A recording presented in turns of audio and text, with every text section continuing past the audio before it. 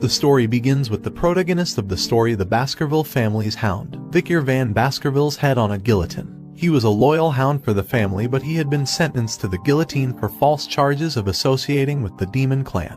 As he faced his death, he made a vow that if he were to live again, he would not live as a hound again. Afterwards, Victor woke up in a cradle, disoriented and confused. He thought he might be in hell, as his surroundings were loud and his body felt heavy. It looked like Victor was currently at a nursery, as there were many children there, all of them crying. Meanwhile, the Baskerville family patriarch, Hugo Le Baskerville, was inspecting the children's cradle. He roamed around the room and noticed children crying, and he dismissed them as insignificant, and even referred to them as trash. However, when he approached Victor, he noticed that the child was quieter than the others. Hugo ordered for Victor to be moved to the Cradle of Swords, and his attendant obeyed without question. As Victor lay in the cradle, he looked up at Hugo with pure hatred in his eyes. He knew that Hugo was the main culprit behind his false charges and subsequent execution. Victor realized that he had been regressed to when he was a baby, and that he had lived his past life as a hound for the Baskerville family. Victor had been born into an illegitimate family and had received training in a poor environment. He had been raised to be a loyal hound, willing to do any dirty work that was required of him in order to make the Baskerville family the best of the 7 families. Victor had stayed loyal to the family and to Hugo because he had wanted to be acknowledged.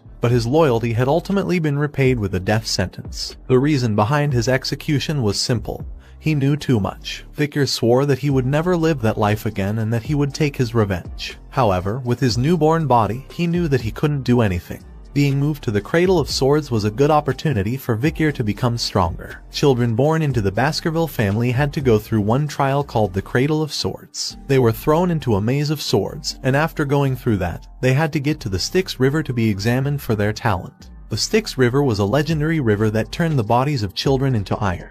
However, there was a limit to how many children it could affect, so being able to reach it faster was crucial. The only way to reach the Styx River first was to head straight out of the helix-shaped wall of blades, which was no easy feat. As Victor crawled through the Cradle of Swords maze, he couldn't help but think about his past life. He had been ousted by his siblings and couldn't receive the effect he so desperately needed. But this time, things would be different. He was determined to monopolize the Styx River's blessing for as long as he could. As he made his way through the maze, he suddenly fell into the Styx River. The water seeped deep into his body and bones through his cuts, causing him intense pain. But he knew that he had to endure it for as long as he could. He couldn't let this opportunity slip away from him. Outside the maze, Victor's attendants were shouting for him to come out. They were worried that he would die if he stayed underwater any longer. But Victor was determined to hold on for as long as possible. Meanwhile, Hugo watched with expectation in his eyes. He asked the Baskerville family head butler John Barrymore how much time had passed since Victor had gotten in the river. Barrymore responded that around 7 minutes had passed. Hugo laughed and said that Victor might die. The attendants looked at him with worry,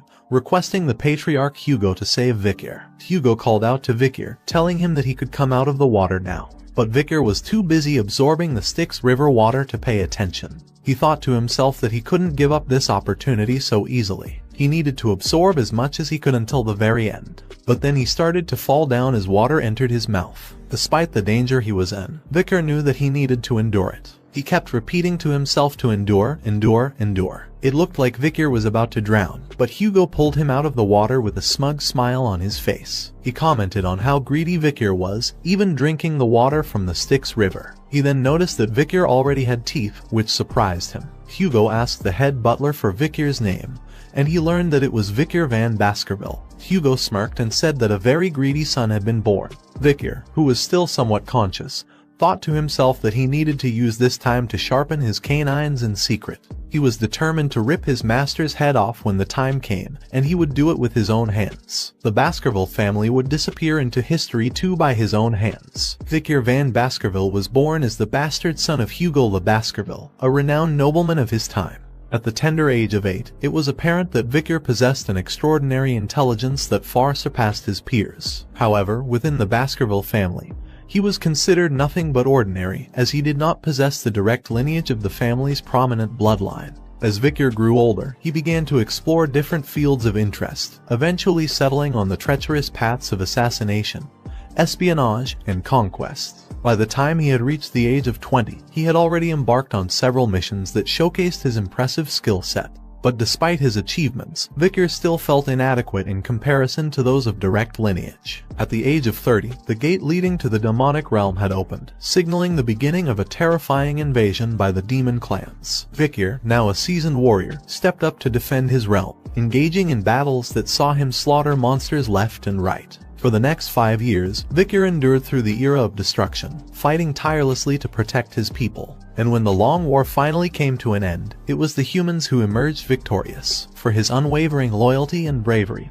Vicar was rewarded by the kingdom. However, the reward he received was not what he expected. Instead of being praised and celebrated for his efforts, he was met with defamatory accusations and false allegations. These unfounded claims led to Vicar's eventual execution by the guillotine's blade. Vicar sat up on his bed, realizing that he was in a nursery. He looked around and came to the realization that he had successfully absorbed the Styx River. This was a major achievement, and he knew that he now had a better starting point in life than before. Suddenly, he heard the door open and a maid entered the room. The maid seemed surprised and murmured to herself, saying why Madame had asked to place this sort of thing on the bed of the young Master Vicar. Vicar was surprised to hear the maid refer to Madame, as he never expected anyone in the Baskerville family to give him, a bastard, a present.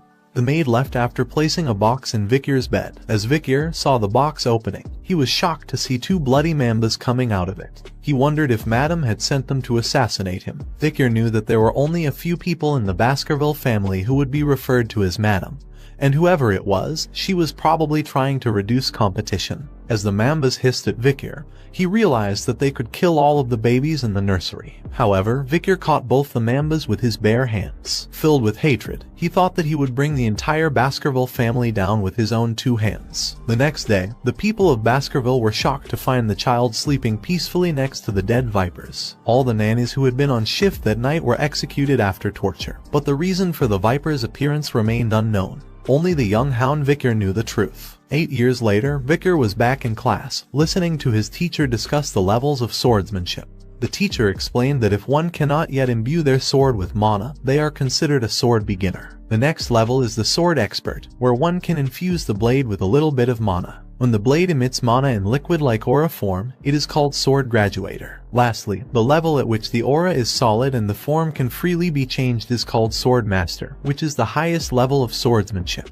Upon hearing that Sir Hugo, the strongest of the Baskervilles, was a sword master, all the students present exclaimed in surprise and astonishment. However, Vicar was lost in thought and felt the need to regain the power he had prior to his regression before the coming-of-age ceremony. The teacher noticed Vicar's distracted state and thought highly of him, knowing that he had earned a strong physique by diving in the Styx River for 7 minutes. The teacher believed that Vicar was much more talented than the other students and that the patriarch would be very happy to know about his progress. As Vicar was lost in thought about how many years he needed to kill Hugo, he didn't notice the triplets giving him an evil look. After class was over, they pushed him and started mocking him, calling him a garbage van, and talked about the rumors about him diving in the Styx River and strangling 2 vipers to death when he was just a baby. Vicar recognized the triplets as the ones who had stabbed him in the past when he was running away after the defamation. They were known as Hugo Le Baskerville's Trident, and their names were Highborough Le Baskerville, Middleborough Le Baskerville, and Lowborough Le Baskerville, all 9 years old. The triplets continued to taunt Vicar, telling him to stop lying and that they didn't like him. Vicar thought to himself that they were going to be a real pain in the ass in just 10 years and that it might be a good idea to put them in their place now. As Vicar stood before the triplets, one of them brandished a knife and taunted him with a rumor he had heard, that if you stayed in the Styx River for long enough, your body would become like steel, and you would be impervious to injury from blades. The other 2 triplets eagerly echoed their agreement, while the third gave the order for one of the others to hold Vicar still. The triplet caught Vicar from behind and covered his mouth with one hand and said, "I'll eat my hand if he can endure this for 3 minutes." Vicar was not afraid, and even played along with this cruel game for a moment. The triplets attempted to harm him with the knife. 1 minute passed, 3 minutes passed, 10 minutes passed, but Vicar remained unscathed, and the triplets began to realize that the legend they had heard was true. They grew bored with their game and began to release Vicar. As the triplet holding Vicar released him, he noticed blood on his hand and realized that his finger was missing. Vicar then spat out the triplet's finger from his mouth. The triplet was shocked and asked Vicar what he was doing. With an evil smile on his face, Vicar reminded the triplet of his promise to eat his own hand. Meanwhile, the other 2 triplets were trying to calm down the situation and suggested that they go to a priest to put the finger back. But Victor was not interested in that and instead asked who let them go. The triplet then attacked Victor with a knife, calling him a bastard and reminding him that they were a year older than him.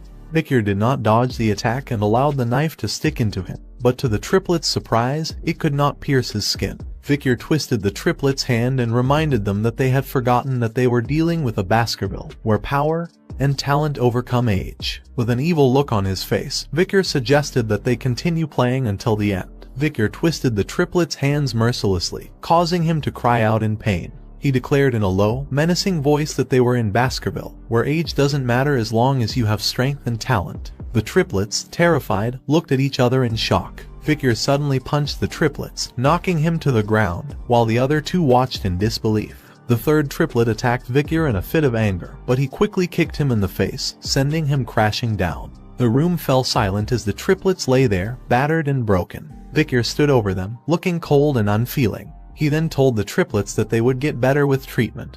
But he also made it clear that he wouldn't let them leave the room and they would have to live with the discomfort of their own bodies. However, he would be generous and allow one of them to leave. The triplets were surprised and relieved to hear this, and asked which one could leave. Victor picked up a knife and threw it in front of the triplets, telling them that they would have to decide for themselves who would leave the room. He then started to leave, but not before turning back and issuing a taunting remark saying that he can't wait long, so decide quickly. At least one of you should live right. The triplets looked at the knife and then at each other, realizing that survival was their only option. They began to fight, each trying to grab the knife and gain the upper hand. The sounds of their struggle echoed through the room, and Victor listened with satisfaction from outside. He had successfully caused the Triton of Baskerville to split, pitting brother against brother in a fight for survival. In the Patriarch's office, the head butler, John Barrymore, delivered some unsettling news to the Baskerville clan patriarch, Hugo Le Baskerville. The Moore clan had been causing trouble in the Ruby Mines, claiming it as their territory. However, Patriarch Hugo assured John that they would handle the matter when the Moore clan reached out to them.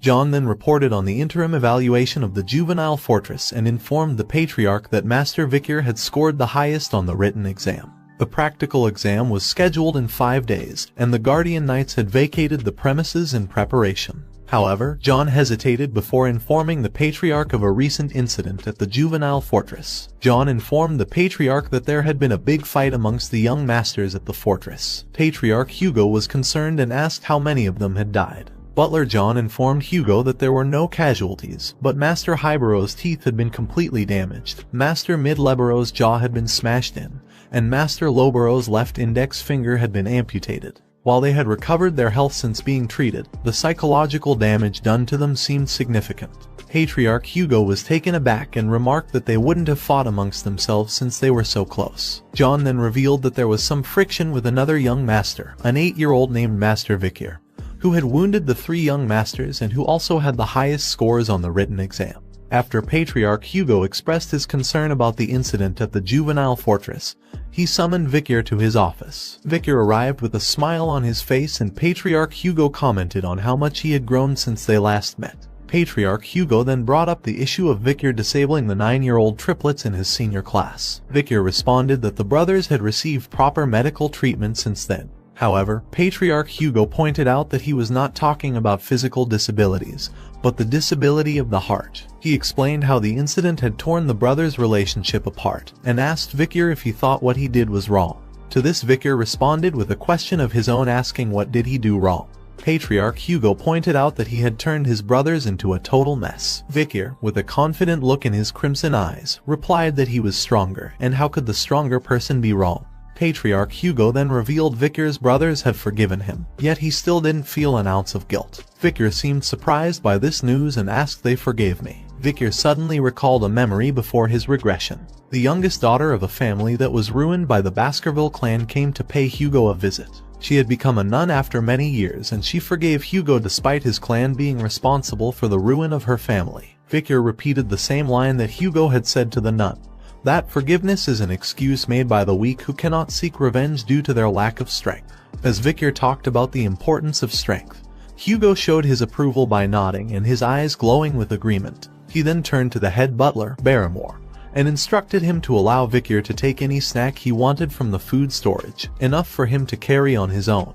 Victor expressed his gratitude by requesting chocolates. As Victor was leaving with head butler, Hugo addressed him as his son, urging him to perform well on the upcoming evaluation and not to lose to the direct descendants. Vicar acknowledged the advice, but his face was filled with hatred. Vicar and head butler made their way to the storage room. The head butler began to inform him about the chocolate. He explained that it was the highest quality chocolate that the Moore clan had obtained with much difficulty, and that it was enjoyed by their gourmands. However, Vicar quickly interrupted him and stated that he didn't want anything that was processed. The head butler was taken aback by this and asked for clarification. Vicar then requested cacao beans, ones that had a rich aroma. The head butler was confused but complied and had the beans brought to Vicar. As Vicar put one of the beans in his mouth, the chef informed him that they were the bloody beans known for their rich aroma, and that with just one bean, he could produce 100 liters of chocolate. The head butler watched as Vicar ate the bitter bean, and thought to himself that Vicar must really love chocolate to eat something so bitter on its own.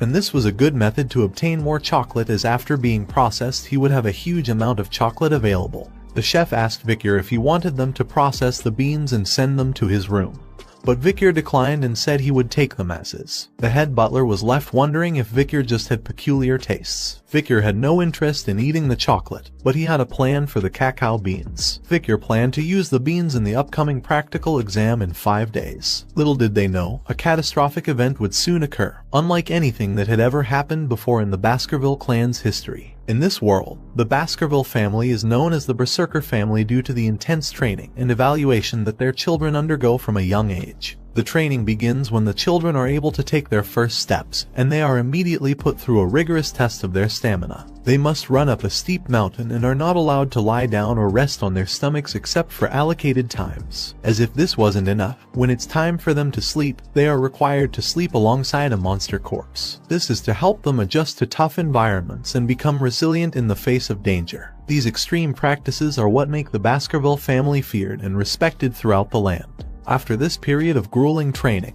the children reach the age of 8, and the real test begins. The young hounds, as they are called, must undergo a deadly evaluation. This is the defining moment that has earned the Baskerville family its notorious reputation. Now, on the outskirts of the territory, there is a mountain known as the La Rouge-et-la-Noire Mountain. It is filled with monsters, and it is here that the young hounds gather to undergo their evaluation.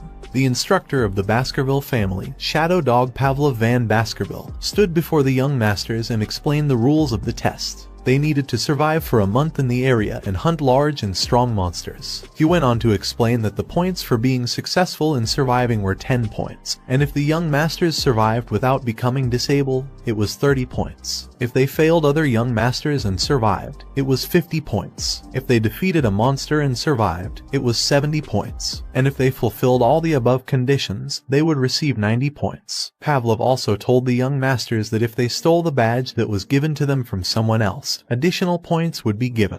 However, if they died, they would receive 0 points. He emphasized that there were no 100 points and reminded them of Sir Hugo's lesson that a swordsman dies the moment they become arrogant. The instructor also cautioned against leaving the designated area, as La Rouge-et-la-Noire Mountain was a restricted area with many undiscovered things. He recommended that the young masters move within the given space where the monsters had already been subjugated. He informed them that during the exam, shadow dogs would be hiding and grading them. As the young masters waited for the start of the practical exam, some of them noticed Vicar and began discussing his past feats. Despite their comments, Vicar remained composed and thought about the La Rouge-et-la-Noire Mountain, which he had visited before. Meanwhile, the triplets standing near Vicar were visibly nervous, sweating with fear. Shadow Dog Pavlov addressed the young masters, wishing them good luck before the bell rang, signaling the start of the exam. As soon as the bell rang, all the young masters started running towards different parts of the mountain to occupy advantageous areas. One of the young masters had a plan and thought about going to a place he had seen in the last year's exam,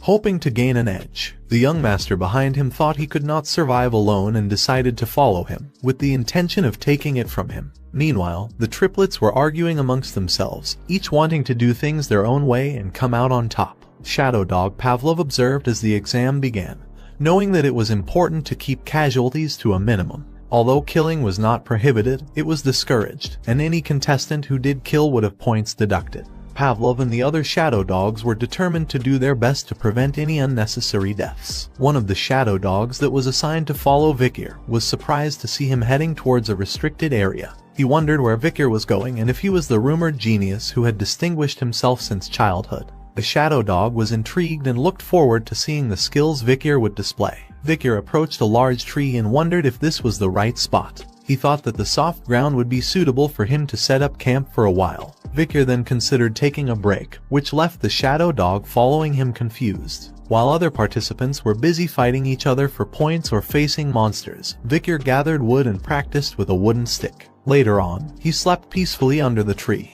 The shadow dog who had been watching Vicar grew impatient and started to question his actions. He wondered how long it had been since Vicar had taken a break and observed that he spent most of his time digging holes, hunting for food, or collecting equipment. The shadow dog started to doubt the rumors about Vicar's supposed genius, wondering if he was planning on hiding instead of actively participating in the exam.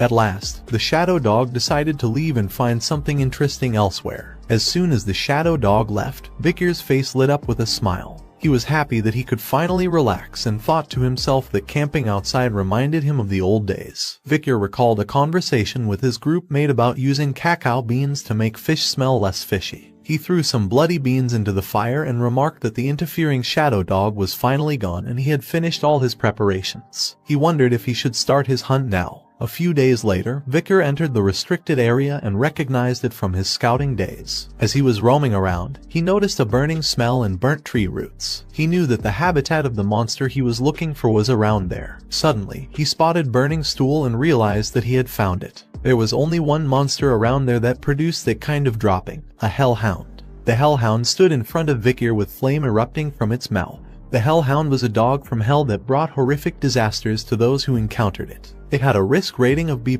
and was 3 meters in size. Its sulfuric flames that came out of its mouth and eyes were extremely gaseous and could trigger sparks. If it bit someone, they could not survive. The living things used as firewood would burn and not go out until they completely disappeared. Vicar knew that he was in trouble when he saw the towering figure of the lookout monster that swallowed the hellfires of the oil world, the hellhound. The beast was known to be one of the most dangerous monsters in the land, and Vicar had barely survived his encounter with one when he was just 18 years old in his past life. Now, as an 8-year-old, Vicar knew that it would be impossible for him to defeat the hellhound alone. But he remembered a way to take on the beast that even a child could manage. As the hellhound lunged towards him, Vicar quickly dodged to the side, remembering the first weakness of hellhounds. They could only move in straight lines. They found it difficult to suddenly change directions. Vicar quickly dropped some water on the ground, and as the hellhound charged towards him, he shouted out the second weakness of lookout monsters. They were unable to cross water. Because of the water Vicar dropped, the hellhound took a longer route to reach Vicar, giving him more time to dodge. Vicar knew that even a shallow depth of water could slow them down significantly, exposing the weakness common to all canine monsters, opening their mouth while running. Vicar found himself in another life-threatening situation as the bloodthirsty hellhound attacked him. But Vicar was prepared, and he threw a bloody bean into the monster's mouth. After landing, the hellhound suddenly started to whimper in pain and become unable to move.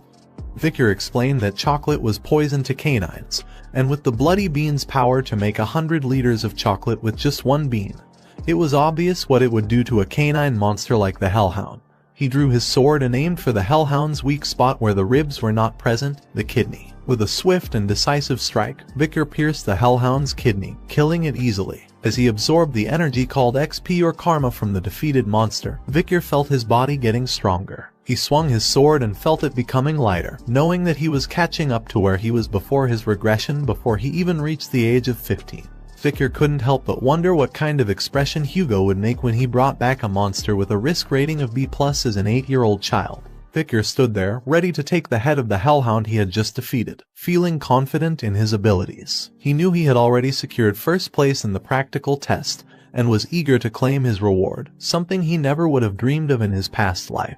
But his moment of triumph was short-lived as a group of hellhounds approached him, likely seeking revenge for their fallen comrade. Vicar remained calm and collected, already knowing the weaknesses of these creatures and how to defeat them. As the hellhounds drew nearer, Vicar took out his sword and prepared to take them on. He had plenty of bloody beans left and was ready to use them to his advantage. With a smirk on his face, he cut the dead hellhound's head and taunted the hellhounds, knowing they were no match for his skills and knowledge. He had already defeated one of their kind and was prepared to take them all down. The hellhound suddenly started whimpering, which immediately caught Vicar's attention. He couldn't believe that the fierce beasts were feeling scared of a mere 8-year-old's bloodthirst. Hellhounds would never submit to their prey even if they were to die, Victor thought to himself, trying to figure out what could have caused the hellhounds to feel so uneasy. As Victor turned around, he saw a monstrous creature with 3 heads standing before him. It was a Cerberus, the legendary 3-headed dog from Greek mythology. The creature was massive, measuring at least 7 meters in size, and Victor knew that a Cerberus had a risk rating of A+.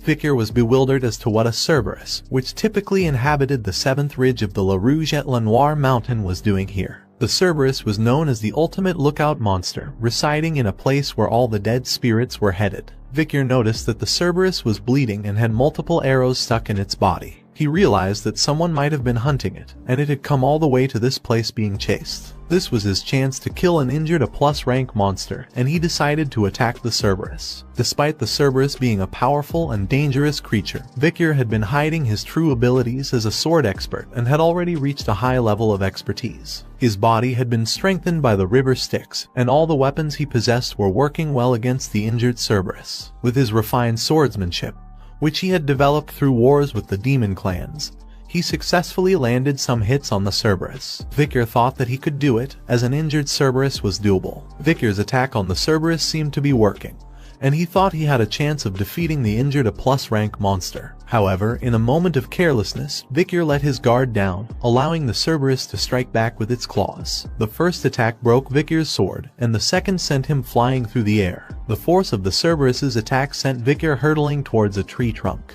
With a sickening thud, he smashed into the tree trunk, and blood poured from his mouth. The impact had clearly caused a serious injury, and Victor lay still, his body broken and unmoving. Victor's eyes opened slowly and a surge of panic rushed through him as he remembered the direct attack of the Cerberus and felt a sharp pain in his left arm. He wondered if the beast had ripped his arm off in the attack, but when he looked down, he saw that it was still attached to his body, with some injuries. Victor was relieved that the Cerberus was wounded and had not managed to sever his arm completely. He thought about the river Styx and how its magical properties might have played a role in protecting him from the beast's full force. He felt grateful for its protection but knew he couldn't rely on it completely. His relief was short-lived, however, as he quickly realized that the damage was still significant. He knew he wouldn't be able to take another hit from the Cerberus, and so he dodged as the beast attacked him once again. As an experienced hunter, he knew that he had to find the best way out of situations like this. The best possible decision right now was to run, with his tail tucked between his legs. As he ran, Victor's mind raced with thoughts of survival. He knew that he had to find a way out of this situation, and fast. His eyes darted around, looking for an escape route. That's when he saw it, an iron fence just a few yards away. Victor's heart leaped with hope. He knew that if he could get past that fence, he would be out of the restricted area and closer to safety. He pushed himself harder, running with all his might. With a burst of adrenaline, Victor pushed himself through the gate, his heart pounding with relief. He had made it out of the restricted area, but he knew that he was not out of danger yet. He had to reach that place, the safe haven he had prepared for himself before embarking on this dangerous mission. As he ran, he searched for something in the woods nearby, his heart racing with the fear of being caught by the hellhound. Finally, he spotted what he was looking for, a pit he had prepared beforehand. He jumped forward, narrowly avoiding Cerberus's jaws, and the hellhound fell into the pit full of wooden spears. Victor couldn't help but smile to himself, knowing that he had prepared well for this battle. He had smeared the wooden spears with the bloody bean essence that acted as poison for the cannid monsters. Cerberus growled and foam started oozing from its mouth, but Victor remained focused and prepared for the next phase of the battle. He knew that Cerberus was a high-ranking demon and that this fight would be one of the toughest of his life. Victor prepared a wooden spear and he threw it at Cerberus, hitting the hellhound's side. But the Cerberus was still alive and walking towards him, ready to attack. Victor counted the hellhound's steps as it approached him, one by one. As soon as Cerberus took the 7th step, it stopped abruptly, falling to the ground right in front of Victor. Victor let out a sigh of relief, realizing that the rumors were true. The wooden spear he had just thrown was not like the others. It was a spear laced with the venomous fang of the deadly bloody mamba snake that prevented its victim from walking more than 7 steps once they were bitten. Victor had hidden it away when he was younger, knowing that it could come in handy one day. The energy emanating from Cerberus' body entered Victor as he stood over the 3 lifeless heads of the beast. He marveled at the power he now possessed, but his mind quickly turned to the concern of how he was going to transport the massive body back. He knew that the cause of the Cerberus's death would be obvious to anyone who saw it, and he began to consider who might be his witness. Perhaps the guardian knight who had seen him carving the wooden spears could be of help. But then, Vickers' thoughts turned to something else entirely. The Cerberus was a gatekeeper, which meant that it was guarding something. A dungeon, most likely, that could be nearby. Vickers' heart quickened at the thought of the treasure that might be hidden within. He knew that dungeons were often the lairs of powerful monsters. Vicker was determined to explore the dungeon, but before going there he took a handful of Cerberus feces and applied it to his body. Vicker knew that by doing this, he could avoid any small monsters that might be lurking in his path. Vicker's keen senses were on full display as he tracked the steps of the Cerberus through the forest. He noted the dried soil, the rotten leaves, and the moist roots, following the trail with a single-minded focus. As he backtracked the path, his eyes widened in recognition. This was the dungeon that the Cerberus had been guarding, and Vicker realized that he had been here before. He knew that this dungeon would be discovered in another 10 years, but he was certain that it would be completely empty by then. Right now, however, he could feel the mana beneath the rotten surface. Vicker cautiously approached the dungeon. He looked around, but he didn't see any light, and he realized that the dungeon must be deeper than he initially thought. But Vicker was undaunted. His crimson eyes glowed with excitement as he stepped inside the dungeon. He couldn't help but wonder what kind of treasures were waiting for him inside. As Vicker made his way through the dark dungeon, he saw ruby minerals that were scattered throughout the area. He was certain that these veins must be connected to the nearby Red All Mountain. Suddenly, he saw a glimmer of light shining from within the dungeon, and he couldn't help but wonder if it was the entrance he had been searching for. Eager to explore further, he quickened his pace and soon found himself standing in a brightly lit room. As his eyes adjusted to the light, he was struck by the sight of a massive ruby placed on a pillar in the center of the room. He couldn't help but marvel at the beauty of the gem, and he realized that it must be infused with mana to produce such a bright glow. However, his moment of awe was interrupted when he spotted a nearby skeleton lying on the ground. As he approached, he noticed signs of violence, including deep stab wounds and dried brown bloodstains. He realized that someone had been here before him, and it had been quite some time since their untimely demise. Curious, Vicker picked up a letter that was lying next to the skeletal remains. The writer of letter began by introducing himself as Cain and explaining that he didn't want to dirty the pure white paper with his name. As Vicker read on, he realized that the handwriting was that of a Baskerville, and he wondered if the writer was a member of that Baskerville family. The letter went on to describe how Cain and his brother Abel had stumbled upon the legendary stone chamber that had been talked about within the family for generations. The two brothers had managed to navigate countless trials and kill many monsters in their quest to reach the chamber. However, the final assignment they found within had tied them there for 3 long years. Vicker couldn't believe the sacrifice they made for the treasure within the dungeon. He wondered what kind of treasure could possibly be worth such a sacrifice. His attention was drawn back to the present as he gazed upon the magnificent ruby at the center of the chamber, realizing that it must be the key to unlocking the final assignment of the dungeon. Vicker read the puzzle on the monument out loud. When entering, it's 1, but once inside, it's 2. When leaving, it's 1. He couldn't make sense of it, but he remembered reading in the letter that Cain and Abel had also struggled with it. According to the letter, the two brothers had contemplated over the ominous text for a long time before coming to a conclusion. Cain had written that he and Abel were twins who were separated at birth. In order to obtain the treasure of the dungeon, they needed to become one again. That meant only one of them could leave with the treasure. Cain had ended up killing his own brother in a fierce battle, but despite that, there was no change. They had definitely gone from 2 to 1, but Cain couldn't take the treasure. After moments of regret, Cain had decided to leave the place and warn others not to come. He had written in the letter that there was nothing to obtain from this devil's den that only serves to taunt humans. Vicker read the letter carefully as Cain recounted their journey to the dungeon. They had faced countless challenges to get there, but now they were left with nothing. Vicker couldn't help but think about the assignment he had been given, and the fact that it was the same as Cain and Abel's despite the fact that he didn't have a twin. He knew that Cain and Abel had misinterpreted the text, but what did it mean? When entering, it's 1, but once inside, it's 2. When leaving, it's 1. The words echoed in his mind as he tried to decipher their meaning. Vicker refused to give up. He knew that there was no dungeon that could not be beaten, and he was determined to solve this puzzle. Vicker examined the skeleton carefully and suddenly had a realization. He thought about Cain and Abel's failure and understood that their downfall was their fixed mindset as two individuals. As he walked towards the ruby in the middle of the room, he analyzed the dark passageway leading to a bright stone chamber and realized that the answer to the dungeon was in the riddle. I am one when entering through the dark passageway, but as soon as the ruby's light casts a shadow on me, I become 2. And when darkness re-enters, is when the stone chamber's final stage will open. As he broke the ruby, Vikir revealed that the answer was shadow. As Vikir broke the ruby, a sudden flash of light illuminated the room, revealing the treasure that had been hidden in the dungeon. Vikir's eyes widened in amazement as he realized what lay before him was the cause of the two brothers' deaths. Standing in front of him was a sword that emitted an evil aura, placed upon a stone. Vikir was shocked at the sight of the sword and wondered if it was the relic of the devil's den. As he examined the sword, his eyes fell upon the text inscribed on the stone beneath it. It stated that only those with Baskerville's blood would be able to take Beelzebub.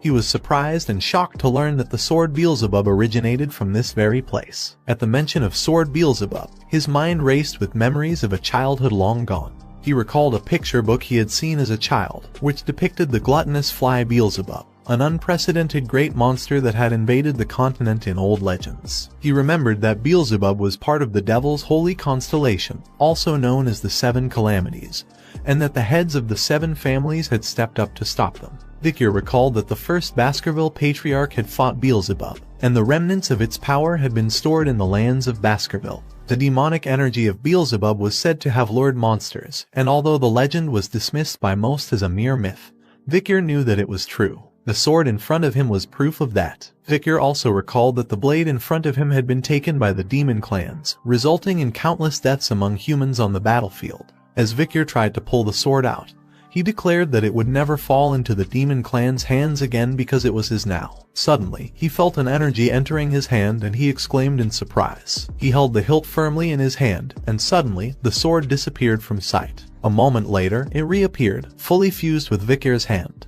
As Vikir extended his hand, the sword Beelzebub emerged from it, emitting a faint aura. Vikir gazed at the blade with wonder, knowing it was made from the corpse of a devil's holy constellation. He felt lucky to have received such a powerful weapon. With a grin on his face, Vikir wondered how much stronger he would become in this life with Beelzebub at his side, and the anticipation filled him with excitement. After exploring the dungeon and realizing that there was nothing else for him to obtain, Vikir made the decision to head back. However, as he was leaving, he suddenly felt something strange happening to his body. He fell on his knees, feeling dizzy and hungry. As Vikir looked down at his hand, he heard Beelzebub's voice echoing, and Vikir realized that it was not he who was hungry, but the sword itself.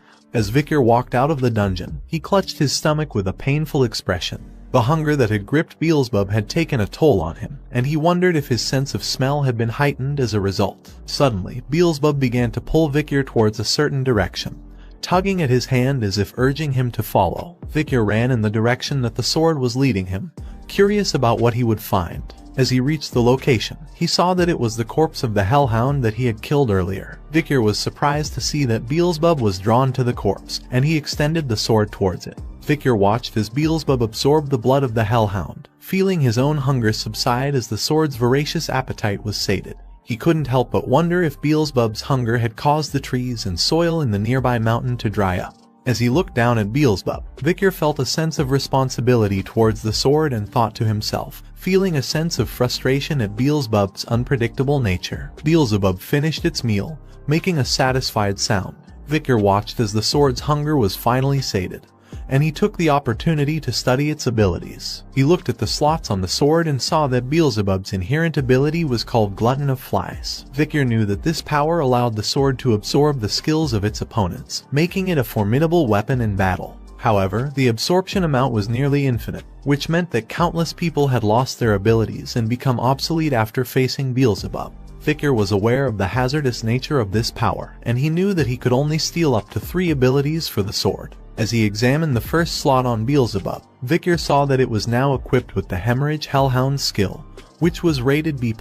This skill allowed the sword to constantly pump out the blood of its opponent, even through the smallest of wounds. Vikir suddenly got an idea and went to the dead Cerberus's body, with Beelzebub starting its work. However, Vikir tried to stop it, saying that it couldn't devour all of it, as he wouldn't be able to explain it during the autopsy if it was too damaged. Vikir lightly tapped Beelzebub on his hand and said, "Enough." Beelzebub cried out in pain like a little child. Afterward, Beelzebub now had all 3 slots full: Burn Injury Cerberus A+ rank, Hemorrhage Hellhound B+ rank, and High Speed Regeneration Norvegicus Sewer Rat F rank. Vikir was surprised to see the High Speed Regeneration ability, and noticed a dead rat under the Cerberus. He realized that Beelzebub had consumed the sewer rat that was crushed underneath the Cerberus. Victor thought it was a great achievement to have acquired the burn injury skill from the Cerberus, as thermalgia is one of the worst pains a human could experience. It would be much worse than the Hellhound's hemorrhage. Now that they were done preparing the monster to submit for the practical exam, Vickers suggested waiting there until it was over. The young hounds had completed their practical examinations and returned to Baskerville, where they eagerly awaited their evaluations. As the evaluations were done, the young hounds received a shield, sword, or necklace as their reward produced from the parts of the monsters the hounds had hunted during their exams. But one young hound who had hunted one particular monster had left a lasting impression on the Baskervilles who were present. Hugo, the patriarch of the Baskerville family, sat in his office, looking surprised as he asked his head butler a question. "Who caught what?" The head butler responded, informing him that Master Vicar van Baskerville, an 8-year-old hound, had hunted the Cerberus and a plus-ranking monster who had accidentally crossed over to the restricted area during the practical exam. Hugo was surprised that Vicar hunted a high-ranking monster that even the family's guardian knights tended to avoid. The head butler went on to explain that the monster had been wounded by the barbarian tribe and that Master Vicar had applied poison to his wooden spear. But there was no further information on what kind of poison it was or how he obtained it. Hugo was intrigued, but the head butler could only report what was written in the hunting journal. He had planned to ask Master Vicar about it, but the young hound had returned to his dorm, stating that he was quite tired. Hugo was amused, remarking that the little brat was already so sly. He believed that information was power, and power was worth something. The head butler couldn't help but express his shock, saying that he was surprised that a hound named Van, rather than Lorelei, was so talented. Hugo responded, saying that he did not discriminate based on a hound's bloodline. He raised hounds based on their talent and spite, not their lineage. This meant that even mutts could come from royal bloodlines. The head butler was left wondering if Hugo was concerned about his second son, who was preparing for isolation training. However, he didn't voice his thoughts aloud and simply apologized. Hugo dismissed his apology, but said that he needed a mood booster, and head butler responded by saying that he will summon Master Vicar. Vicar stood in front of Patriarch Hugo, looking composed and confident. Hugo asked him about his success in catching the Cerberus during his practical exam, and Vicar calmly replied that he had used chocolate on his wooden spear, as it was a lethal poison for canid monsters. This surprised Hugo, who then realized the reason why Vicar had asked for chocolate before the hunt. The head butler, who was present in the room, was taken aback by the lack of a proper greeting between the two, wondering if this was really a conversation between a father and son. But the conversation continued, with Hugo asking Vicar why he had not responded properly when the butler had questioned him about the hunt. Vicar explained that the butler was not his master, and when Hugo asked who his master was, Vicar simply said that as he belonged to the clan, the master of the clan was his master as well. Hugo smirked as he congratulated Vicar on his successful hunt, telling him that as a reward, the monster's corpse would be his alone to claim. And as the highest scorer, he had the privilege of making a wish. Vicar's eyes lit up at the opportunity, and he knew exactly what he wanted. With a determined expression, he spoke his wish aloud, requesting access to the 10,000 Epistle Library. 10,000 Epistle Library was one of the largest libraries in the Empire, located deep within the heart of the Baskerville clan. Hugo raised an eyebrow in surprise at the request, reminding Vicar that only the patriarch and second-in-command, along with their direct descendants, were permitted to enter the library. Undeterred, Vicar stated that he was willing to give up if it wasn't allowed, but secretly he was already planning to sneak in. To his surprise, however, Hugo granted him permission to enter the library. Vicar was shocked, but it didn't end there. Hugo instructed him to read the Baskerville 6th technique, which was located within the 6th restricted zone deep inside the library. Vicar was taken aback as he heard that Hugo was allowing a child with the Van middle name to read the Baskerville 6th technique. It was unheard of for an illegitimate child to be allowed to go beyond the 4th technique. However, Vicar tried to stay calm and rationalize the situation. After all, it was only the 6th technique. But despite this, Vicar remained determined. He knew that Hugo was currently at the Baskerville 7th technique, and before his regression Hugo was able to bear 9 fangs. But he hadn't forgotten about the discrimination he had faced as an illegitimate child, and he was determined to rise above Hugo's level. His goal was to obtain the greatest essence of Baskerville, the textbook of swordsmanship containing the teachings of the first patriarch who was able to subjugate the 7 great disasters. He knew that this book would be the key to his success, and Hugo will be the one to hand it over to him. As Hugo smiled faintly and wished Vicar good luck, Vicar bowed and thanked him. He knew that Hugo had no idea of the true value of the random book he was handing over, but that didn't matter to Vikir. He was confident that he would make the most of this opportunity and grow stronger beyond everyone's expectations. Vikir arrived at the 10,000 epistle library for the first time and gazed around in amazement. As he browsed through the books, he read out their names to himself: severing incisors, grinding molars, piercing canines, snaggletooth that embeds twice, wisdom teeth that lay down,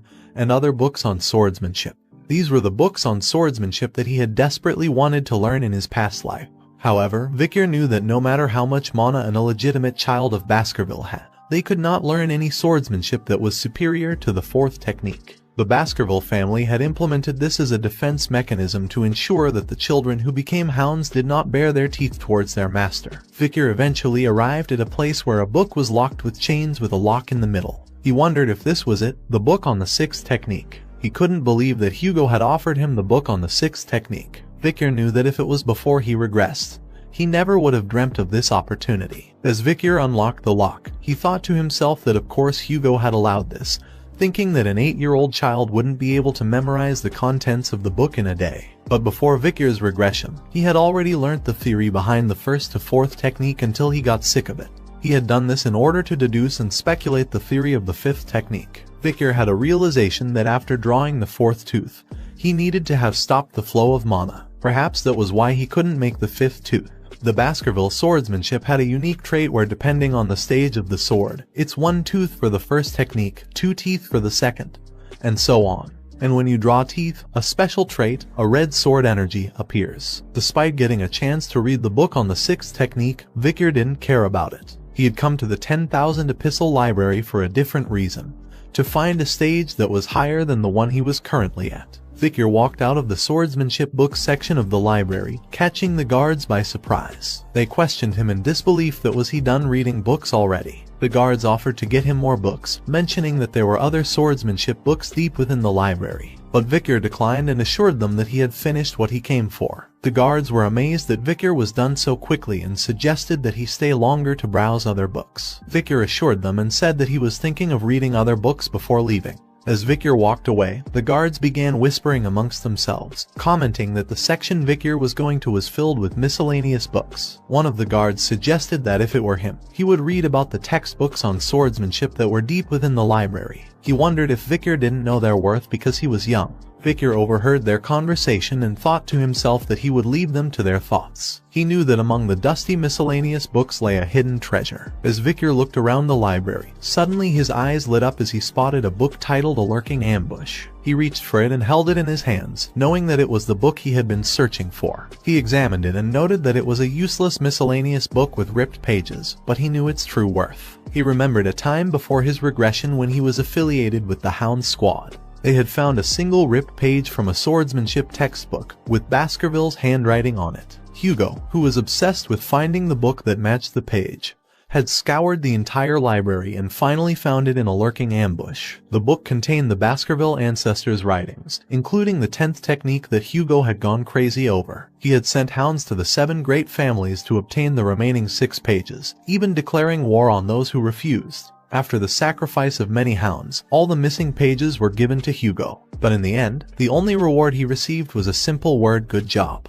Because of this, Hugo had broken through the 7th technique and achieved the 9th technique, but it came at a terrible cost. Under him was a pile of wasted hound corpses and blood. Vikir's eyes narrowed with anger as he recalled this memory and said that it was a stupid life. He knew he could not let it happen again. Vikir remembered all the contents of those missing pages and realized that the only reason he couldn't progress beyond the 4th technique was that he had no access to the original book. He knew that those missing pages held the key to mastering the techniques. Without them, the book was nothing but a collection of random and useless techniques. After reading the book for a while, he said aloud that if other people read this book, it would seem like a miscellaneous book that didn't make any sense. But the moment you use the missing pages and fill in the blanks, the false and misleading information turns into an amazing masterpiece of a book. Vikir had reached the highest level of graduator aura and the highest level of the 4th technique before he regressed. He knew he could do it again, but this time, he wouldn't make the same mistake. He made a vow to himself that before he turned 15,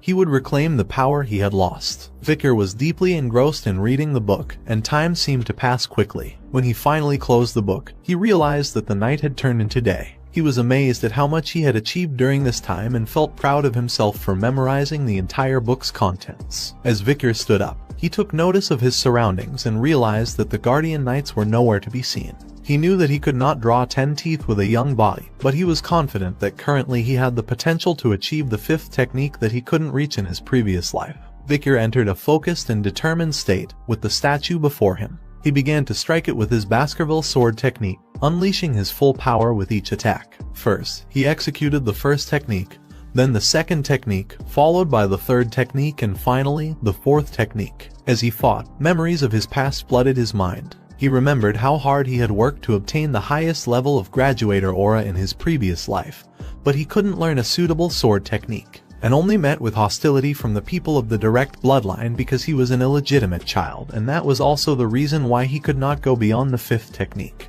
But this time, Vicar was determined not to let his past hold him back. He attacked the statue with all his might, channeling his anger and frustration into his sword strikes. In the midst of his attacks, Vicar's thoughts turned defiant. With a vivid image of Hugo's face on the statue in front of him, he unleashed his technique, cutting through the statue with precision. Vicar breathed heavily and wondered if he was able to execute the 5th technique. He clenched his hands and smiled as he felt a hot sensation rise from his heart to his neck. He was overwhelmed with happiness to the point that he could cry. Suddenly, he realized that he needed a sword to test his newly learned technique. At that moment, at a record-breaking speed in Baskerville's history, a young hound's canine teeth started to grow that were bared towards its master. Vicar beamed with pride, his body still trembling with excitement from his success in drawing the 5th tooth. He couldn't believe how far he had come, and how quickly he had managed to do it. He marveled at the strength of his mana, now able to support him at a level he had only achieved after years of hard work in his previous life. As he looked at the liquid aura flowing within him, a sign of his newfound status as a graduator, he couldn't help but feel a sense of awe. Graduators were on a completely different level from sword experts, and he was now one of them. It was a point that had taken him 30 years to reach in his previous life, and yet here he was, only 8 years old. The solid aura within him had transformed into a liquid state, with increased density that allowed him to use it more freely. Vicar felt confident about his new skills and abilities, and he knew that he could achieve much more. He was determined to master the lurking ambush sword technique and use it to its full potential. He realized that with this technique, he could smoothly transition between offense and defense, making it the perfect technique with no limitations. Vicar carefully placed the book near the window and took a moment to reflect on his progress. He knew that he had come a long way since his regression, and he was now stronger and more skilled than ever before. He felt that he could challenge a mid-class graduator if he put his mind to it, and he was confident that he could win using his new skills. However, Vicar also knew that he couldn't reveal too much of his strength to Hugo. He needed to give Hugo something to look forward to, so he had enough time to take everything he needed. Vicar took out a magnifying lens and placed it carefully near the book. The sun's rays converged onto the pages of the book through the lens, and a little fire started burning it. With an evil grin, Vicar commented that the destruction of the book would make it difficult for Hugo and the hounds to reach the 10th technique, although Vicar himself would have no such difficulty. Suddenly, the guards, who had been nowhere to be seen, arrived in the library. The smell of burning paper had caught their attention. They were startled to see Vicar there and demanded to know what had happened. Vicar's expression quickly changed to one of apology, and he explained that he had accidentally left the magnifying glass around, which had caused the fire. He offered to inform the butlers of the incident. The guards knew that they could be punished heavily for this, and after a brief pause, one of them spoke up that this was not something that he needed to apologize for. It was their fault for not looking after him properly, and they were just glad that this was an area with only useless books. Vicar asked if they were busy with the Moore clan regarding the ruby mines. He thought they wouldn't have time to deal with small problems like this, especially since they weren't even there to begin with. The guards agreed to keep it a secret, as long as Vicar was willing to do the same. As he started walking away, Vicar suggested they keep the incident between themselves, and he apologized for taking up their time. As Vicar walked away, the guards spoke to each other about how nice and considerate he was towards the workers. They believed he deserved to be respected. Little did they know, Vicar had a mischievous grin on his face as he left them behind. As Vicar stood in Hugo's office, Hugo asked him if he had learned something enlightening in the library. Vicar responded that he had learned of something warm and sharp, yet soft and viscous. This statement shocked both Hugo and the head butler, who realized that Vicar might have achieved the aura. Aura was a sign of officially entering the world of the sword. Even geniuses must train without rest until the age of 15 to reach the level of low-class sword expert. Hugo was excited but then realized that Victor was only 8 years old and denied the thought of Victor reaching that level. He then asked Victor if he could show his father what he had learned, to which Victor responded affirmatively. In the Colosseum-like structure, Victor stood with a sword in his hand as many young hounds watched with confused looks on their faces. Head Butler asked Hugo how he planned on testing Victor's skills, to which Hugo replied that he was going to release a monster for Victor to deal with.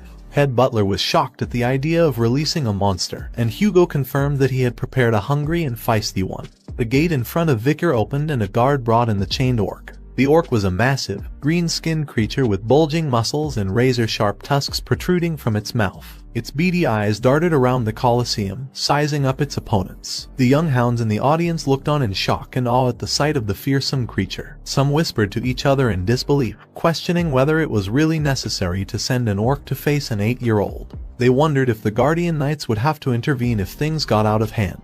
Despite the audience's doubts, Victor remained calm and collected, ready to face the orc with his sword. Hugo gave permission and the guard opened the orc's chains. The orc let out a loud roar and charged towards Victor. However, Victor remained calm and waited for the right moment to strike. As the orc approached him, Victor swung his sword with lightning speed, cutting off the orc's arm in a swift motion. The audience, as well as the orc, were shocked by Victor's sudden display of strength. But Victor didn't waste any time and quickly swung his sword again, cutting off the orc's leg cleanly. The orc fell to the ground, growling in pain. Victor, on the other hand, remained composed and analyzed the situation. He realized that the orc must be surprised that it was bleeding for the first time and that its distinctive skill, high-speed regeneration, won't activate either. Victor knew that C-class monsters won't be able to stop the hemorrhage caused by a B-class hellhound. The audience was in disbelief at what they had just witnessed. They couldn't believe that an 8-year-old could be that strong. Some wondered if it was even possible to do that without collecting mana.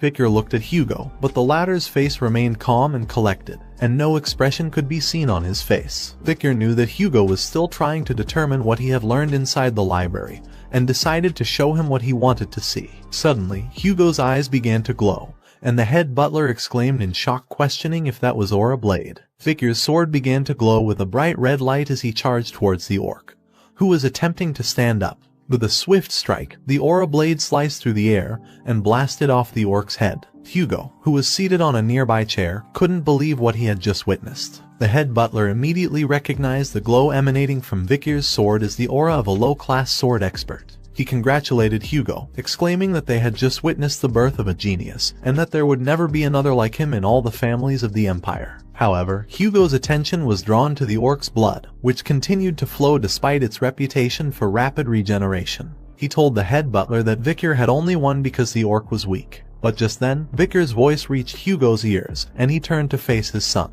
With an innocent smile on his face, Victor asked, "Is there anything stronger than this orc?" The audience, filled with young hounds, was surprised when Victor requested a new and stronger opponent.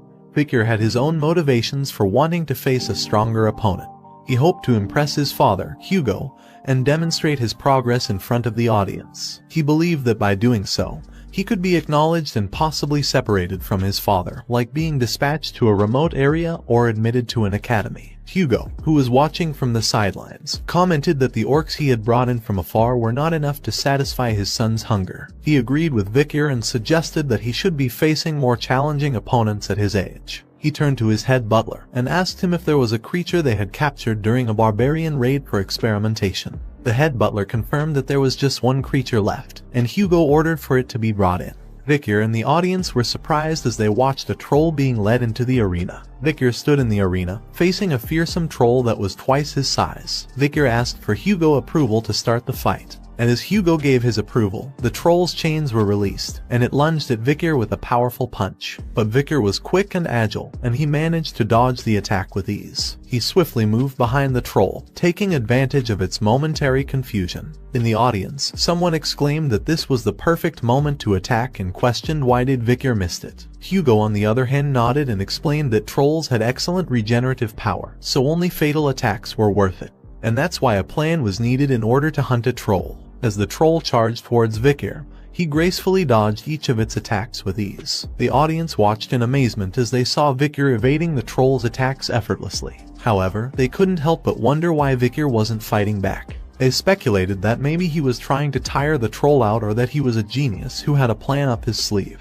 After a while, Vicar realized that the fight was becoming tedious and decided to take action. He knew that if he used his full strength, he could easily kill the troll, but that would put him in a tough spot. He needed to make it seem plausible, and so he decided to use the troll's power against it. As the troll attacked again, Vicar seized the opportunity and swiftly attacked its arm, almost detaching it from the troll's shoulder. The audience gasped in amazement as they saw Vicar's quick and decisive move. They thought he had slayed the troll, but they soon realized that it would recover in an instant unless the wound was fatal. The troll's wounds began to heal at an alarming rate. Vicar realized that the only way to kill it was with Beelzebub's hemorrhage skill. However, he also knew that using such a technique would be meaningless. Hugo advised Vicar to stop before things got out of hand, but Vicar ignored the advice and replied that he was almost done.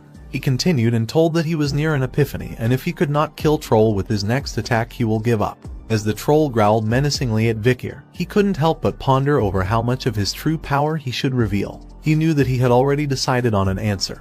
He wanted to show a scenario where he had leveled up from an epiphany during the fight. However, he was also curious to see how Hugo would react to this. His sword glowed red as he prepared for a powerful attack. As his sword struck the troll's head, it was cleanly sliced off without any resistance. Everyone, including the head butler in the audience, was shocked by what they had just witnessed. It was unprecedented for an 8-year-old to achieve the second technique of the Baskerville clan, which was normally attained at 18 years of age. Vicar was overjoyed by his victory and had an innocent smile on his face as he declared that he had done it. However, Hugo was left in shock and couldn't believe what he had just seen.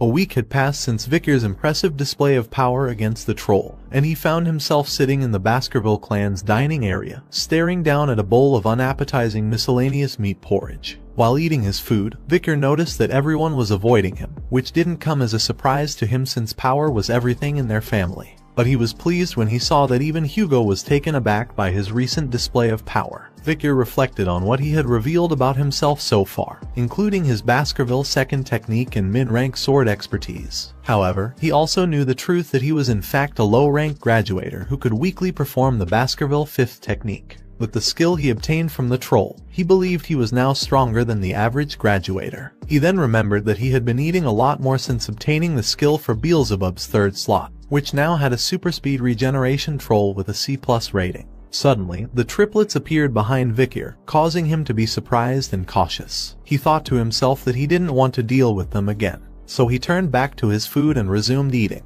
The triplets quickly explained that they just wanted to tell him that he was so cool when he defeated Cerberus and the troll. Vicar was so surprised that he spat out his porridge. The triplets asked him if he was okay, but Vicar was suspicious of their motives. He thought to himself that it might be some kind of two-faced technique or deceitful policy. He considered beating them up before thinking about it more, but before he could act, the head butler, Barrymore, appeared behind him and called out his name. Vicar was surprised to see him and wondered why he was here. Barrymore then informed him that he should hurry to the Patriarch room, and Vicar wondered why Hugo had summoned him. In Baskerville clan's Patriarch office, Patriarch Hugo sat on his chair as someone entered and greeted him. It was Morgue clan Patriarch by proxy Adolf Morgue. Hugo acknowledged that it had been a while, and Adolf noted that he hoped the annual event would go smoothly. Hugo assured him that the joint training had always gone without a hitch. Adolf brought up the incident from last year when 2 children were seriously injured, one from each family. Hugo tried to downplay it, saying it was but a scratch and that Morgue's children seemed to be quite dramatic. Adolf retorted that it was because the Morgues were noble and dignified. The Baskervilles and the Morgues were once on good terms as they were a renowned mage clan and Iron-Blooded Sword clan respectively. The past emperor had once said that magic and swords are a complementary pair, and because of this they began joint training sessions for children between the ages of 8 and 15, which was carried out annually in a good atmosphere. However, a problem arose when a ruby mine was discovered between their territories, and blood was spilt over the conflict. As a result, the 2 patriarchs came to be on bad terms, but they had to continue with the joint training as per the Emperor's command. Adolf had come in his brother's stead to ensure that the event went smoothly. Adolf mentioned to Hugo that he had heard news about a supernova appearing in the Baskerville family, which was a great blessing to the Empire. He explained that a rare genius, who was perhaps only born once a century, had been born to the Baskervilles. However, Hugo responded with pride, saying that it was not that big of a deal. Adolf noticed Hugo's reaction and was surprised that Hugo actually received the compliment. But then, Adolf mentioned that the Morgs also had a genius in their hands and called for his sister's daughter, Camus, to come into the room. Camus, a girl with red hair, entered the room and Adolf introduced her to Hugo as Rispani's daughter. Adolf turned to Camus and asked her if she was going to greet the patriarch. But instead of answering the question, Camus accused Hugo for being the thief who stole their ruby mine and demanded that he give it back. This accusation didn't sit well with Hugo, who gave Adolf an angry stare and questioned the accusation. Camus then explained that Adolf had referred to the annoying chin beard as the thief who stole the ruby mine. Adolf denied ever saying such a thing, but Camus insisted that he had said it an hour and 42 minutes ago, right before getting off the carriage. Hugo, still trying to control his anger, asked for clarification, but Adolf tried to defuse the situation by suggesting that there was a misunderstanding. However, Hugo said that there was no need for Adolf to explain the Morg clan's problems with children's education to him. Camus persisted in her demand for her rubies to be returned, complaining that she couldn't even do research without them. Adolf tried to calm her down by calling out her name, but to no avail. Hugo was losing his patience and commented in anger that it seemed like the Morgs didn't teach manners at all. Adolf defended Camus, questioning what Hugo planned on doing to a child and if he was threatening an 8-year-old girl. This left Hugo speechless as he couldn't bring himself to act in such a way that would hurt his pride. Suddenly, a new voice entered the room, remarking that the Morgs don't teach their children not to envy what belongs to others. The speaker of this voice was none other than Vikir, and the head butler informed Hugo that he had brought the young master. Adolf was taken aback by the sudden appearance of Vikir and couldn't help but wonder if he was the Baskerville supernova. However, his thoughts were interrupted when he realized that Camus, who was sitting right next to him, had disappeared. Camus, on the other hand, had approached Vikir and demanded to know what he had just said.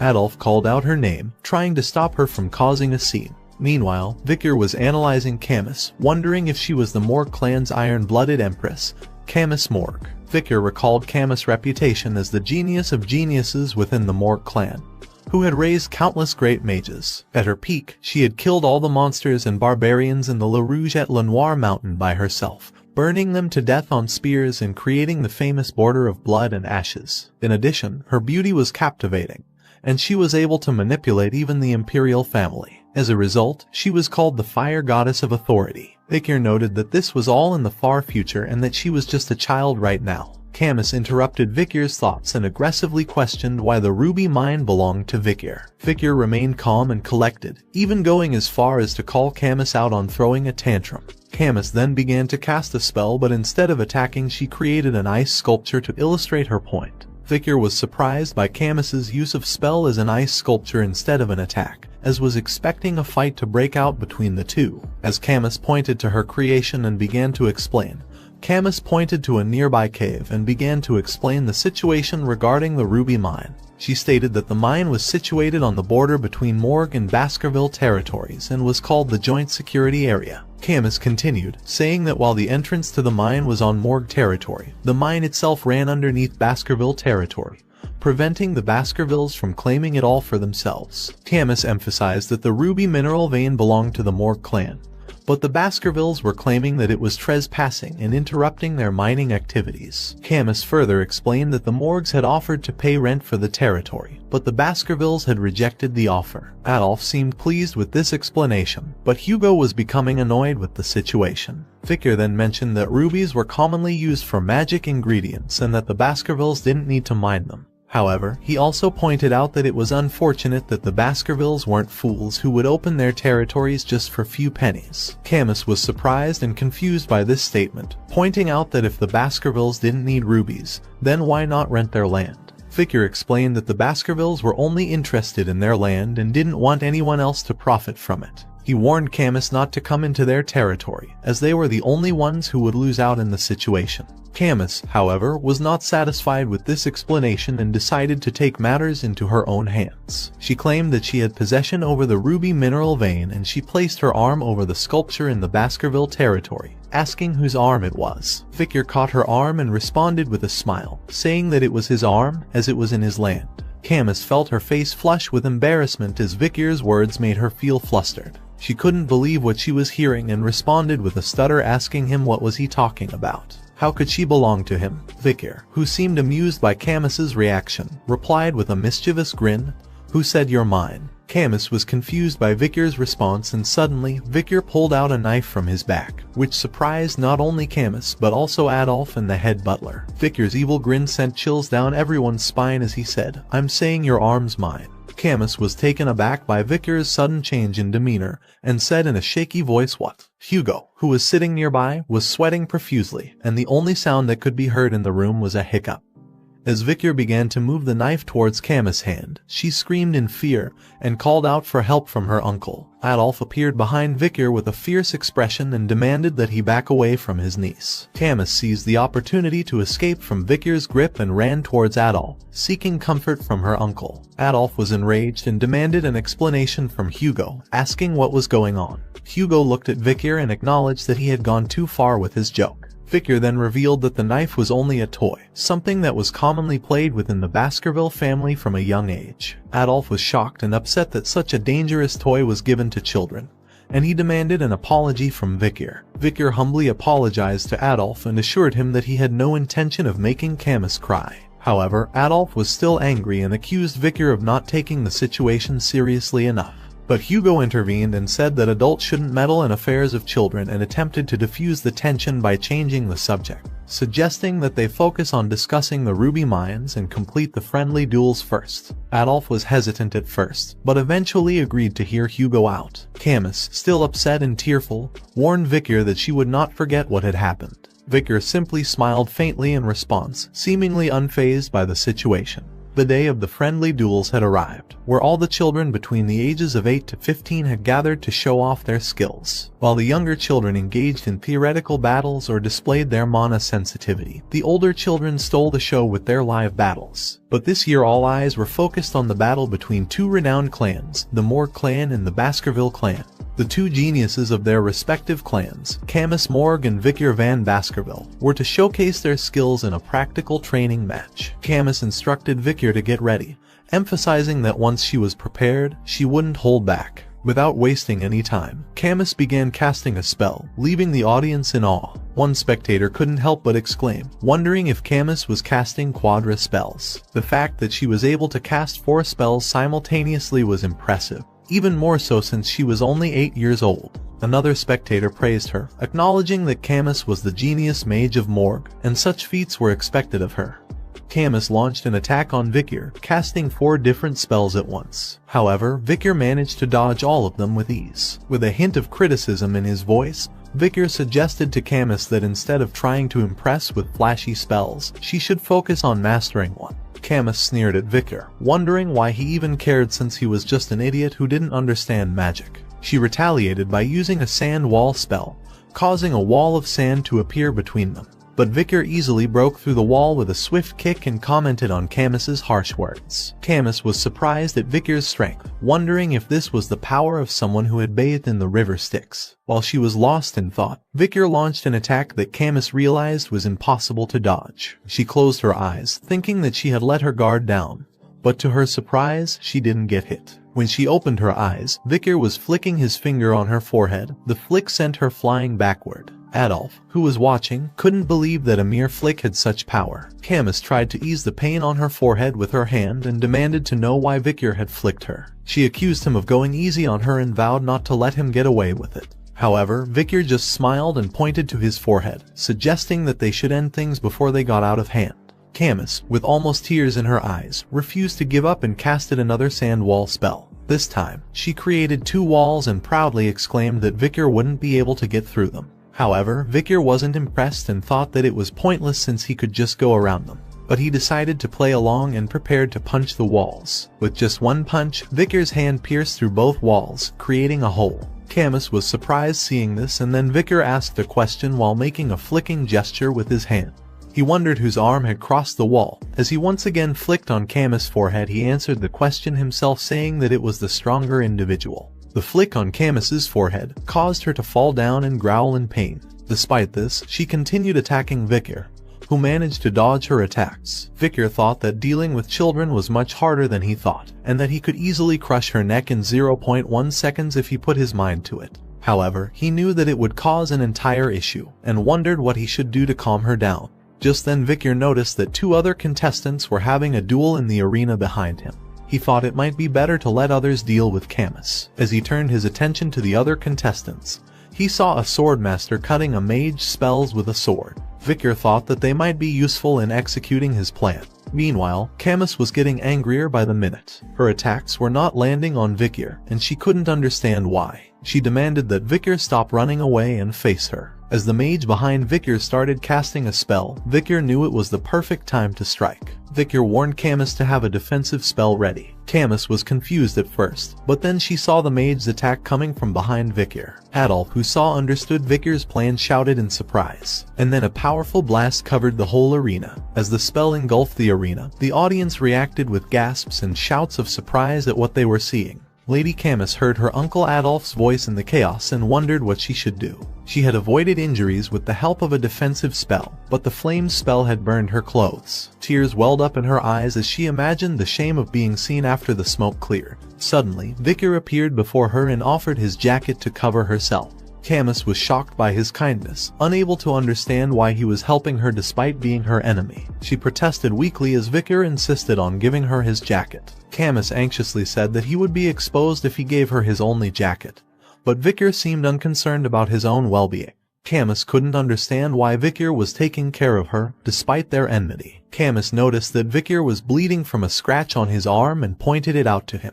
Victor was surprised to see a scratch on the body strengthened by the river Styx and realized that the sword of the idiot swordsman must have had some remaining aura on it to cause the wound. As the dust cloud began to clear, Camus and Victor were revealed to the audience. Adolf was relieved to see that Camus was okay, and the audience observed that the Lady of Morgue was on the floor. But the one bleeding was the young Baskerville, making it difficult to determine the winner of the battle. The audience also noticed shirtless Victor, revealing his fit physique. They marveled at his muscles, impressed by his talent for training his body at such a young age. Camus's eyes looked different as she watched Victor, and a light blush spread across her cheeks. As Adolf hugged his niece, Camus, she continued to steal glances at Victor, unable to understand why she was feeling drawn to him despite their earlier enmity. After the battle, Hugo and Victor walked down a dimly lit hallway. Hugo turned to Victor and asked how the battle with the Lady of the Morgue clan was. Victor replied that it was interesting and that he had learned the purpose of the event once again. Hugo then remarked that a battle with a mage was different from a battle between swordsmen and asked why Victor did not go for a clear blow. Victor hesitated before admitting that he was confused about how to deal with a lady. Hugo warned him that letting his guard down in battle would lead to injury, and that he should take the injury as a lesson. Victor was surprised that Hugo was worried about him. He didn't remember much about what Hugo was like during his youth since he was always so cold, strict, and brutal. There were rumors that his personality had become that way because he had lost his first wife and eldest daughter, but that wasn't Victor's problem. Hugo then changed the subject and asked Victor what he thought they should do with the ruby mines. Victor spoke up, suggesting that they give away control over the mines. Hugo was taken aback and asked for his reasoning. Victor explained that the main task of the Baskerville clan was to grow their territories, and that the monsters and barbarians living in the area around the mines would become a problem during their expansion into that region. He suggested that if they could utilize the Morgue clan well, they may be able to minimize the losses incurred during their expansion. Hugo agreed with Victor's reasoning and explained his plan. Once the Morgue clan receives control over the ruby mines, they will assign a great number of people there, and all they need to do is push the monsters and barbarians into that region. They would then be able to take care of all the problems at once, and the rubies would be bathed in the blood of their enemies. Hugo was confident that if that happened, the Morgue clan would have to think twice before entering their territory. Hugo placed his hand on Victor's head and acknowledged that Victor's idea was about 90% in line with what he had in mind. Victor, on the other hand, couldn't help but think that it was not a surprise as the idea was originally Hugo's, as Victor had executed the same plan in his past life on Hugo's orders. Victor then suggested that they should keep an eye on the Morgue's movements, but Hugo did not think it was necessary as he had already increased the number of hounds scouting the area. As Hugo and Victor were walking, Adolf's voice interrupted them, calling out to Hugo. Hugo and Victor turned their attention to Adolf as he mentioned that he had something to discuss with them before he left. They took seats in a nearby room, and Hugo asked what Adolf wanted to talk about. Adolf suggested that they peacefully resolve the issues regarding the ruby mines, and mentioned that fees for its usage was just one of many suggestions. He then proposed the idea of an engagement between the Morgue and Baskerville children. While Hugo and Adolf discussed the details, Camus was looking at Vikier with a blush on her face. Hugo then asked Adolf which child he had in mind for the engagement. Adolf suggested a union between the eldest son of the Baskervilles and the eldest daughter of the Morgues, his niece Camus. He spoke highly of his niece, stating that she was an incredible child with both beauty and knowledge, lacking nothing. Adolf suggested that Camus would be a great fit for the child known as the small son of the Baskerville clan. But Hugo expressed concern about the significant age gap between his son and Camus, informing Adolf that his eldest son was 25 years old this year. Adolf didn't consider it a significant issue, as it was only a 17-year gap between them. Suddenly Camus spoke and made it clear that she wouldn't marry anyone weaker than her mother and didn't want a significant age gap in her partner. Adolf tried to persuade her by saying that she will have to live alone rest of her life if she wants to marry someone stronger than her mother. Hugo also didn't seem pleased with her attitude and reminded her that engagements weren't a buffet of her choosing. But Camus was confident in her choices and claimed she had no intention of playing around. Suddenly, her face turned red, and she looked to the side, catching the attention of Adolf and Hugo. Adolf was shocked when he realized that Camus was looking at Vikier, and started cursing him in his mind. Adolf couldn't believe what he was witnessing. He whispered to Camus, urging her not to even think about it, as Vikier was from the Van surname and not from the Le descent. Adolf believed that no matter what happens, Vikier would merely be a small fish in a big pond. Hugo, on the other hand, was getting increasingly frustrated with the situation, so he decided to intervene and reminded everyone that the most important thing in engagements was what the people involved had in mind. He then turned to Vikier and asked him for his thoughts. Camus looked at Vikier, waiting for his answer. Camus and Vikier exchanged looks, and then Vikier spoke up and said, "I accept." Adolf became visibly upset at Vikier's response, but before Adolf could say anything, Vikier continued his sentence and added that "I accept to do as I'm told." Adolf was even more outraged at this, wondering how someone could have such an attitude towards the daughter of the Morgue clan.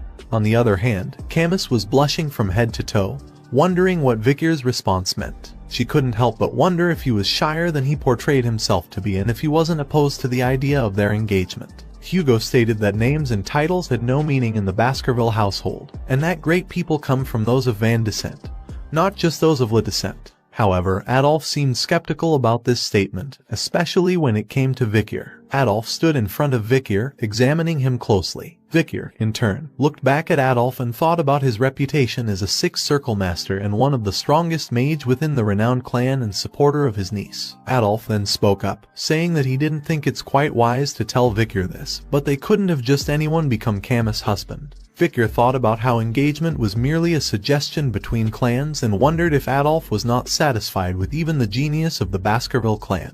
Adolf then placed his hand on Vikier's shoulder and tried to press him down, but Vikier didn't budge. Adolf was surprised by Vikier's sturdy body. Adolf then asked Vikier why he wasn't answering him and was he even listening to him, and Vikier replied that he hadn't been listening to him since he said it wasn't wise to tell him something. Camus was shocked at Vikier's reply, especially since he said it to her uncle, who was one of the strongest mage. On the side, Hugo tried to control his laughter in the midst of the tense situation. Vikier's response caused Adolf to laugh menacingly.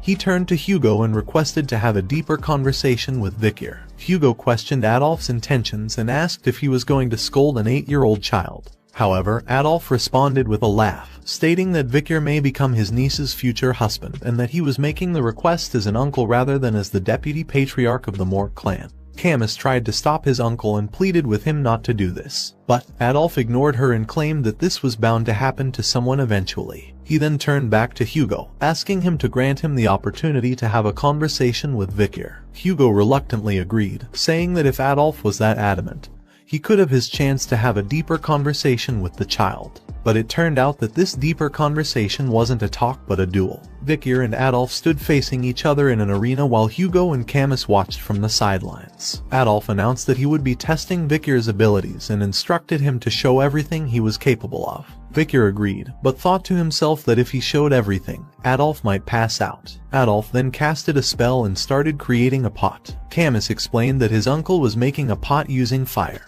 earth, and water magic simultaneously with perfect control, which was typical of her powerful uncle. Adolf then filled the pot with water and placed the pot on his own head and challenged Vikir to a duel. He instructed Vikir that if he could make a single drop of water fall from the pot, it would be considered a victory. Vikir observed the pot and thought about how challenging an opponent like Adolf would be a great experience, and thought about his own win rate against Adolf prior to his regression. Vikir analyzed the situation and calculated that an assassination attempt would have a 50% chance of success, and a 10% win rate if he were to face Adolf head-on. Vikir decided to approach the situation carefully, knowing that he only needed to do enough to satisfy Hugo's expectations, and also he wanted to see what Adolf was truly capable of. Without warning, Vikir charged at Adolf with his sword in hand, running in a straight line towards him. Camus, who was watching from the side, couldn't believe what she was seeing. She shouted at Vikir, telling him that he couldn't run straight towards Adolf. As Vikir's sword came crashing down towards Adolf, he cast a barrier spell, blocking the attack. Adolf was amused at Vikir's attempt, and questioned Camus as to why she was helping Vikir, while saying that shield magic was best used against swordsmen. Adolf knew that it would be difficult for Vikir to pierce through with most aura swords. Vikir was frustrated with the failed attack and clicked his tongue in annoyance. Adolf decided to take the offensive and started casting spells towards Vikir. Vikir, being nimble and quick, started dodging the spells effortlessly. Camus interjected, exclaiming that it was unfair as Adolf never used this level of magic against her in their duels. Adolf was taken aback by Camus' support of Vikir and asked her whose side she was on. He then turned to Vikir with a crying face, calling him a bastard and promising not to forgive him. Hugo watched the battle unfold, analyzing the two combatants. He noted that Vikir was attacking at a speed that was difficult but not impossible to dodge, and decided there was no need to intervene. He wanted to see what Vikir was capable of, and show the old man what a young hound could do. As Vikir dodged Adolf's spells, he analyzed his opponent's abilities. He knew that he could use his knowledge from before his regression and his current age to gain an advantage. Adolf smirked at Vikir, claiming that his sword would never pierce through his shield. However, Vikir's attacks began to break the shield, catching Adolf off guard. Adolf noticed that Vikir was attacking at the same point on the shield with his sword and was impressed by Vikir's machine-like movements and swordsmanship. As Vikir was attacking with his sword, it suddenly broke into pieces, causing Adolf to smirk and taunt him about his lack of consideration for the durability of his sword and the strength of his shield. However, Hugo and Camus, who were watching from the sidelines, had shocked expressions on their faces. Adolf continued to speak, unaware of the surprised reactions of those around him. Suddenly, water started pouring on his face, completely covering his head in a matter of seconds. Adolf shouted in surprise, wondering how a piece of the broken sword had managed to pierce the pot and drench him with water. Vikir, with a smile on his face, commented that the pot seemed to be full. Camus, who witnessed the unexpected turn of events, blushed and exclaimed in disbelief that Vikir had won against her uncle and started thinking about the possibility of marriage. Meanwhile, Hugo, who was standing beside Camus, realized that the incident with the broken sword was not just a coincidence, but a sign of Vikir's exceptional talent and strength. He couldn't help but wonder if he was raising a much stronger hound than he had initially anticipated. 7 years had passed since the young hounds first stepped foot in the Baskerville training grounds. Today, they faced a fierce monster that resembled a bear with horns. As the monster charged at them, the young hounds attacked it with their swords, one after another. Watching from the sidelines was Baskerville Clan Shadow Hound Staffordshire Baskerville, the instructor of the young hounds. He knew that facing opponents stronger than them was a daunting task, so he shouted out instructions to the young hounds, telling them to aim for the hind leg to slow down the monster instead of targeting the vital points from the beginning. The triplets among the young hounds coordinated their strikes, leaving the monster exhausted. Staffordshire was impressed and thought to himself that their dark crimson aura was very suitable for the Baskervilles. After the triplets had weakened the monster, the other young hounds resumed their attacks and finished it off. Staffordshire applauded the young hounds and congratulated them on becoming low-rank sword experts and masters of the first Baskerville technique. Staffordshire reminded the young hounds that they were facing a caged monster and that the wild ox bear on La Rouge et Lenoir Mountain would be quite different. He warned them that death could occur much more easily than they thought, and they must use their bloodline to overcome it or build their experience to survive somehow. With that, the instructor concluded the 7-year training and congratulated the young hounds on their graduation. He wished them good luck in their future endeavors. After the successful completion of their training, the young hounds started chatting among themselves. Two hounds were discussing their preferences for the various night orders within the Baskerville clan. The first hound mentioned that he preferred the Wolfhound order, while the second hound shared his choices: Doberman, Pitbull, and Rottweiler. There were 7 Night Orders in the Baskerville clan, each established and managed for various objectives, such as watching, searching, guarding, assassinating, suppressing, and all-out warfare. Suddenly, the first hound asked his companion where he thought that bastard would go. The second hound asked in confusion who was he referring to. The first hound clarified that he was referring to the person sitting on the dead ox bear, who is none other than Vikir. They continued their conversation about Vikir, with one hound saying that Vikir had defeated a much larger ox bear than the one they had just faced, and that he was already a high-rank sword expert at the 3rd Baskerville technique, which meant that he was at the Shadow Hound's level. Vikir sat on the dead ox bear, lost in thought. He knew it had taken longer than he had anticipated to reach his current level, which was graduate intermediate rank at the 5th Baskerville technique. While his swordsmanship had improved greatly, he felt his growth was much slower than he had hoped for. Suddenly, head butler Barrymore appeared behind Vikir and addressed him as Master Vikir. The butler informed Vikir that the Patriarch was looking for him and that his assignment had been decided. Vikir, with a serious expression on his face, replied with a simple "all right." Vikir entered the Patriarch's office and greeted Hugo. However, he only received a grunt in response. Vikir noticed a cut on Hugo's nose and asked him what had happened. Hugo replied that he had been subjugating barbarians on La Rouge et La Noire mountain, and that one of the archers had gotten the better of him. Vikir asked if he had captured them, but Hugo replied that he had not. However, he did manage to give the archer the same scar on her face. After a moment of silence, Hugo congratulated Vikir on graduating. However, his tone was ominous when he added that it was only going to get harder. Vikir wondered if Hugo was going to talk about the assignment now as he reminisced about his past before his regression. He had been a junior knight of the Pitbull Order, and was sent to the treacherous La Rouge et La Noire mountain to face death non-stop for 21 months. He had been like an expendable mutt, immediately dispatched into battle upon his arrival. He remembered that the Baskerville children were categorized as either elite or expendable once they reached the age of 15. The expendables were sent to die in battle, while the elite were educated about politics and administration. Through numerous brushes with death, the experienced expendables eventually became guards to the elite, while the elite matured over time through practicing politics and administration. Vikir knew that the 5th Baskerville technique existed to let the elite catch up to the expendables' long hours and experiences with real-life battles. However, his swordsmanship had not been able to surpass the 4th technique prior to his regression. There was no way that Hugo, the one in charge, would let him, an illegitimate child, take a course for the elite. Vikir's thoughts were suddenly interrupted by Hugo. Hugo suggested that Vikir should try the lower house of parliament.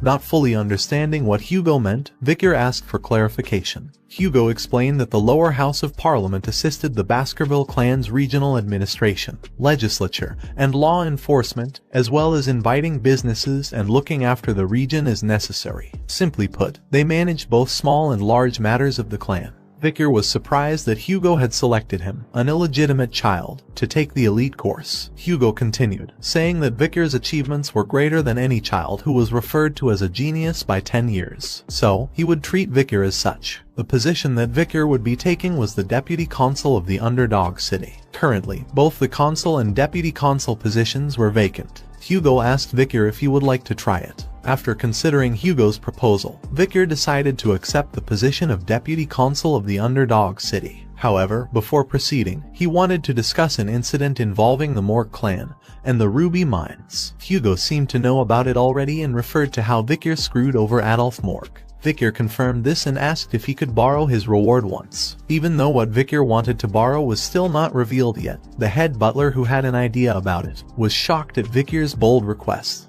But Hugo didn't seem to mind. He stamped a paper and assured Vikir that he trusted him not to do anything foolish. With confidence, Vikir promised he wouldn't make Hugo worry, but he couldn't help but think how strange it was to be called son by Hugo, something that would have been unimaginable before his regression. As head butler and Vikir walked down the hallway, the head butler spoke in a serious tone.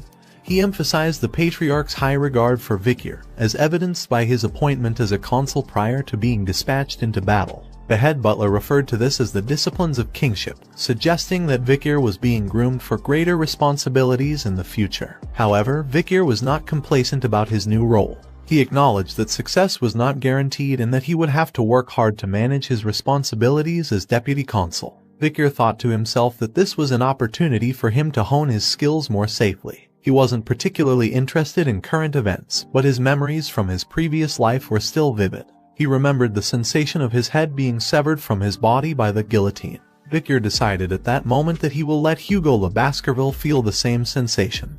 In the Baskerville territory, Underdog. In a large villa, a bald man gave orders to 2 workers, instructing them to ensure that the place is perfectly clean by the next day, as a new deputy consul from the Baskerville family was coming.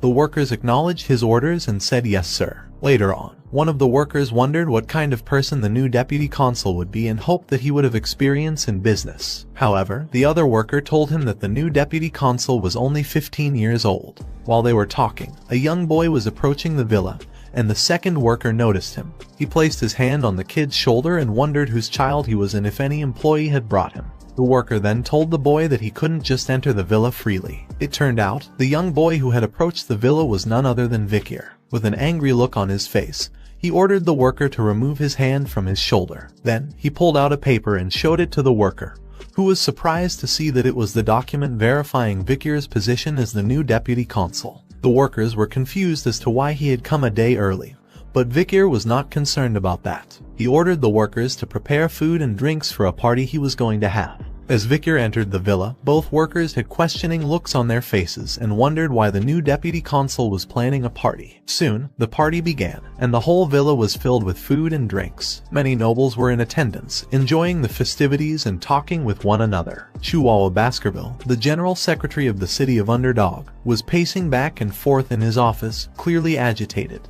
He looked out the window and couldn't believe what he saw. The new deputy consul, a young man who had just started working for the city, was holding a party at the workplace. Chihuahua was already having a hard time because all of his predecessors had been dismissed for accepting bribes. And now, this guy was drinking and partying on the job. Chihuahua couldn't believe the audacity of this troublemaker. As he was about to express his frustration, Vicar suddenly appeared behind him and asked if he was the general secretary. The sudden interruption startled him and he almost jumped out of his skin. He was surprised to see Vicar and wondered how long he had been standing there. Vicar introduced himself as Vicar Van Baskerville, the new deputy consul, and Chihuahua introduced himself as Chihuahua Baskerville. Vicar repeated Chihuahua's name, noting that he didn't have a middle name. Chihuahua thought to himself that it was going to happen again. He knew that a lack of a middle name signified that he was from outside the family and that he was employed rather than a blood member of the family. Chihuahua had to deal with discrimination from deputy consuls because of this. He was tired of being looked down upon and treated unfairly because he wasn't born into the family. But Chihuahua was surprised by Vicar's response. Instead of mocking him, Vicar placed his hand on Chihuahua's shoulder and simply said, "Nice." This threw Chihuahua off guard, and he responded with a confused look. Vicar went on to explain that he had scanned through Chihuahua's personal information on the way there, and had noticed that he was from Underdog. Chihuahua agreed with him, saying that he was born and raised in the current place they were in. Vicar acknowledged this and mentioned that he knew how hard people like him had to work and that he didn't intend to interfere with how he did his job.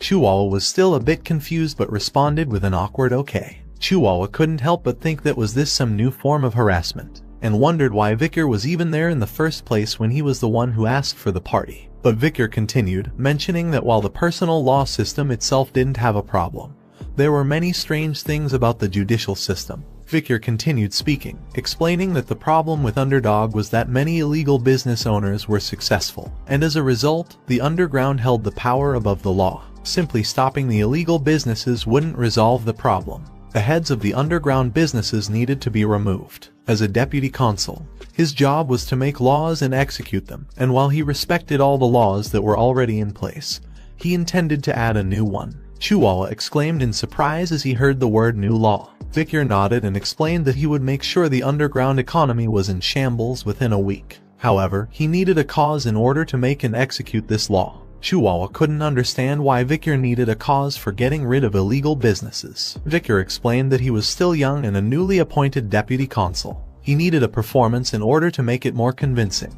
Chihuahua still didn't fully understand Vicar's plan. Vicar looked out of window as his expression turned into an evil grin, and he said that to put it differently, I will lay out poop for the flies. Chihuahua couldn't help but wonder what Vicar was planning. The next day, Vicar arrived at Doorsmile Street in downtown Underdog. A huge crowd had already gathered there and people were chatting among themselves. Vicar stood on the stage with a steak in his hand. Chihuahua and his companions wondered what the deputy consul was planning to do. They commented that there were a lot of people there, and that the deputy consul had been standing there since the crack of dawn. Suddenly, Vicar stepped forward and announced that he was the newly appointed deputy consul. The crowd was surprised to see such a young man as the deputy consul, and wondered what he was going to do. Some of them murmured that he was cute, while some questioned what a young man like him could do.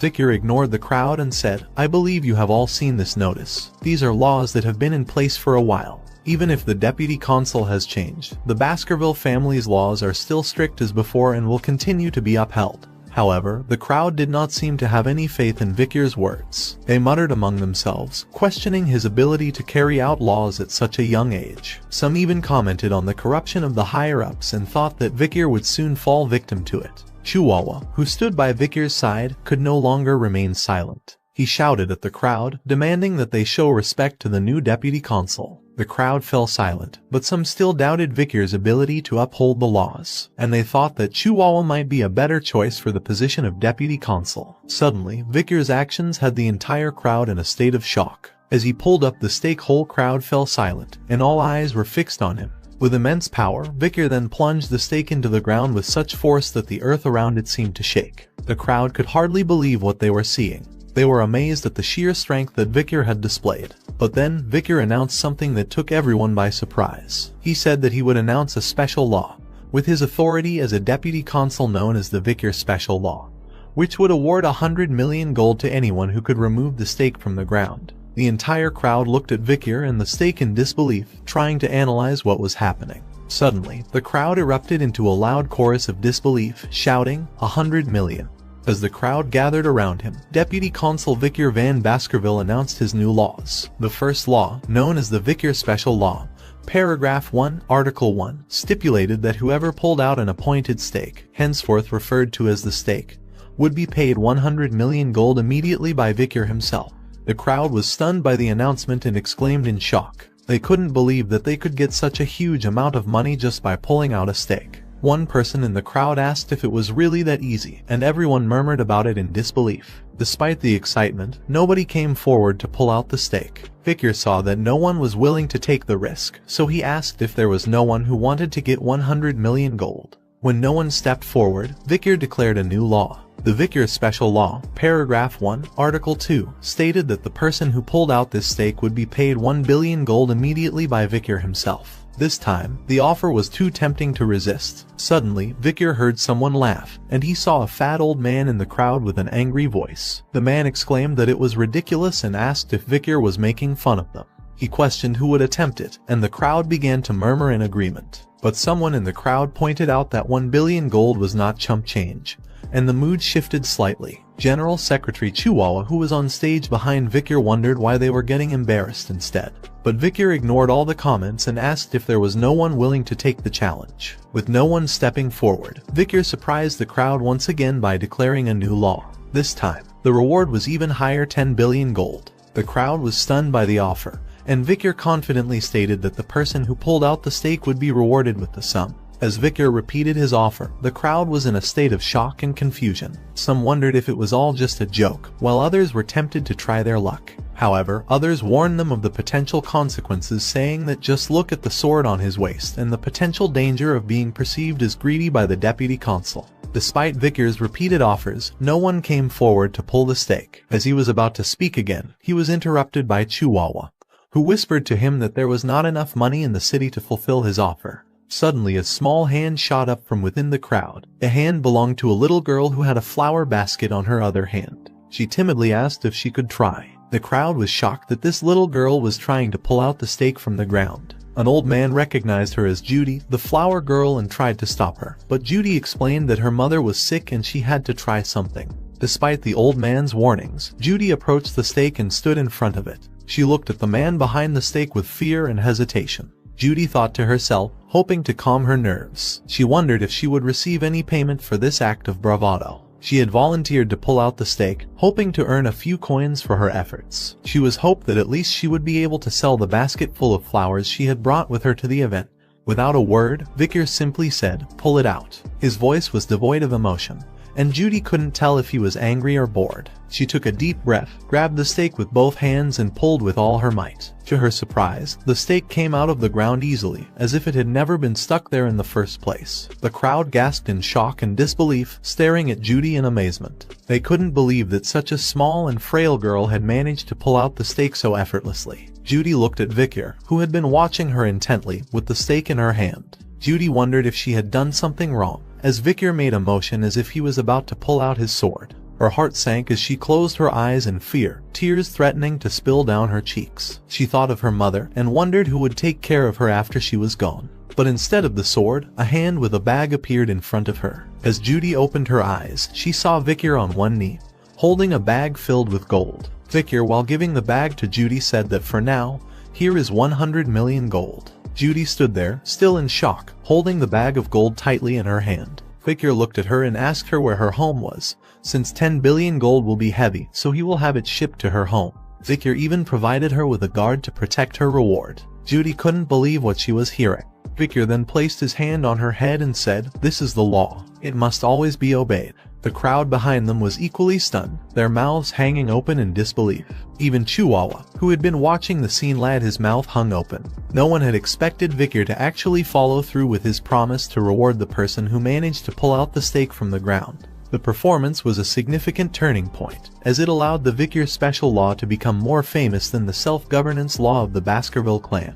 The citizens were touched by the simple logic of being rewarded for obeying the law and punished for disobeying it. People were discussing the new deputy consul, who was vastly different from his predecessors. Victor was known for keeping his word no matter what, which earned him a great deal of respect from the people. The society in which principles were upheld was something to be admired, and the implementation of the Victor special law led to a noticeable decrease in unlawfulness and a halving of crime rates. Chihuahua had just finished writing something on a board in the deputy office when Victor noticed and asked if it was written in the Eastern language. Victor complimented Chihuahua on his handwriting, and Chihuahua expressed his admiration for Victor's daring performance.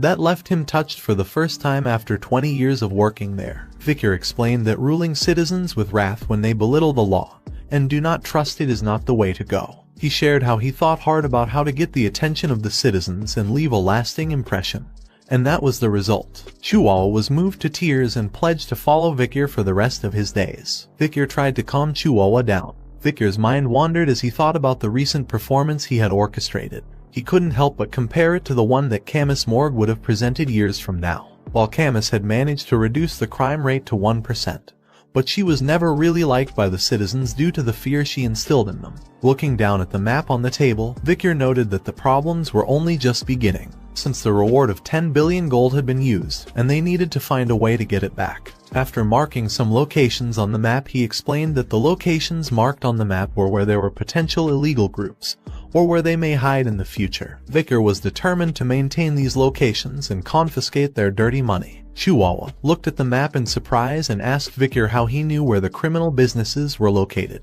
Victor pointed to his nose and claimed that he could smell them. In reality, he had already surveyed those regions before his regression and knew them like the back of his hand. Chihuahua was impressed by Victor's flawless investigation skills and wondered just how much he had already investigated. Suddenly, a staff member burst into the room, interrupting the conversation between Chihuahua and Victor. The staff member addressed Deputy Consul Victor, informing him that the Village Hall's Youth Autonomy Association had requested a meeting.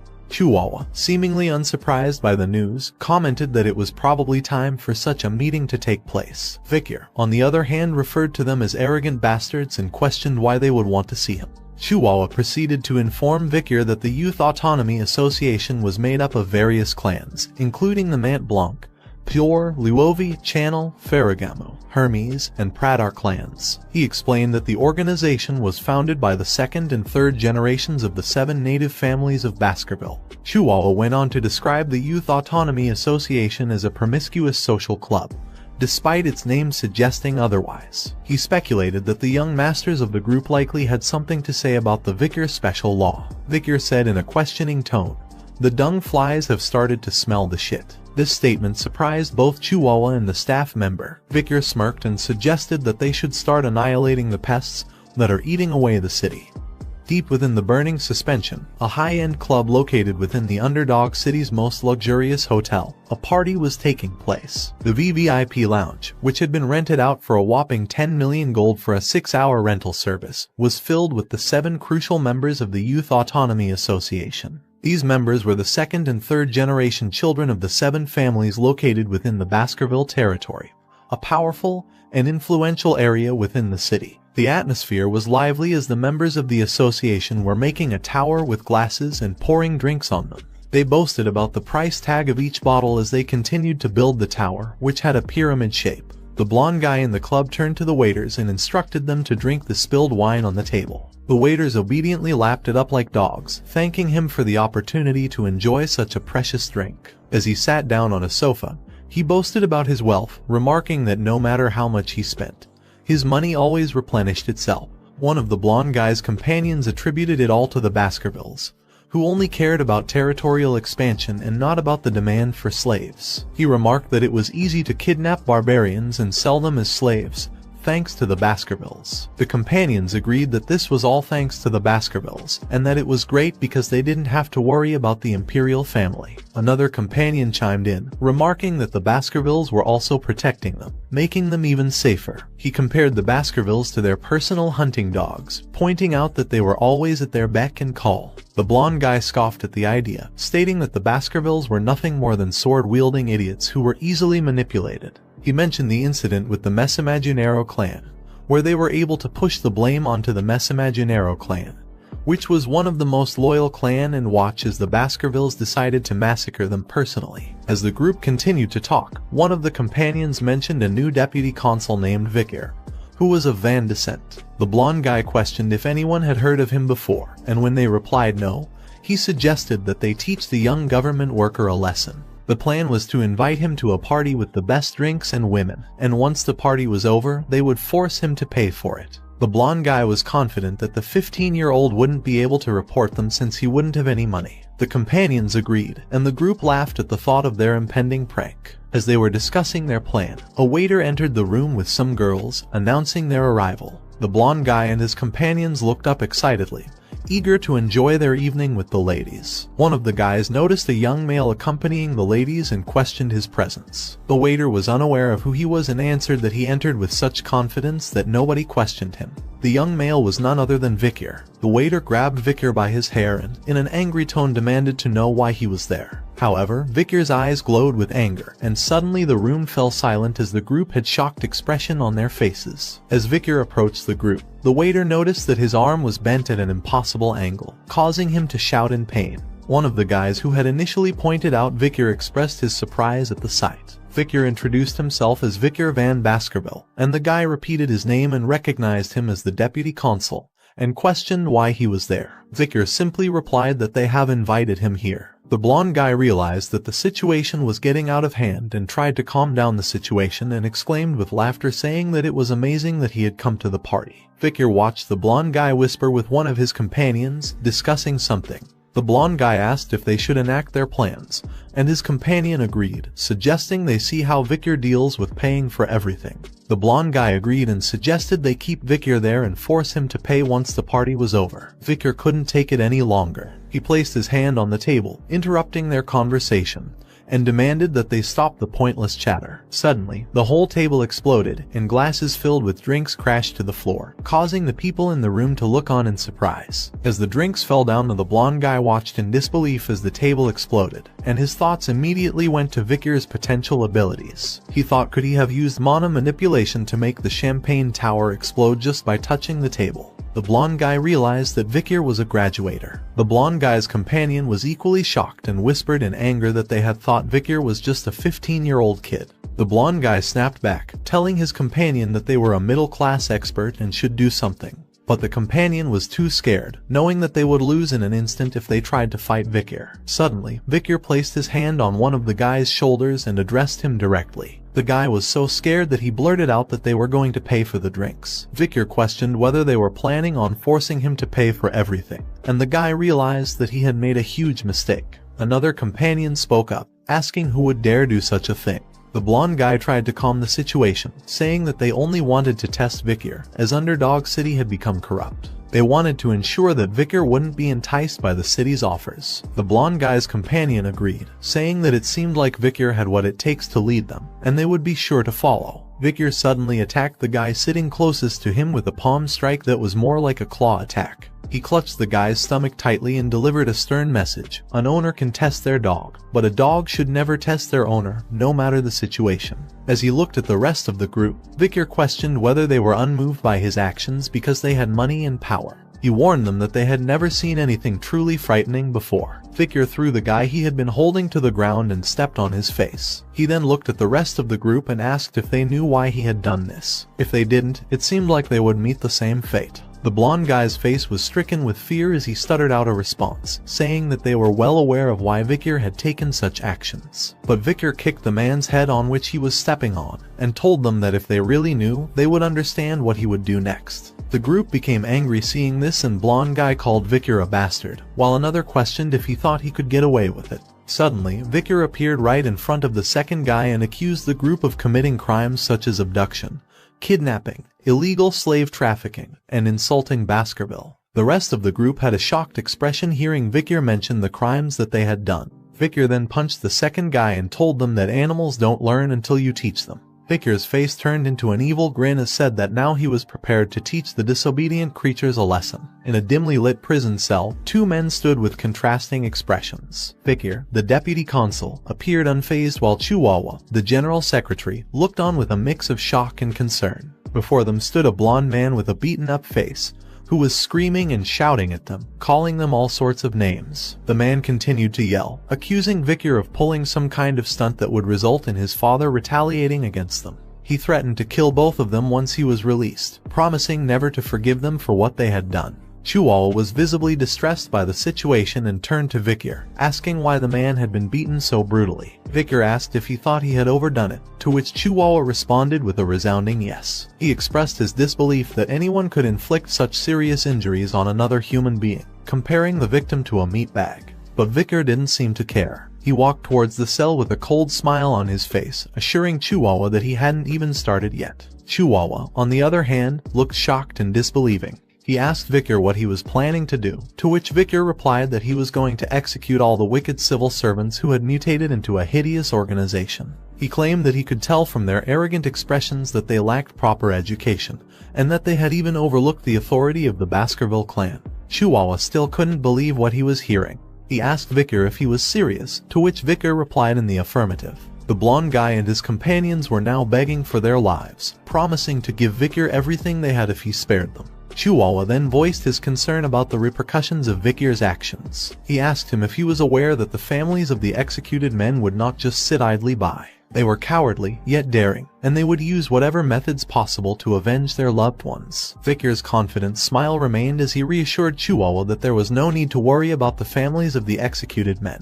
He claimed that these corrupt officials were tied to the criminal organizations of Underdog City, and that their families would not be able to complain. Chihuahua, however, seemed to be concerned about the evidence against these officials, to which Vicar replied that he had his ways of finding evidence. He thought to himself that if he couldn't find any evidence, he would make his own.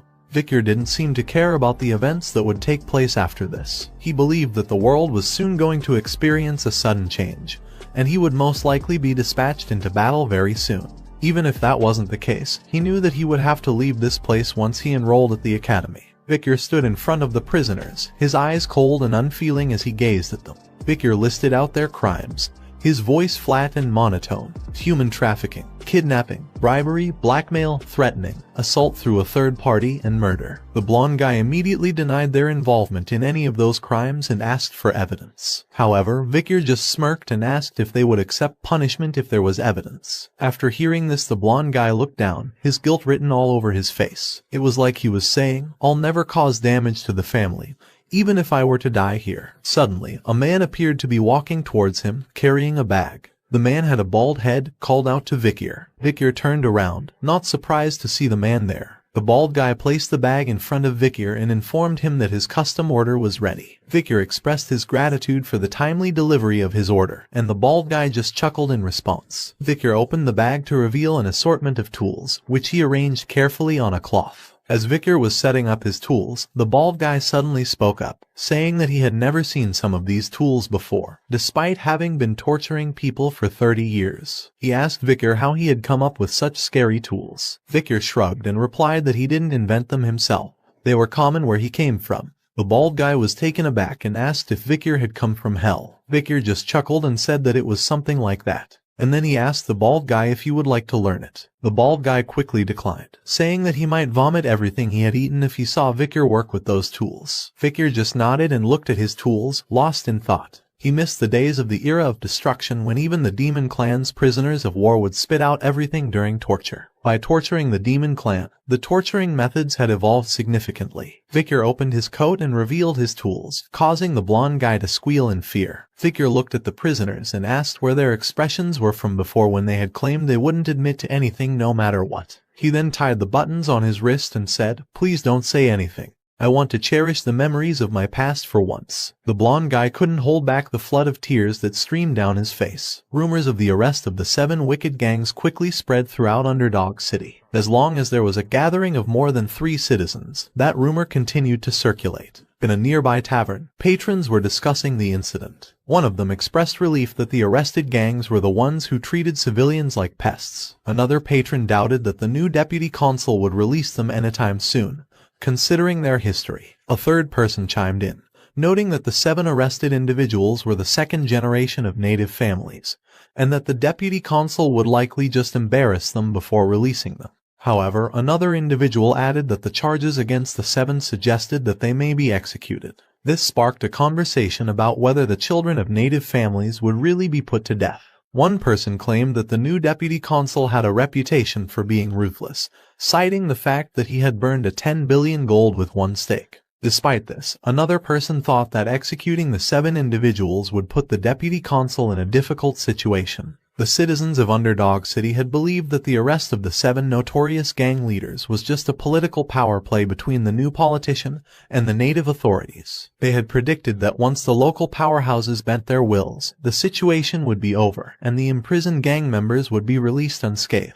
As expected, the Mant Blanc clan, Pure clan, Luovi clan, Channel clan, Ferragamu clan, Hermes clan, and the Pradar clan delivered an apology to the new deputy consul. But things didn't go as predicted. The 7 heads of the gang leaders were hung in the middle of the center square, preserved with salt and displaying expressions of agony as if they had experienced excruciating pain until their last breaths. The public notice above the heads explained the punishments they received prior to their executions in detail. The Baskerville family autonomy constitution was known for its strict laws and harsh punishments. The first clause was about the banning of illegal brothels. The penalty for this offense was a tattoo on the face of the criminal, with the symbol for sex being tattooed all over the face. The punishment was executed according to the governing law above. The second clause was about the banning of illegal gambling, and the penalty for this offense was wrist amputation. The punishment was carried out according to the law, with both wrists being amputated, taking into account the number of times the law was disobeyed.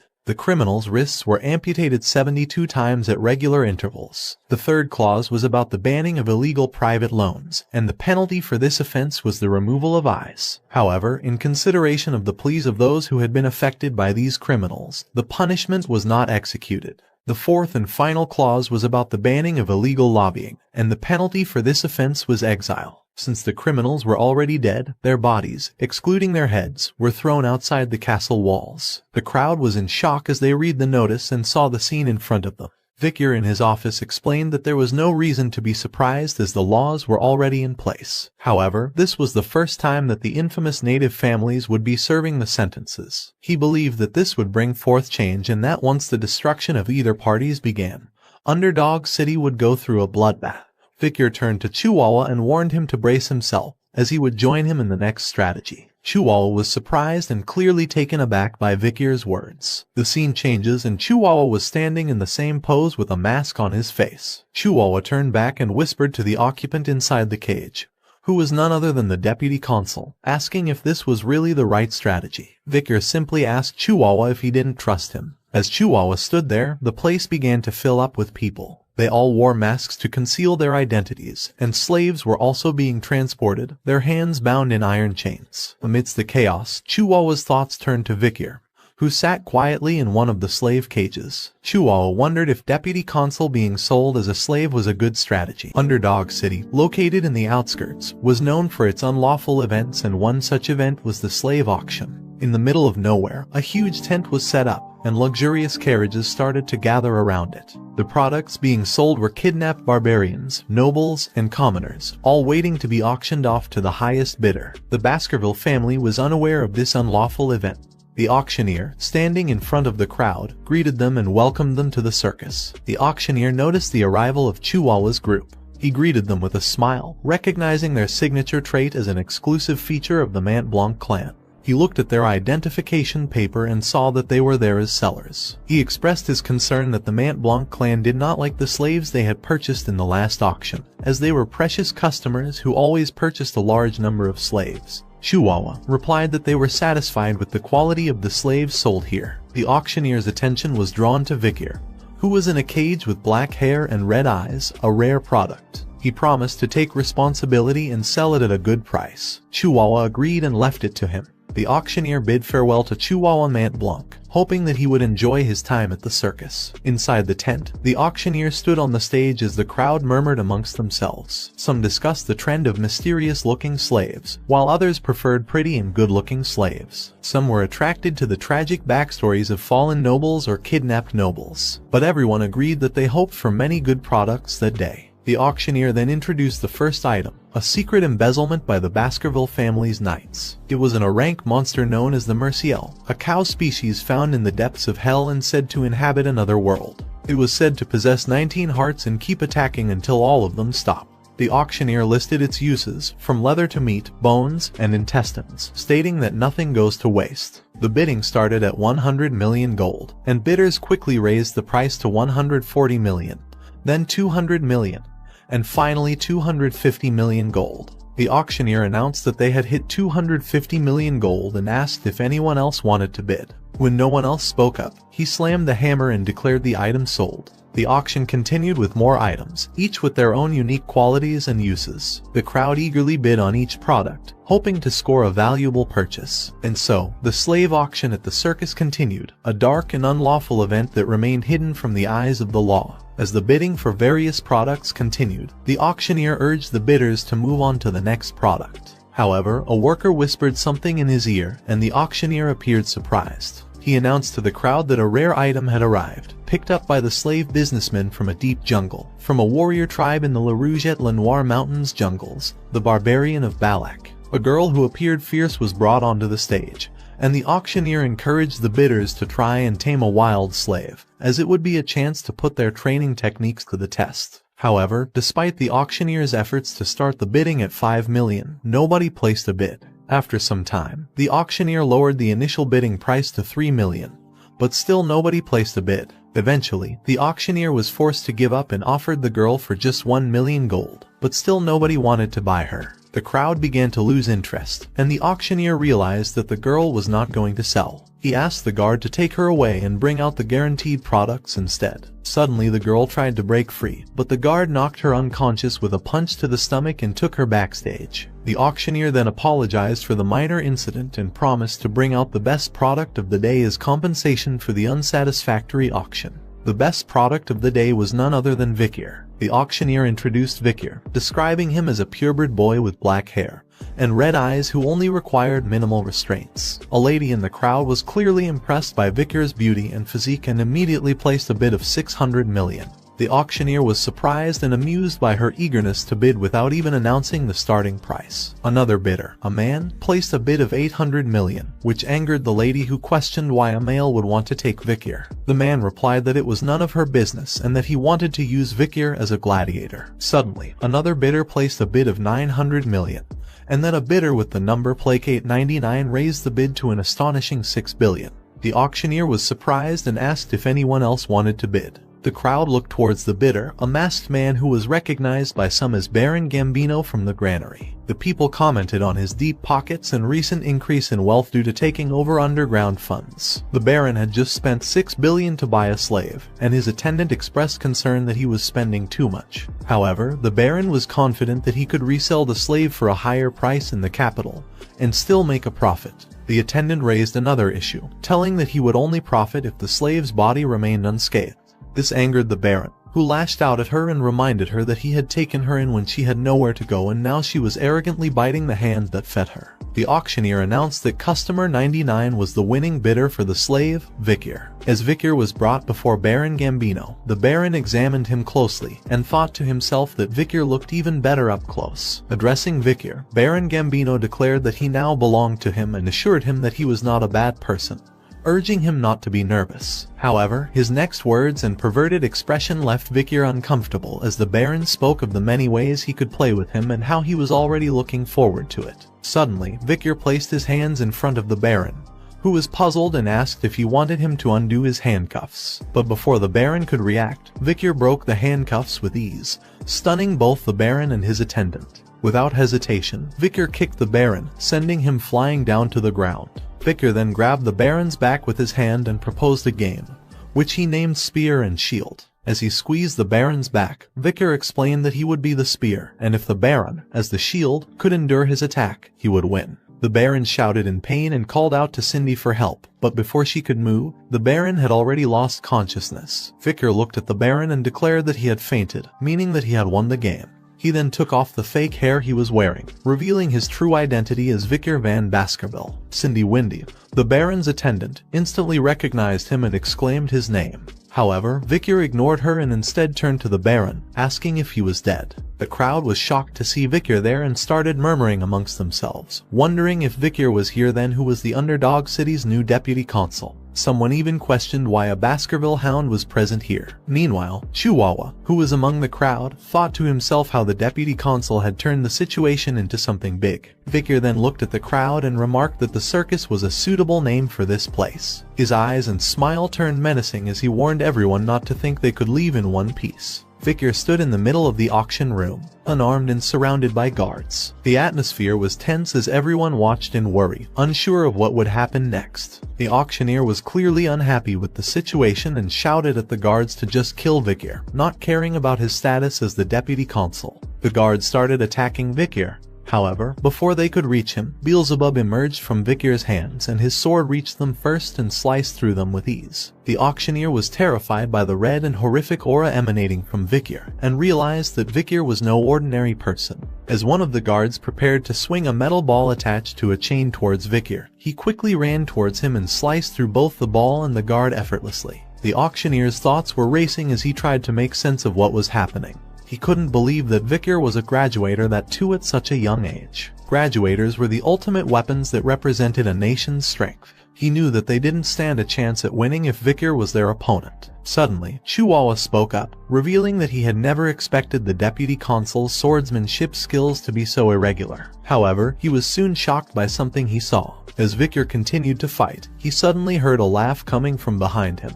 He turned around to see the auctioneer holding a knife to Chihuahua's throat. The auctioneer demanded that Vikir drop his weapon and surrender, threatening to kill Chihuahua if he didn't comply. Vikir remained calm and stood his ground, causing the auctioneer to become even more agitated. Chihuahua, whose throat was still being held by the knife, reassured Vikir that he was alright and urged him to look after himself.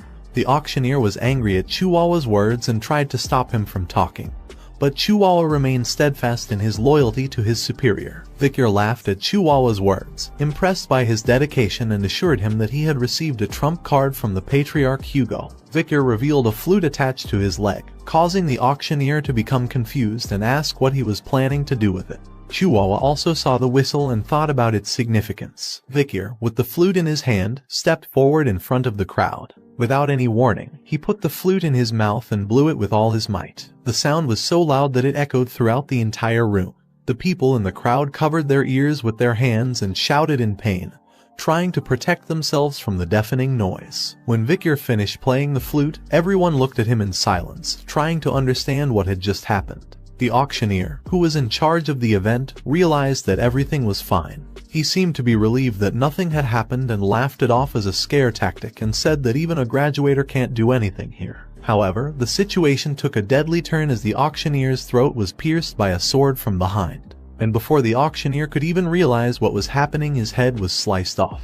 The killer stood there wearing a hood. As the hooded figure stood beside Chihuahua, Chihuahua watched the dead auctioneer in shock. One of the guards present tried to attack the hooded figure, asking who he was, but the hooded figure effortlessly flicked his sword and the attack was covered in a dense red aura, which shredded the guard into pieces. As the other guards watched in horror, Victor had a smirk on his face, seemingly pleased with the chaos unfolding around him. Suddenly, more people wearing hoods appeared at the location, and there were a lot of them. Each of them emitted a powerful aura, and the cold look in their eyes could pierce someone's soul. One of the guards tried to guess who they were, but he could barely get the words out of his mouth due to fear. Another guard prayed, hoping that they weren't who he thought they were. Cindy Windy, who was present there, recognized the teeth symbol on their chests, and identified them as the Empire's most brutal Night Order, known as the Annihilation Experts. All 100 knights from the Order were graduators, and they were the Baskerville clan's Pitbull Night Order. Just then, one of the Pitbull Knights appeared behind Cindy, ready to draw his sword and cut her down. She was filled with fear, thinking that she couldn't die in a place like this. But suddenly, Victor appeared in front of her and stopped the knight, commanding him to leave her alive. The knight backed off and knelt down, showing respect to Victor. Victor ordered the knight to rip the rest of them to shreds and kill them, but he told the knight not to kill those who were lying down obediently. However, if they moved even a little, he ordered the knight to kill them relentlessly. The knight disappeared, saying that he heard and obeyed. Victor was relieved that he was able to take the pit bulls without any trouble, knowing that Hugo was very sensitive about military power. The chance to order the Pitbull Order was the reward that Victor had asked for before leaving for Underdog City. The cries of people being cut down by the Pitbull Order could be heard throughout the area. One guy, lying on the ground in fear, thought to himself that he should just stay down and run away when things quiet him down. However, a Pitbull Knight suddenly appeared in front of him, causing him to squeal in terror. He begged the knight, saying that he would obediently wear the cuffs. The Pitbull Knight responded by saying that they don't carry things like cuffs around. The guy was confused and asked what would happen to him then. Suddenly, the Pitbull Knight sliced off his legs, causing him to scream in pain. The knight coldly stated that those who were going to be executed didn't need their legs. A man with a cigar in his mouth stood beside Victor. He was the commander of the Pitbull Knights, Bastontrier Le Baskerville. He asked Victor how he felt about using the Pitbull Knights and if he was satisfied with their performance. Victor replied that he was satisfied, and Bastontrier offered to help him with anything else he needed. Bastontrier took a good look at Victor and thought to himself that he understood why brother Hugo was so interested in him. He was already fierce and cruel at the young age of 15. Bastontrier placed his hand on Victor's head and invited him to come to the Pitbull Knights later, promising to raise him properly. Victor hesitated and said he would think about it. As he started to leave, he mentioned an urgent matter that he needed to attend to. Bastontrier watched Victor leave and couldn't help but feel ignored. He thought to himself that he wanted Victor even more now. As Victor left, he thought to himself that Bastontrier was burdensome. Victor stepped into the dimly lit storeroom, his eyes scanning and searching for something as he muttered to himself.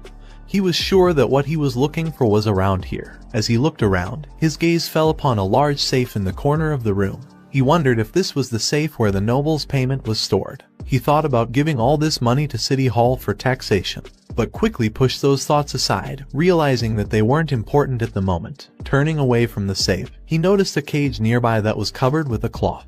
His expression turned to one of determination as he muttered to himself that the reason he came to the storeroom wasn't for money but something else. With a sense of purpose, Victor walked over to the cage and removed the cloth covering it, revealing a battered and bruised girl lying inside crying out in pain. As tears silently streamed down her cheeks, Victor gazed at the girl who lay in the cage, tears streaming down her face. From the bruises and injury marks on her body, it was apparent that she had been tormented before being brought here. With a disapproving click of his tongue, Victor took out a potion from his pack and said that the girl was fortunate enough to receive it. It was a potion he had obtained from the Night Order, which they had given him out of the goodness of his heart. Victor then poured the potion into the barbarian girl's mouth, and its effects could be seen immediately as the bruises and injury marks on her body began to heal visibly, right before his eyes. Suddenly, the girl's eyes fluttered open, but she recoiled in fear when she saw Victor standing before her. Perplexed, Victor asked why she was so surprised, but the girl just looked at him questioningly. Without a word, Victor rose to his feet and unlocked the cage door. In the barbarian language, he ordered the girl to go. The girl appeared to understand what Victor was trying to convey, but still looked at him with confusion.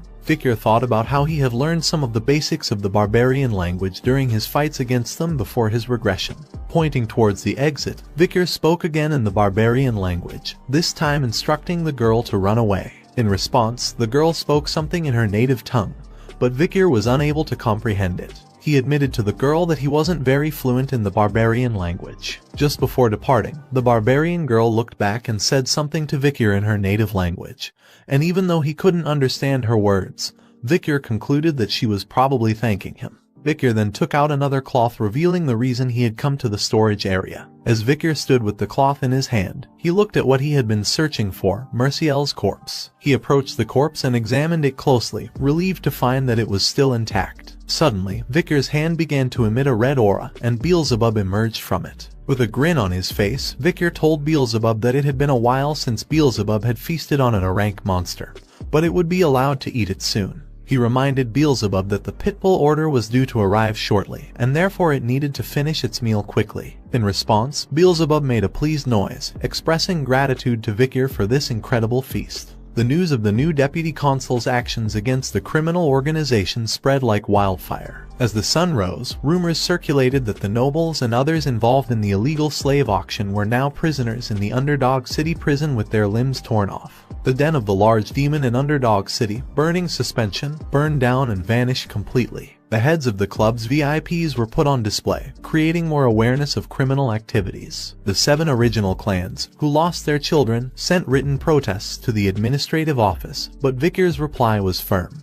He stated that the death penalty was the only punishment for those involved in the imperial family's most forbidden act of illegal slave trading. Bank drafts, ledger books, and information about the criminals' cash transactions were all taken into custody. The Baskerville clan was currently investigating the incident, and was going to report its findings to the imperial family. After hearing that, the written protests from the 7 families eventually came to a halt. The patriarchs of each of the 7 families personally came to the administrative office, marking an unprecedented situation where they had to plead with their enemy who had killed their sons. Vikir's response was simple. The black ledgers that were inside Burning Suspension had already been investigated. In accordance with the Baskerville Self-Governing Dominion, the 7 families' assets would be confiscated, and, on the charge of treason, 3 generations would be destroyed. Due to the new deputy consul being appointed, the floors of the execution ground were filled with the dirty blood of the city's corrupt vermin. As a result of this, public officials and related subcontractors needed manpower, which led to a decrease in unemployment rates in the Underdog City. The collapse of the illegal underground auction led to a surge in tax revenue, and the welfare of the Underdog City was restored.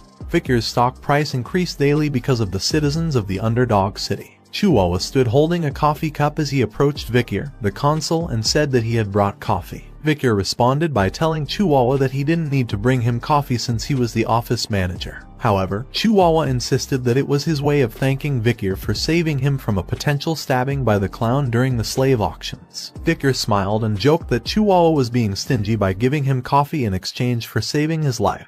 Chihuahua responded by explaining that he had put 2 spoons of sugar, creamer, and a little bit of water in the coffee. Chihuahua then changed the topic and asked about Vikir's transcribing training. Vikir handed over a paper sheet and asked Chihuahua to take a look at it for him.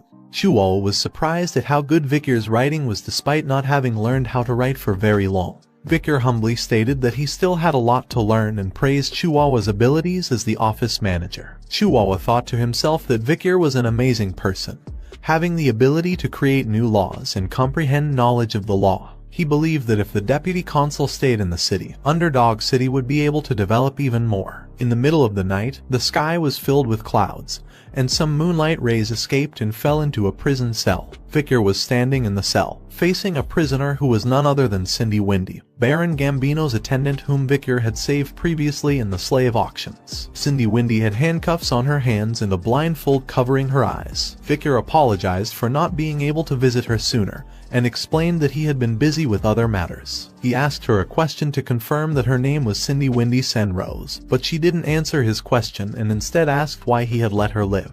Vikir removed the blindfold covering her eyes and replied that reason he had saved her was that he had some questions he wanted to ask her. Cindy Windy looked at him with disdain and questioned if that was the only reason he kept her alive. Vikir didn't answer the question and turned around and said that after investigating, he had discovered that the reason Baron Gambino, who was just an ordinary homosexual, was able to increase his power so quickly, and the reason was due to Cindy Windy's abilities to earn money. He added that if she had been able to grow her talent in a place other than an underworld family, she would have been able to become a great merchant or banker. Victor then placed a chair in front of Cindy and sat down on it. He made her an offer, promising to let her go if she answered his questions but warning of consequences if she refused. Cindy bit her lips in anger but eventually agreed to answer if she could. Victor looked at Cindy and asked about his performance as a law enforcer. Cindy responded with a mocking smile, saying that a reputable magistrate has graced the city with his presence. Victor was not satisfied with her response and expressed his concern that he cannot uphold his promise if she doesn't take him seriously. Cindy sighed in annoyance and finally gave in, admitting that she thinks he was doing well. Victor gazed at Cindy with a cold, calculating look in his eyes. Suddenly, his expression changed and a grin spread across his face. He rose from his chair and strode towards Cindy, grabbing her chin and bringing his face closer to hers. With a deep voice, he asked her why she thought he was doing well as a law enforcer. Cindy's face was covered in cold sweat as she looked at Victor's red eyes. Victor released her chin and walked towards a nearby chair. He turned to Cindy and asked her to speak her mind. Cindy gritted her teeth in anger and began to explain her perspective. She reminded Victor that, as a consul, the concept of virtue had always been considered one of the most important factors. While Victor's laws might take care of street criminals and raise his own dignity, they would ultimately result in the deaths and suffering of many citizens. In the long term, such laws would only fuel hatred and rage among the people. Cindy then looked directly at Victor and warned him that the Baskervilles would not welcome him once he gained more power than the clan leader in Underdog City. Victor concluded from Cindy's explanation that if he continued down this path, he would be hated by the people and become a target of the Baskervilles. He asked for Cindy's advice on what he should do next. Cindy replied that Victor should return all his authority to the Baskerville clan, along with the glory of the events that happened here. She suggested that he give them to the clan leader. In order to avoid further attention, she advised him to go to either the La Rouge et Lenoir mountain or the academy in the center of the empire.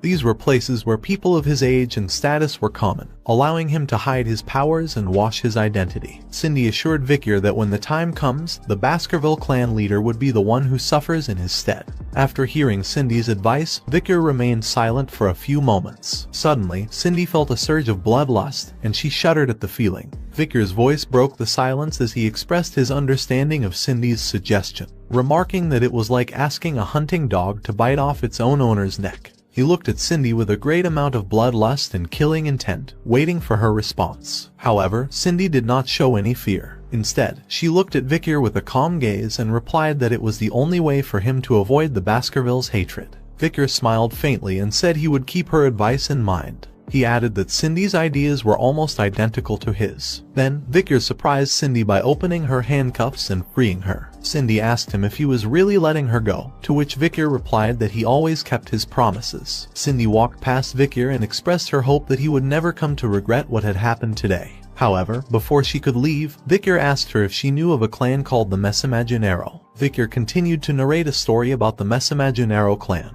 He explained that there were more than just the well-known 7 clans among the founding clans of the Underdog City. The Mesimaginero clan was a prosperous merchant clan and was the 8th clan. However, their prosperity came to an end due to an unfortunate event. During a birthday celebration, the youngest son of the Mesimaginero clan showed off his newly learned sword skills, and the people of Baskerville couldn't believe what they saw. The sword technique that the young child had learned was none other than the secret Baskerville sword techniques, which only members of the family knew. The news soon reached the leader of the Baskerville clan, and they believed that top-secret military information had been leaked. The Baskerville clan released the hunting dogs, causing the Mesimaginero clan to go extinct. However, there was someone behind the scenes pulling the strings. The young demons of the 7 clans had stolen the sword techniques from the Baskerville clan and allowed the young child of the Mesimaginero clan to learn them. Cindy looked at Victor and forced a smile, asking what the story of the 8th clan had to do with her. Victor didn't answer her question and went on to reveal that there was actually a survivor from the Mesimaginero clan massacre. The girl was only 1 year old when she was taken from the devastation and subjected to cruel and unusual torture simply because she was beautiful. The acts they committed were too foul for even Victor to talk about. Cindy couldn't bear it and started to walk away with an angry expression, telling Victor she didn't want to hear his story anymore. But Victor continued, saying that there was more to the story. A new deputy consul was appointed to the city and he managed to bring the old problems to light, punishing the 7 idiots who committed the heinous crime. They were thoroughly tortured and made to admit their crimes before they met their end. In their last moments, they expressed remorse for their actions, and their last words were, "I'm sorry for committing such a heinous crime." Cindy turned back and tears streamed down her face. She asked Vicar who the 7 young masters were apologizing. Vicar looked at her calmly and replied that they should apologize to the young girl who had used the fake name Cindy Wendy Senrose and was the sole survivor of the Mesimaginero clan. With tears still flowing, Cindy asked Vicar how she was supposed to believe him, given that he had taken them and tortured them. She questioned how she could trust that they had truly apologized. Vicar picked up a fire torch and replied that the easiest way for her to believe him would be to see it with her own eyes. Vicar took Cindy to the prison cell where the 7 young masters were held before their deaths, and urged her to take a look. Cindy's eyes widened with surprise as she saw that the prisoners had written an apology with their own blood on the floor. The apologies read, "We were the ones that drove the Mesimaginero clan to devastation. Forgive us for our crimes." They asked for forgiveness and were scared beyond imagination, pleading to be spared. Cindy's tears continued to flow as she looked at the apologies. She suddenly felt nauseous and started vomiting after seeing the gruesome scene. Vicar walked towards her and said that even though they had all died painful deaths, the Mesimaginero clan's vengeance was not yet over. He informed her that there was still one more clan to deal with. Vicar then urged Cindy to despise the Baskervilles and to remember that she had more than enough right to do so, being a member of the Mesimaginero clan. Cindy wiped her mouth and tears continued to stream down her face. She asked Vicar why he was helping her, given that he was a part of the Baskerville clan. Vicar looked at her with a smirk and replied that she was asking the wrong question. As Cindy got up and started to walk away, she stated that she understood what he was trying to say. She then turned back and addressed Vicar by his full name, Vicar Van Baskerville, and promised to repay this debt. As she walked away, she promised that no matter what he did with the rest of his life, she will ensure that he would never have to worry about money again. Vicar watched her departing figure, and after some time, he said that he would remember her promise. Chihuahua rushed to Deputy Consul Vicar's personal room, eager to inform him that it was time to get ready for work. However, as soon as he opened the door, his words got stuck in his mouth as he saw Vicar sleeping peacefully amidst blood-stained sheets and dead bodies scattered around the room. Vicar woke up and rubbed his eyes, greeting Chihuahua with a pleasant good morning. Chihuahua couldn't help but ask about the corpses lying around the room,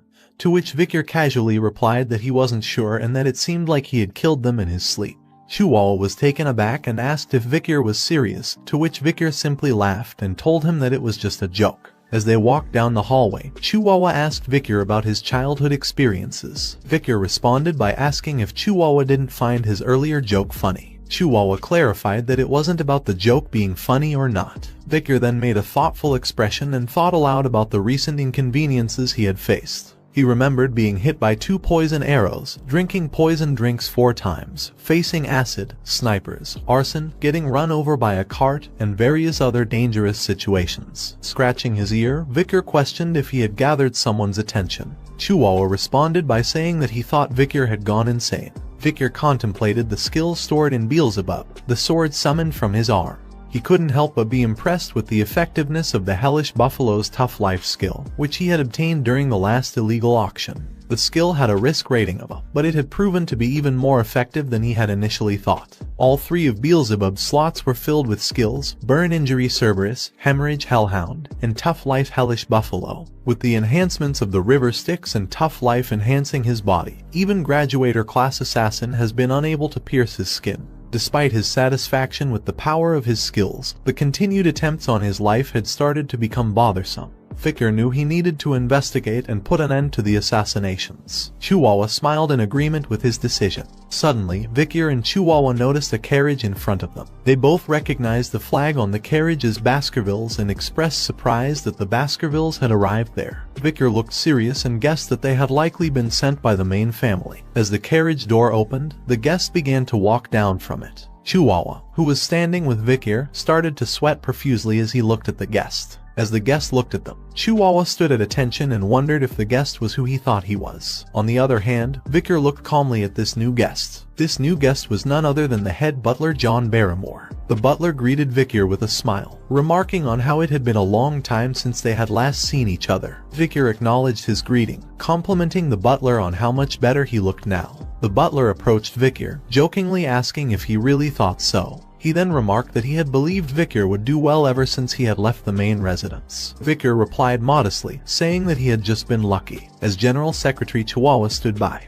he observed the head butler John Barrymore with a sense of awe. He recognized him as the best head butler of the Barrymore family, who had been serving the notoriously scary Baskerville family for 4 generations. He couldn't believe he was in the presence of his role model. Victor interrupted Chihuahua's thoughts as he asked head butler what had brought him all the way to their location. The head butler replied that the patriarch had praised Victor's progress and had ordered him to return to the main residence, seeming very happy about it. Victor couldn't believe that Hugo could be happy, and he imagined his smiling face in disbelief.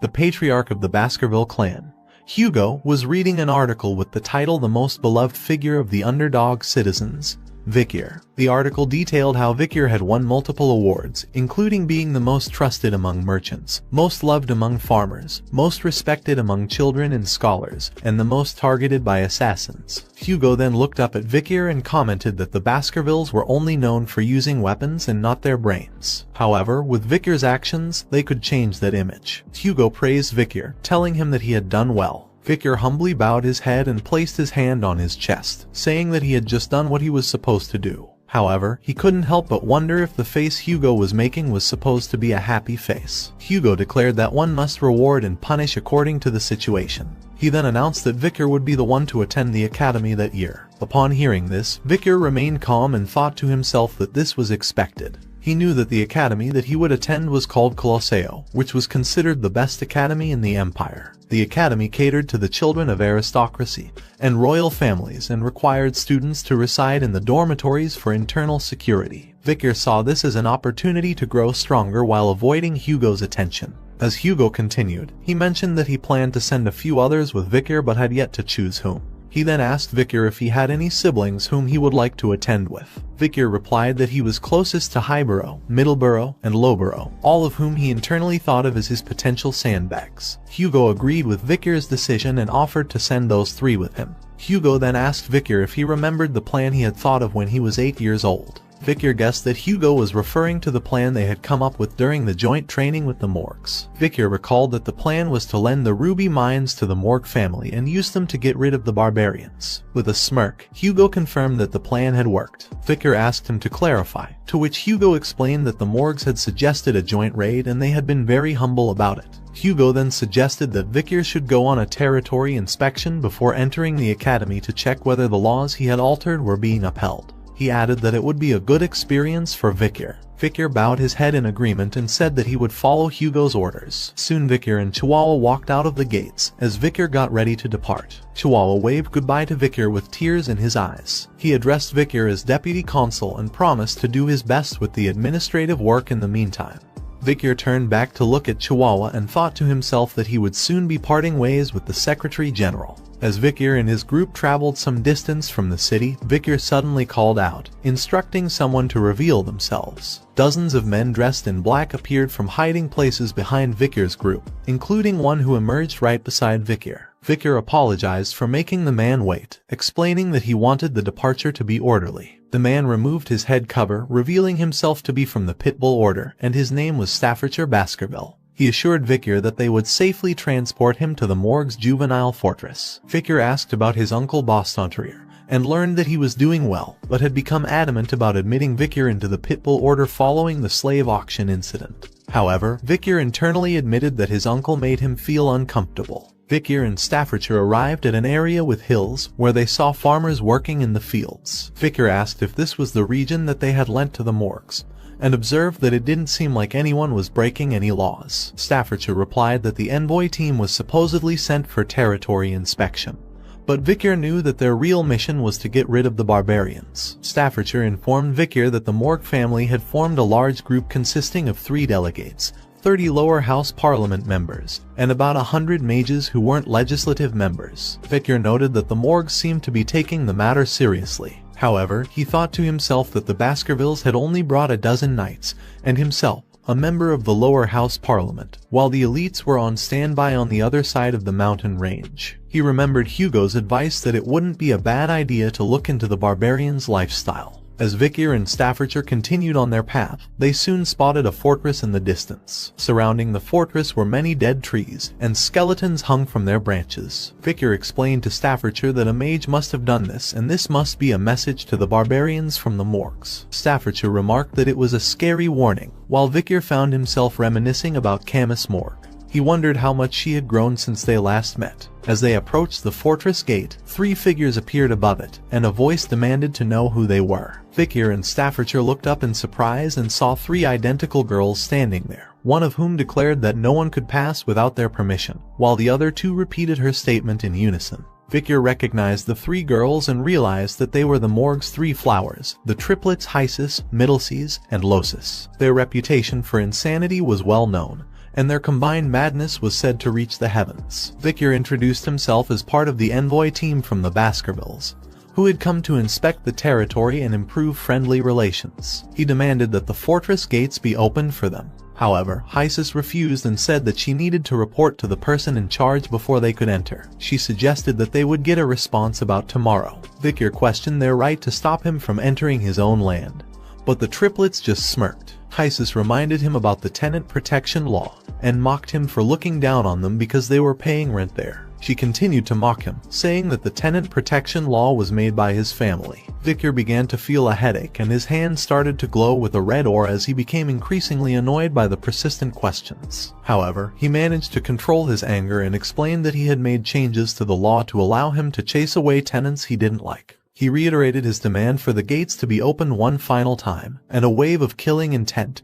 and bloodlust emanated from Vicar, aimed directly at the morgue's 3 flowers, causing them to look upon Vicar with fear. Amidst this tension, Losis broke out in anger and cast a spell towards Vicar. She stated that she had heard that some psycho kid had taken charge of the underdog city, but they had dealt with enough of such individuals before and knew how to handle him. The spell landed near Vicar, causing his horse to jump to the side in fear. From high above the gate, Losis shouted at the group, demanding that they wait and not enter the morgue's land without permission. She insulted them, calling them stupid swordsmen. She even threatened to test the strength of the rising star of the Baskerville family. In response, Staffordshire started drawing his sword and said to Vicar that he didn't think the situation could be resolved with words. Vicar agreed with Staffordshire's words, indicating that he was prepared for a fight. As Vicar and Staffordshire were about to react, one of Vicar's group members shouted that the girls didn't even know their place, calling their words absurd. 2 other members echoed his sentiment, saying the words were absurd. Vicar heard the voices and thought that he had heard these voices before. The 3 sisters then spoke, with Hysis saying that the group members were just mere underlings, Middleseas questioning if they thought their ranks were higher than theirs,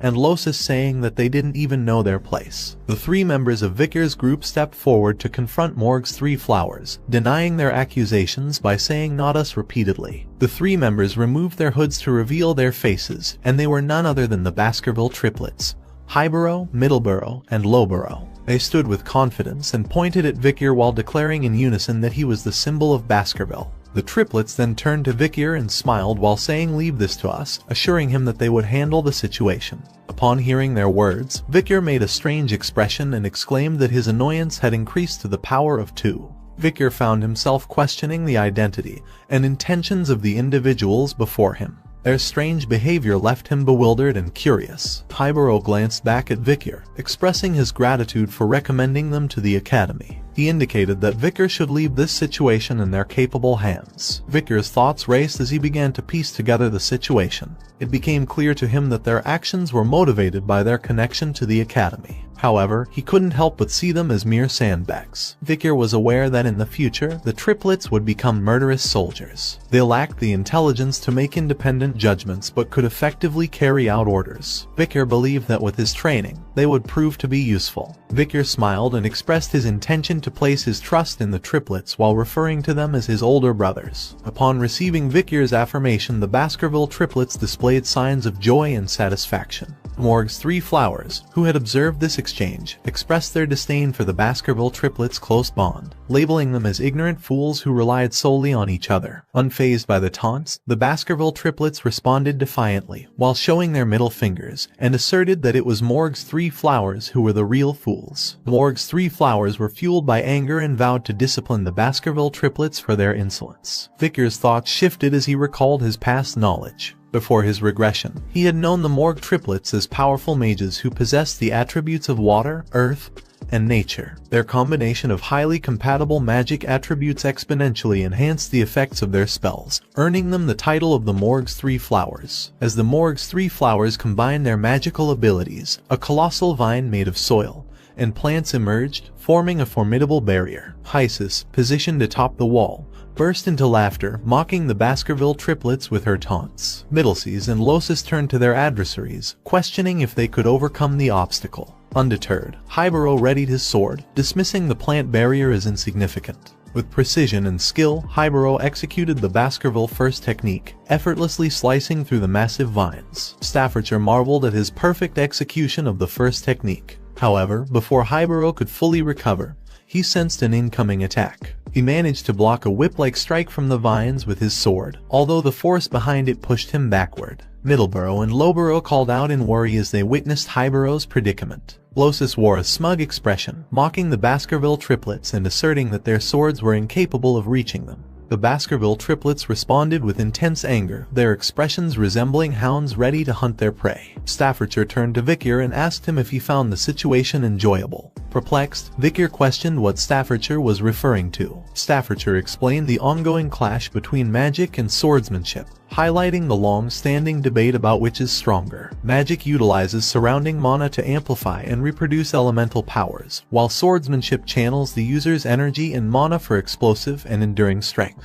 Staffordshire found pleasure in observing the potential and talents of the clans of mages and swordsmen who would shape the future. Vickers said that if viewed from that perspective, he was also a part of them. Staffordshire commented that Vickers had already surpassed others his age. Vickers, uninterested in the ongoing fight, expressed his frustration and wished for all of them to perish. He felt that it was a waste of time, as he had important tasks to attend to, having recently found a supervisor with a significant workload. Just then, someone arrived at the scene and began casting a fiery spell. Anger infused her voice as she questioned what the others were doing in front of her territory. Hybero, who was busy fighting, took the opportunity to attack Hysis, believing he had the upper hand. However, the situation quickly changed as they noticed a massive fire approaching them. They were taken aback and shocked by the unexpected turn of events. A tremendous explosion of fire engulfed the area, causing tension in Staffordshire but eliciting a smile from Vickers, who wondered if everyone had perished. To Vickers' annoyance, he realized that the Baskerville triplets had survived the attack. He looked at them with a displeased expression, uttering a disapproving sound. Hybero, in a state of shock, questioned the sudden appearance of fire magic. Middleborough shouted at the figures behind the smoke wall, expressing frustration at the near-death experience they had just encountered. Behind the dissipating smoke, the three flowers of the Morgue clan were in tears. Middleseas, still shaken from the near-death experience, expressed her relief at having survived.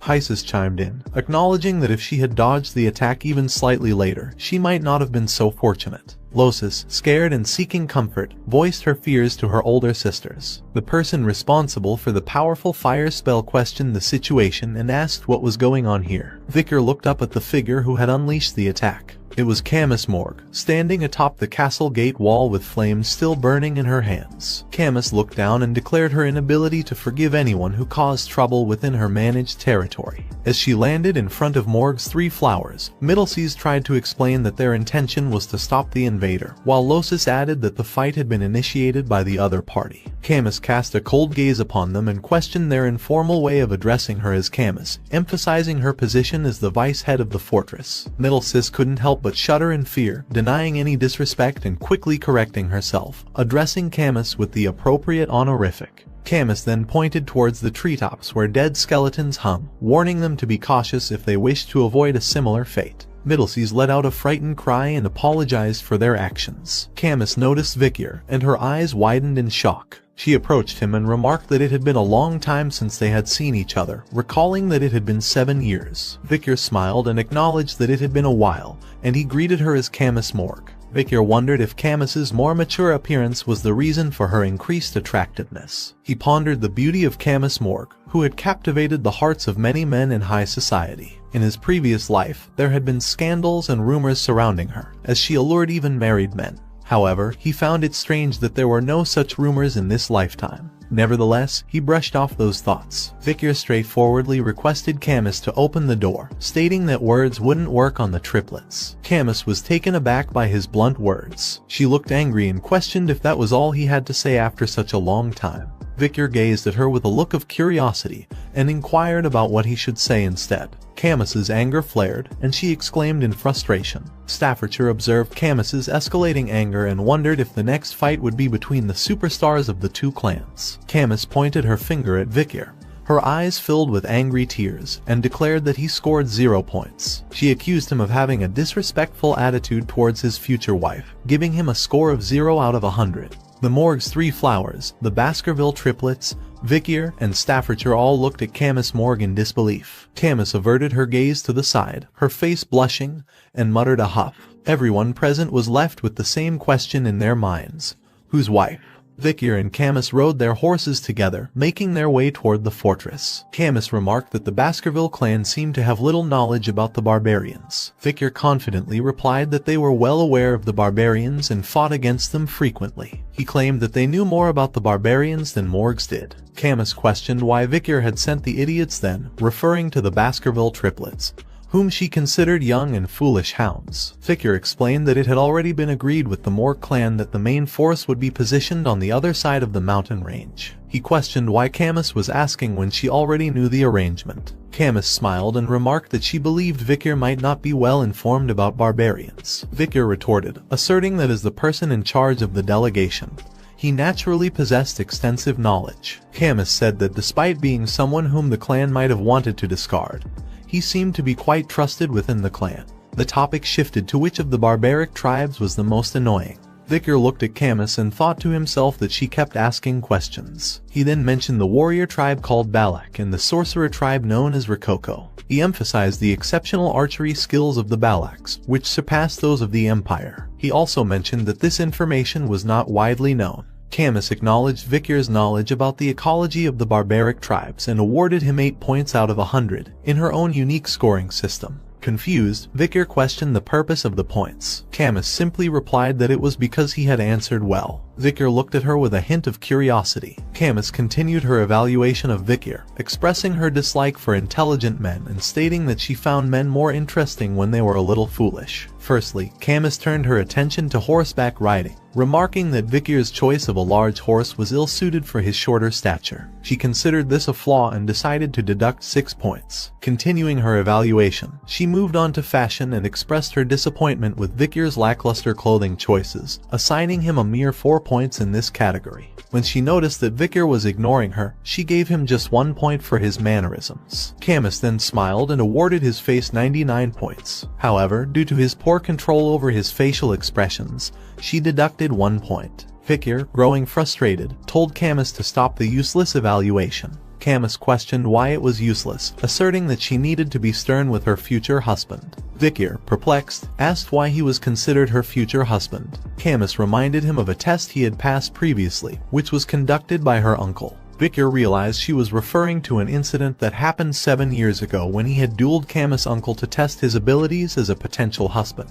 Camus became angry, expressing her dissatisfaction with her uncle's decision and how it had obstructed her path to marriage. She reluctantly acknowledged the promise that had been made and decided to follow through with it, although she resented the situation. While Camus was venting her frustrations, Vikir observed her and acknowledged her prowess as a great fire mage. Interrupting her, Vikir declared that he had forgotten about what happened that day, and that he would make it as if it never occurred. Camus's face flushed red after hearing this, and she threw a jacket at Vikir. She exclaimed that he couldn't simply reverse something that had happened and called him a dummy. She referred to herself as a genius and boasted that once she witnessed something, she never forgot it. Vikir looked at the jacket that Camus had thrown at him and realized that it was the same jacket he had given her during their duel 7 years ago when her clothes had burned.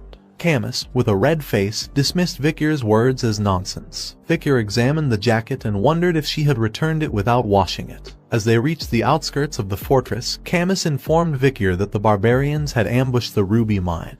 either pillaging the indigenous slaves or the crops. She explained that they took slaves to sell them elsewhere. She pointed out a wall that had been built by both earth and iron mages over the course of a month. Impressed, Vicar acknowledged the skill of the morgue mages, noting that it would have taken several hundred regular people around a year to achieve the same result. Camus proudly affirmed his observation. Vicar noticed some large holes in the wall and asked if they were caused by the arrows shot by the Balaks. Camus confirmed that the arrows carried a strong aura and had caused numerous casualties during nighttime guard duty. She mentioned that the arrows were capable of breaking through 2 to 3 meters thick walls, showcasing the unmatched talent of the Balaks. She revealed that her uncle had suffered a severe chest injury from the arrows that breached the shield's magic, but fortunately, he survived, albeit with wounded pride. Vicar recalled that the patriarch of his clan had a similar experience and had injured his nose bridge. Curious, Vicar inquired about the talented individual among the barbarians, to which Camus responded that she believed it was a female.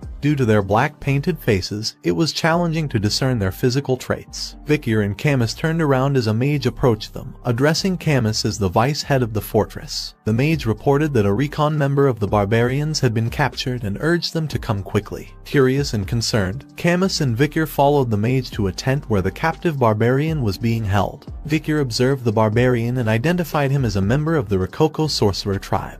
Camus inquired if any information had been extracted from him. The mage informed them that the barbarian remained uncooperative and resistant to psychic magic due to his strong sorcery, making it impossible to read his mind. Camus then questioned the barbarian about the recent ambush on the Morgue clan's fortress and asked him if he remembered how many people they had kidnapped. When the barbarian remained silent, she further added that among the victims, there was a daughter of the Morgues. Her name was Rose, and she was Camus' 6th cousin. She asked the barbarian what had been done to her. The barbarian responded with a smile and spoke something in his native barbarian language. Camus turned to the mage and requested a translation, asking about the whereabouts of the barbarian who rebelled. The mage reported that when the barbarians attacked, everyone at the fortress had either died or been taken away. Camus then asked if there was anyone present who could translate what the barbarian was saying, to which the mage replied that, at that moment, there was no one available. Suddenly, Vicar spoke up, stating that he knew a little of the Rococo language. Camus expressed surprise, questioning what Vicar didn't know how to do. Vicar clarified that he was not fluent and only had a basic understanding of the vocabulary. Camus requested Vicar to ask the barbarian about the whereabouts of her kidnapped 6th cousin,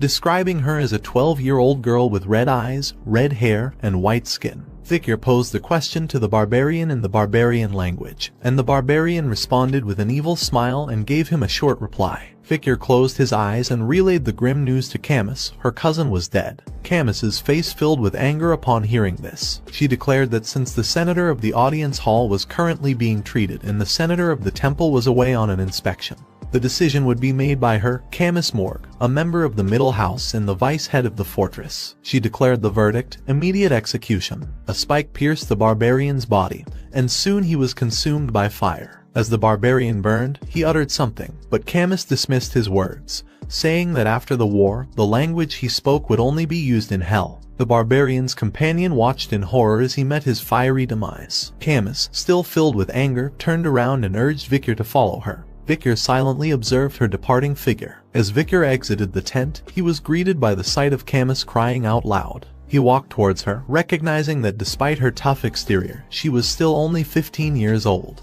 Vicar asked her about her close relationship with her cousin, and Camus confirmed that they were indeed very close. She described her cousin as a pure child who didn't fit into the cold-hearted Morgue clan. Vicar tried to console her, saying that he believed her cousin had left this world comfortably. However, Camus looked at him and expressed her doubts, stating that she was a genius and understood a little of what was said. She asked him to tell her honestly if what she heard was true. Vicar felt tense and wondered if she had understood the barbarian's words correctly. What the barbarian had said previously was, "We ate her." Tears once again flooded Camus's eyes, and she fell to her knees, apologizing for not being able to protect her younger cousin. Vicar witnessed her anguish and initially extended his hand to comfort her. However, he hesitated and retracted his hand back. Camus's cries filled the air, leaving Vicar standing there, pondering the situation.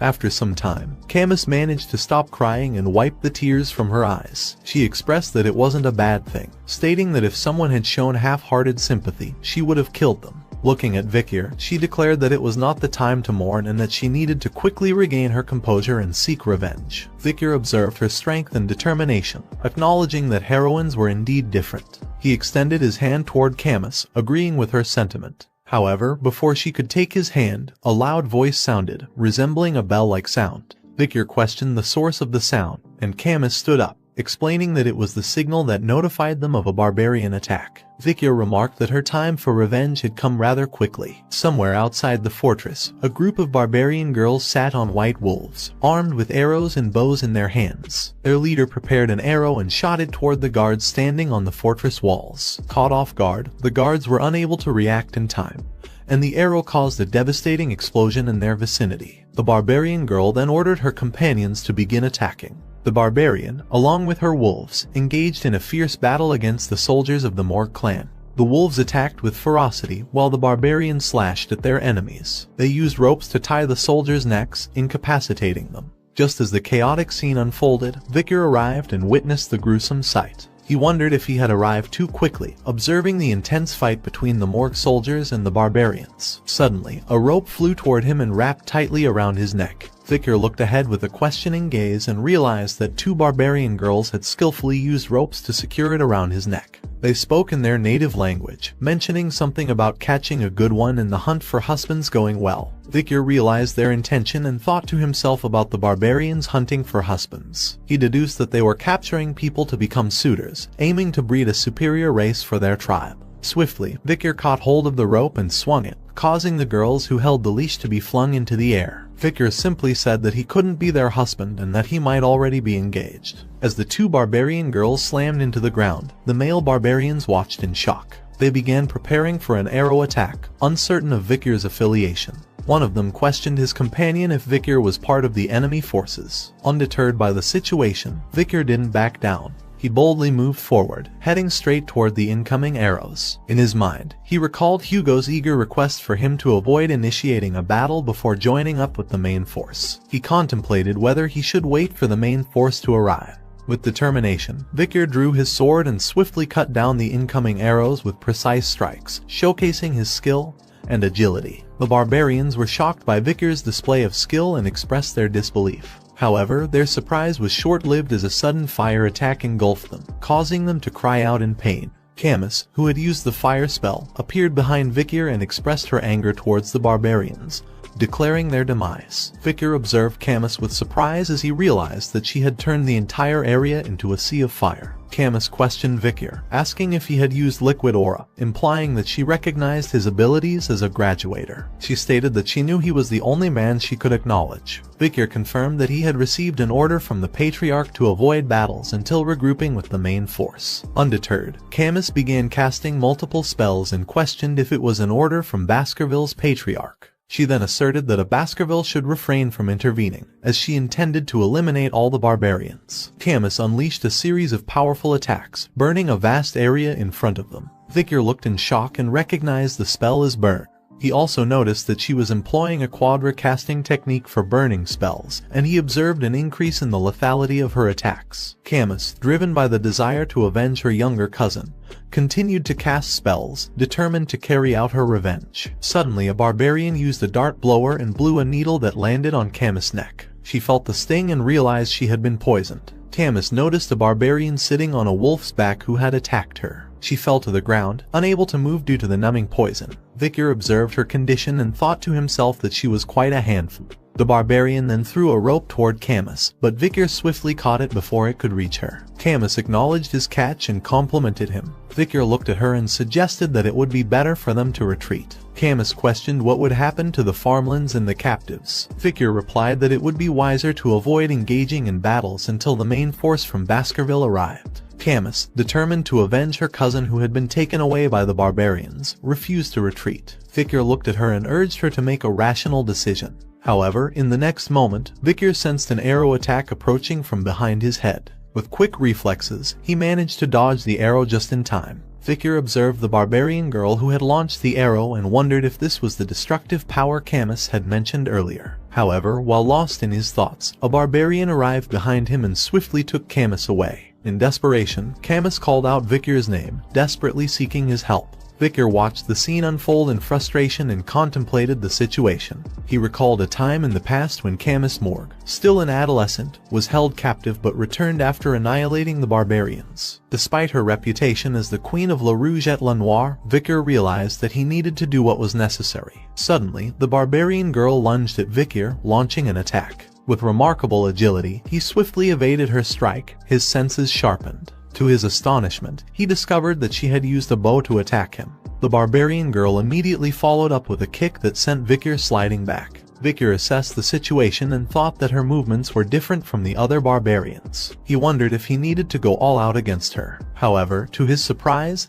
the barbarian girl attempted to speak in his language. She said, "You, me, we meet again." Vicar looked at her and realized that this barbarian girl was the one he had freed during the slave auctions. He couldn't help but call her a bastard in his mind. The barbarian girl looked at Vicar with a smirk and said, "We meet again." Vicar's memory flashed back to the slave auction where he had liberated her from her cage. He hesitated for a moment, then asked her if she intended to repay his act of kindness with revenge. The barbarian girl clarified that her vengeance was directed towards the Morgue clan, as they had captured her and enslaved her. She emphasized that Morgue clan had no direct connection to Vicar. She mounted her wolf and declared that she would repay what she had received. She declared her intention to exact revenge and take Camus, the next leader of the Morgue clan, as payment for what she had endured. If Vicar desired to rescue his girl, he was to follow them. Vicar considered whether he needed to reveal his power in this situation. Just then, Camus' uncle, Adolf, arrived and called out to Camus. Vicar looked at Adolf Morgue and wondered if he had come after learning about the ambush. Adolf immediately began casting a spell and called the barbarians bastard.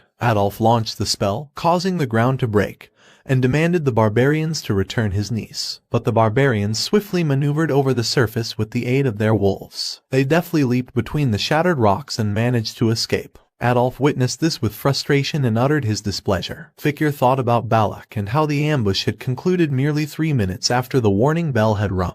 The situation had escalated due to Camus' carelessness and lack of practical experience overlapping with it. Vicar then noticed a mage who informed Adolf that they believed the barbarians had fled to the restricted area of La Rouge et La Noire mountain. Adolf exclaimed angrily upon hearing the news, fully aware of the perils associated with the restricted area. He understood that the restricted area was an uncharted and hazardous place. His mind was concerned about the idea of venturing there at night, knowing well the risks it posed. Despite his niece being captured, Adolf found himself questioning if there was any action he could take in this predicament. Just then, Vicar spoke up, stating that they could still pursue the barbarians. Adolf was taken aback and questioned Vicar's suggestion, as entering the forest at night was considered dangerous. However, before Adolf could inquire further, Vicar interrupted him and confidently stated that he had extensive experience navigating the dense forest since his childhood. Vicar reflected on his past, realizing that before his regression, he had gained valuable knowledge and skills through reconnaissance and subjugation experiences in various dense forests. Adolf grabbed Vicar by the shoulders, eager to confirm his seriousness. He asked if Vicar was truly committed to the task at hand.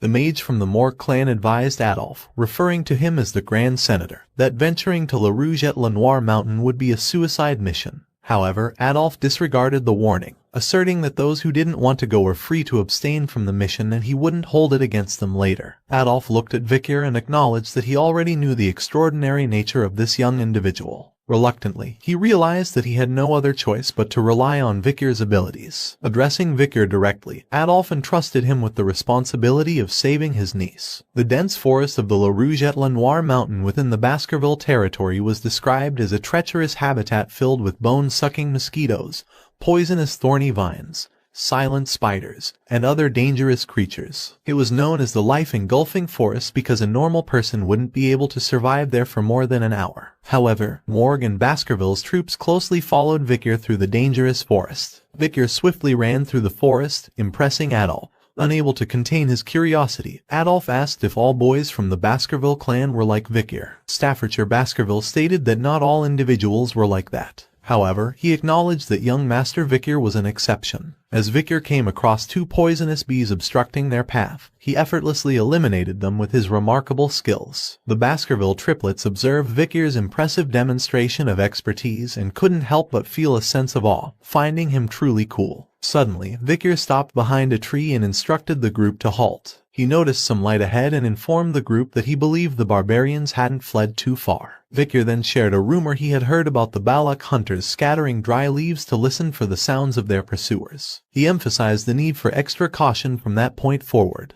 Unexpectedly, Adolf approached Vikir and cast a spell called Silence on him. Vikir looked at him with a questioning expression, and Adolf quickly explained that the magic would prevent Vikir from making any noise as he walked. Adolf smiled and declared that he would take over from that point onward, expressing his gratitude for Vikir's assistance. He referred to Vikir as his nephew-in-law, leaving Vikir puzzled as he wondered about the meaning behind this familial term. Not far from their location, the barbarians had set up their camp in the forest, with a fire burning in the middle. Camus, who was tied to a tree trunk with ropes, shouted at the barbarians, threatening to burn them all to death once she escaped. She boasted about her special fireball and warned them to prepare themselves. However, the barbarians paid no attention to her, most likely because they couldn't understand her language. The barbarian girls standing before Camus engaged in conversation. One of them expressed her liking for the guy they had encountered earlier, while her companion mentioned her failure in husband hunting. Camus observed their interaction and thought to herself, frustrated that they weren't even listening to her. She concluded that they had been discussing husband hunting and wife hunting since earlier. She wondered if this was the reason they had been ambushing their group. Just then, the barbarian male who had captured her approached Camus. He spoke to her in the barbarian language with a smirk, suggesting that since they had captured such an excellent female, all the males within their tribe would desire her. Camus shouted back, calling him a perverted bastard and questioning his intentions. She pleaded for him to kill her instead. The barbarian scratched his ear and remarked that he didn't understand what she was saying. He caught her face by her chin and he claimed that he could tell she was talking back just by looking into her eyes. With an evil expression, he licked the arrowhead in his hand, suggesting that he believed this arrogant slave needed to be disciplined. Just as the argument was about to escalate, the barbarian girl, who had been saved by Vikir from the slave auction, arrived at the scene. She referred to the barbarian male as Ahun and firmly told him to stay away from her slave. Ahun was taken aback and called out to her as Commander Ayan, proudly stating that he was the one who had captured her. But Ayan called his words bullshit and told him to keep his voice down. Ahun tried to defend himself, questioning her defiance and insisting that he had shot a paralyzing arrow and set a trap to capture their target. In response, she pointed out that it was thanks to her intervention that Ahun's life had been saved, as she had stopped the boy who was good with the sword. If it weren't for her intervention, he would have been dead by now. Ahun questioned whether Camus had become the commander's booty, to which Ayan confirmed. Camus observed their argument and pondered if an internal dispute had arisen among the barbarians. With her limited understanding of the barbarian language, she deciphered the girl's name as Ayan and deduced her role as the commander. Ahun then stated the fact that Ayan was a female commander. Ayan retorted, asking him what difference it made. Camus realized that Ayan possessed the skill to go up against Vikir,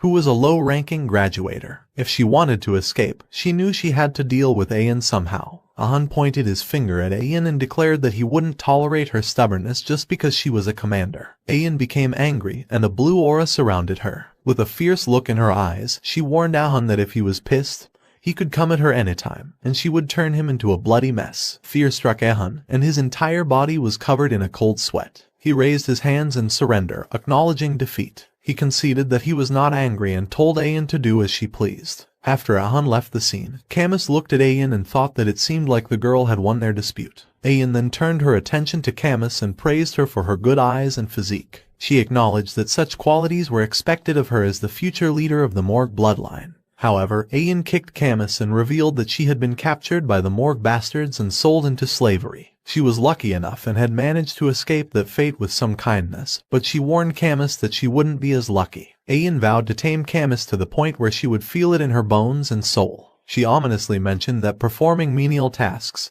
such as licking the space between her toes, would become a daily routine for Camus. Just then, a loud scream came from behind Ayan, and as she turned back, she saw a large fire. She questioned if it was an explosion. One of the barbarians was engulfed in flames and screaming in pain. Meanwhile, the other barbarians prepared their weapons and shouted that it was an ambush. A figure emerged before the fire and condemned the barbarians, vowing to repay them for what they had done. Camus's face lit up with a smile as she recognized the voice and shouted, "Uncle." Adolf Morg, who was responsible for the massive explosion, stood there with flames still burning in his hands, and in a stern voice, he demanded the immediate return of his niece. The barbarians were taken aback as the Baskerville and Morg clan members began hunting them down. Vicar, perched on a tree branch, observed the scene and found it strange. He couldn't understand why the Balak hunters, who had ambushed them systematically, were in such disarray. The barbarian girls rode their wolves and expressed their frustration at the chaotic uproar caused by the Baskerville and Morg clan members within the forest in the middle of the night. Adolf witnessed the barbarians attempting to flee, and he vehemently declared that they should not be allowed to escape. He insisted on eliminating every single one of them. Camus, who was tied to a tree, smiled at the chaotic scene, feeling satisfied and thinking that the barbarians deserved it. Just then, Camus heard some sounds coming from behind and became shocked. She turned around and saw Vicar. He placed his finger on his mouth, signaling her to be silent, but she couldn't contain her excitement and shouted his name. Vicar quickly cut the ropes that had tied Camus to the tree and offered his support to help her up. Camus was filled with happiness and asked him if he had come to save her. Vicar was slightly annoyed and questioned her lack of understanding of the gesture of silence. As they began to walk away, Ayan suddenly appeared before them. She recognized Vicar's exceptional knife-wielding skills and expressed her anticipation of his arrival. Ayan praised Vicar's strong physique, which allowed him to cover long distances in a short period, his level-headedness that guided him through the darkness of the forest, and his passionate and pure love that made him risk his life for Camus. With a smile, Ayan conveyed that she wouldn't inquire about Vicar's past and mentioned that he had passed. Vicar was left perplexed by Ayan's statement, questioning what exactly he had passed. Camus and Ayan locked eyes and engaged in a silent battle, conveying their intent through their intense gaze. Vicar tightened his grip around Camus and realized that it might be difficult to conceal his own abilities in this situation. He couldn't help but wonder why he couldn't recall anyone like her from his previous life. Vicar questioned himself whether Ayan was the one who scarred Hugo's nose bridge, the Balak archer known as the Night Fox. However, he concluded that she was still too young and inexperienced to be that person. He also considered the possibility of her belonging to the same bloodline as the Night Fox. Suddenly, a barbarian launched a surprise attack on Vicar with a dart, but Vicar managed to block the attack with his hand, causing the dart to break upon contact. It was the same barbarian who had kidnapped Camus, and he was shocked by how Vicar knew about the attack. Vicar then took Camus in his arms and informed her that things had become troublesome, and that he would take her to her uncle. Blushing, Camus agreed to accompany him. She was surprised by his use of formal language and concluded that it might be due to the effects of the poison. Moving swiftly from their current location, Vicar headed toward Adolf. Ayan looked disappointed and expressed her desire for Vicar to return obediently with her. Meanwhile, as Vicar carried Camus, he asked her if she was severely poisoned. Camus replied uncertainly, stating that she believed she might be. As they made their way, two barbarians fired arrows at Vicar, but he skillfully blocked both attacks, ensuring their safety. Ayan, on the other hand, prepared her bow and arrow, taking aim at Camus. With a cold tone, she questioned whether she should eliminate the girl from Morg. Without hesitation, she released the arrow, which left a bluish aura trail as it traveled toward them. As the arrow approached them, Vicar looked back with his eyes glowing red and noticed the arrow aimed at Camus. Surprised by Vicar's sudden reaction, Camus turned her gaze backward and saw the arrow, which was dangerously close to hitting her eye. However, just as the arrow was about 2 inches away from Camus's eye, it froze in place, halted by a wall of ice cast by Adolf. The protective ice wall prevented the arrow from reaching Camus. Adolf expressed his worry, exclaiming about his niece's well-being, and Camus, relieved, called out to her uncle. Adolf took hold of Camus and cast a spell called Cure Poison on her. He explained that it was a severe numbing poison, making it challenging to completely remove. He suggested visiting the Divine Quo Vadis when they returned to seek further treatment. However, Camus pushed Adolf's hand away, requesting him to let go for a moment. Confused by her sudden request, Adolf complied. Camus then ran toward Vicar, jumping onto him and embracing him tightly. She expressed her gratitude, thanking Vicar for saving her once again. Adolf was taken aback by this unexpected scene, and in disbelief he shouted Camus's name. He looked at Camus with teary eyes and attempted to explain that he had also done his best. However, Camus, with an angry expression, questioned why her uncle had only arrived at that moment. She declared her intention to tell everything to her mother, expressing her dissatisfaction. Just as they were moving forward, a rope suddenly flew towards Vicar and wrapped around his neck. It was Ayan who had thrown the rope, attempting to pull Vikir towards her. However, despite her efforts, Vikir remained steadfast and didn't budge. Ayan couldn't understand why Vikir was so strong, not yielding even an inch. Ayan expressed to Vikir that it would be best if he obediently allowed himself to be captured, as she claimed she didn't have much time. Camus, witnessing this exchange, recognized Ayan and exclaimed her disbelief at encountering her once again. Vikir broke the rope around his neck and pondered Ayan's words about there being no time. He wondered if there was a specific reason for the Balak to be in such a hurry. Suddenly, a wave of killing intent engulfed the entire forest. Birds took flight in a panic, and a sense of dread permeated the area. Ayan looked up in horror and exclaimed, realizing that whatever she had anticipated had finally noticed their presence. Beelzebub on Vikir's hand began to buzz, and he looked down to find his hand stained with red lines. He realized that the hidden Beelzebub within his arteries was giving him an intense warning, indicating that something was approaching. Ayan uttered the words, "She's coming." Vikir looked at her with a questioning gaze and wondered who or what Ayan was referring to with the word she. With a cold sweat covering her face, Ayan uttered the words, "Madam Eight Legs." Suddenly, a massive pillar-like structure emerged from the heart of the forest. The barbarians recognized it immediately and exclaimed, "It's the Madam. The Madam is here." Camus gazed at the towering pillar, questioning whether it was truly just a pillar. Meanwhile, Vikir looked up and denied the possibility, saying, "No way." The pillar, shrouded in a purple aura, suddenly burst open, revealing 8 elongated appendages resembling branches. These legs descended rapidly and firmly rooted themselves in the ground. Adolf, overcome with concern, voiced his disbelief, finding it impossible for such a monstrous creature to be concealed within this forest. Vikir's face grew anxious as he had never thought he would encounter this monster in a place like this. He realized that the creature he was facing was none other than Madam Eight Legs, a notorious entity with an S risk rating. The gigantic spider stood tall on its 8 legs and emitted a piercing scream that resonated throughout the entire forest, instilling fear in everyone present. Everyone stood frozen in fear as they gazed at Madam Eight Legs, her dominating figure commanding attention. Camus attempted to speak, but Vikir quickly placed his hand over her mouth, silencing her. Worriedly, Vikir whispered to Camus, reminding her not to make loud noises as Madam Eight Legs had poor sight but sensitive touch and hearing. Vikir's thoughts wandered back to an old native's warning he had heard before his regression, about the incidents associated with the La Rouge et La Noire mountain. It was a legend that resembled a horror story, one about the madam with 8 legs who dwelled deep within the forests. The Empire's Monster Dictionary, after several revisions, contained written records of this terrifying creature, known as Madam Eight Legs, ranked as an S-tier risk and capable of causing nationwide destruction in a single day. Suddenly, Madam Eight Legs emitted a piercing scream, accompanied by a stream of greenish liquid that sprayed from her mouth. Some of the corrosive substance landed on tree branches, causing them to visibly melt before everyone's eyes. Vikir skillfully dodged the falling poison rain, while Adolf created a protective barrier to shield himself and Camus. Ahun, the barbarian, panicked as some poison landed on his hair, exclaiming in fear. Ayan swiftly cut off his hair to prevent further exposure, leaving Ahun on his knees,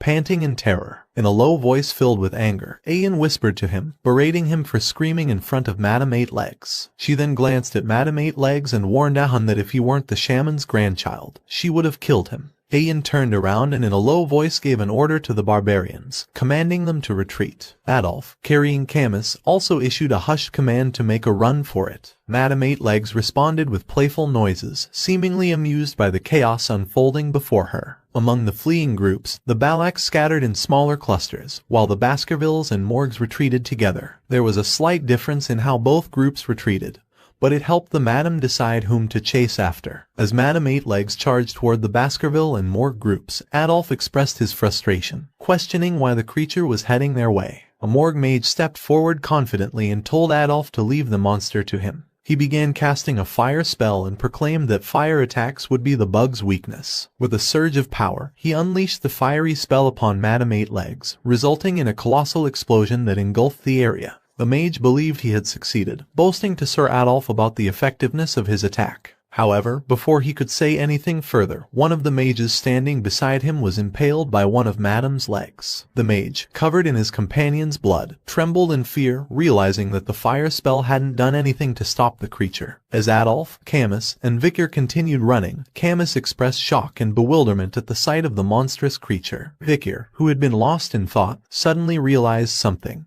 He came to a halt and turned around to face Madame Eight Legs, surprising everyone with his sudden movement. Staffordshire questioned Vikir, concerned about his intentions, to which Vikir replied that they were all at risk of being annihilated if they didn't act. He proposed that someone needed to tie down the monster's legs. When Staffordshire volunteered, Vikir interrupted, questioning him if he really thought he would be able to tie down the monster's legs with his skills. Vikir emphasized that they couldn't bring this monster into the territory with them and stated that he was the best person for the task of restraining its legs. Vikir placed his hand on the hilt of his sword and turned to Sir Adolf, informing him that there was no time left. With a grave expression, he left the decision in Sir Adolf's hands. Camus looked at Vikir with shock and called out to him, but Vikir pressed on, urging them to hurry and go. Adolf expressed frustration and made the decision to run away, not allowing Vikir's sacrifice to be in vain. Camus, with teary eyes, pleaded for Vikir to return, but Adolf instructed her not to move. The situation grew tense as Vikir prepared to face Madame Eight Legs alone.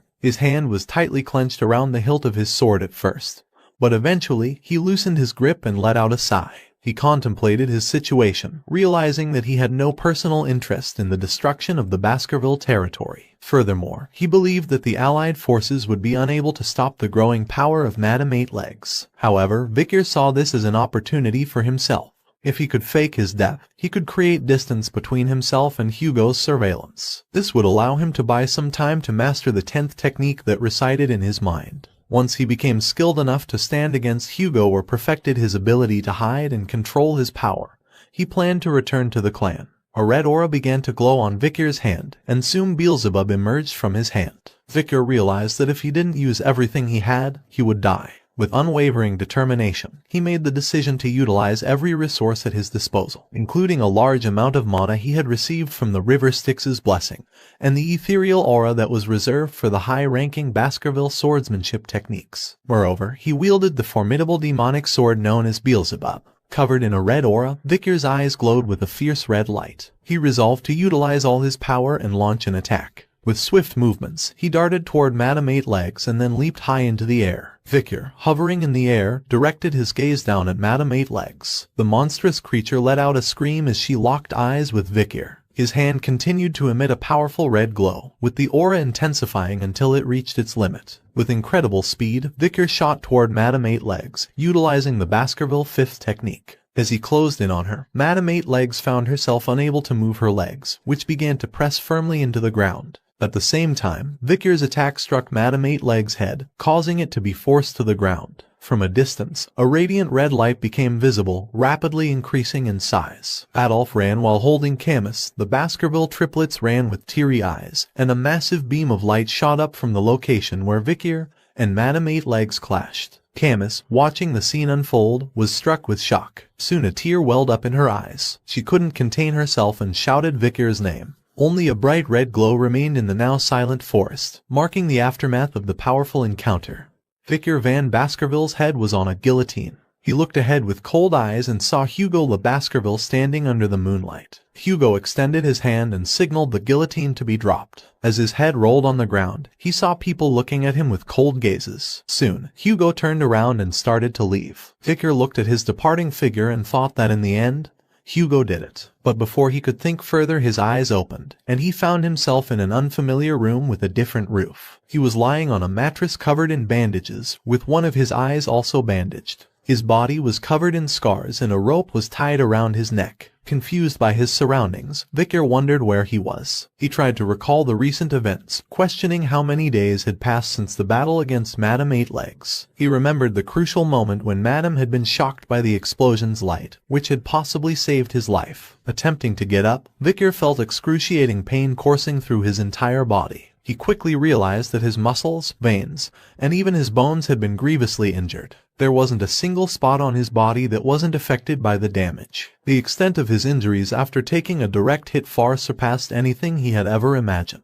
He had severely underestimated the sheer force behind Madame's attack, to the point where he could feel its impact deep within his bones. He pondered the trap that had caused the neckache he was currently experiencing, realizing it had inadvertently saved him. Considering the situation, Vikir contemplated whether everything was progressing according to his plan.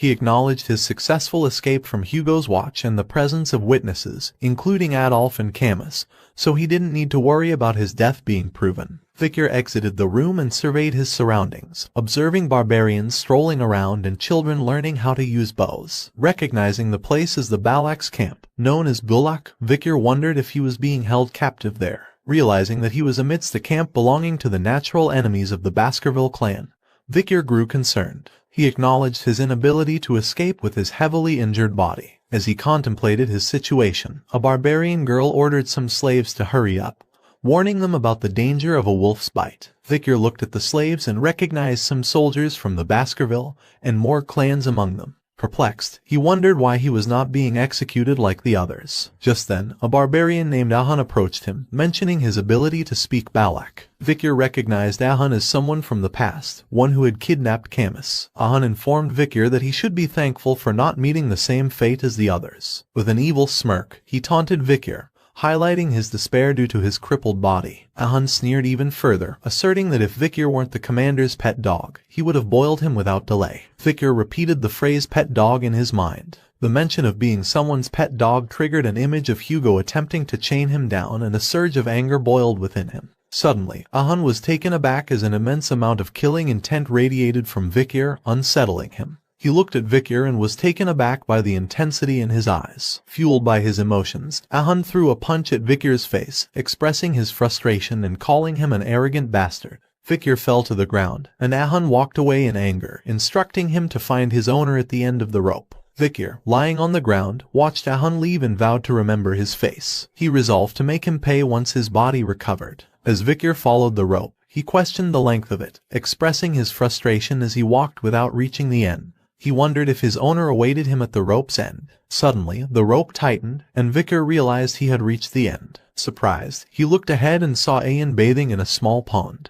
Vikir stood at the edge of the pond, motionless and silent, as Ayan held the other end of the rope. Ayan smiled and told Vikir to lie down. Vikir, shocked by her words, didn't immediately understand their meaning. Suddenly, she pulled the rope, causing Vikir to fly forward, narrowly avoiding an arrow that would have struck him but instead hit a tree trunk. Ayan then shouted at the children nearby, reprimanding them and instructing them to practice elsewhere. As Vikir lay on the ground, Ayan turned her attention back to him. She expressed gratitude for his role in setting her free at the slave auction. Pointing her finger at him, she explained the principle of returning kindness twofold and revenge tenfold. Since he had saved her once, she had saved him twice. Vikir questioned her about saving him twice. Ayan explained that she had gone back just in case after the huge explosion, and if she hadn't, he would have died. She told him to be thankful that she was tenacious. Confused, Vikir questioned her about the rope and her reason for keeping him alive. Ayan responded, implying that he held a high position within his party. This revelation startled Vikir. Ayan continued, suggesting that she wondered how much his party would pay for his return. Vikir was taken aback by her statement, realizing that he was in trouble. If hostage negotiations were initiated with the Baskerville clan, his plan to escape Hugo's watch would become meaningless. He pondered his options in this difficult situation. With a mischievous grin, Ayan looked at Vikir and revealed her intentions. She told him not to hope for a return to his party because he would become her slave. Ayan proceeded to take out her dagger and cut the rope around his neck. Vikir internally heaved a sigh of relief, thinking that his plan had not failed. She then pointed her dagger at Vikir and suggested that they decide on their titles, with her preferring to be called master. Vikir stood with an emotionless face, remaining silent in response. Ayan, seemingly amused, complimented his rebellious eyes and expressed her anticipation of taming him. Before they continued, Ayan mentioned that there was a place they had to stop by. She urged Vikir to start moving, prompting him to ask where they were going. With a smile, Ayan replied with a rhetorical question, implying that it should be obvious. She explained that it was customary to offer greetings when stepping into someone else's land. They were going to visit the village head, the matriarch. Inside the matriarch's tent, a throne adorned with the heads of bears, jaguars, alligators, and other dangerous animals could be seen. Each head had an arrow stuck in it. Atop this throne sat a woman who exuded a sense of pride. Vikir and Ayan walked together, side by side, as they made their way toward the matriarch's tent. Ayan turned to Vikir and spoke, sharing some insights about their way of life. She mentioned that if Vikir didn't have a place to sleep, he could use a friend's hammock, and if he felt hungry, he could rely on the generosity of those who were more affluent. Ayan emphasized that this was the way the Balaks lived, creating a sense of familiarity and homeliness within their community. However, Vikir expressed his observation, noting that it seemed the Balaks didn't prioritize private assets. Soon, they arrived outside a grand tent, and Ayan pointed out that they had reached the matriarch's dwelling. Ayan entered the tent and announced their arrival, addressing the matriarch as mother. This revelation startled Vikir, causing him to contemplate the connection between Ayan and the matriarch. The matriarch rose from her seat and acknowledged their presence, remarking that she had brought the young boy who had been a topic of discussion. This statement surprised Ayan, who exclaimed her confusion, denying any involvement in such conversations. Meanwhile, Vikir realized that Ayan was the matriarch's daughter and made connections in his mind. He looked directly at the matriarch and acknowledged her true identity as the Night Fox, the female Balak warrior who had left a scar on Hugo's nose bridge. He reflected on the challenges he had faced in the past, recalling how he couldn't traverse the landscape of the La Rouge et La Noire mountain due to her influence. Curiosity lingered as he pondered the outcome if his past self had engaged in a confrontation with her. Vikir assessed the situation, considering his chances of survival. Head-on combat and assassination were out of the question, both at 0% probability. The only viable option seemed to be escaping, offering a 20% possibility of survival. Vikir contemplated these odds, mindful of the danger he potentially faced in the matriarch's presence. The matriarch directed her gaze towards Vikir and remarked that she had seen his face before. Vikir's mind raced, wondering if the matriarch could somehow sense his connection to Hugo through instinct alone. However, Ayan interjected, explaining that most imperial men tend to look similar. Curiosity piqued, the matriarch inquired about Ayan's intentions regarding Vikir, describing him as no different from a cripple. Ayan responded, stating that Vikir would be useful once he received proper treatment, as he was the one who had attacked Madame Eight Legs. The matriarch cautioned Ayan, suggesting that taking action without understanding one's place might have unforeseen consequences. She then shifted her focus to Vikir and expressed that his physical well-being was inconsequential, as long as his seed was fine. Before the matriarch could elaborate, Ayan interjected nervously, revealing her true intention. She stammered that she planned to use Vikir as a slave, deviating from her previous statements. Surprised by this sudden change, the matriarch questioned Ayan's inconsistent statements. Ayan hurriedly clarified, stating that she required a slave to assist her during hunts. The matriarch gently patted Ayan's head, acknowledging that it was the owner's prerogative to decide what they wished to do with their slave.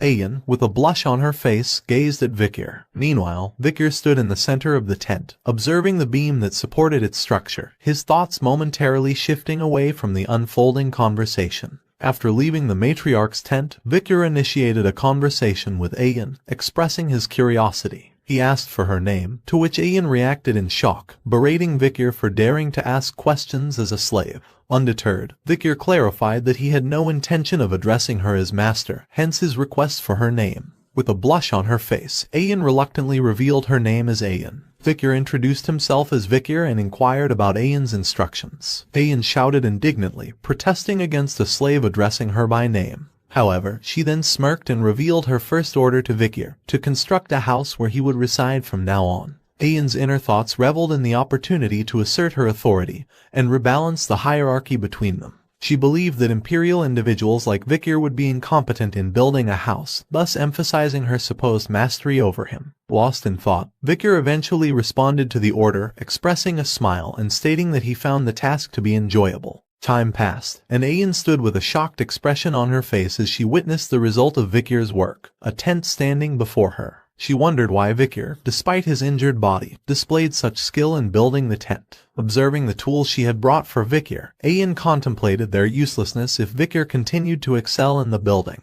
Meanwhile, Vikir smiled, reflecting on his past experiences. During times of destruction, swordsmen's survival was limited by their expertise solely in swordsmanship. To thrive in extreme situations, one needed to acquire a diverse range of survival skills. Ayan noticed the presence of drains outside the tent and remarked on their perfection. Vikir then brought up the observation that the matriarch's tent appeared unstable. Ayan, shocked by this revelation, questioned Vikir about her mother's house. Vikir explained that in its current state, during rainy seasons, the ground around the central pillar of the tent would shake, potentially causing water leakage. He offered a solution, proposing to mix limey dirt and gravel from the opposite hill to create bricks. He would then reinforce them by spreading oil and burning it. Ayan, in agreement, instructed Vikir to proceed with the plan. Victor collected soil and poured it into a container. After preparing the necessary materials, he used a cast to shape the bricks and dried them by heating them over a fire. Finally, Victor and Ayan arrived at the matriarch's tent, where Ayan explained their intentions to her mother. After the tent was fixed, the matriarch looked on in shock, expressing her frustration at previous failed attempts to repair the roof. She realized that the problem lay with the pillar. With a smile, the matriarch commended Ayan, acknowledging that her daughter had found a truly useful male. She then issued an order to Victor, instructing him to handle tedious matters like this around the barracks from now on. Sometime later, Victor was washing clothes near a water source when Ayan called out to him. She initiated a conversation, questioning whether he found it exhausting to slave away,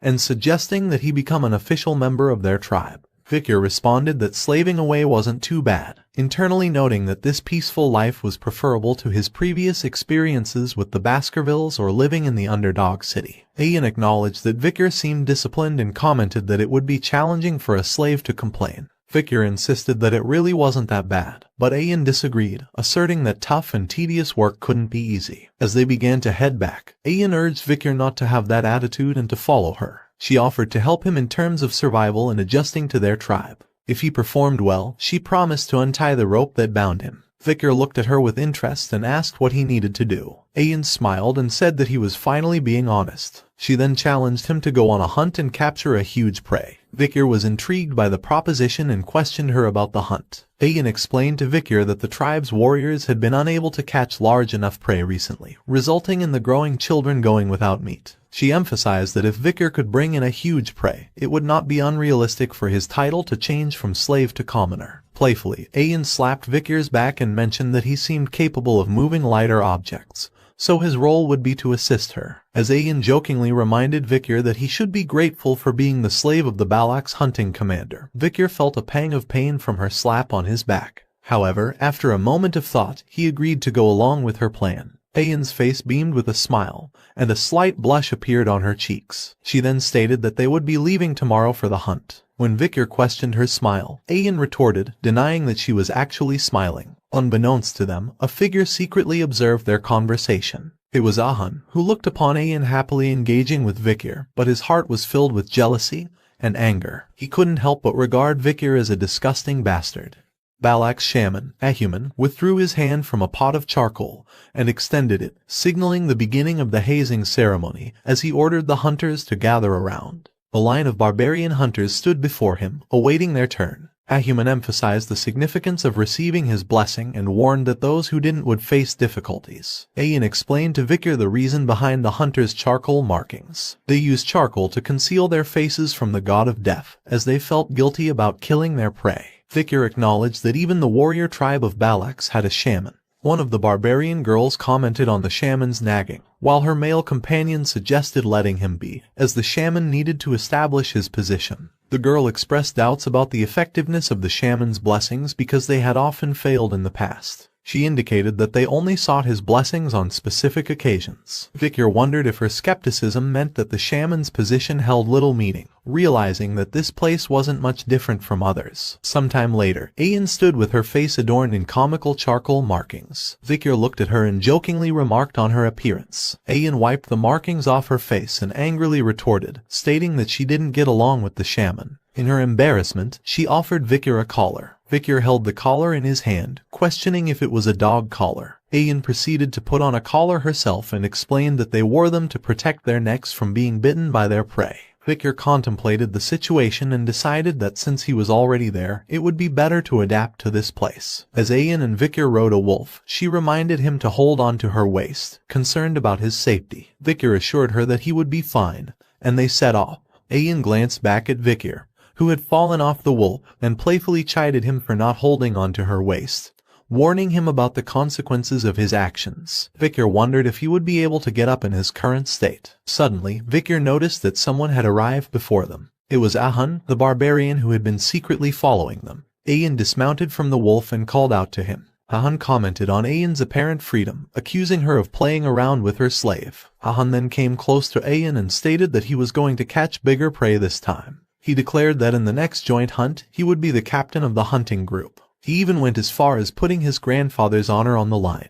Ayan questioned his decision to stake his grandfather's honor on something he only knew about shamanism. Unexpectedly, Ahun launched a powerful kick aimed at Vikir's face, surprising Ayan. She angrily confronted him, questioning his actions. Ahun smirked and belittled Vikir, questioning how she could use an injured male as a hunting assistant. He told her to get a hold of herself and claimed that he would only be a burden to her. Suddenly, Ayan noticed something and smiled. She told Ahun to check his waistband before saying those things. Confused, Ahun looked at his waistband and exclaimed in shock. Meanwhile, Vikir spat out some blood from his mouth. With Ahun's quiver and arrow in his grasp, Vikir smiled and remarked that Ahun should hold on to his weapons as he would with his lover. Ahun was shocked by the revelation that his weapons had been taken. He glared at Vikir in anger and Ayan burst into laughter upon hearing this. Suddenly, Ahun attacked Vikir with a punch, calling him an arrogant slave bastard. However, before the punch could reach Vikir, Ayan swiftly intervened, using her bow to block the attack,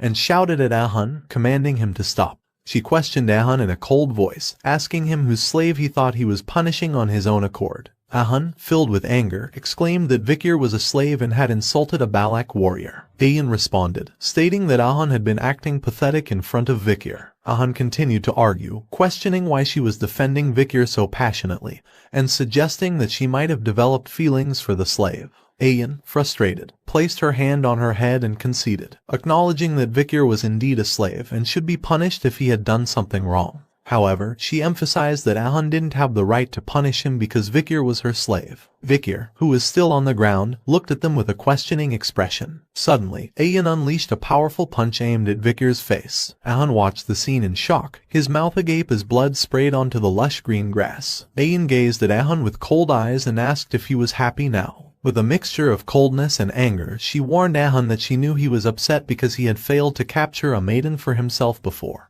But if he ever harmed her slave again, she would beat him up. Ahun, taken aback, reluctantly agreed. Sometime later, Ayan and Vikir continued riding the wolf, but Ayan kept looking at Vikir with apologetic gazes. She asked if it hurt, but Vikir remained silent. She then inquired if he was angry, but Vikir remained silent once again. Ayan explained that her actions were necessary to stop Ahun's petty retaliations, as he was a stubborn and petty person. Seeing that Vikir was still silent, Ayan asked why he wasn't replying. Finally, Vikir responded, saying that it hurt. In response, Ayan jumped up in the air and landed back on the wolf's back, facing Vikir. She caught his face and anxiously asked if it hurt a lot, if it was bad, and if his life was in danger. Vikir replied that it hurt to talk and that he had experienced similar injuries before. But before Vikir could finish his sentence, Ayan's lips landed on his. After some time had passed, Ayan's face blushed red, and she placed her fingers on her lips. She suddenly turned forward in a hurry and said that she knew she was right, stating that Vikir showed promise for an imperial bastard. Vikir wiped his face and pondered if barbarians usually licked each other's injuries, considering it dangerous as it could spread infection. Ayan looked back at Vikir and asked if there was something he wanted from her, promising to do anything if it was within her capabilities. Vikir asked if he could ask for anything. Hearing this, Ayan's body trembled and she assured Vikir that a Balak warrior never goes back on their word. Vikir contemplated his request while Ayan wondered why he was thinking so hard. Her face flushed red, and she suspected that Vikir might be pondering something strange. Finally, Vikir revealed that he had decided what he wanted. Hearing this, Ayan waited in anticipation, her face covered with a blush. Finally, Vikir asked Ayan to teach him how to shoot arrows. Hearing this, Ayan's face turned down with disappointment, but she agreed to his request. As they continued forward, Ayan suggested that from tomorrow onwards they engage in some special training. She inquired if this plan was acceptable, and Vikir nodded in agreement. As Vikir fired an arrow at the tree trunk, Ayan expressed disappointment in his archery skills, instructing him to aim at the embedded arrow instead. Vikir questioned whether it was appropriate for her to teach him in that position. Ayan smiled and reminded him that it was he who asked to be taught how to use the bow. She emphasized the importance of learning the bow well since Vikir's body wouldn't allow him to use a sword for a while. The goal was to capture a large prey to enhance his reputation. Ayan continued to put pressure on Vikir's back to correct his posture. In pain, Vikir realized that his bones were at their limit. Suddenly, Ayan's wolf appeared behind them, and Ayan was a bit shocked and applied some extra pressure on Vikir's back, resulting in a cracking sound. Vikir fell to the ground in pain, and Ayan asked her wolf, Bakira, if it had found what they were looking for. The wolf howled in response. Ayan commanded Vikir to get up, stating that they would be moving quickly from that point onwards. They soon arrived near a water stream. Ayan explained that this was the area where the river and ocean connect, so both the ocean's water and animals occupy that area. Ayan shared a story her grandmother had told her. A salmon believes that if it successfully swims up the waterfall, it can evolve into a huge beast. However, most salmon fail to rise above that waterfall and fall. They are eventually punished when they fall onto sharp rocks, and the fish that fell become food for an ox bear. Victor observed the massive bear in front of him and questioned whether it was an ox bear, remarking that it seemed completely different from the ones he had seen before. Ayan clarified that it was no ordinary ox bear, but one born from a superior bloodline and had survived numerous challenges. When Victor wondered if he was being asked to capture such a formidable creature, Ayan explained that she hadn't instructed Bakira to find a strong female to hunt. Their actual target was the male bear courting the female. Several male bears approached the female bear, and she looked at them for a moment. However, she rejected their advances with force and sent them running away. Victor was intrigued by the female's behavior and asked how strong a male she was looking for. Ayan corrected his thinking, stating that the female bear wasn't seeking a strong mate. A smaller male bear then approached the female, and they interacted with gentle gestures. Victor was surprised that the female had chosen the weaker male. Ayan stated that the female bear was looking for a mate that she can boss around. She explained that strong males tend to become aggressive during mating, and there are situations when they kill their partners. Hence, strong bears were unpopular among the ox bears. That was why females of the species preferred weaker and smaller partners. Ayan drew a parallel to how Balak warriors selected their partners, favoring young entities with excellent DNA, especially if they had been weakened due to an injury. Victor realized that the female bear's interest was primarily in obtaining good DNA. As the bear couple began to walk away, Ayan emphasized that their course of action was to wait, as the female would eventually suppress the male's strength completely. Victor stood outside a cave, where bear roars and moans were clearly audible. He reflected on the past 4 days, during which he had been providing food to the hungry ox bears to facilitate their mating. Ayan asked Victor if he had left food for the ox bears, and he confirmed that he had. Ayan held a small fruit that temporarily boosted one's strength but came with the cost of consuming one's lifespan. She explained that the intelligent female bear would understand their intentions and choose not to eat it, while the male would eat it to handle the female. Victor understood why Ayan had chosen a big and strong female as their target, to deplete the male's strength. Ayan then offered Victor some soup to help him heal. While drinking the soup, Victor commented on how the bears were mating intensely. Ayan humorously remarked that it was normal behavior for male Balaks but seemingly unusual for imperial males like Victor, jokingly attributing it to his origin from a geeky country. Ayan seductively approached Victor, asking if he could perform like that. However, their conversation was interrupted by a loud voice, and Ayan alerted Victor to get ready, indicating that the female bear had been impregnated. The female bear let out a loud scream, and the male ran away from the cave in fear. Victor and Ayan were hiding in a nearby tree, and Victor asked why the female was chasing the male away. Ayan explained that an ox bear that has finished mating becomes a territorial and competitive predator. The female was warning the male never to come back to her territory. Victor noted that the male wanted to sleep since she had exhausted her strength and hadn't slept for the past 4 days. Ayan replied that the male would seek a safe and remote place to rest. They planned to follow the male bear and quietly chase after him until he started to sleep, at which point they would begin their hunt. Victor and Ayan trailed the male bear and arrived in a cold environment. Victor remarked that the male should be tired, but he was moving quite far away. Ayan explained that the male was searching for a location with the fewest threats the forest posed. The cold environment ensured that mosquitoes, which could suck bones or blood, couldn't survive there. Victor asked if the ox bear came to this place knowing about it. Ayan replied that an ox bear's intelligence was quite high, and their acquired knowledge was better than their instincts, allowing them to make strategic decisions. Victor felt cold due to his body's condition, but he hesitated to admit it. Ayan noticed and offered to share body warmth by putting their bodies close together, but Victor denied her offer, saying that he was fine. She warned him that if his body temperature decreases, his body will become stiff,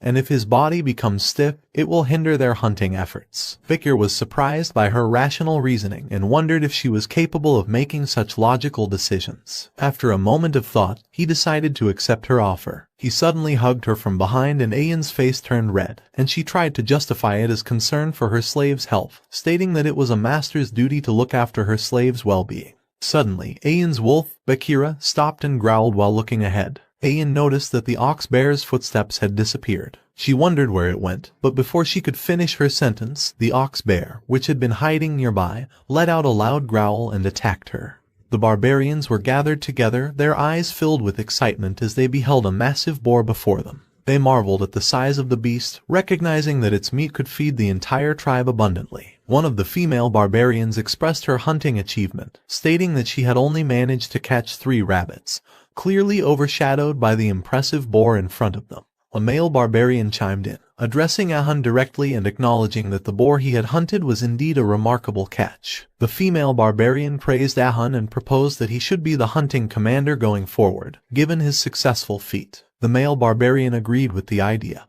pointing out that there are limits to what even the skilled hunting commander Ayan could achieve alone.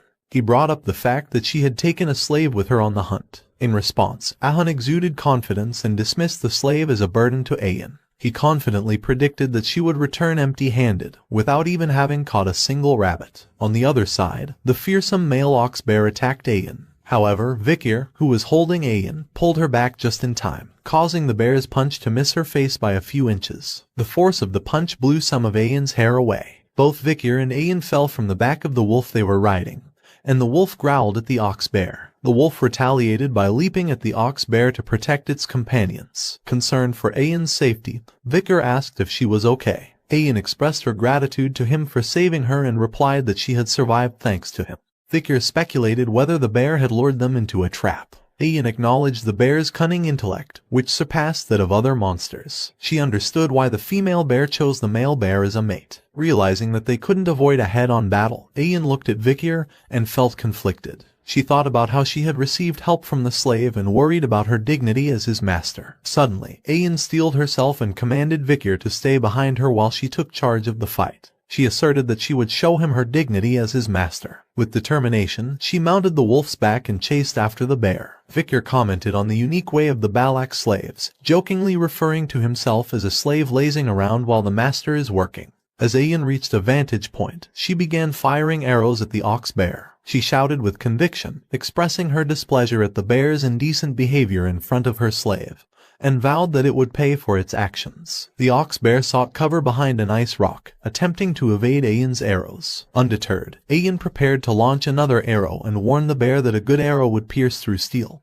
emphasizing that its hiding wouldn't save it from her aim. Ayan fired her arrow at the ox bear, but it got stuck in the rock, failing to pass through it. But to the bear's surprise, a powerful blue energy beam pierced its stomach, causing it to spew out blood and growl in pain. Vikir was astonished by the unexpected attack that had struck the ox bear, which had been hiding behind the rock. He realized that the wave of aura from the arrow had passed precisely through the boulder and pierced the bear. He marveled at Ayan's archery skills, considering them akin to an art form and recognizing her exceptional hunting abilities. Vikir remarked that judging solely by her skills, Ayan might surpass even Camus Morg. The wounded ox bear emerged from its hiding place with bloodshot eyes and charged at Ayan with rage. She responded by shooting an arrow at its eyes, but the bear continued its relentless charge. In response to the bear's persistence, Ayan confidently prepared another arrow, asserting that an arrow filled with her sincerity was powerful enough to break through a castle wall. She released the arrow, but to her surprise, the ox bear managed to dodge the attack, leaving Ayan shocked and bewildered.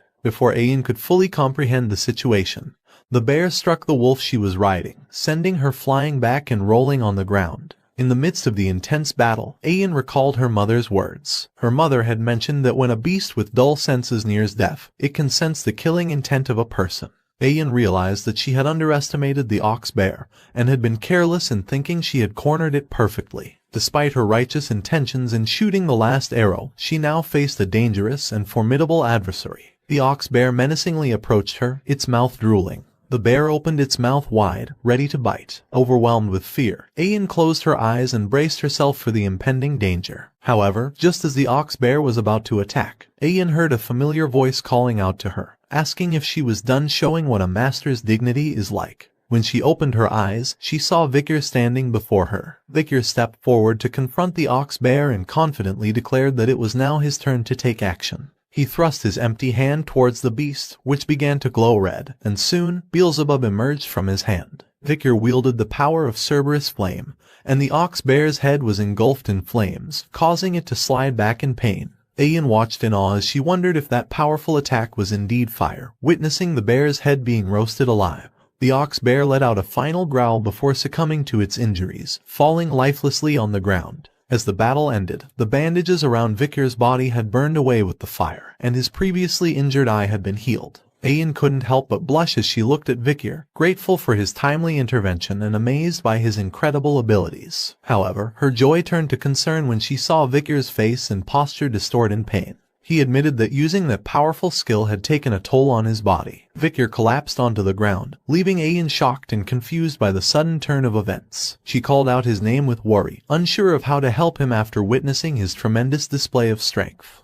At night, the barbarians gathered in one place, dancing around a fire in celebration. They cooked food in a huge pot and distributed it among others. Ayan and Vickers sat on the side, wearing traditional hats. Ayan spoke about how the hunter who catches the largest prey receives the villagers' respect and admiration. Vickers, however, seemed indifferent, which led Ayan to criticize him for his lack of enthusiasm. She explained that the ox bear, being both strong and intelligent, was an honorable catch, making them the main figures of the pillaging ceremony. She compared the ox bear to a sluggish and scared boar, indicating the significance of their achievement. Ayan then questioned Ahan, who was standing beside Vickers, to support her point. Ahan in frustration handed a bowl to Vickers while referring to him as a slave. Vickers was confused about the small amount of meat in his bowl, and asked why he didn't receive more. Ahan replied that the amount of honor he gained was worth the meat he had received. Ayan clarified to Vickers that it was a tradition where the one who contributed the most to the hunt received the least amount of meat but gained a corresponding amount of honor. Ahan, in frustration, wished he could give Vickers more meat. Vickers pondered on the idea that becoming more honorable meant getting less meat, questioning whether the meat was better than such useless honor. Ayan chuckled, finding Ahan's sour expression amusing, clearly annoyed by his reaction. Vickers looked down at his hand and contemplated the 600 kilograms hammer that he had acquired from Beelzebub after catching the ox bear. He wondered if it was possible to increase his weight by 600 kilograms while holding his breath. He then drank the soup and realized that the skill was not all he had gained.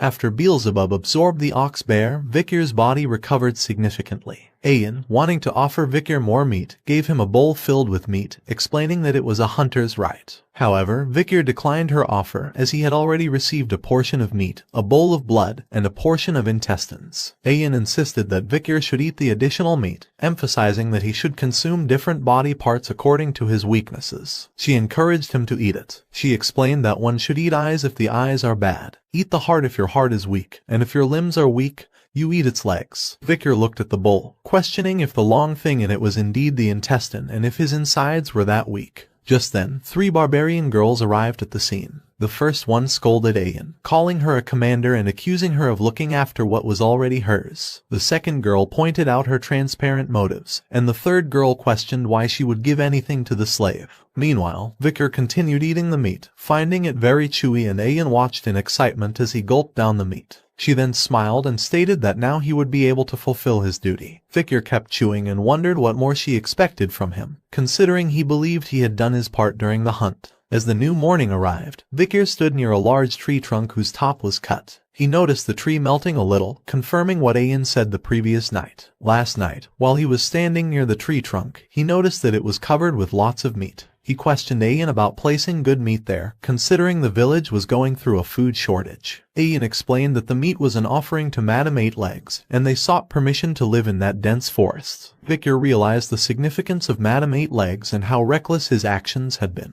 He understood the Balak villagers' behavior towards her and found her to be an annoying monster. Vickers, strolling back to his hut, noticed a long line of girls waiting outside. He was puzzled, wondering if there was another ceremony or some special event. The girls talked amongst themselves, expressing their eagerness to meet Vickers. One girl mentioned that she had been in line since dawn, while another was glad to be at the front end. A third girl proudly stated that she stayed awake the entire night. 3 girls stood together, discussing the possibility of becoming a commoner based on the results of yesterday's pillage. They speculated that a woman from the village might become Vickers' wife, considering his strength in hunting an ox bear. Just then, Ayan arrived after hunting a deer and scolded the girls for trying to take what belonged to her. She reminded them that she had given him the stew the previous day, and they had no right to claim it as their own. In response, the barbarian girls argued that Ayan should have used it herself and shared some with them. They called her stingy for keeping it all to herself.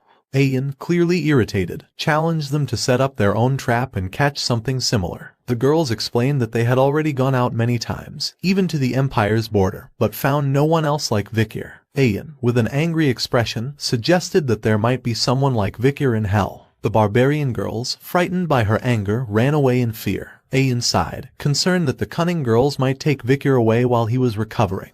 She fed him the ox bear's meat, so she felt the need to order him to carry out his manly duties. Suddenly, Ayan noticed Vikir standing there and stuttered, trying to hide her intentions. Vikir's face distorted as he realized what he had eaten the previous day. Ayan quickly changed the topic and mentioned that she had heard that last night, her mother had called for a meeting among the elders. She added that Vikir, as the honorable hunter of the pillage, would have the opportunity to request something from her mother during the meeting. She then advised him that when her mother called upon him, he should ask for the thing she was planning to suggest. Inside the matriarch's tent, the elders sat on one side while the young prodigies on the other. Vikir sat on his knees and bowed to the matriarch, greeting her respectfully. The matriarch acknowledged Vikir's accomplishment of catching an ox bear, expressing her gratitude for the good meat she had eaten. Vikir humbly replied that he only did what he had to do. The matriarch smiled and praised him, remarking on his quick recovery rate, which he credited to her care. Vikir observed the matriarch, the night fox, Aquila. He recognized that she was a genius archer who scared the people of the empire, despite leading the Balak tribe with less than 300 members. He saw her as dignified as Hugo,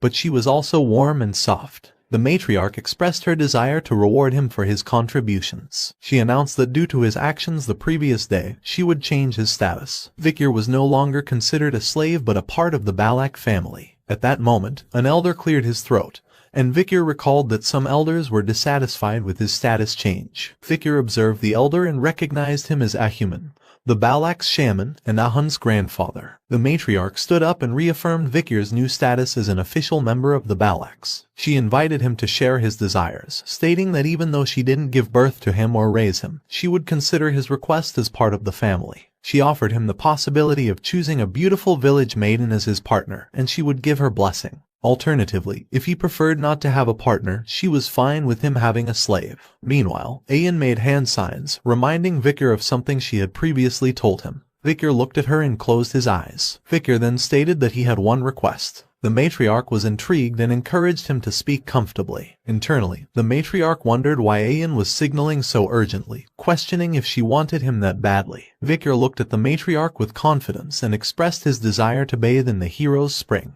The room fell silent as everyone present was shocked by his request. Only Ayan had a smile on her face. The matriarch gazed at Vikir with cold eyes, clearly taken aback by his request, and questioned whether he was aware of what he was asking for. Ahuman's voice thundered as he directed his words toward Vikir, his tone dripping with disdain and anger. He questioned Vikir's awareness of the person he was in the presence of and criticized his arrogance. Shifting his attention, Ahuman then turned towards Matriarch and emphasized that only esteemed high-ranked Balak warriors were permitted to access the revered hero's spring. He dismissed Vikir's plea, branding it as insignificant. Ahun chimed in, echoing Ahuman's sentiment. He asserted that the hero's spring was exclusive to those who had proven their exceptional might and condemned Vikir for his audacious inquiry. Ayan intervened, speaking up for Vikir and highlighting his previous feat of capturing an ox bear during the pillaging ceremony. The act, according to her, was a testament to Vikir's strength. The matriarch's gaze fell upon Vikir, and she inquired about his understanding of the hero's spring. Fearless and composed, Vikir met her gaze and revealed his knowledge. He knew that Hero's Spring was a revered shrine where only the mightiest Balak warriors were submerged. The spring possessed healing properties, aiding both internal and external injuries through its waters. Vikir also recalled Ayan's insight that access to the spring was reserved for warriors who had made significant contributions. Contemplating Vikir's request, Matriarch grappled with the decision. The first elder expressed hesitation about sending an outsider, a recent commoner, to the shrine.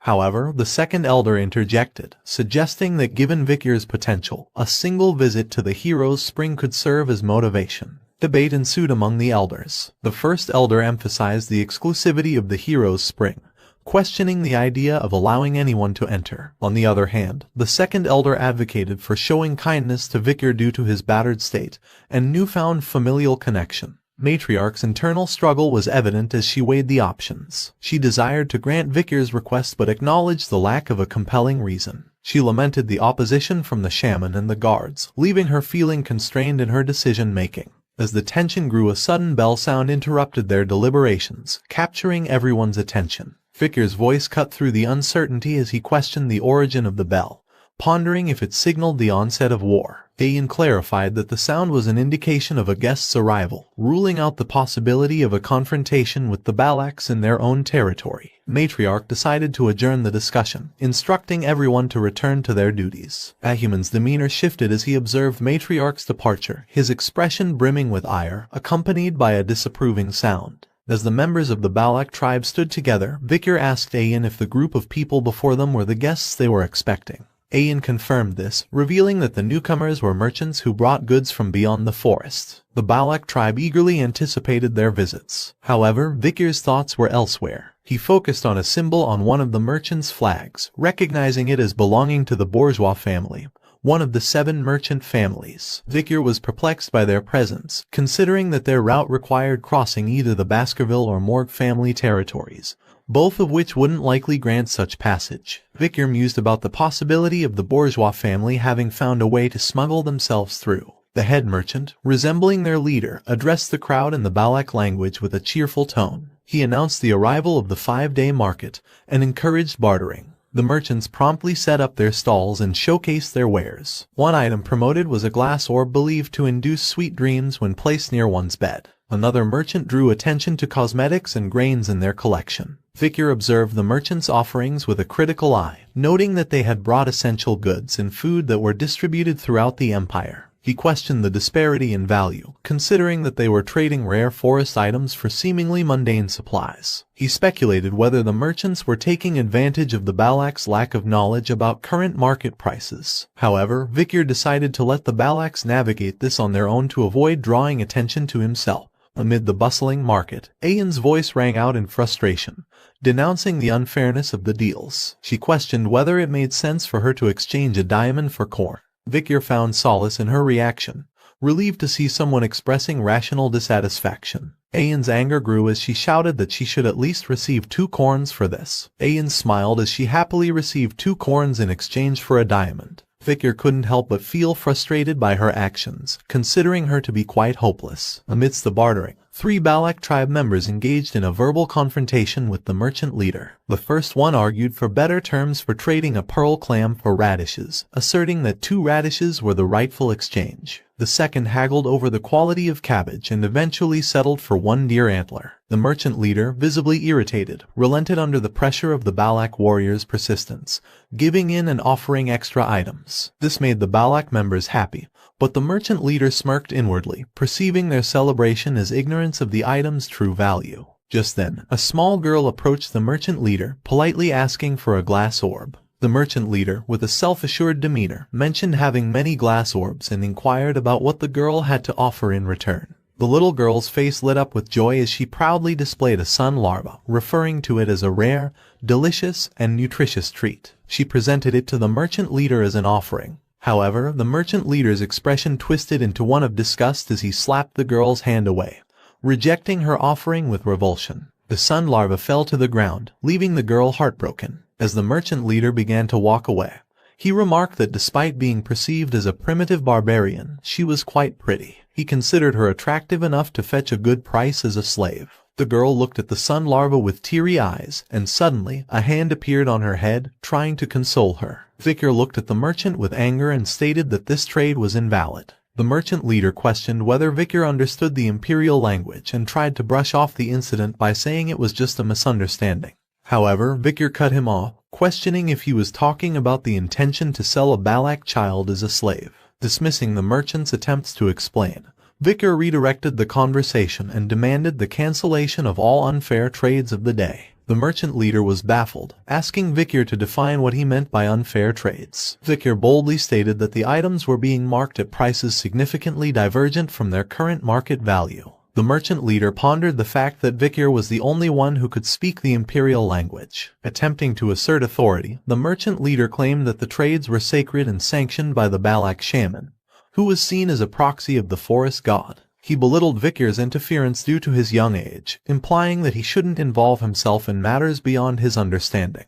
Vikir's words were calculated and sharp as he broke down the actual market values of the items being traded. He revealed that the supposed corn was worth 100 gold each, while the received diamond had a value of around 2 million gold. He further explained the worth of an ox bear horn when crafted into a billiard ball, equivalent to 1 million gold, comparable to a goblin butt mushroom, a newly used medicinal item. The merchant leader was astonished by Vickers' precise knowledge of market prices. Vicker picked up a glass orb and explained that this glass orb can give you sweet dreams. If you place this next to you, you will certainly be engulfed and only dream sweet dreams. He then disclosed that the orb's surface contained hidden holes that dispensed drugs inducing sweet dreams, which, in reality, was a harmful, cheap substance banned in the Empire due to its adverse effects with prolonged use. He acknowledged the merchant's effective distribution of the drug. Crushing the glass orb in his hand, Vicker unveiled their scheme, leaving the merchant leader visibly rattled as their covert actions were exposed. Among the chaos, the merchant leader's friend whispered inquiries about the situation,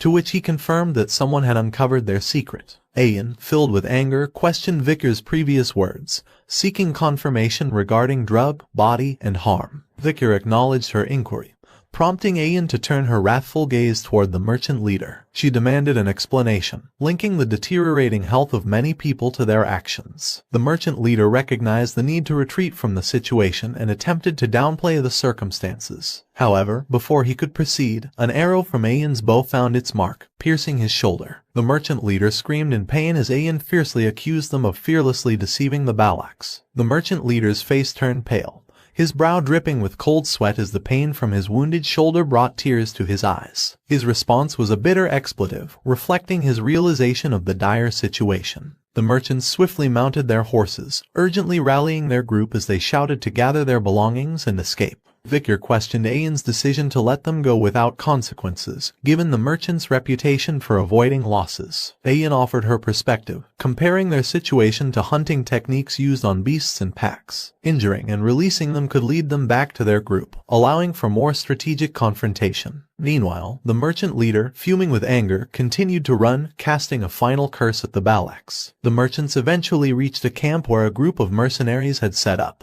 With frustration and desperation, the merchant leader ranted about the Balaks stealing their products and rallied the mercenaries for an impending battle. In the quiet of the night, a bird soared through the air, its keen eyes spotting a distant light cutting through the heart of the forest. Descending, the bird perched on someone's hand. Ayan's fierce gaze met the bird's arrival as it landed on her hand.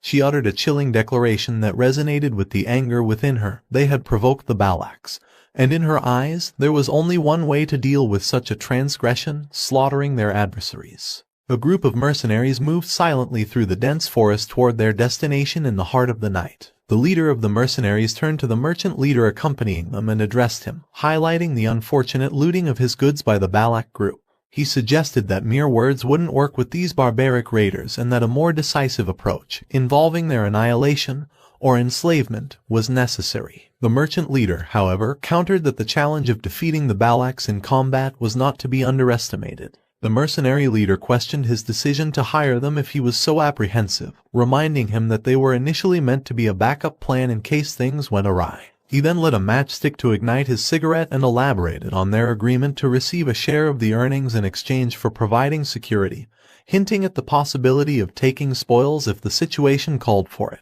The merchant leader's response was a moment of silence followed by a reluctant approval of their intent. With the plan to ambush the Balaks under the cover of night and unleash a fiery attack, the mercenaries began discussing their approach. As the first mercenary passed the matchstick to his companion to light his own cigarette, a third mercenary chimed in, wanting to use the match as well. This prompted a discussion about battlefield superstitions, where it was asserted that only 2 people should share a match to prevent bad luck. Disregarding the superstition, the third mercenary confidently lit his cigarette. Suddenly, without warning, an arrow struck him in the middle of his forehead, ending his words and his life. Before the other could react, a second arrow found its mark, piercing the head of the companion who had just used the match. The mercenary leader, oblivious to this chaos, continued talking to the merchant leader about his past experiences of capturing and selling barbarians as slaves. However, his sentence was abruptly cut off as a shocking expression of fear spread across the merchant leader's face. An arrow had found its way into the mercenary leader's forehead as well,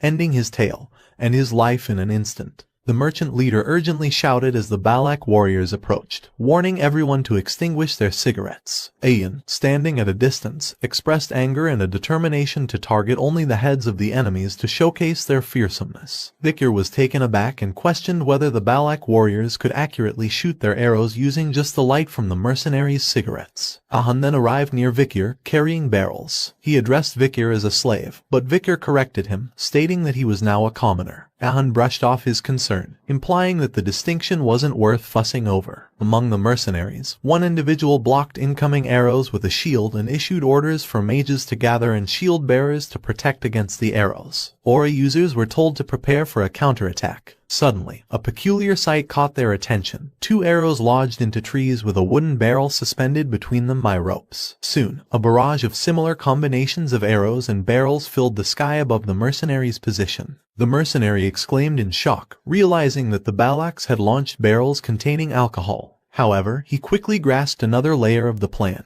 But before he could react, burning arrows ignited the alcohol-filled barrels, triggering a massive explosion that engulfed the entire area. The mercenaries suffered casualties as they were engulfed in flames, and amidst the chaos, cries rang out, attributing the fire to the Balaks. Taking cover behind a tree, the merchant leader contemplated the situation with a shocked expression. He understood that the Balaks had tied ropes to the arrows, allowing them to launch oil-filled barrels. He marveled at their unexpected intelligence. Just then, a figure approached him from behind, making rustling sounds. The merchant leader turned towards the newcomer, his fear evident as he accused the person of being a meddlesome Balak. Trembling, he warned that killing him would lead to regret. Desperately, he presented a paper stamped with an official seal, claiming it to be an exploration permit issued by the newly appointed deputy consul from the underdog city. He threatened that the Baskerville family would seek retribution if he was harmed. Vikir was intrigued and questioned if the deputy consul in question was named Vikir. The merchant leader confirmed it, referring to him as the infamous Vikir. Vikir, with his red eyes, calmly replied that he didn't recall granting such a permit. The merchant leader was taken aback and noticed Vikir's changed appearance and deduced his true identity. Before he could finish his sentence, Vikir launched an arrow that swiftly ended his life.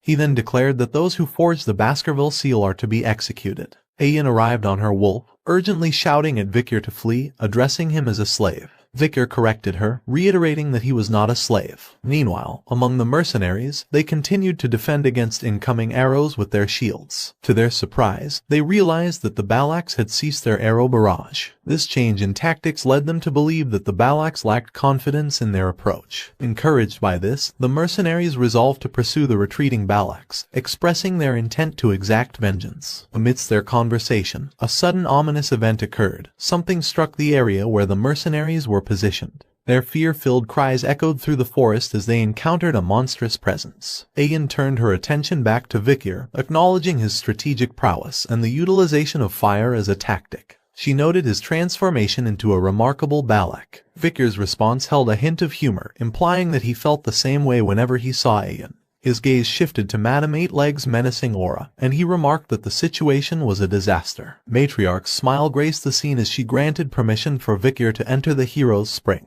As she gazed at Vikir, she acknowledged his various achievements, addressing the food shortage, resolving battles without casualties using oil barrels, and uncovering the cause of the Balak warriors' infection caused by cheap drugs. The matriarch placed her hand on his shoulder and expressed her belief that he was a brave warrior. She then pointed out that tonight was a full moon, so she instructed Ayan to lead Vikir to the hero's spring. Ayan got up and responded, "Yes, mother." As they walked, Ayan playfully wrapped her arm around Vikir and commented on how Ahuman was remaining silent. She explained that Ahuman had previously attributed the warrior's ailments to a curse, and due to his actions, Ahuman's words no longer carried weight. Vikir remembered the words of the merchant leader who had spoken of the Balak shaman, the proxy of the forest god, permitting a sacred trade. Vikir gazed at Ahuman, contemplating the notion of a curse. Later that night, Vikir immersed himself in the spring, experiencing a profound sense of relaxation. He reflected on the purification of his mana, feeling his broken bones and muscles begin to heal. He recognized that the old shaman's concerns were not unfounded, given the spring's remarkable efficacy. He mused about the efficacy of the spring in comparison to the river Styx at Baskerville, acknowledging its advantage due to the absence of an age limit. Vikir gazed ahead, observing Ayan also in the hero's spring.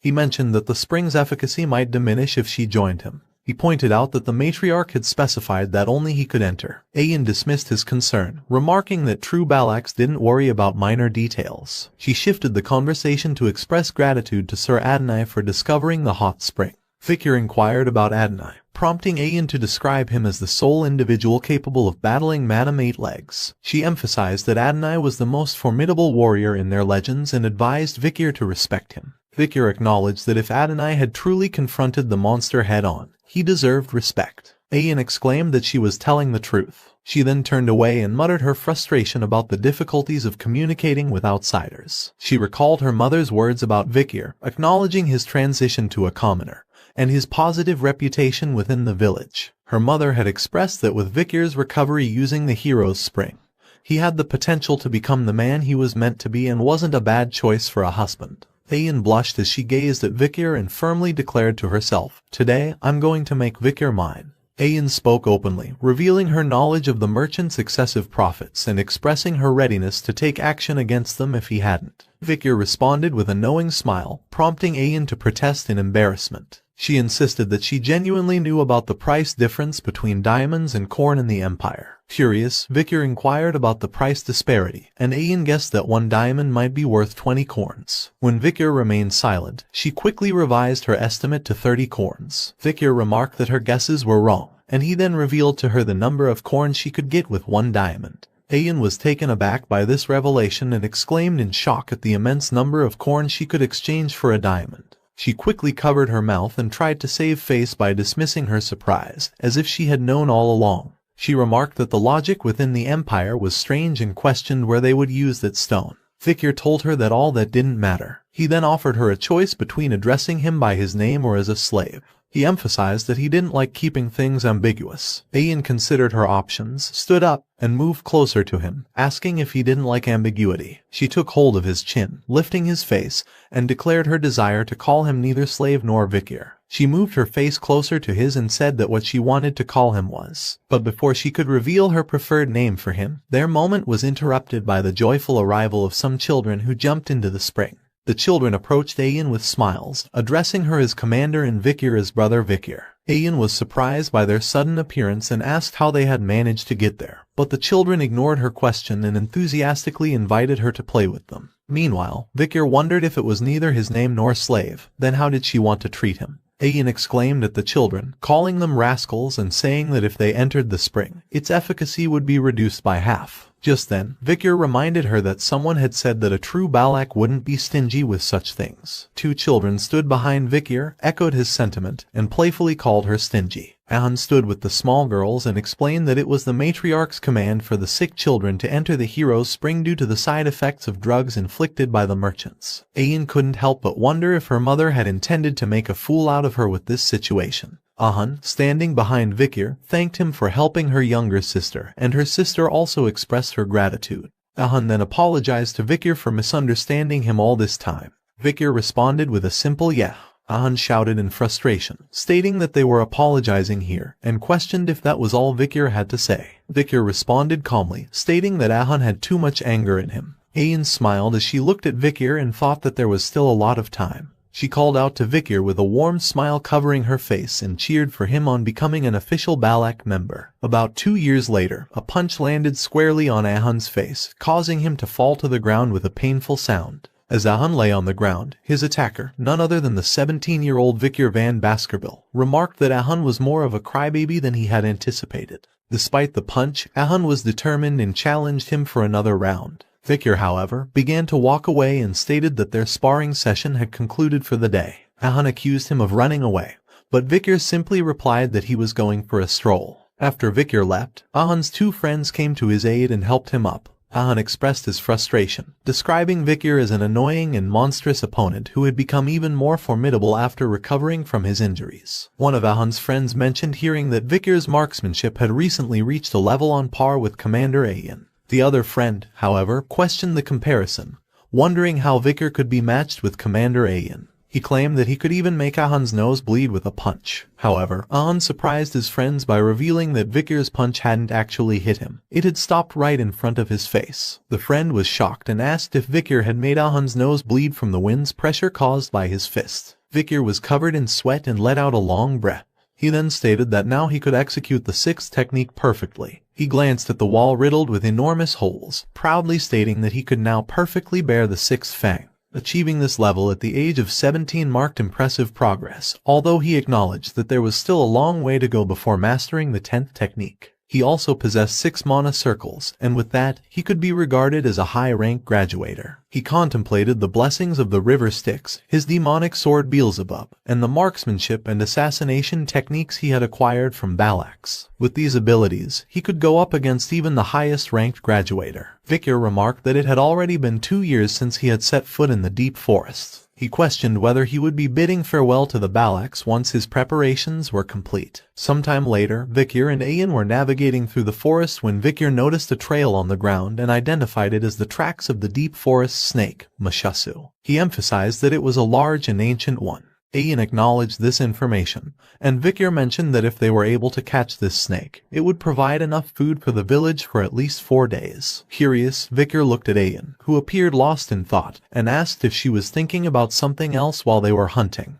Ayan's face flushed, and she hastily denied it. To change the topic, she mentioned that another hunting group had asked her to inquire about something. Vikir regarded her with suspicious eyes, sensing that she might be hiding something. She then revealed a knife and explained that the hunting group had obtained it from an imperialist who had trespassed into the deep forests. She asked him if he knew anything about the emblem on the dagger. Vikir confirmed his knowledge and stated that it was a famous emblem. He knew that the emblem belonged to an extremely famous clan, the Leviathan clan, an incredibly renowned clan that was part of the 7 imperial clans, along with the Baskerville clan. Ayan explained that they had initially suspected the dagger might have belonged to someone from the mercenary group they had massacred 2 years ago. Fortunately, this was not the case. However, something was troubling her. She described how in various locations around the headwaters, they had found traces of a red liquid poured from a glass bottle, left behind by unknown individuals who quickly retreated. The hunting group had managed to capture someone, but that person had ingested a hidden poison and died, leaving behind only the dagger with the Leviathan clan emblem.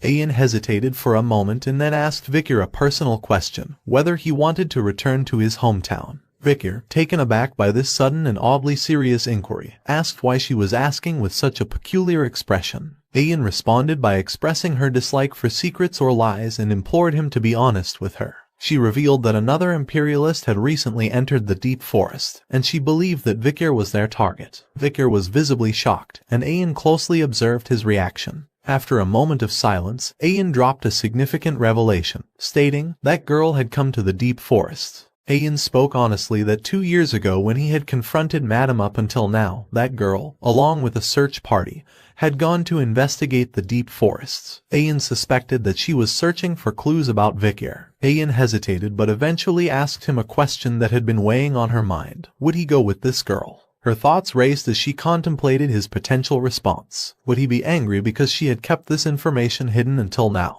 What if he agreed to go with the girl? Should she try to prevent him from leaving by invoking the tribe's rules, or would that even work? Just then, Vikir spoke up, stating firmly that he wouldn't go back. Ayan asked if he was speaking the truth, and Vikir affirmed his decision. Her face lit up with a bright smile upon hearing his response, and she expressed her joy by hugging her wolf companion and assuring the wolf that Vikir wasn't leaving. In Vikir's mind, thoughts swirled. He believed that the Empire might not be aware of his survival. He resolved to return once he could perfectly conceal his power from Hugo without drawing any attention. He pondered Ayan's reference to that woman and whether it was Camus Morgue. He wondered if she still remembered that he had saved her life or if her interest was part of a diplomatic event. Observing how the Baskerville clan had granted permission for the Morgue search party to enter the deep forest, Vikir speculated that the alliance between the two families remained strong. He considered whether his death had played a role in forging this bond. With these thoughts in mind, he concluded that he should investigate what was happening outside the deep forest soon. As Vikir and Ayan stood by the river, a sudden, unexpected event unfolded. A massive fish leaped out of the water, leaving both of them in awe and shock. The fish landed on the ground, writhing in pain and making agonizing sounds before ultimately succumbing to its injuries, lying lifeless. Ayan, looking at the fish, questioned if it was a lungfish. She speculated that its leap out of the river might be an indicator of the upcoming rainy season. Judging by its size, she deduced that this year's rainy season could potentially be a lengthy one. However, their attention was soon diverted as Victor noticed an arrow protruding from inside the lungfish's body. Bewildered, he examined it closely and proceeded to slice open the fish's stomach. To their astonishment, they discovered a human skeleton inside the fish, clutching the very arrow that had struck it. Ian observed the clothing on the skeleton and wondered if it belonged to a member of the Lakoko tribe. She surmised that, since there were signs of resistance where the arrow had pierced the fish, the person inside must have put up a struggle after being eaten by the lungfish. She remarked that the lungfish was a stupid beast that ate dead things, so she found this situation a little strange. Victor speculated that perhaps this individual had been severely weakened, to the point where the lungfish mistook them for a corpse. Ian pondered why such a feeble person would be out hunting in the first place. Victor suggested that the situation within that person's tribe might be dire, driving them to take such risks. He hinted at something significant occurring deep in the forest and prompted the need for an investigation. As Victor and Ian ventured deeper into the forest, they were met with a shocking sight that left Ian's face contorted in disbelief. Spread before them were numerous lifeless bodies strewn across the forest floor. Ian, horrified by the grim scene, questioned in disbelief whether all the Lakoko warriors were dead. Victor, on the other hand, examined one of the deceased bodies and began to piece together the disturbing puzzle. He noted signs of vomiting, diarrhea, and red spots on the corpses. His thoughts raced, and he considered the possibility that this might be related to a deadly disease. Ian pointed out another strange observation. Despite the time being well past mealtime, there were no signs of fires burning in the Lakoko village. As they continued their exploration, night descended upon the forests. Upon entering the village, Victor couldn't help but comment on the eerie stillness. There were no signs of life, and the neglected state of the village was evident from the overgrown weeds. Ian wondered aloud if the Lakoko tribe had relocated, but her inquiry was met with a grim discovery. As she pulled back the curtain of a tent, a swarm of flies emerged, and inside, she found a lifeless body. She urgently called out to him, saying that there was a corpse in front of her. Victor, too, made a grim discovery on his end, confirming that there was another corpse near him. His mind raced back to a time before his regression when a deadly epidemic known as the Red Death had ravaged the deep forests. This highly contagious disease had affected both barbarians and various species alike. The symptoms of the Red Death included red spots covering the body, accompanied by vomiting, diarrhea, and excruciating pain. Those infected often became crippled and suffered a slow, agonizing death. The infection had spread so rapidly that it even crossed the empire's border, leaving devastation in its wake. Ian, overcome with worry, urgently suggested that they needed to leave the place immediately, considering it a curse, a god's curse. Victor, however, tried to reassure her, stating that it was actually an infectious disease, not a curse. Ian, still alarmed, believed this made it even more serious. Victor attempted to calm her, explaining that the disease wasn't extremely contagious. This revelation seemed to offer Ian some relief as she asked if it truly wasn't a curse. Victor told her that if she was that scared, she could go back first. Ian questioned, what if he died because he got cursed? Victor simply stated that if he were to die, then so be it. Ian was taken aback and exclaimed that he couldn't just decide to die on his own. Victor concluded that judging from the number of corpses, it appeared that the entire Lakoko tribe had not been wiped out. They must have relocated elsewhere, leaving behind the deceased and the sick. He planned to gather supplies from the Lakoko barracks and advised her to proceed and find a safe place to rest. Ian looked at him and felt that he really wasn't sensitive at all. However, just as she turned to leave, a sudden shock gripped her. She looked back in fear, and a piercing scream echoed through the forest, reaching Victor's ears and instantly drawing his attention. Ian lay on the ground, tears welling up in her eyes from sheer horror. When Victor asked what was wrong, she looked ahead in fear and stated that it was the curse. She pointed at a child standing nearby and claimed that the child was cursed, urging Victor to run away. Ian expressed her intention to follow him if he went ahead.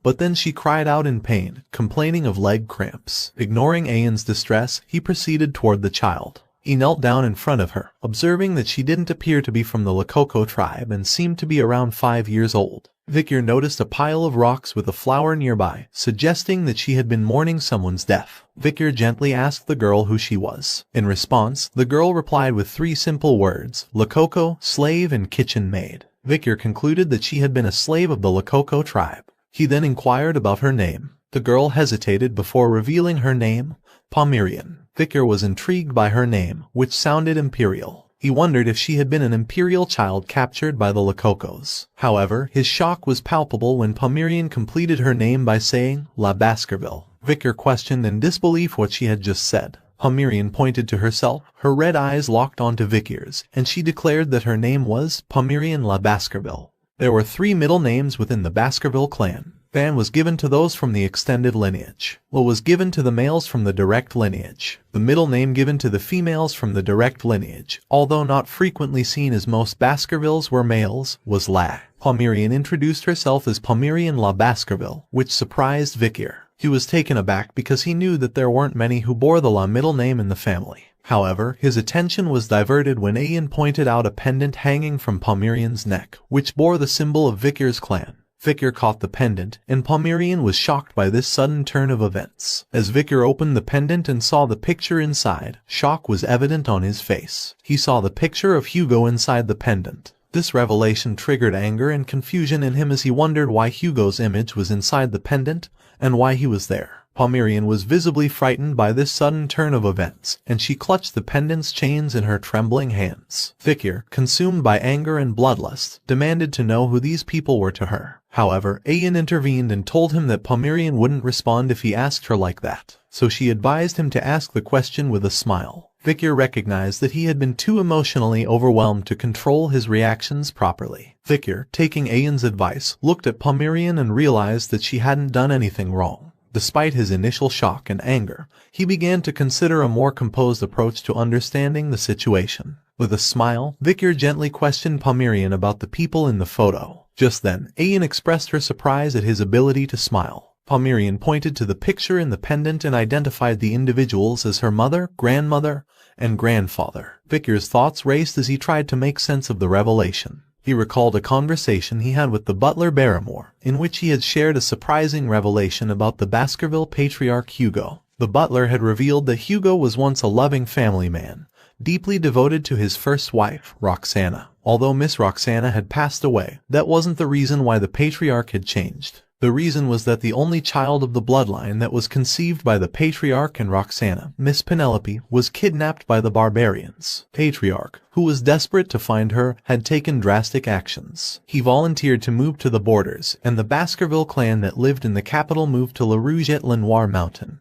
the hideout of the barbarians. Despite Hugo's relentless efforts in sending numerous hounds, there had been no news of Penelope's whereabouts. After that incident, Hugo loathed the barbarians like a madman. He became a cold, killer machine who pursued a life of massacring monsters and barbarians. Vicar had just brushed it off because he had thought it was impossible, but the proof that she was alive was right in front of him. Penelope was the daughter of the only woman whom Hugo loved, Roxana, and Penelope's daughter was Pomerian. If his speculation were correct, then Pomerian was Hugo's direct granddaughter. Vicar knew that Hugo was someone who loathed the barbarians and used his children as tools, so he couldn't help but wonder what kind of expression Hugo would make when he saw his granddaughter, who was half barbarian. Vicar gently patted Pomerian's head and offered her his support. He could tell that she hadn't been treated well by the Lakoko tribe. With a reassuring smile, he invited her to come with him. Pomerian observed Vicar for a moment and then pointed at him, noting that her mother's hair and eyes were the same as his. Vicar acknowledged that all the Baskerville hounds tended to look alike. He also playfully referred to himself as her uncle. The word uncle seemed to resonate with Pomerian, and she looked at her mother's grave, recalling that she had told her that if she ever saw someone with red eyes, she must follow them. Pomerian grabbed Vicar and expressed her desire to go with him. This was the moment when the 2 stragglers of the Iron-Blooded Sword clan had crossed paths. The next day, Pomerian exited the tent and asked Vicar where he was going. Vicar explained that he had a meeting to attend, called by the matriarch of the clan. Pomerian ran toward him and stated that she wanted to go with him. She climbed onto his arms, and Vicar couldn't help but wonder if she was scared of being alone. He felt that it was great that she had opened up to him, but realized that looking after a child was harder than he had thought. As he carried her on his back and contemplated their future, he knew that he couldn't raise her in the Balak's village. He had to find a safe place far from Hugo's reach but still within the bounds of the Empire's civilization. Vicar looked at Pomerian, peacefully sleeping on his back, and made a decision to seek assistance from Chihuahua. He planned to leave the forest and eventually make their way to the city. Inside the matriarch's tent, a sense of urgency hung in the air as the matriarch herself wore a serious expression and inquired about the infectious disease that was spreading among their people. Addressing the gathered members, she expressed her concern, noting that the rainy season was approaching. She emphasized that if the disease were still present during the rainy season, the damage done would be even more lethal. The shaman, however, argued that it wasn't a disease but a curse and suggested performing a large ritual to lift it. Ayan had a different perspective, firmly stating that it couldn't be a curse, and advocated for an immediate relocation of the village to escape the spreading affliction. The elders countered this idea, emphasizing the importance of their sacred land where the ashes of their ancestors rested. They insisted that abandoning their ancestral home was not an option, as it had been their place of residence for 2 centuries. Ayan's group passionately argued that prioritizing the graves of their ancestors over the safety of their future generations was untenable. They pointed out the grim reality that the disease could continue to spread, especially among the children. The shaman's group continued to insist on the curse theory, believing that the ancestors were angered due to the neglect of their graves. Ayan's group, on the other hand, contended that the illness might be caused by consuming strange mushrooms or a contagious bug. With emotions running high and the community divided, they turned to the matriarch for a decision. However, the matriarch herself was uncertain about how to proceed in this complex and potentially life-threatening situation. Vikir sat quietly in the back of the meeting, his thoughts focused on the dire situation they faced with the Red Death.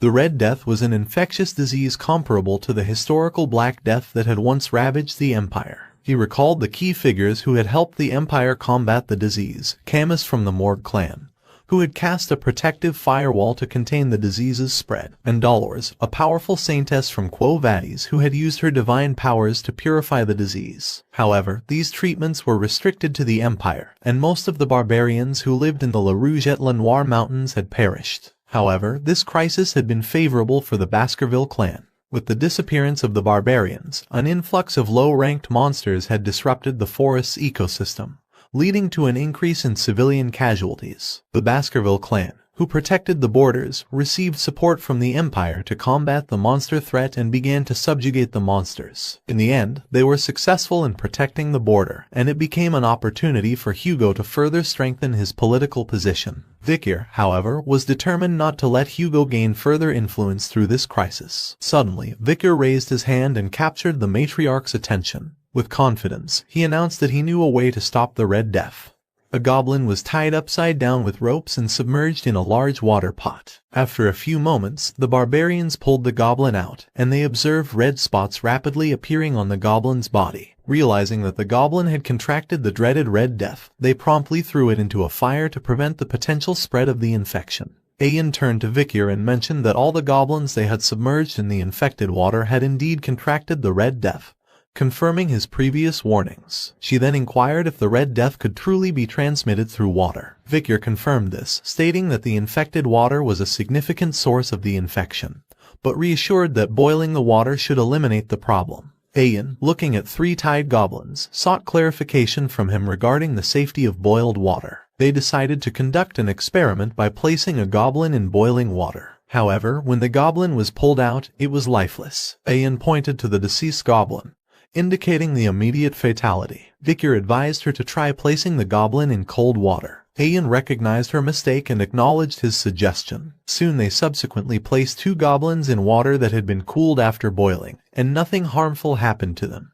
The barbarians observed this outcome and concluded that they had found a way to combat the Red Death, believing that water was the answer. Another barbarian inquired if drinking boiled water could prevent infection. The matriarch approached Vikir and expressed her gratitude, acknowledging that she could see hope thanks to his efforts. Vikir, however, remained cautious, reminding everyone that the Red Death could not enter their eyes or any mucous membranes but could be transmitted through the respiratory system. He urged them to exercise caution, especially when the fog was present at dawn. Ayan glanced at the shaman and sarcastically mentioned someone had once referred to Red Death as a curse. The shaman, visibly annoyed, responded, questioning the idea of avoiding water entirely, especially with the rainy season approaching. Vikir acknowledged that what he said was true. When the rain comes, there will be an overflow of water from the river, and the air will become humid. There will be limitations to the methods of how they boil water and wash up, as they go according to the preventative measures. So he proposed a drastic solution, relocating the village. This suggestion shocked the shaman, who reminded him that he had already told him that they couldn't leave the place where their ancestors lay. He questioned if Vikir was ignoring the word of the Council of Elders. However, Vikir confidently revealed that there was a method that would allow them to stay within Balak territory without the need to relocate. As the rainy season approached the La Rouge-et-la-Noire mountain, the river flooded, transforming the once flat lands into vast torrents of swampy terrain. Deep within the forest, the torrential rain was an unprecedented event, even for the elderly, and it resulted in the flooding of everything within the deep forests. Everything, that is, except for the Balak village. Two barbarians exerted their full strength, pulling a rope tightly, while the one in front urged them to pull harder and tie it securely. These barbarians stood on opposite high grounds, working to construct a bridge between two platforms within the village. One side instructed the other to raise the fence and stabilize it to prevent it from collapsing. Soon, the bridge was completed, and it provided a means of moving between the many houses built on top of the huge trees. One of the barbarians marveled, noting that even with so much rain, the village hadn't flooded. Another barbarian credited Vikir for this accomplishment, stating that it was all thanks to him. They shouted in gratitude, thanking Vikir for his wisdom. Vikir, in his thoughts, acknowledged the fortune of having many tall trees within the Balak territory, enabling them to endure the rainy season. Pomerian crawled out of a hut and expressed her desire to be with him. However, Vikir suddenly noticed something approaching two barbarians who were waving at him. He shouted a warning, realizing the danger. Just then, a massive catfish leaped out of the water, attempting to devour the unsuspecting barbarians. They noticed the threat too late and let out fearful screams. However, an arrow struck the catfish, sending it flying back into the water. It was Ayan who had shot the arrow, and she sternly told the catfish to get lost, cursing it for its attempted attack. Vikir asked Ayan if the catfish was the Mashasu. She explained that this particular catfish had been known as the king of this area for dozens of years, and they called it Ka. Suddenly, the catfish collided with the platform where the barbarians were standing, causing them to start falling. Vikir, displaying determination, leaped toward the catfish and vowed to correct its habit of destroying their hard-built homes. His hand began to glow red, and soon, Beelzebub emerged from his hand. Vikir launched an attack, employing the Baskerville 6 technique, 6 lurking ambushes. The attack hit the catfish, causing it to emit a painful scream. It quickly retreated back into the water and swam away. The two barbarians who had fallen managed to grab hold of a tree trunk and were safe. Other barbarians, witnessing Vikir's successful defense, praised him for chasing Ka away, acknowledging how many times he had come to their rescue. They hailed him as the hero of the Balaks. The shaman, however, clicked his tongue in annoyance upon seeing Vikir being praised. Ahun, who stood nearby, wore a troubled expression. On the other side, Ayan raised her thumb in approval and acknowledged that Vikir had passed. As night descended, inside Vikir's hut, Pomerian enjoyed the food that Vikir had prepared. However, she wasn't alone. Ayan also joined in, and both of them wore blissful expressions as they ate. Pomerian complimented her uncle on the delicious food, and Ayan agreed, praising Vikir's cooking skills. Vikir, somewhat surprised by Ayan's presence, remarked that he didn't recall inviting her to his house. Ayan explained that she couldn't resist the enticing aroma of the food. Vikir humorously responded that he hadn't prepared her share. Ayan cheekily retorted, stating that what belonged to the slave belonged to the master, playfully asserting her right to share his meal. Vikir insisted that he was not a slave, but she countered, telling him not to pay attention to her. Pomerian, who had been observing their banter, made an innocent remark, suggesting that Vikir and Ayan seemed like a married couple. Ayan blushed and hugged Pomerian, calling her cute, and Pomerian reciprocated with a smile. Vikir couldn't help but wonder when they had become so close. Just then, a wave of cold air reached him, prompting him to turn toward the door with a questioning look, and he noticed a figure standing there. Ayan, with a hint of anger, asked the newcomer about the reason for his visit, addressing him as Ahun. Ahun stood in the rain, tears filling his eyes. He explained that he had come here looking for Vikir because he believed it might be possible, given his history of saving the village multiple times. Then, he made a heartfelt plea to Vikir, asking him to save his little sister. At night, heavy rain poured down relentlessly, casting a solitary glow inside the tent. Within its confines, a young girl lay on a bed, her body marked with red bruises, her breathing labored. Vikir, Ayan, and Ahun stood around her, deeply concerned for her well-being. Vikir broke the silence and asked when it all began. Ahun explained that it had started yesterday when she ventured into the swamp while they were gathering wood for construction. Ayan chimed in, describing Ahul as a kind-hearted child who always helped others. She then asked him if he knew how to cure her. Just then, an unexpected guest entered the tent with a disapproving grunt. They turned around and saw that this guest was Ahuman, the shaman and Ahun's grandfather. He chastised Ahul for going around and not listening to his words. He then told Ahun that what goes around comes around, and this is what happens when he listens to the words of an imperial spy bastard. Ahun tried to defend her sister and Vikir, but the shaman's anger flared, and he slapped Ahun, berating him for being useless and likening him to his parents. The shaman made it clear that he believed this affliction was a curse from a god and could only be resolved by carrying out an ancestral rite. He urged Ahun not to tarnish the Balak's reputation by succumbing to the imperialists. As he departed, he mentioned that since things had come to this, the matriarch would likely permit the ritual. Ayan expressed frustration with the shaman's actions, while Ahun stood in silence, tears streaming down his face. In this tense moment, Vikir finally spoke up and revealed that if they were looking for a treatment, he knew about one method.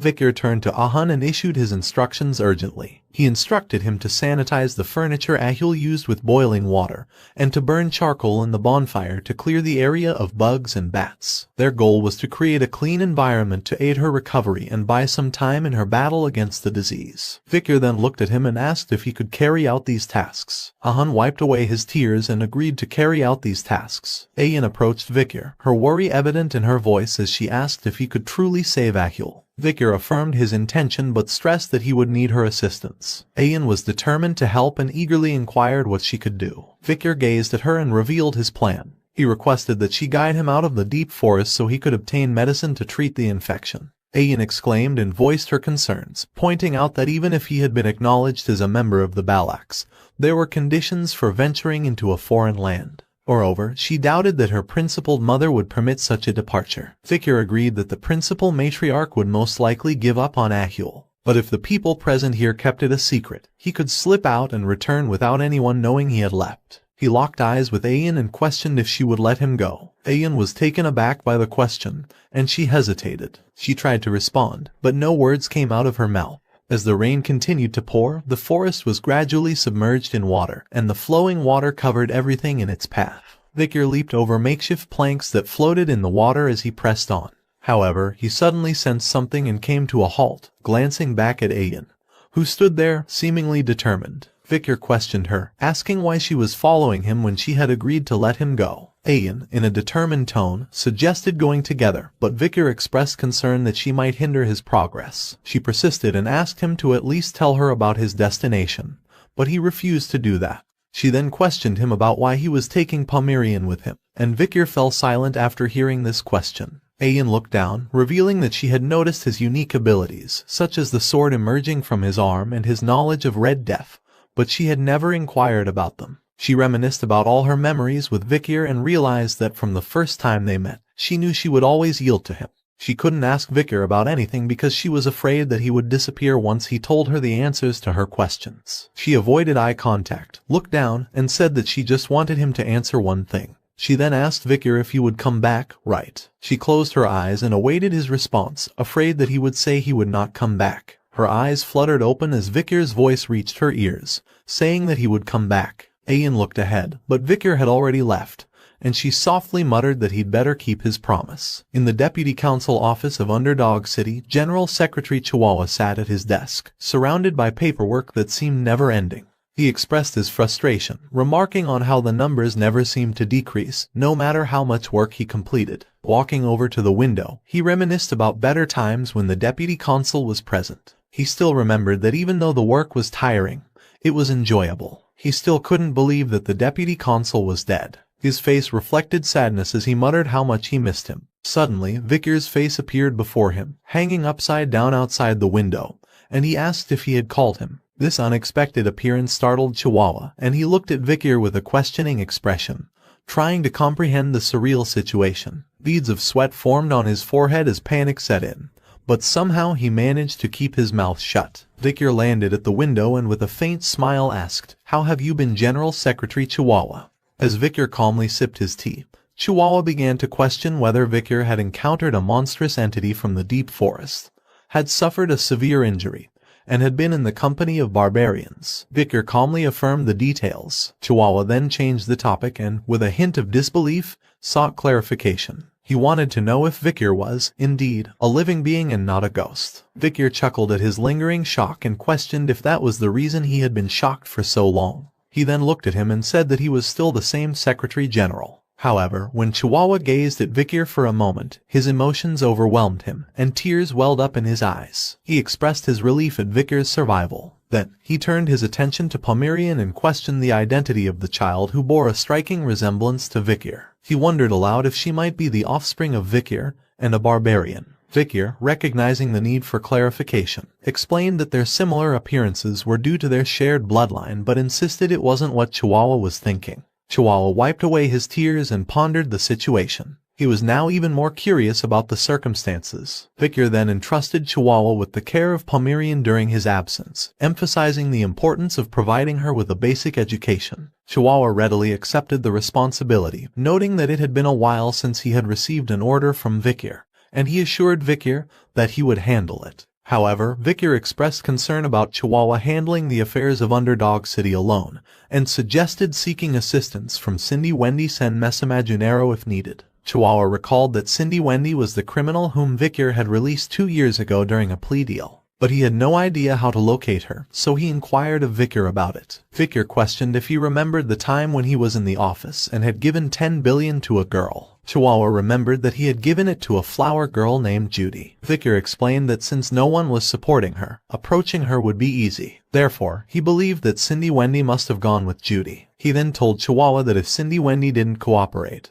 he should inform her that he was alive. He believed that she was indebted to him and would likely assist. Chihuahua smiled and assured him that he understood and would carry out the task. He then asked when Vikir would be returning. Vikir gave a faint smile and replied that he would come back once he had completed his mission. He then thought that he still had a promise to fulfill. Vikir contemplated that treating Ahul's Red Death could be done quickly with a single drop of holy water from a certain clan. Meanwhile, Pomeranian woke up and began playing with Chihuahua's beard. Vikir, standing near the window, determined his course of action. He had decided to go to the religious and holy Quo Vadis clan. At the city gate, 2 guards were posted. Suddenly, they noticed something approaching the gate and promptly crossed their spears to block the path. Soon, a carriage arrived near the gate, and the guards announced their intention to carry out a quick inspection. Turning their attention to the carriage driver, they recognized him as Sir Joseph, the manager of the oil shop on the first floor. They inquired about the contents of his carriage, and Joseph presented a document, stating that it contained oil as specified in his import permit. One of the guards approached the carriage and requested to inspect its contents. Joseph, who was familiar with this checkpoint, expressed his frustration, asking if there was a need for such checks given his frequent visits. The guard explained that formalities were important as per the higher-ups' instructions and began selecting a barrel to open. Joseph, in a state of worry, hoped the guard wouldn't choose a specific barrel. However, the guard decided to open that very barrel, and Joseph's anxiety was palpable. The guard opened the barrel and found only oil inside, declaring it to be fine.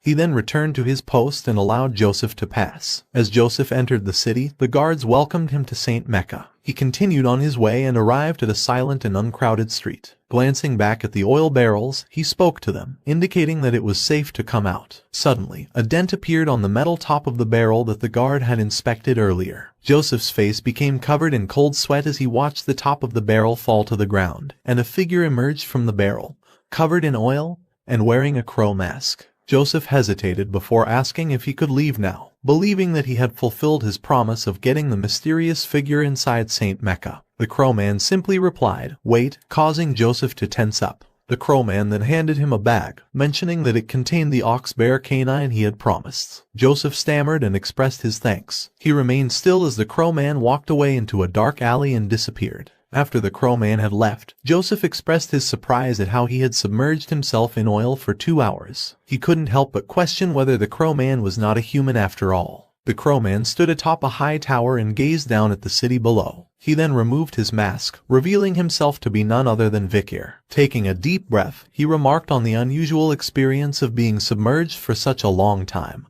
comparing it to his past encounter with the river Styx, where he had been submerged for 7 minutes. He then declared the success of his infiltration into the Quo Vadis territory. St. Mecca was the central city of the Quo Vadis clan, boasting a population of 160,000 people. Due to the strong influence of the church, both sexual desires and greed were heavily restricted. Even if gold lay on the ground, the citizens would walk past it. These conscientious citizens were dedicated to maintaining order and public peace, and they strictly abided by the rules. Just then, a bell rang, and he looked up at the bell ringing above him. Victor then recalled that when the bell rang, it triggered a strange ritual where people stopped walking and began to pray. On the street, people dressed in white clothes stood still with their eyes closed as they prayed. Victor maneuvered through the motionless crowd, going unnoticed, and couldn't help but question how they could live such suffocating lives. As night fell, Victor found himself near a well and reached into his jacket's inner pocket. He retrieved a glass bottle and poured its contents into the well. What he was pouring into the well was the Red Death's infectious bacteria, which resided in Ahul's blood, sweat,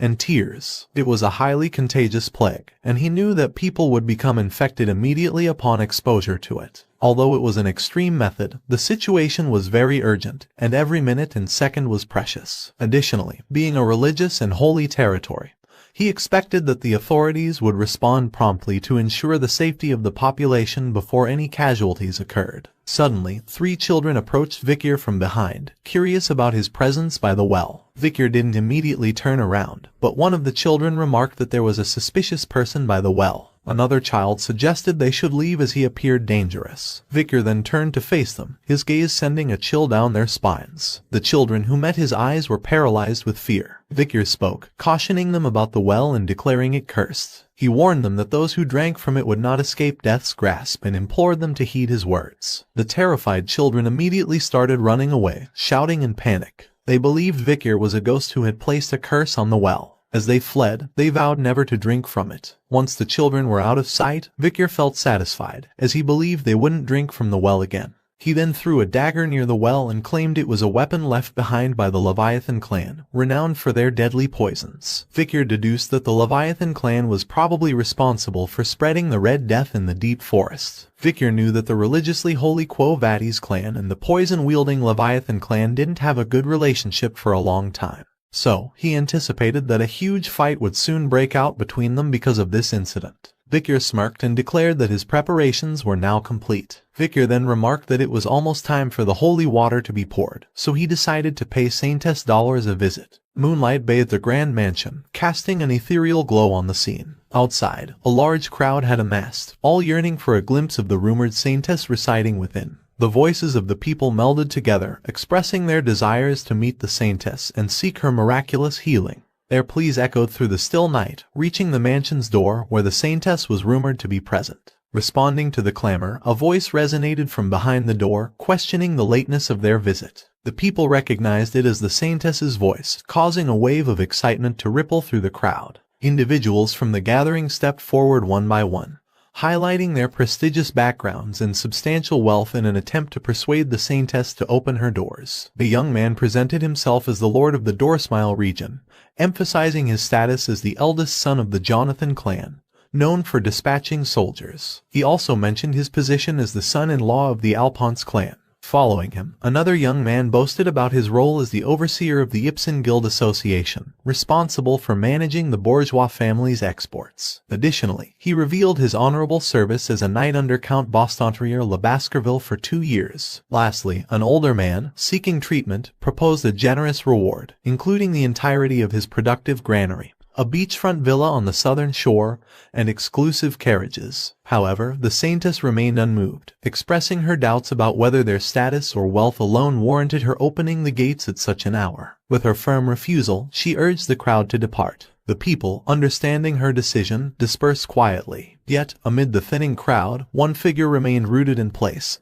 separating himself from the others. It was Victor, donning a crow mask, an enigmatic presence in the moonlit night. Lost in thought, Victor remembered that before he had regressed, he had often seen the Saintess on the front lines of the battlefield. He had seen her covered in blood, desperately tending to the injured. Her once white clothes were now stained in crimson, and her divine powers continued to glow. The Saintess he knew detested the allure of money and power. Just then, the Saintess's voice reached him, inquiring about his identity and purpose. Victor knelt outside the door and replied that he was just a young lamb who had lost his way. Silence followed his words, but he maintained his position outside the door. After a while, the door opened, and a brilliant golden radiance spilled out. Bathed in this light, Victor heard the Saintess invite him inside. As he entered, he found the entire hall bathed in bright lights, with an indoor water fountain featuring an angelic statue at its center. The Saintess's voice emanated from the fountain, asking how he had lost his way. Victor questioned himself if the Saintess was not going to personally meet him, but upon considering the situation, he realized that she had no reason to meet someone dressed as suspiciously as he was. Placing a leather pouch on the fountain's edge, he explained his purpose. He had come to report the epidemic spreading in the slums and had brought water from their well, contaminated with wicked energy. He believed that if she possessed divinity, she could detect this malevolence. The statue remained silent for a moment, and then, with a sudden exclamation, the Saintess accused him of lying. Footsteps echoed through the chamber as night started to pour into the room, assembling on a higher level than where Victor stood. The situation was becoming increasingly tense. The leader of the knights observed that Victor's speech was rather aggressive for a young lamb who had lost its way, and in a cold tone, he inquired about his identity. Victor remained silent, but in his thoughts he recognized him as Pietro Quo Vadis, an old comrade from his previous life. Pietro was a man known for his unwavering dedication to justice, even if it meant being more ruthless than demons. The interrogation techniques he had used on 7 young masters in the underdog city were taught to him by Pietro. Victor finally spoke, expressing his surprise at seeing him here. Pietro, however, appeared perplexed by this comment. He acknowledged hearing about Victor's report on the epidemic but found his attire suspicious. He demanded that Victor remove his mask and show some courtesy before meeting the Saintess. However, Victor was unwilling to remove his gas mask and turned to leave, stating that his task of reporting was complete and that he would take his leave. As he moved to depart, an object flew toward him, narrowly grazing his mask. Pietro held an open book in his hand and declared that he couldn't allow a suspicious person to leave. Victor realized that the object Pietro had attacked him with was a page from a book infused with divine power. He couldn't help but marvel at Pietro's use of such unconventional weapons. Pietro leaped down from the upper floor and landed directly in front of him. He accused Victor of carrying water pouches tainted with wicked energy, implying that he might be responsible for spreading the epidemic. Victor swiftly defended himself, questioning why he would come to report it if he were the culprit. Pietro, however, remained skeptical, proposing that it could be a tactic to lure the Saintess out. In his thoughts, Victor admitted that every word Pietro said was true. Then, Pietro initiated an attack, using the pages from his book as weapons, aiming to apprehend him for further questioning. However, Victor was not one to be easily subdued. He swiftly started dodging the incoming attacks by jumping from one position to another. He considered using his aura but hesitated, fearing that it might reveal his identity as a Baskerville. Just then, he found an opportunity and used the wall to propel himself downward towards him. He then unleashed a powerful kick, but Pietro swiftly countered by raising his arm guard, which was topped with his book,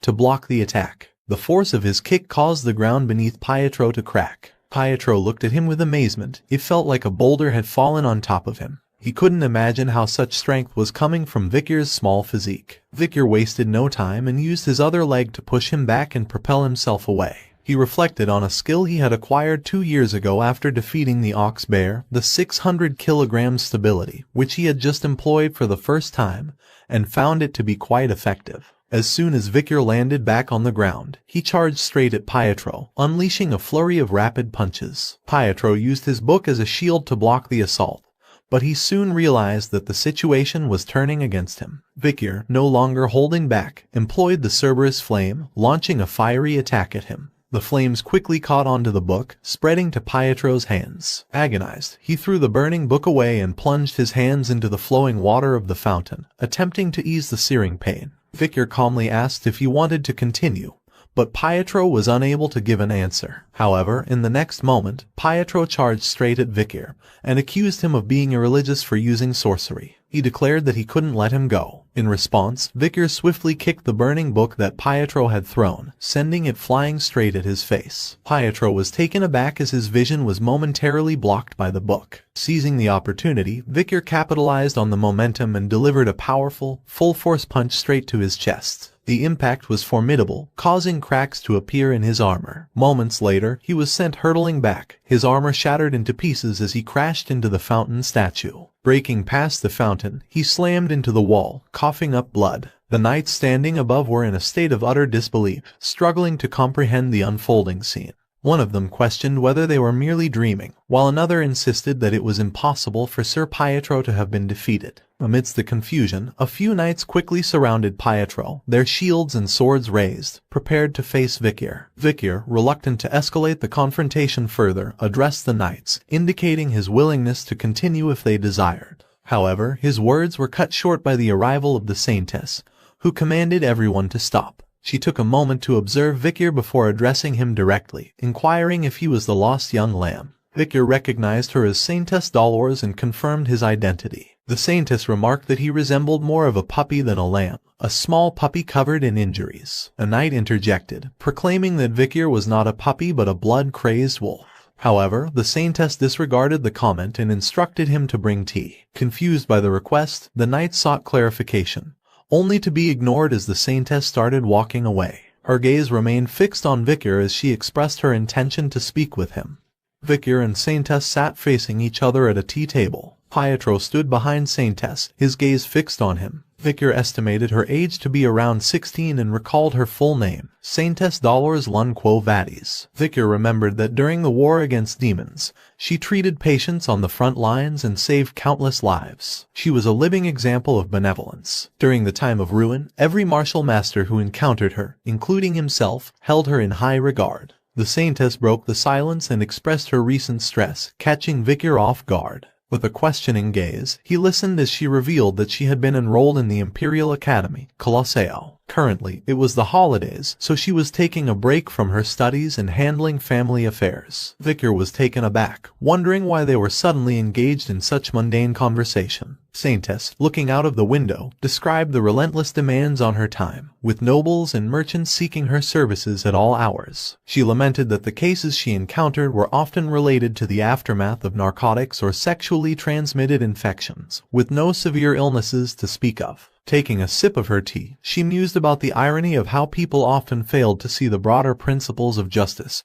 righteousness, benevolence, and equality, instead focusing on immediate needs. In response, Vikir stated, "Theology is essentially the process of understanding humans, so it's inevitable." Saintess looked at him and stated the source of the verse, the Old Testament, Asmoser, chapter 6, verse 9, expressing surprise that someone who knows such ancient passages exists. Vikir remained silent for a moment and then turned the conversation into a pressing matter. He revealed the existence of an epidemic that had taken hold in the slums of St. Mecca. Saintess asked if the information was accurate, and Vikir presented a pouch containing the infected water that he personally collected from a well in the slums. Saintess gazed at him intently and inquired whether he was truly not involved in the incident. Vikir, with confidence, questioned whether he would have come forward on his own if he were involved. Nonetheless, he acknowledged that suspicion might be unavoidable, so he started contemplating his next move. As Vikir began to raise his hand, Pietro, alert to his movement, swiftly positioned himself in front of the Saintess, urgently instructing her to take cover. However, the situation took an unexpected turn. Vikir extended his hand, which was enveloped in a radiant golden glow. He then declared that he disliked harming innocent people, especially since this place was his hometown. Saintess and Pietro were visibly astonished by this, and Saintess recognized that Vikir was using divine power. Saintess couldn't contain her astonishment and questioned if he was a believer of Lun. Vikir, maintaining his composure, asked if they were willing to listen to him now. He recounted witnessing suspicious individuals pouring liquid from a glass bottle into the slum's waters, unequivocally identifying them as the culprits behind the epidemic. Saintess, visibly taken aback by his revelations, queried about the motives of the perpetrators. Vikir posited that the criminals likely sought the downfall of the Quo Vadis family and the advantages that would come with it. Retrieving a map, he laid it out on the table, pointing to 2 locations as he explained his reasoning. He singled out the deadly and poisonous Leviathan clan and the conglomerate bourgeois family as the primary beneficiaries of the epidemic. Vikir explained how the Leviathan clan would use the epidemic as an opportunity to collect samples from numerous patients for research purposes. Moreover, once the divine Quo Vadis family falls, it would work in favor of the Leviathan family,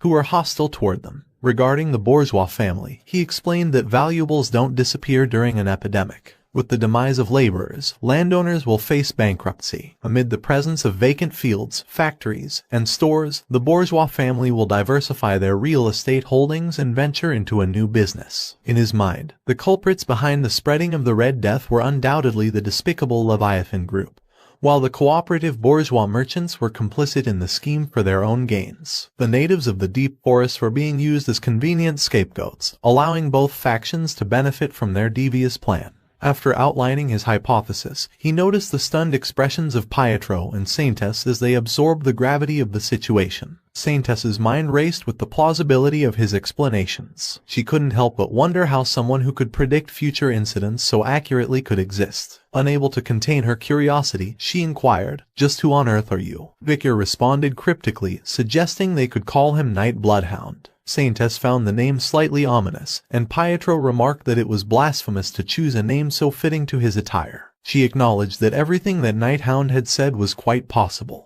She made a decision and told Pietro that they needed to visit the slums to investigate the epidemic further and report the situation to her father. Pietro readily agreed to her plan. Vicar observed the Saintess's resolve and thought to himself that meeting her was fortunate, knowing that things would now progress swiftly. Meanwhile, Saintess looked at Vicar and wondered why the man who had defeated the unrivaled Sir Pietro and the Holy Knights looked so small and pitiful. She observed him and detected the semblance of a beast exuding from his soul, the scent of blood, oil, and steel, along with violence and pent-up anger, the color of hatred. But deep within this whirlpool of numerous emotions lies immense sadness. Lost in a whirlpool of conflicting emotions, Saintess couldn't help but question the true nature of this enigmatic figure. In the church building within the slum area, the sisters greeted Saintess with relief as she arrived. One of the sisters, tears in her eyes, implored Saintess to save them from the horrific epidemic that had struck their community. Saintess was visibly shocked as she gazed upon the epidemic-infected individuals lying before her. She couldn't help but acknowledge the accuracy of Night Bloodhound's information. Vicar observed the afflicted people and felt a sense of regret for involving civilians due to the lack of time, although he was grateful that there were no children among them. He wondered if the fear he had instilled in the children at the well had worked to protect them. Realizing that they were in the initial stages of the disease, he had no choice but to leave the rest to Saintess. She, in turn, addressed the patients with compassion, assuring them that Godlund's most sublime love would heal them all. She began to pray, invoking the light of her life and the fire of her soul. She beseeched her sins and her soul to bear witness to the pitiful congregation that had gathered there. A tear rolled down her cheek, and as it met the ground, a golden radiance emanated from her, spreading through the room and eventually seeping out through the windows and doors of the church. The miraculous power of the Saintess manifested as an old man who had been panting heavily, with red marks covering his body. Suddenly, he experienced a stabilization in his breathing, and the red marks began to disappear. The sisters were astonished and joyfully exclaimed that he had been healed. Multiple others were also experiencing the same miraculous recovery. They showered the Saintess with gratitude. Meanwhile, Vicar watched the Saintess with an intent gaze and recognized the incredible power she possessed. He realized the need to bring the miracle of holy water to the forest. Saintess Dollars perched upon a study table, the gentle glow of a lit candle casting an ethereal light around her. Her focused gaze was fixated on a map before her, her hand deftly marking certain areas with precise intention. Contemplation consumed her as she acknowledged that treating patients with divine power was only a temporary measure, and she couldn't prevent new cases from arising. She attributed the emergence of these new cases to an infected source hidden somewhere within the slums. A glass tube positioned on her table drew her attention next. After examining the bodily fluid extracted from an infected individual, she recognized that it had a very short incubation period and it took a very long time for the infected person to die. Its malignancy caused the infected person to endure prolonged pain. Dolores understood that to completely stop the infection, she needed to focus and purify the deepest well. She envisioned the possibility of generating a drop by concentrating her divine power. A sudden wave of realization interrupted her thoughts, prompting her to exhale deeply. She rose from her seat and affirmed that this wasn't the time for her to lose herself in contemplation. She reminded herself that she should go and treat one more person. However, the next moment Dolores was struck by a sharp headache, causing her to falter. Clutching the edge of the table, she steadied herself, averting an untimely fall. Concern crept into her mind as she pondered over the possibility of anemia, wondering if it was a consequence of exerting too much divine power. Despite the physical strain, she gathered her strength, preparing to depart from the room with unwavering determination. With a steadfast resolve, she affirmed her commitment to alleviate the agonizing pain experienced by her patients as swiftly as possible. As Saintess Dolores emerged from her room, she was met by a group of 3 men who had evidently been attempting to win her favor. One of them joyously exclaimed her arrival, addressing her as Saintess and expressing their readiness to accompany her. Intrigued, Dolores inquired about their presence. One of the men eagerly responded, asserting that they had come to offer their assistance to her. Their voices resonated with a genuine desire to support her. They continued, expressing their concern for her well-being,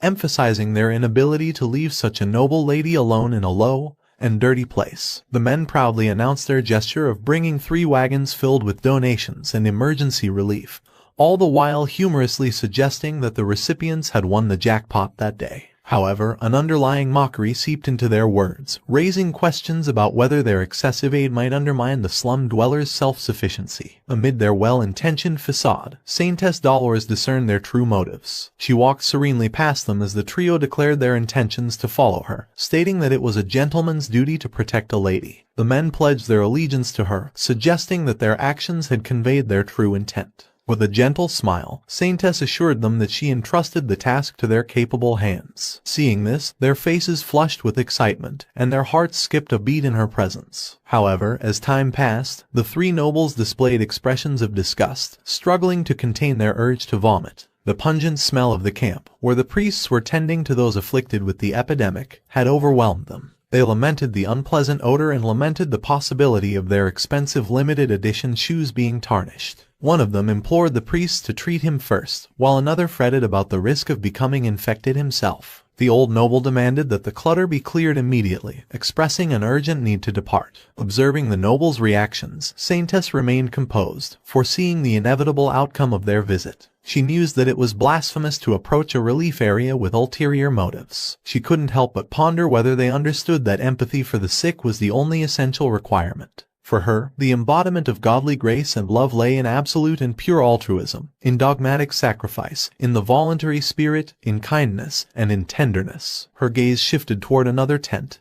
emanating an ominous aura of dark energy. Anticipating the looming horrors within, she recognized that this was where the most critical patients were gathered. Among the sick and the clergy, everyone here would be in pain. Saintess moved toward the tent resolutely and silently sought forgiveness for not being present earlier. Bracing herself, she drew the curtain and declared her intentions to help since she was there now. However, she was met with a jolt of shock as a commanding voice pierced the air, urgently demanding the arrival of more saline. A priest stood in astonishment behind the doctor, witnessing the incredible scene unfolding before him. He found the doctor's method of treatment to be impossible, as according to his knowledge, only divine power should work on epidemic infections. He then marveled at the long hours the doctor had spent tending to these patients by himself. The doctor made a small incision in the infected area with his clinical knife, and then applied divine power by touching the wound with his 2 fingers. Miraculously, the wound immediately healed under his touch, and to the priest's amazement, the infection vanished as well. Contemplating the method employed by the doctor, the priest surmised that instead of merely blessing the skin, the doctor was enabling the direct flow of divine power into the infected area. This sparked a new possibility within the priest, making him realize that he, too, might be able to focus and utilize divine power in a similar manner. The Saintess, closely observing the scene, recognized the doctor as the Night Hound, who was none other than Vicar in disguise. After curing the patient's infected area, Vicar administered some medicine to aid in the recovery. The Saintess regarded him with awe, acknowledging his exceptional skill in both medicine and the use of divine power. With solemn determination, Vicar placed both his hands on the patient's chest and channeled divine power into the afflicted body. He knew that typically divine power was a cleric's prayer reaching a god, which God accepted and transformed into power for the cleric. The quantity of divine power bestowed upon an individual depended on their level of devotion to God, and the amount of divine power was directly proportional to the effort required to perform a miracle. 1 divine power equated to 1 miracle, while 10 divine powers could generate 10 miracles. However, Vicar knew of a method that allowed one to perform 10 miracles with 1 divine power, and 100 miracles with 10 divine powers. Vicar's thoughts delved into the turbulent past as he recalled the time of the fall when an overwhelming number of monsters assailed them, and the number of patients lying before the clerics had surpassed even the count of the monsters. The clerics had realized that the amount of divine power they possessed would not be enough to stop the disaster. The decision made by God, due to the desperation and faltering faith of the clerics, was to alter the equation used to perform miracles. The clerics now embraced the philosophy, take measures now and deal with the consequences later, perform miracles first, and address the aftermath afterward. It was a strange phenomenon where they could muster all the divine power they needed, even if the divine power they needed came with interest. People referred to this phenomenon as advanced divine power. Furthermore, it was a time when slaying monsters was deemed an act of faith. Therefore, even non-clerics could use advanced divine power by vanquishing monsters. Because of this, Vikir, who possessed a soul that had accumulated karmic energy from the past, was able to harness divine power within a divine region. Just then, a distressed little girl sat near her ailing mother and burst into tears, crying out for her mommy. Vikir, having completed the treatment of the previous patient, approached the little girl with gentle reassurance and promised to help her mother recover soon. He then handed her a gold coin and acknowledged that her mother was not only sick but also suffering from severe malnutrition. So he advised her to use the coin for food, firewood, and nursing her mother. The priest, who witnessed it all, intervened and mentioned that materialistic assistance was not permitted as monetary demands were endless. He expressed concern that if Vikir did that, he might end up giving all his money to them. In response, Vikir posed a philosophical query, probing the nature of endlessness and the concept of limitless demands. Perplexed, the priest struggled to comprehend the depth of his question. After hearing no response, Vikir continued and stated that there was a limit to how much money was in his pocket, so he could give all he had to the needy without repercussions. He paused for a moment as he gazed upon the sick mother, and then he apologized. Observing this exchange, Saintess Dolores wondered if he had just said he was sorry. She then questioned what he was sorry for and why he was apologizing. Recalling Vikir's earlier statement about theology being an exploration of human understanding, she connected the dots, considering the possible reasons behind his apology. She wondered if his reason was perhaps the same as her own, because, like herself, he too felt remorse for not being able to treat more people. Suddenly, her heartbeat intensified and a loud thump escaped her chest. Saintess Dolores was merely a 16-year-old girl, young and inexperienced. However, at that moment, Dolores's heart started racing for the mysterious man standing before her.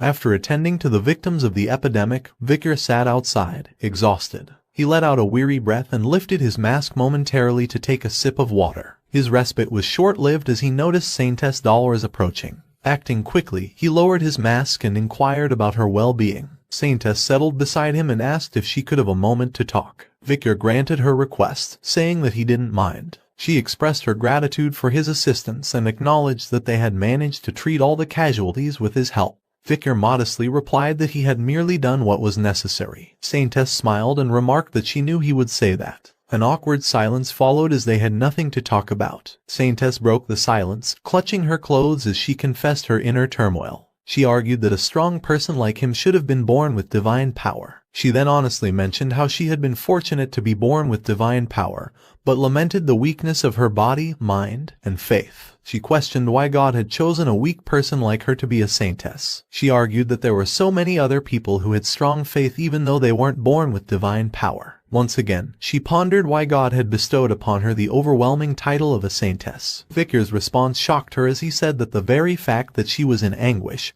and guilt was the reason why God had chosen her. A smile appeared on his face as he emphasized that what the world needed was a light that could penetrate even the darkest and most ferocious places. Tears welled up in Saintess Dolores' eyes as she sought reassurance, questioning whether she could become the person who could embody those words. Vikir's response was gentle yet firm, assuring her that she would indeed be able to fulfill that role. The outcome of gathering the Quo Vadis family's clergy in one area for prayer was that all processes involved in the creation of holy water were successful. The result was a divine essence that could purify all those infected within the slums with just one drop. 3 drops of the concentrated holy water were produced and carefully stored. The name given to these drops was Pliny de la Verge, also known as Saintess Tyr. Amid a grand hall, Saintess sat, facing a podium that held a box containing the 3 small empty glass bottles. Initiating her prayer, a radiant divine light began to swirl around the hall. Her voice resonated through the space as she chanted, drawing attention to the woman who had the unique privilege of nurturing God's only son. She spoke of the sleepless nights filled with anguish and her heart's inability to keep pace with the profound sorrow she experienced. She proclaimed the day as the most painful and sorrowful for her. As Saintess concluded her prayer, the divine light descended upon the podium, enveloping it in an ethereal glow. Sometime later, holy knights appeared before her, carrying a box containing the 3 Saintess tears. The holy knight closed the box, expressing gratitude for her efforts, and assured her that they would store it securely in the basement's safe. Saintess Dolores entrusted them with the task, and as they departed, she found herself contemplating her next course of action.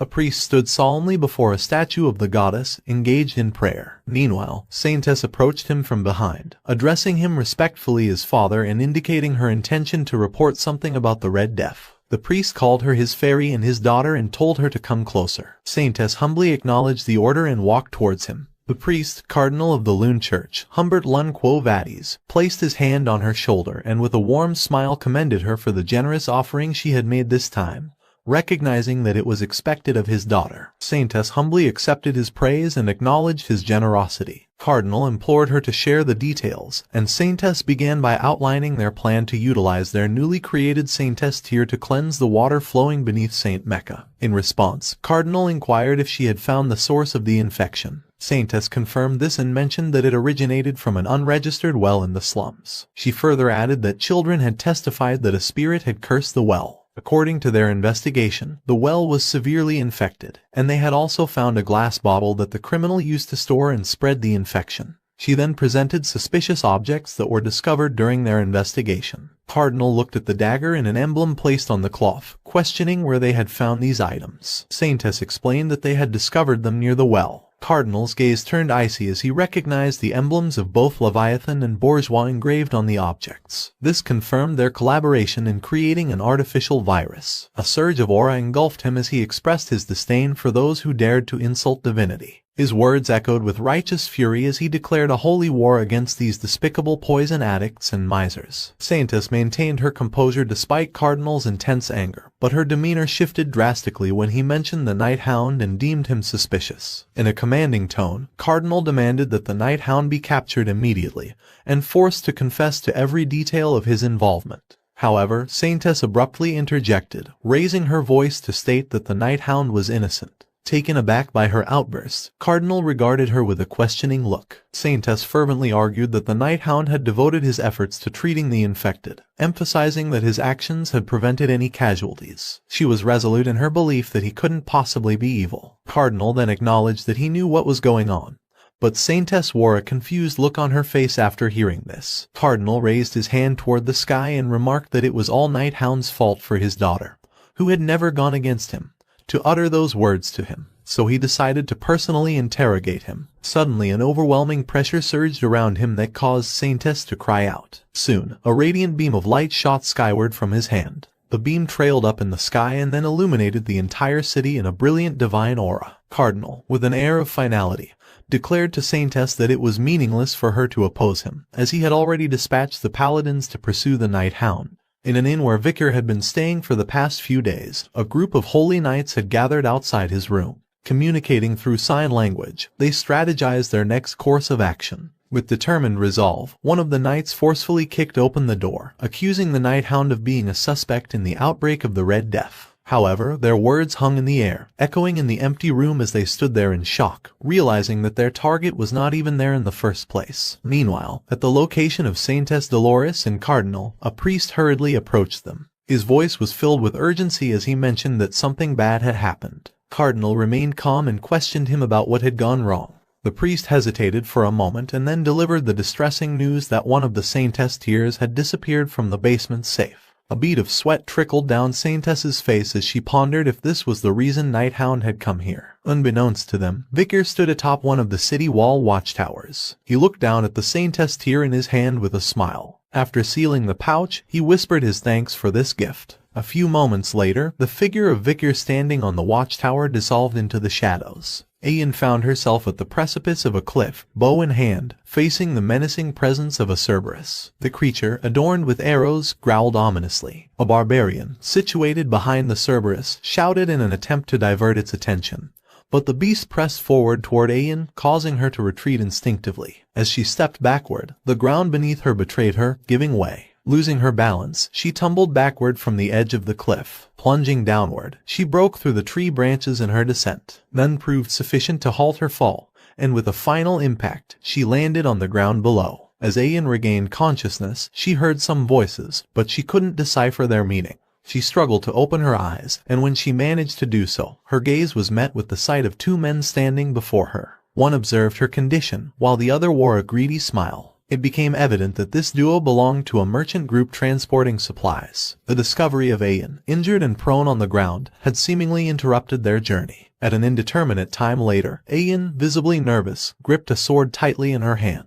Behind her stood a confining wooden wall, offering no escape. A raucous crowd, masked and exuberant, cheered loudly, creating an atmosphere of anticipation. Facing Ayan was her opponent, a robust man adorned with battle scars, a sinister smile on his face as he menacingly clacked his fingers, signaling the imminent clash. The air buzzed with tension as the battle commenced, the man charging at her with a thunderous shout, exuding confidence in his imminent victory. Despite her fear, Ayan displayed agility, evading his attack with a swift jump and retaliating with a slash of her sword, leaving a small wound on his shoulder. To her dismay, her opponent, seemingly unfazed, seized her midair by the leg and hurled her forcefully towards the wooden barrier. Ayan collided with the unforgiving wall, blood spraying from her mouth as pain surged through her body, tears welling in her eyes. The observers, hidden behind their masks, erupted in boisterous laughter, finding intense pleasure in the unfolding spectacle of the brutal battle. Her struggle against her formidable adversary was now a source of cruel entertainment for the masked onlookers. Ayan lay on the ground, tears streaming down her face, defeated and broken. Her opponent reveled in his triumph,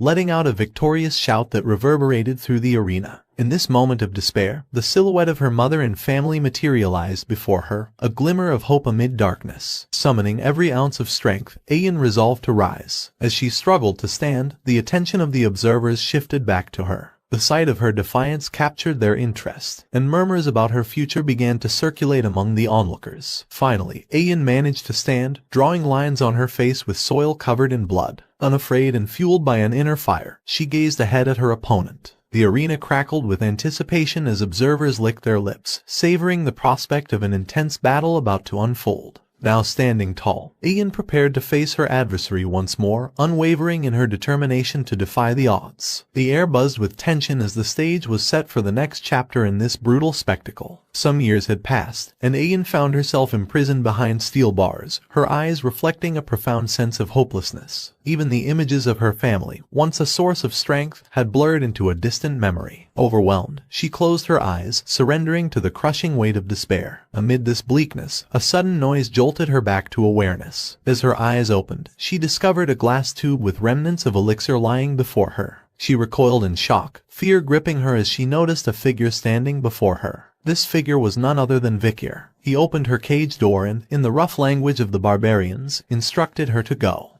Reality shifted abruptly, and Ayan awoke from this distressing dream with tears covering her eyes. The matriarch looked at her daughter lying on her lap and inquired if she had experienced a nightmare. She then told Ayan that she kept looking for Vikir in her sleep. But the dream was not the only torment haunting her. With a heavy breath and a voice laden with pain, she confided in her mother about the worsening agony. Her chest ached, her body burned, and the sensation that her heart had dried up enveloped her. In a voice weighed down by despair, she questioned if she was afflicted with the Red Death. The pain was so overwhelming that it caused her to regret being born into this world. The matriarch sought to comfort her, gently placing her hand on Ayan's and recounting a tale. A long time ago, she and Ayan's father buried a small seed in the ground. Ayan's father planted the seed, while she watered it every day. Not long after, the seed sprouted, and after several months, it became a healthy and beautiful flower. Subsequently, they harvested the flowers, extracted the sap, and smoked it. They experienced euphoria and had fun,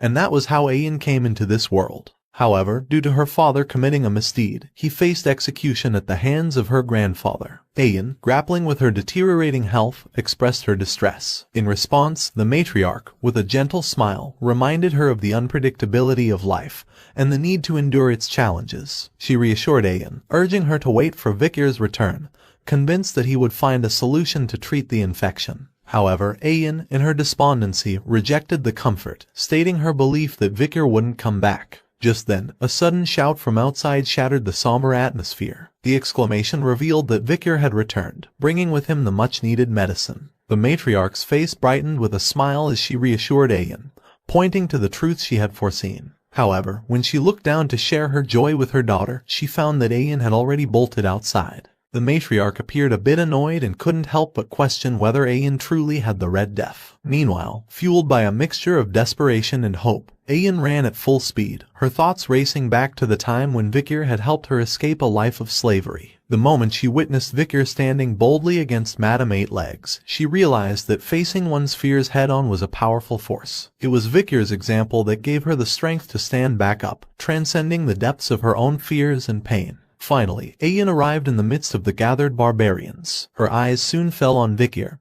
who stood before her. Vikir expressed surprise upon seeing her, as he had heard from the warriors that she had contracted the Red Death. However, Ayan didn't respond with words. Instead, propelled by a rush of emotions, she leaped at him with full force, enveloping him in a tight hug. The impact sent Vikir flying backward, crashing to the ground, but she held on to him steadfastly. Vikir questioned her actions, stating that her fervent hug might have broken his back if he hadn't used mana. He then questioned how she could have such force when she had Red Death. Ayan simply stated that as soon as she heard he had returned, her body felt lighter. Confused but relieved, he inquired about her well-being, and Ayan reassured him that she was fine. Vikir then asked if she was just pretending to be fine, to which she nodded in agreement. Ayan then smiled with genuine happiness and welcomed him back. Vikir reciprocated her sentiment, saying, "I'm back."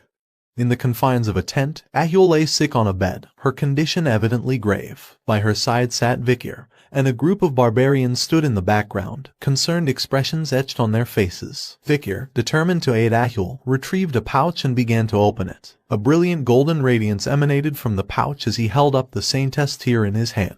The golden light cascaded onto Ahul, who was laboring under heavy breaths. To the surprise of everyone present, the red spots on her body started vanishing. The barbarians erupted in exclamations, marveling at the disappearance of Ahul's affliction. The potent light from Vikir's offering had seemingly eradicated the Red Death. Their awe was palpable as they acknowledged him as the bringer of the cure. Vikir inquired about the number of patients they had, and Ayan reported that, including Ahul, there were around 30. Vikir then asked about the situation of other tribes, and Ayan revealed that the situation was really bad. Many other tribes were on the brink of annihilation. Vikir estimated that there should be around 10,000 affected individuals, and he urged her to tell other tribes to gather the sick. Ayan, expressing concern and questioning if there were large quantities of the cure, Vikir assured her that there was an ample supply of the cure, and they could use this opportunity to showcase their capabilities to other tribes. Barbarians, overwhelmed by his deeds, exclaimed in admiration and hailed him as amazing.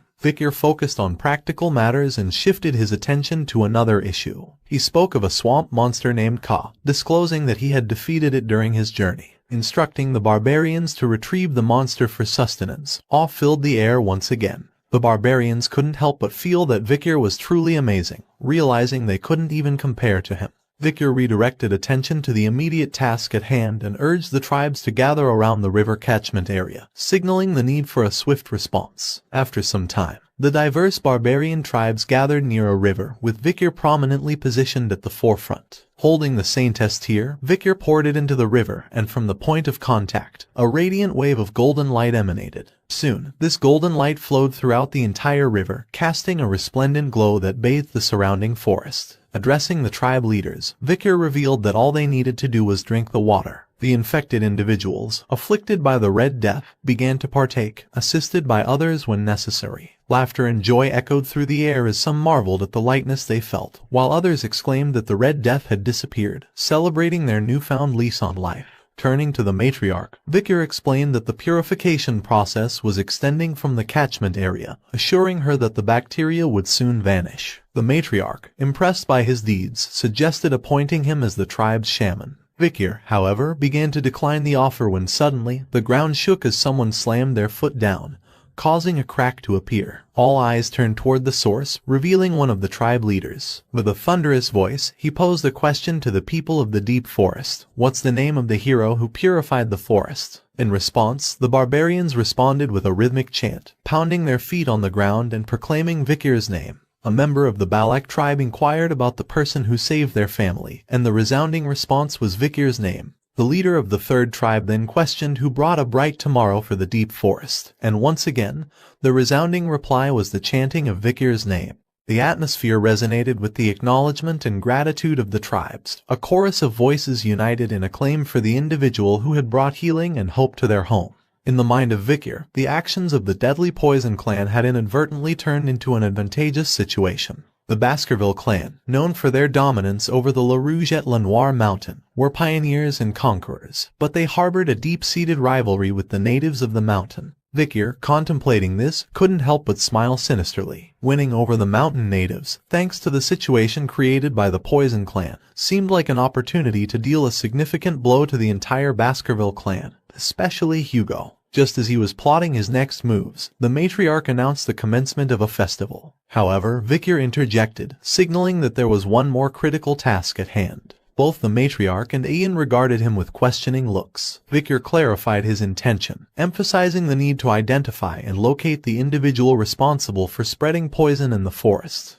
Meanwhile, in a dark cave, another man reveled in his sinister thoughts. He felt that a lot of time had passed, so everyone should have been infected by now. He blamed the Imperial brat for the current predicament, as he wouldn't have struck a deal with the Imperial druggies if not for him. However, soon he smirked, confident that by infecting everyone and later providing the antidote, he would become the revered savior of the tribe. Ahuman reveled in his devious plan, pleased with the idea of infecting his own granddaughter, Ahul, as a masterstroke of deception. Ahuman, having emerged from the cave and rejoined the village, was met with a disconcerting reality. The villagers were bustling with activity, working happily, contrary to his expectations. Confusion gripped him as he questioned how everyone appeared fine, despite his belief that they were on the brink of suffering due to the Red Death. He had seen them gasping for air just before he commenced the ancestral rite. His bewilderment deepened as he observed Ahul, his granddaughter, cheerfully cooking food. This sight contradicted his assumptions, leading him to wonder what was happening.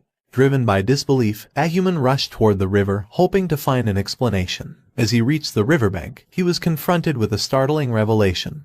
The water was remarkably clean, allowing him to see his reflection. This raised more questions. How are the fish in the river alive? Has the river been purified, and how has the water become even clearer? Despair etched across his face. Ahuman grappled with the inexplicable turn of events. Just as the weight of his realization settled in, Vikir materialized behind him, commenting casually on the river's clarity. Startled, Ahuman recoiled and, in frustration, referred to him as an imperial bastard. Internally, he wondered when Vikir had arrived. But his shock was further intensified when he discovered that Vikir wasn't alone. A group of barbarians accompanied him. Vikir looked at Ahuman and realized that, as he had suspected, he was the culprit behind the spread of the Red Death in the forests. He then recalled that before his regression, there was a time when stories of an old man in the forest and his misdeeds were circulating. It was a horrible story of a man who had spread an infection within his tribe due to his desire to become a hero. However, in the end, he failed to cure it and ended up causing the death of most of his tribespeople. Meanwhile, Ahuman's mind raced as he tried to comprehend the situation. He refused to believe that Vikir could be aware of his devious plans. He tried to divert attention and address the gathering sarcastically,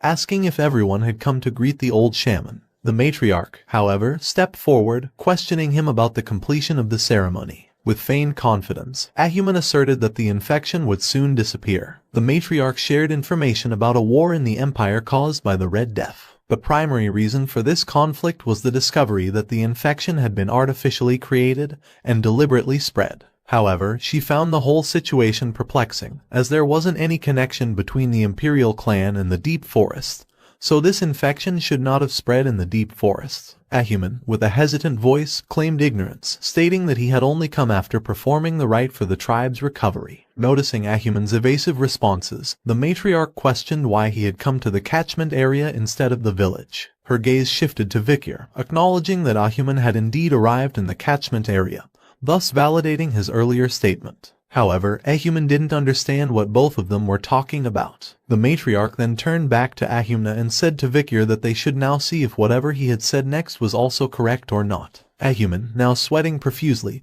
couldn't help but nervously ask her about what they were talking about. The matriarch recalled Vikir's earlier assertion that Ahuman intended to use this incident to become the tribe's hero, ensuring he would definitively have the Red Death cure on him. Suddenly, a chilling aura emanated from the matriarch, causing Ahuman to tense up. She then demanded to see what was in his pouch.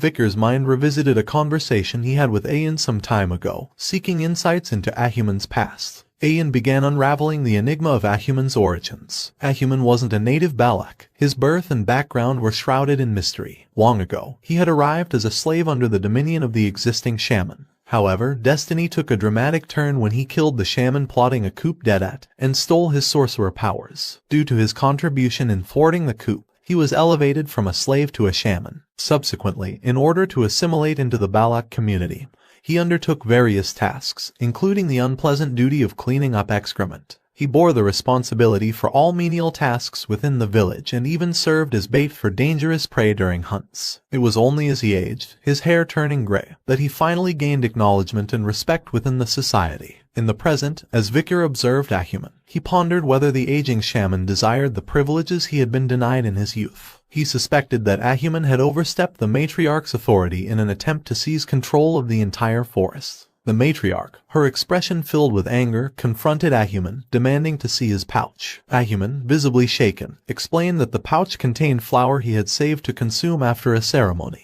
As he attempted to retrieve the pouch, a mishap occurred. The pouch slipped from his grasp and tumbled into the river. Soon, the contents dissolved into the water. Ahuman, in shock, exclaimed that the old man had hand tremors, which resulted in the accidental loss of the pouch in the river. Simultaneously, the matriarch acknowledged Vikir's earlier suspicions, expressing disbelief that he would throw the pouch into the river. Vikir remarked that now they could no longer reveal the content of his pouch using the same method. Ahuman, in a fit of anger, denied having an antidote and stated that accusing him implied he was the one who had spread poison throughout the forest. He pointed an accusatory finger at Vikir, urging the matriarch to punish him for framing the honorable shaman. The matriarch agreed with his statement that you cannot frame someone without evidence. Since he believed he was innocent, she promised to protect his honor and pride. Ahuman smirked, confident that without evidence, even the matriarch would not be able to punish him. He felt untouchable. However, his confidence waned when the matriarch ordered an Iliad. An Iliad was a Balak tradition that served as a resolution for conflicts when opinions couldn't align. The victor of the Iliad was deemed competent, and the loser faced the consequences of incompetence. Ahun addressed Ahuman as grandfather and remarked that he had always emphasized the importance of tradition. The Iliad was also a tradition of Balaks, so Ahun asked him to demonstrate how to protect their traditions. Ahuman cursed him internally, but he reluctantly agreed, scheduling the Iliad for 4 days from now, during the night of the full moon. Vikir, however, challenged the time frame, asserting that tradition dictated that the recipient of the Iliad request determine the day. He then revealed his cunning plan, admitting that evidence and verification were meaningless. Cornering him into a situation where he had no choice but to request an Iliad was all part of his plan. Vikir smiled slyly and suggested initiating the Iliad immediately. Near the summit of the mountain, the Balak tribe gathered to witness the Iliad. The matriarch, presiding over the proceedings, declared the commencement of the Iliad within the warriors' circle, warning that those attempting to flee would face merciless execution by the warriors. Behind her was the warriors' mountain, housing the graves of ancestors, and since their ancestors were watching, any indecency would not be forgiven. She invoked the ancestors' judgment to decide the victor, urging the Balak warriors to prove their righteousness. Ayan, with a smile on her face, shouted encouragement to Vikir, requesting him to secure victory with a single attack. The sentiment was echoed by other members of the tribe, chanting his name. Meanwhile, Ahuman, frustrated by the apparent lack of support, bit his finger, letting a few drops of blood fall to the ground. He believed that everyone would stop chanting his name once he won, as weapons weren't the only things one could use in an Iliad. Soon, 3 skeletons emerged from the ground, and Ahuman ordered them to watch his blind spots and notify him of Vikir's movements. Armed with a bow and arrow, Ahuman smirked, confident that it was impossible for Vikir, who had only been here for 2 years, to beat someone like him, who had spent 7 years in the forest. There was no way Vikir could be more familiar with the terrain. All he needed to do was wait for Vikir to show himself, and he would shoot an arrow right through him. Unbeknownst to him, Vikir had already arrived and was hanging upside down from a tree branch behind him. Vikir pondered the utility of the silent heal skill acquired from killing the master of the swamp. It was a Mushasu skill that allowed him to silently target his prey's openings. He appreciated its ability to eliminate distracting sounds, making it particularly useful for assassins. Observing Ahuman's use of necromancy, He speculated on the possibility of him originating from Lakoko, a tribe of shamans. However, such details held little consequence for his overall strategy. With calculated precision, Vicar descended from the tree amidst the skeletons. His hand moved at an astonishing speed, leaving red slashes in its wake as the skeletons crumbled to pieces. Unaware of this swift action, Acumen maintained a smirk, believing that Vicar was paralyzed by fear. However, in an instant, Vicar materialized behind Acumen, thrusting Beelzebub into his chest. Acumen, bewildered and coughing, questioned the sudden turn of events. He hadn't even heard any footsteps on the fallen leaves. With a push, Vicar sent him sprawling to the ground, his eyes vacant. Retracting Beelzebub, Vicar stood victorious. Ayan rushed towards him, elated by the outcome. The surrounding barbarians, shocked by the swiftness of the confrontation, acknowledged the instant decision. One noted that the ancestors had deemed Acumen's words unworthy of consideration.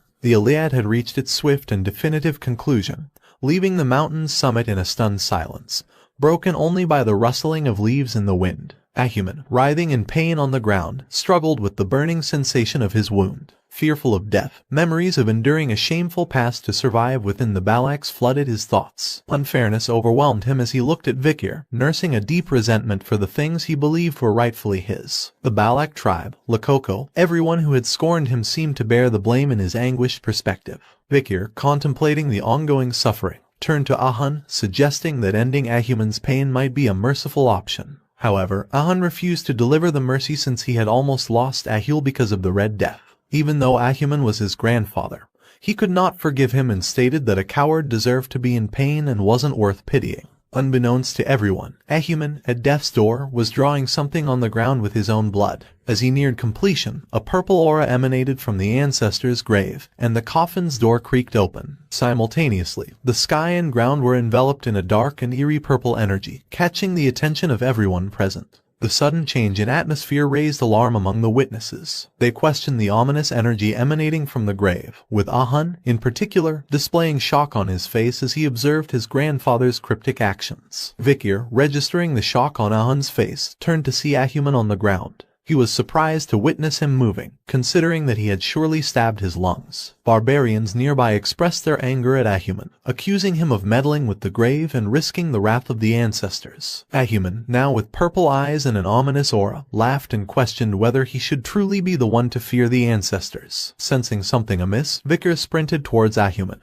urgently shouting that they needed to kill him immediately. Just as Vicar reached him, an explosion occurred, pushing him back. With a worried expression, Vicar questioned himself if he was too late. Ayan, who arrived behind him, was shocked to see the source of the blast, an arrow covered in dark energy. Acumen gazed towards a figure on the mountain and declared that, since they wished to defer the decision to the ancestors, it was now time for the great ancestors' judgment. Atop the mountain stood an undead woman wielding a bow. The message unveiled her identity as the Death Knight, with a risk rating ranging from A to S. The Death Knight was an existence that had reached the peak of their lives, but had been corrupted and transformed. They use one's soul and physical body to gather dark mana within their muscles and veins until it overflows. Ayan's eyes widened in shock as she gazed upon the Death Knight, questioning if she really was their ancestor. Meanwhile, Vicar observed Acumen's actions and contemplated the impossibility of the situation. Resurrection sorcery on a Balak ancestor. It seemed beyond the capabilities of a shaman like Acumen. His thoughts delved further, considering the unthinkable. Had he transformed himself into an undead being? Acumen summoned skeletons and questioned whether they truly believed he was a shaman living among the Balaks without any countermeasures. He then revealed that it was too early to be surprised, as there wasn't only one grave here on Warrior's Mountain. Soon, numerous Death Knights started appearing, and Acumen began to run away in his skeleton carriage while mockingly telling them to do their best in the fight against their ancestors. Ahun arrived behind him and questioned how low he was willing to go. He was about to fire an arrow at his grandfather when another arrow shattered his own. Ahun turned towards the source, discovering it was the Balak ancestor who had intervened. Suddenly, an arrow streaked from the forest, obliterating the undead ancestor's head.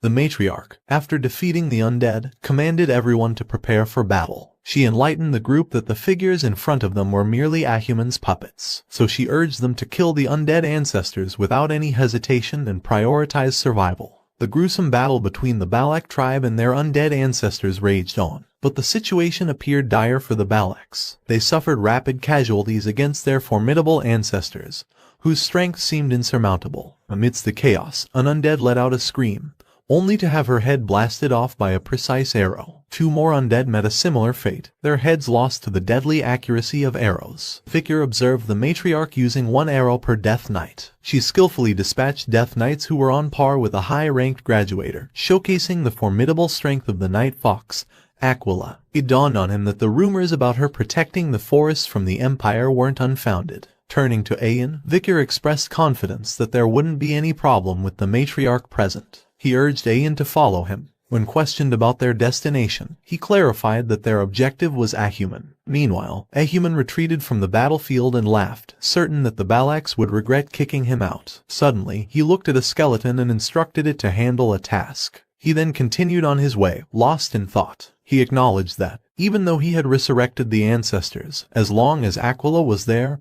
he couldn't act carelessly. After all, she was a genius who had been the strongest village head in history. A smirk appeared on his face as a devious plan formulated in his mind. Despite Aquila's brilliance, he believed she wouldn't be able to handle what he had in store. In their pursuit, Victor and Ayan discovered Ahuman's location, where he sat in the middle of a magic circle, chanting something mysterious. Victor, perplexed by the choice of location, questioned Ayan about the significance of the place with the pillars. Ayan didn't know much, but she was certain that they couldn't allow Ahuman to continue his suspicious activities. She took aim with an arrow infused with aura and declared her intent to kill Ahuman. The arrow soared toward its target, but before it could strike, Ahuman shouted, "I'm done." In a surprising twist, a hand emerged from the ground, catching the arrow between its fingers. Ahuman jubilantly announced his success in summoning it. According to legend, he slept alone deep within the forest, and he was the only one who had noticed him. He then welcomed his newly summoned ally, the divine archer Adonai.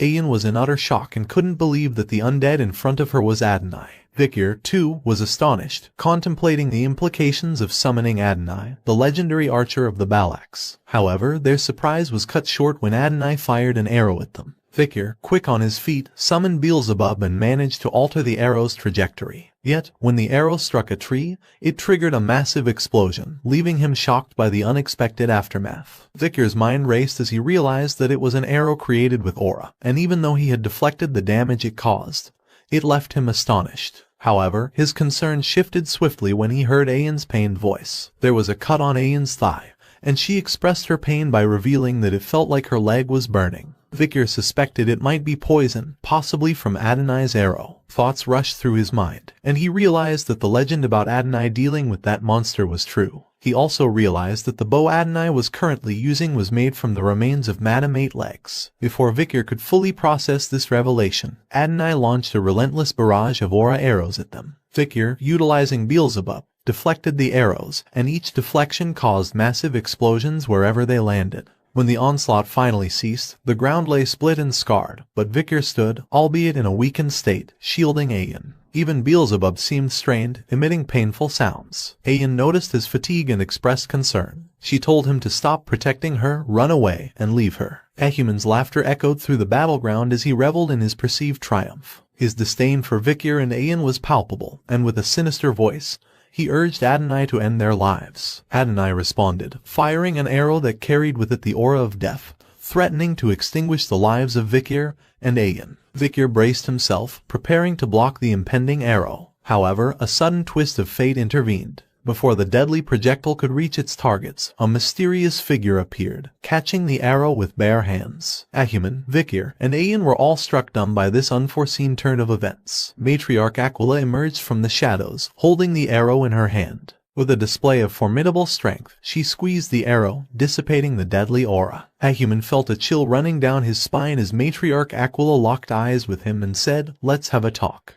Ayan was shocked by her mother's sudden arrival and called out to her. The matriarch explained that she had sensed a powerful aura, and now she acknowledged that it was the right call for her to come. Ahuman was taken aback, uttering Aquila's name in disbelief. Ayan urgently informed her mother about the poisoned arrow and insisted that she seek immediate treatment. The matriarch, looking at her hand and acknowledging the presence of poison, extended her hand and clenched her fist, triggering an internal explosion. As she opened her hand, the poison dripped down, leaving Victor astonished. He wondered if she had expelled the poison and contaminated blood by detonating the aura within her. The rarity of such a method surprised him. Matriarch called out to Acumen, whose fear intensified upon hearing her cold tone, and he began blaming her for pushing him into a corner. However, she ignored his betrayal and asked him to answer her question. She looked at the undead and inquired whether this person was indeed the divine archer, Sir Adonai. Acumen regained confidence and asserted that he was the legendary Adonai, someone she wouldn't dare to fight against. The matriarch smiled and acknowledged the information. She then praised Ayan and Vikir, instructing them to stay behind. Shifting her attention to the divine archer Adonai, she expressed her honor in meeting him, despite the circumstances, and proposed a showdown to determine the superior warrior. The battlefield was set, with Aquila on one side and divine archer Adonai on the other. Aquila took the initiative, launching 5 aura-infused arrows at him. Displaying extraordinary swiftness, Adonai effortlessly dodged each arrow. In response, he readied a dark aura arrow and fired at Aquila. However, she exhibited remarkable flexibility and skillfully avoided the incoming projectile. The intense battle continued, marked by massive explosions in the forest as the arrows detonated. Vikir, anticipating the danger, prepared to carry Ayan to a safer location. Contemplating the rarity of witnessing a duel between those possessing master-grade aura, a spectacle seldom seen during the time of the fall. Acumen, concealed in a safe position, observed the battle and acknowledged Aquila's prowess as the Night Fox. However, he knew that challenging Sir Adonai would not be an easy task. Suddenly, he let out an evil laugh before exclaiming that she could never defeat Sir Adonai as he was already dead. Moreover, he could infinitely use Hell's dimensional aura, and the strength of a boundless arrow was too strong. Aquila, after sustaining some injuries, realized that she would be at a disadvantage in a ranged fight. Upon analyzing Adonai, she recognized his perfection in speed, power, and mobility. However, she also noticed that he was lacking something very important. As their arrows collided, a massive explosion enveloped the area. Aquila seized the opportunity presented by the dust cloud to close the distance and launched a kick at Adonai's neck. However, he skillfully evaded it and conjured a dark sword. As he swung the dark sword, it cut through the surrounding trees, but Aquila managed to evade getting hit. She then threw her dagger at Adonai's hand, causing the sword to fall. Capitalizing on his momentary imbalance, she aimed a kick at his knee, disrupting his stability. Seizing the chance, Aquila fired an aura-infused arrow at him, cutting through the forest with formidable force. As the dust settled, Adonai stood with his right upper half blown away by the arrow. Aquila addressed him as Great Ancestor and questioned whether his reluctance to fight stemmed from being dead or a desire to spare his descendant. Regardless, she expressed her intent to free him from his current state. She fired another arrow at him. He stood motionless, seemingly welcoming the impending hit. However, just as the arrow approached his face, a dark aura arm materialized, catching it. Adonai screamed as dark energy manifested in his right half, attempting to merge with his undead body. Meanwhile, Acumen, now in control of Adonai, expressed astonishment at his ability to resist the necromancy spell. He came to the realization that legends were truly different. He expressed disdain for half-hearted actions, instructing Adonai to fight with all his strength until every threat against him was eliminated. Aquila, understanding the situation, called out to him in anger. Meanwhile, Adonai, covered in a dark aura, emitted an ear-piercing scream, a manifestation of the unsettling transformation. Adonai's transformation was complete, his entire form exuding a foreboding dark aura. Acumen confidently asserted to Aquila that the entity before them could no longer be recognized as Adonai. However, the atmosphere was soon drowned in heavy noises, and 3 colossal monsters materialized in their vicinity. Acumen observed and realized that they were rank monsters living in the forest, drawn by the commotion caused. In one moment, they stood tall, and in the next, Adonai unleashed 3 arrows, swiftly eliminating the rank monsters. Aquila was astonished as she hadn't even seen the arrows at all. Acumen chuckled upon witnessing the full might of Adonai, and he himself felt a bit shocked seeing him kill the monsters in one go. He then urged Adonai to kill the woman in front of them. Adonai followed his orders and initiated his attack. Aquila skillfully evaded the barrage of arrows, sensing a potent murderous intent emanating from each arrow. With each strike, Madame's venomous poison permeated her body, inducing a sluggish sensation. Eager to swiftly conclude the confrontation, Aquila turned around decisively and released 2 arrows toward Adonai. The first arrow deviated off course, failing to find its mark, while the second arrow raced straight for his face. Nevertheless, Adonai effortlessly obliterated the approaching frontal arrow. The shock was evident on Aquila's face, but suddenly it changed into a confident smile. The arrow that had initially gone astray suddenly reversed course, piercing through Adonai's throat. Aquila explained that this attack looked like the first arrow missed, but the second one hit the target. However, the moment the opponent blocked the second arrow, the initially missed first arrow returned and penetrated the back of their head. It was a skill where the arrow reached maximum rotation mid-air, and upon reaching its peak, it returned and hit the opponent. It was her personal arrow skill that she had created after pondering about Adonai's fight against the Imperial Knight. But the satisfaction on her face vanished when Adonai extracted the arrow from his throat, and appeared completely unharmed. Ahuman, reveling in the spectacle, mocked Aquila, saying that no matter how stone-hearted warriors she faced, she had never fought a corpse before. Sir Adonai was already dead, so there was no way he could be defeated by a single arrow to the throat. Some distance away on a cliff, Ayan anxiously observed the explosions echoing through the forest, her worry for her mother palpable. She felt the ominous forest shaking and wanted to go help her mother, but she believed that Vikir would soon resolve the unfolding chaos. She remembered his instructions for her to conceal herself while he planned to confront Ahuman and nullify his necromancy skills. Vikir sprinted through the forest and concluded that Ahuman was afraid of Aquila. Therefore, it was highly probable that he would be hiding behind Adonai to oppose her. Vikir finally spotted Ahuman hiding behind a tree. He immediately stopped in his tracks and charged straight at him. Vikir decided that he was going to kill him in one attack. However, before he could reach his target, a Death Knight materialized, launching a powerful kick in his direction. The ground blew apart from the force of the attack. But Vikir, nimble on his feet, managed to evade the strike and retreated to a safe distance from the formidable adversary. Ahuman's attention shifted to Vikir as the commotion caught his notice. He bellowed in recognition and started cursing him. With a triumphant air, he revealed that he had foreseen someone coming for him, so he had preemptively summoned his skilled Death Knights. All of them were so proficient that they had been buried in a warrior's grave. The next moment, under Ahuman's command, Death Knights swarmed Vikir from all directions. Meanwhile, Adonai's arrow found its mark, striking Aquila in the waist. She crumpled to her knees, a cry of pain escaping her lips. Ahuman, witnessing her fall, relished the moment and taunted her. He envisioned ruling the forest, viewing it as a reward for all the unfair treatment he had received in his life. He then started revealing his sinister plan. Firstly, he would kill all clan members who looked down on him. Before he could bask in his impending triumph, a deadly aura materialized behind him. Vikir employed the Baskerville 6 technique and promptly eradicated all the Death Knights. As they dissipated, Vikir remarked that Ahuman's plan posed a bit of a challenge, given that the people of the forest would serve as his support system.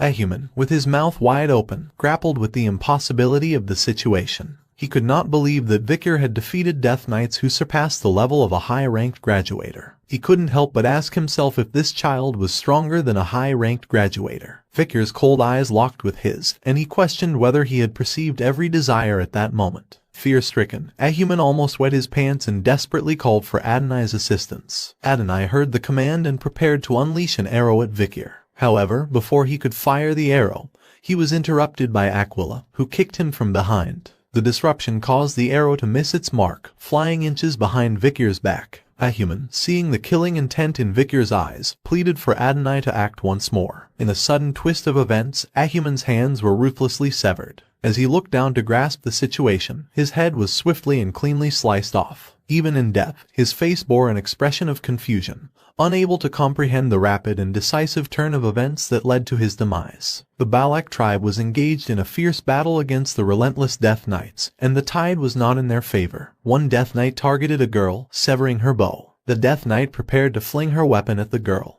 But before she could do so, her body began to crumble into ashes. Soon, the entire legion of Death Knights shared the same fate and were reduced to ashes. Meanwhile, on the other side, Aquila breathed heavily and gazed ahead as Adonai began to turn into ashes. She rested her hand on his, whispering a plea for him to rest in peace. On the opposing side, Ahuman voiced his frustration, lamenting the missed opportunity to claim the forest as his own. He directed his anger towards Vikir, accusing him of interference as the child of the Empire. Vikir, meeting his gaze with cold eyes, contemplated Ahuman's unexpected prowess. Not only had he embraced undeath, but he also displayed a heightened mastery of magic, controlling numerous Death Knights, including Adonai. He couldn't help but wonder what might have happened if Ahuman had strived to go down the path of a shaman. His thoughts were interrupted as Ahuman's maniacal laughter echoed. Acumen threatened that this wasn't the end and that he would make him regret driving him out. But before he could finish, an arrow found its mark on his forehead, concluding his dark saga. Vikir looked back and saw Ahun holding a bow, panting heavily. Ahun expressed remorse to Vikir, acknowledging that if only he had listened earlier about the necessity to eliminate Acumen. Vikir reassured Ahun, stating that it wasn't his fault and commending him for doing well. With the main culprit finally dealt with, a collective sense of relief swept over everyone.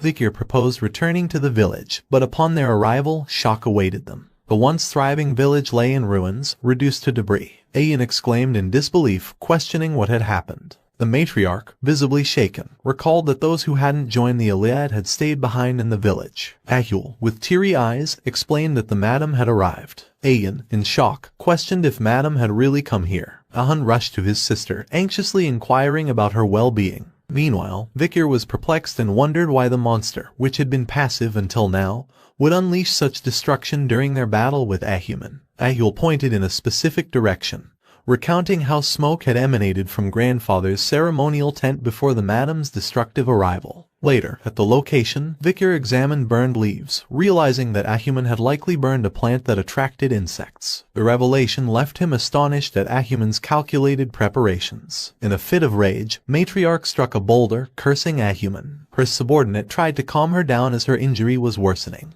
Matriarch declared that they could rebuild the village and gather food again. She then commanded the uninjured warriors to tend to the fallen and rescue survivors. On the other side, Ayan gazed at her wolf, Bakira, who trembled in pain, his leg rendered useless by madam's poison. With teary eyes, Ayan embraced him and apologized for leaving him alone. Madame Eightlegs was the evil goddess of the forest, striking fear into the hearts of all tribes. Her existence wielded a catastrophic and undeniable force of darkness. The Balak tribe recognized Madame as a natural disaster, rendering them powerless to seek revenge. However, Vikir harbored a plan that could change this dire situation. Later, under the cover of the night, Vikir entered Matriarch Aquila's tent and sought her counsel. When she asked him about the reason, Vikir, with a calm tone, requested her to tell him about Madame Eightlegs. Matriarch responded with a measured tone, questioning his interest in Madame. In response, Vikir presented a document, revealing it to be a record of Madame that he had discovered at the Lakoko tribe's village. The document contained various information about Madame's poison, witness statements detailing its battles with other monsters, and even disclosed the location of Madame's hideout. However, Vikir expressed confusion, stating that after reading it, he couldn't discern why the forest tribes feared Madame and why they hadn't attempted to subjugate it together. Matriarch explained Balak's long-standing knowledge of Madame, passed down through generations. She recounted the battle of the archer god Adonai and the Madame, where Adonai had successfully pierced one of Madame's legs with an arrow. However, instead of victory, it marked the onset of despair. The destroyed leg regenerated and multiplied. The more they attempted to destroy it, the more the Madame's legs increased. The legs were the only thing they could damage, but they grew stronger the more they were destroyed. Not even Sir Adonai's arrows could penetrate Madame's resilient body, and everyone engaged in the battle fell victim to the creature's poisonous influence. Her own lingering injury from the poison on Adonai's arrow served as a testament to Madame's formidable strength. Aquila emphasized the Madame's status as the evil goddess, a creation born from the efforts of countless warriors in the forest. She warned Vikir against any plot to attack Madame, expressing a heartfelt desire not to lose any more of her family. Vikir, deep in thought, recognized that the chances of him winning against Aquila and Adonai were very low. However, if it was a strong monster, then things were different. Although Madame was a rare monster at the moment, in World of the Fall, where demonic monsters invaded the human world, he encountered creatures on par with Madame.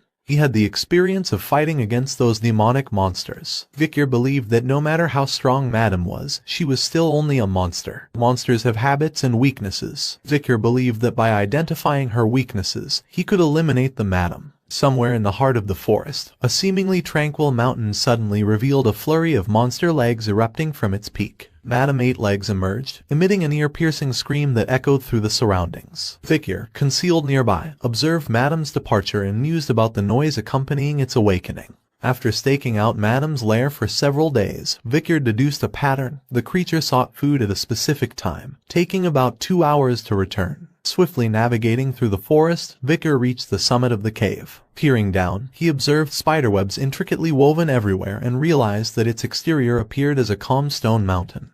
But it was actually empty inside. Utilizing Beelzebub, Vicar cut a rock and retrieved a spider web attached to it. Examining the web, he noted its rough cross-section, concluding that a graduator's mana would struggle to cut through it. Recognizing the potential, he decided to use the spider web for his descent. As he descended, he contemplated the cave's structure. The entrance was just large enough for Madame to squeeze through, but it gradually widened as he went deeper. Considering Madame's size, it became evident that the lair's dimensions were perfectly suited for the monstrous inhabitant. Descending further into the depths, he encountered a haunting sight: figures entwined in spider webs, victims of Madame Eight Legs. The macabre scene featured both humans and monsters, some untouched and decomposed. Vicar pondered whether Madame used them as examples or simply brought them here for amusement. Realizing the urgency of his mission, he pushed aside his fascination. He needed to investigate as much as possible before Madame's return. Amid his exploration, he stumbled upon eggs adhered to a wall. He plucked one and identified it as Madame's egg.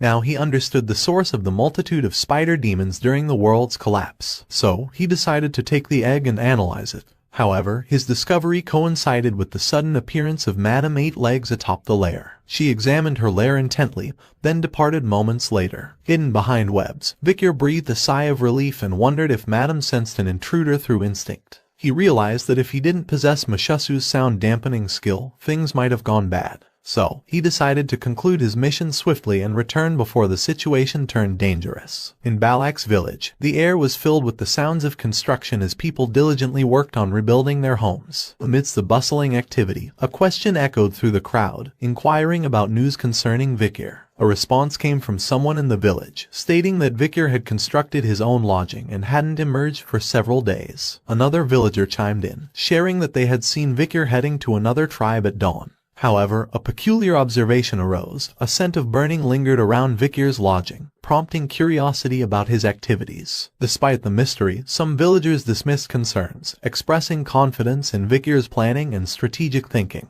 However, a serious issue surfaced. Vicar had not met with Commander Ayan. Standing outside Vicar's tent, Ayan called out to him and acknowledged that she had heard from her mother about his inquiry regarding Madame. She cautioned against attempting to fight the formidable monster, emphasizing that no warrior could defeat it. With teary eyes, Ayan revealed that Bakira had to amputate his leg and that he might not be able to run as before. If something were to happen to Vicar too, she expressed that she might not be able to bear it. Before Ayan could finish her plea, Vicar called out to her, inviting her inside his tent, mentioning that he had something important to share. Ayan entered Vicar's tent, greeted by the sight of numerous documents affixed to a board. Perplexed, she inquired about the contents. Vicar explained that the records were gathered from various tribes in the forest, detailing information about Madame. He conducted research on the web and skin obtained from the creature's lair, as well as the egg it had laid. Ayan, filled with worry, questioned whether he had entered Madame's cave. She expressed concern that he might be planning to confront Madame directly and offered to join him in the battle. However, Vicar pointed out her lingering injury from the encounter with Adonai, stating that she would only be a burden.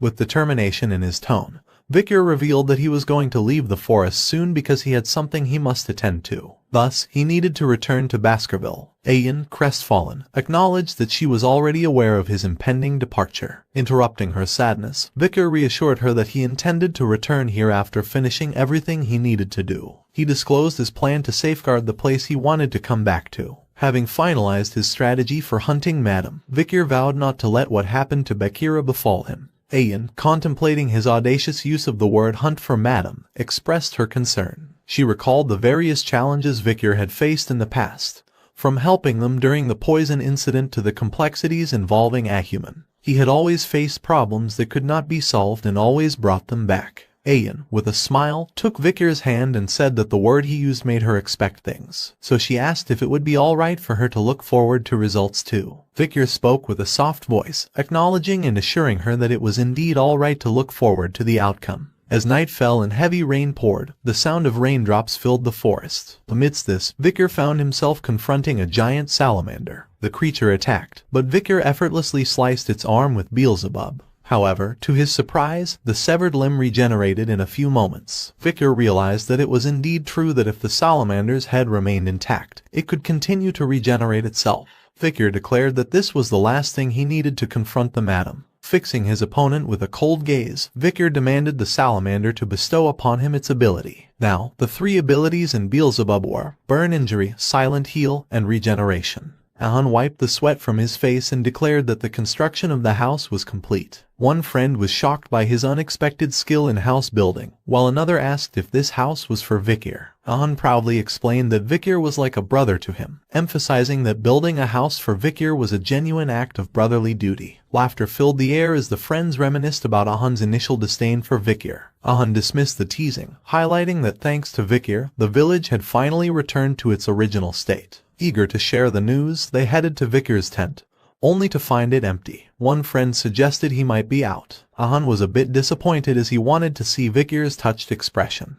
The second friend, skeptical, questioned whether the Vicar would ever show such an expression. Meanwhile, Ian observed from a distance, fully aware that the anticipated day had arrived. She prayed to the god of the forest, seeking blessings for the great warrior who was about to come face to face with disaster. Vicar stood near Madam's lair, observing the dark clouds in the sky. He predicted that it was going to rain soon. Vicar was certain that Madam would be sleeping now, making it the ideal time to hunt her. He had already considered dozens of variables that could arise during the hunt, and had planned out methods to handle each situation. Now, it was time to set his plan into motion. Jumping into her lair, Vicar declared the commencement of the hunt. Meanwhile, Madame Eight Legs peacefully slept inside, completely unaware that her demise was swiftly approaching. Vicar swiftly reached her, employing Baskerville's 6th technique to sever one of her legs. Madame's peaceful slumber was shattered by pain, and she let out a scream. Vicar landed safely and observed that her leg had regenerated. As mentioned in Adonai's records, the severed leg had doubled. In retaliation, Madame attacked, and Vicar decided that now he could use Plan 1. He moved like lightning and began systematically cutting her legs. Another scream escaped Madame as she spewed poison in his direction. Vicar, quick on his feet, skillfully started dodging the poison clusters. However, he couldn't avoid them forever, and a single drop of poison landed on his arm. A grunt escaped him as he realized Madame's poison was spreading rapidly. Reluctantly, Vicar decided on a drastic measure and cut off his poisoned arm. Moments later, to Madame's shock, his whole arm regenerated. Vicar calmly taunted her not to act surprised, mentioning that he was now in the same position as her. Undeterred, he charged at Madame, initiating a fierce battle. He focused on cutting her legs, expertly dodging her attacks and the poisonous onslaught. However, he couldn't evade her attacks forever, and one of Madame's strikes obliterated his arm and a leg. Rolling down onto Madame's leg, Vicar attempted to slow his fall. It was enough time for his arms and legs to regenerate. Without hesitation, Vicar resumed his assault, cutting down Madame's legs one by one. The battle continued for a long time as both opponents refused to give up. After a relentless struggle, Madame's severed legs lay on the ground, and Vicar panted heavily as his arm and leg regenerated once more. He had already forgotten the count of how many times he had regenerated, and he was now feeling tired as it took a lot of stamina to regenerate. On the other hand, Madame was doubling her legs effortlessly. Despite his fatigue, a sudden smile crossed his face. With swiftness fueled by determination, Vicar utilized spider webs for support and began ascending to the top of the lair. Madame noticed his actions and attempted to follow him, but she found herself unable to move upward. Vicar looked back at her with a sly smile and revealed that he knew he wouldn't be able to catch up to Madame. It was all part of his plan for Madame to double the number of her legs. He acknowledged that Madame's ability to duplicate her legs when they got cut seemed a godlike skill, but it could turn into a curse if she kept duplicating the same leg, as it becomes difficult to move. Madame retaliated with a web attack, but Vicar easily dodged it. He recalled that he already knew she would use her web when it came to this. Vicar, summoning Beelzebub, revealed that after observing her web, he had identified a critical weakness. A wide smile spread across Vicar's face as he pointed out that while it resisted normal fire, it burned like wood when exposed to the purple hellfires from the underworld. And this place was filled with gas from all the corpses. He climbed onto the dead bear's corpse and mentioned that it seemed like the best condition for a fire to spread.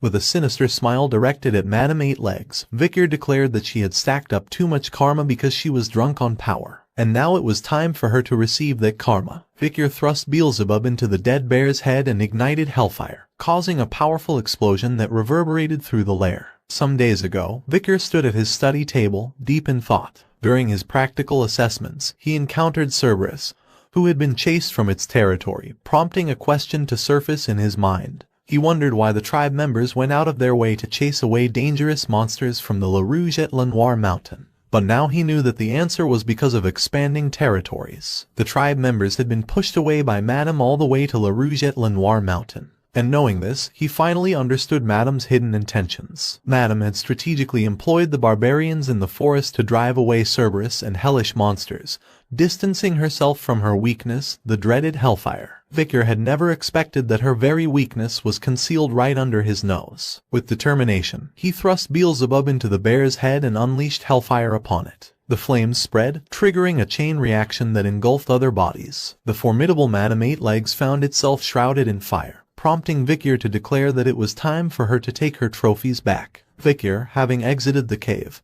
turned to observe the explosions behind him. After realizing Madame's weakness was hellfire, he formulated a plan. The key was to ensure that Madame couldn't escape her lair. She wouldn't be able to climb up due to her duplicated legs, and she wouldn't be able to use her webs either. In that situation, it was impossible for her to escape. No matter how strong Madame was, as long as she was a living creature, her lungs would burn as she tried to breathe the hot air, and her skin and outer carapace would melt from the hellfire. All that remained was to wait for Madame to succumb. Once the fire extinguished, he planned to acquire her unique ability. However, his contemplation was interrupted as the ground beneath him trembled. When he turned his attention back to the lair, the tremors stopped, and in the next moment, the lair exploded. Vicar watched in shock as Madame emerged from the wreckage. Bewildered, he realized that she had destroyed the mountain to escape. The Madame hissed and released a torrent of poison into the air. The poisonous substance exploded into fragments, scattering across a wide area. Wherever the poison touched, it began to dissolve and melt everything in its path. Vicar stood beneath Madame and realized that she couldn't see him. He concluded that it was because the fire had burned away her eyes and the hair on her body, rendering her unable to perceive him. Furthermore, the destruction of the mountain had left a crack in her shell. With determination, Vicar leaped into action, ascending into the air. As he began his descent, he focused on targeting the newly formed crack in the Madame's shell. Aligning Beelzebub with precision, he executed the Baskerville 6 technique, striking the crack. The impact pushed Vicar back and elicited a cry from the Madame.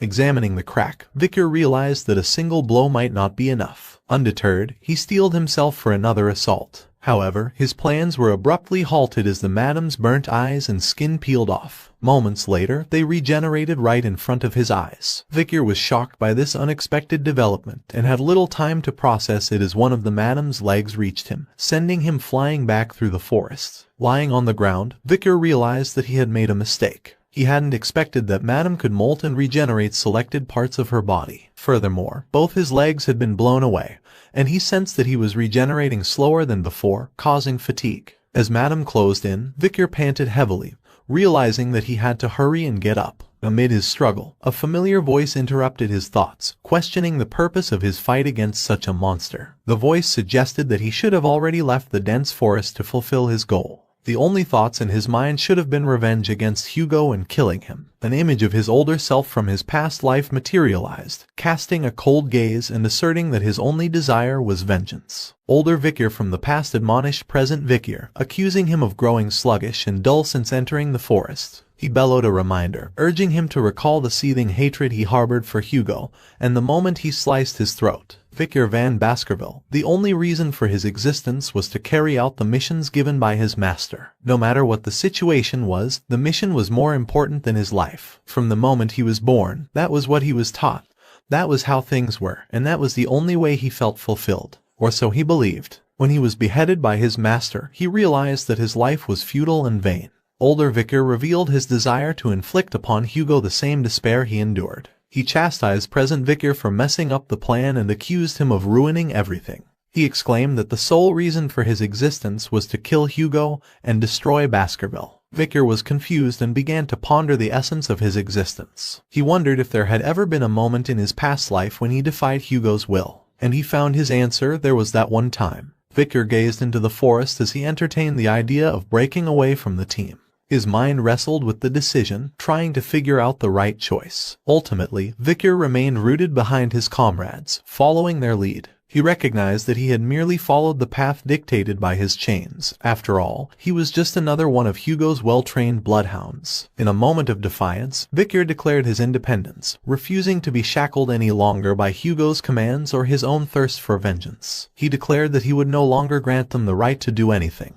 With clarity, Victor acknowledged the regret he harbored for his past decisions, especially at the moment of his execution by Hugo. He resolved not to live as a mere instrument of another's will, no longer content to be a hunter pursuing prey. Madame Eight-Legs unleashed ear-piercing screams as she launched an attack toward Victor, her leg aimed at him to terminate his life. Meanwhile, Victor's fingers clenched the soil as he declared what he sincerely wanted was freedom. With agility born of desperation, Victor narrowly evaded Madame's assault. Amidst the chaos, he contemplated his yearning for revenge and the longing to safeguard his home. All his aspirations converged into a singular point, the desire to live according to his own will. With steely resolve, Victor focused ahead, determined to seize control of his fate. As Madame's attack bore down on him, he rallied himself, screaming internally to rise and fight, in order to no longer be controlled by anyone or anything. Before Madame's strike could land, an arrow pierced her leg, shattering it. Soon, a barrage of arrows rained down upon her, eliciting agonized cries. Victor, astonished, turned his gaze toward figures standing on a distant hill, their intervention coming as a surprising relief in his dire predicament.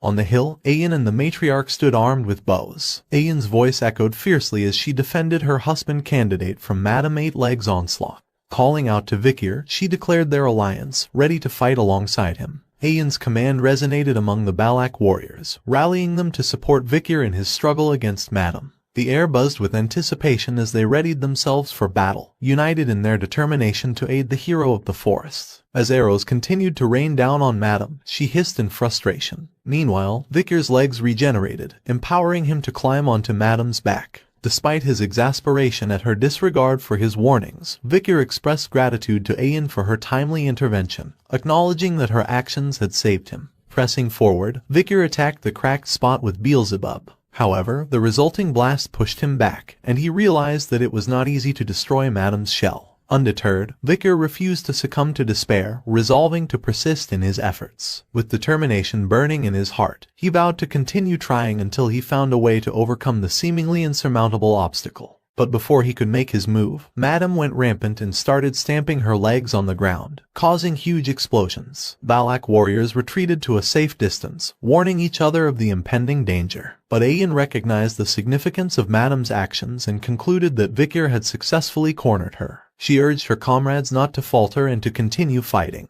Meanwhile, the matriarch remained atop the hill, her breaths labored as she watched the unfolding chaos. She had deemed Madame a disaster, so she never even thought of killing her. It was as if all the cells in her body thought that it was the obvious thing to do. But the young warrior in front showed her how to destroy that fear, and how to go against a disaster. Matriarch resolved to take action even if she had to vomit blood or if her injuries ruptured. As aura filled her body, her muscular physique was on full display. She prepared herself and unleashed an arrow, intending to open up a path for the warriors desperately resisting Madame. The arrow, created through aura, flew at an unbelievable speed and found its mark, striking Madame with explosive force. The resulting blast reverberated through the air, eliciting a resounding scream from Madame as she recoiled from the impact. Victor saw this as an opportunity and moved with lightning speed, covering a vast distance in an instant until he stood near the cracked spot on Madame's body. He gathered all his power and unleashed the Baskerville First technique, Deeply Piercing Fang.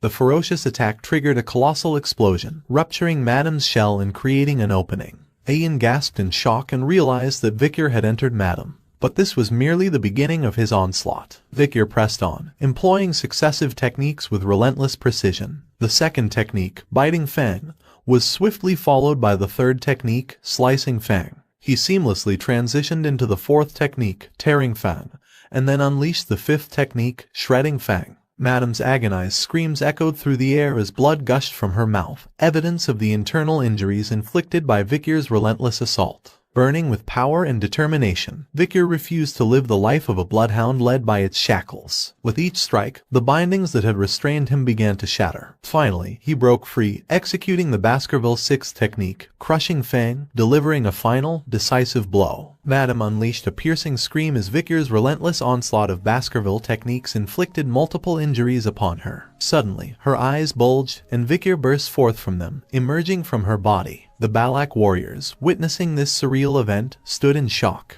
Ayan exclaimed in disbelief at Victor's emergence from Madame's eye. Madame fell to the ground, causing dust to blanket the area. The warrior watched in shock at this surreal scene. Victor lay near Madame's body, exhausted. He writhed in pain as poison coursed through his veins. Victor pondered the source of the poison and realized it must have been lurking in Madame's blood. His focus returned to Madame, who twisted in agony, fighting desperately to cling to life. Realizing the urgency of the situation, Victor knew he had to act swiftly to cleanse the poison from his body. But before he could take any action, darkness overtook him, and his vision faded. Amid this darkness, Victor's hand raised upward involuntarily, and Beelzebub emerged from it. The sword pierced Madame's body, beginning its gruesome feast. Madame Eightlegs found herself in an unfamiliar space and was confused by this sudden change. She was then confronted by Beelzebub and 3 bosses who had been absorbed by it. Cerberus lunged forward, its 3 heads biting at Madame's legs with ferocity. Under Beelzebub's command, Madame's soul began to be devoured, succumbing to its insatiable hunger. Meanwhile, Victor heard someone calling out to him desperately, but people warned them not to get closer because of poison.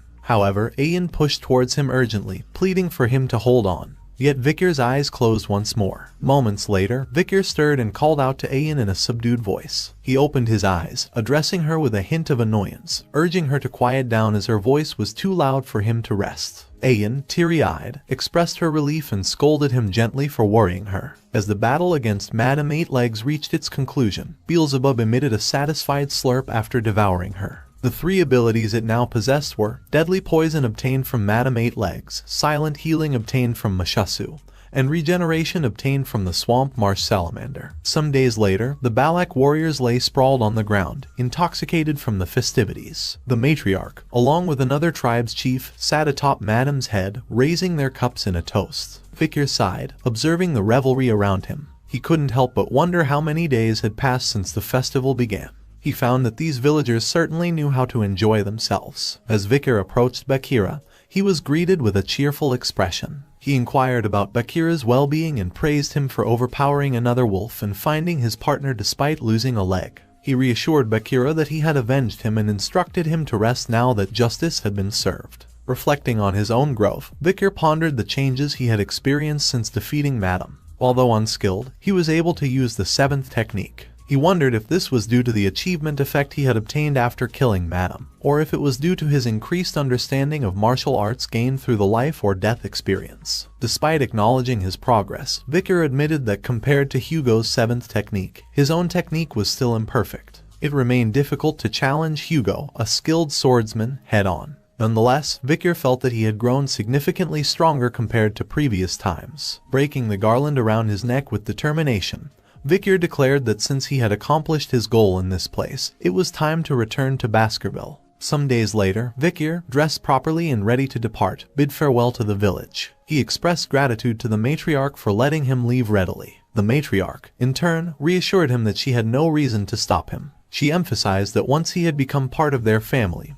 he would always remain so. Just because they were separating did not mean that their ties as a family were severed. Wherever and whenever he would be a Balak hunting commander. With a smile, Victor acknowledged her words before scanning the crowd gathered to bid him farewell. Not seeing Ayan among them, he assumed she had chosen not to come, understanding her reluctance to see him leave. Turning to leave, Victor expressed his departure, prompting heartfelt words of encouragement and support from the gathered group. They pledged their aid whenever needed, urging him to pursue greatness and remember them on his journey. Ahun, with eyes filled with emotion, told him to come back anytime and that he would wait for him there. Meanwhile, Ahul instructed him to keep them updated. As he ventured into the forest, the voices of his companions echoed behind him, bidding him farewell and wishing him well on his heroic path. Victor left the forest with a smile, but his steps faltered as he spotted someone standing ahead. Ayan stood before him, holding something in her hand. Ayan questioned if he was really leaving, to which he responded with silence. Ayan approached him and handed him something that she had been holding in her hands. Victor examined it but was puzzled about what this thing was. Ayan averted her gaze with a shy expression and explained that this was Anubis, the large bow once wielded by Adonai,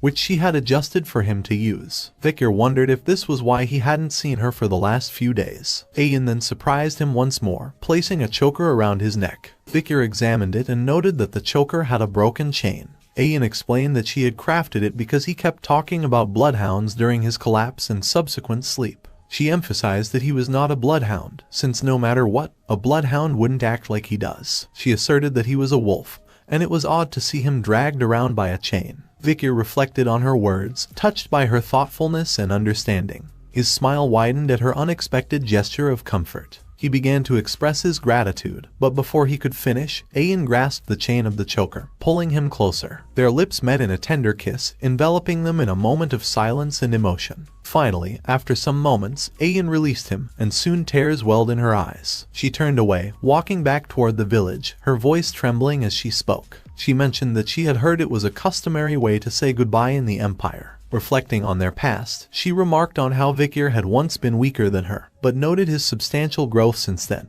She bid him farewell, urging him to take care. Victor smiled and mentioned that it was the first time he had heard that this was a way to say goodbye in the Empire. He assured her they would meet again, bidding her farewell with a promise of a next time. Upon hearing this, Ayan stooped on her track and wiped away her tears. She turned to look back at him with a gentle smile and said, "See you next time." Victor, having left the forest behind, arrived at a city. Standing at a vantage point, he gazed down at the familiar sight of Red All Castle, remarking on its unchanged appearance since his last visit. He saw the Morg clan's flag on the city wall and speculated that they were still here, likely continuing their ruby mining operations. This indicated their ongoing alliance with the Baskervilles. Just then, Camus Morg's image flickered in his thoughts, prompting him to wonder if she was still here. With a sigh, Victor anticipated the inevitable criticisms he might face upon encountering Camus. Resolving to confront the situation, he leaped down from the city wall, landing gracefully. Surveying his surroundings, he acknowledged the lateness of the hour and decided to seek refuge in an inn for the night.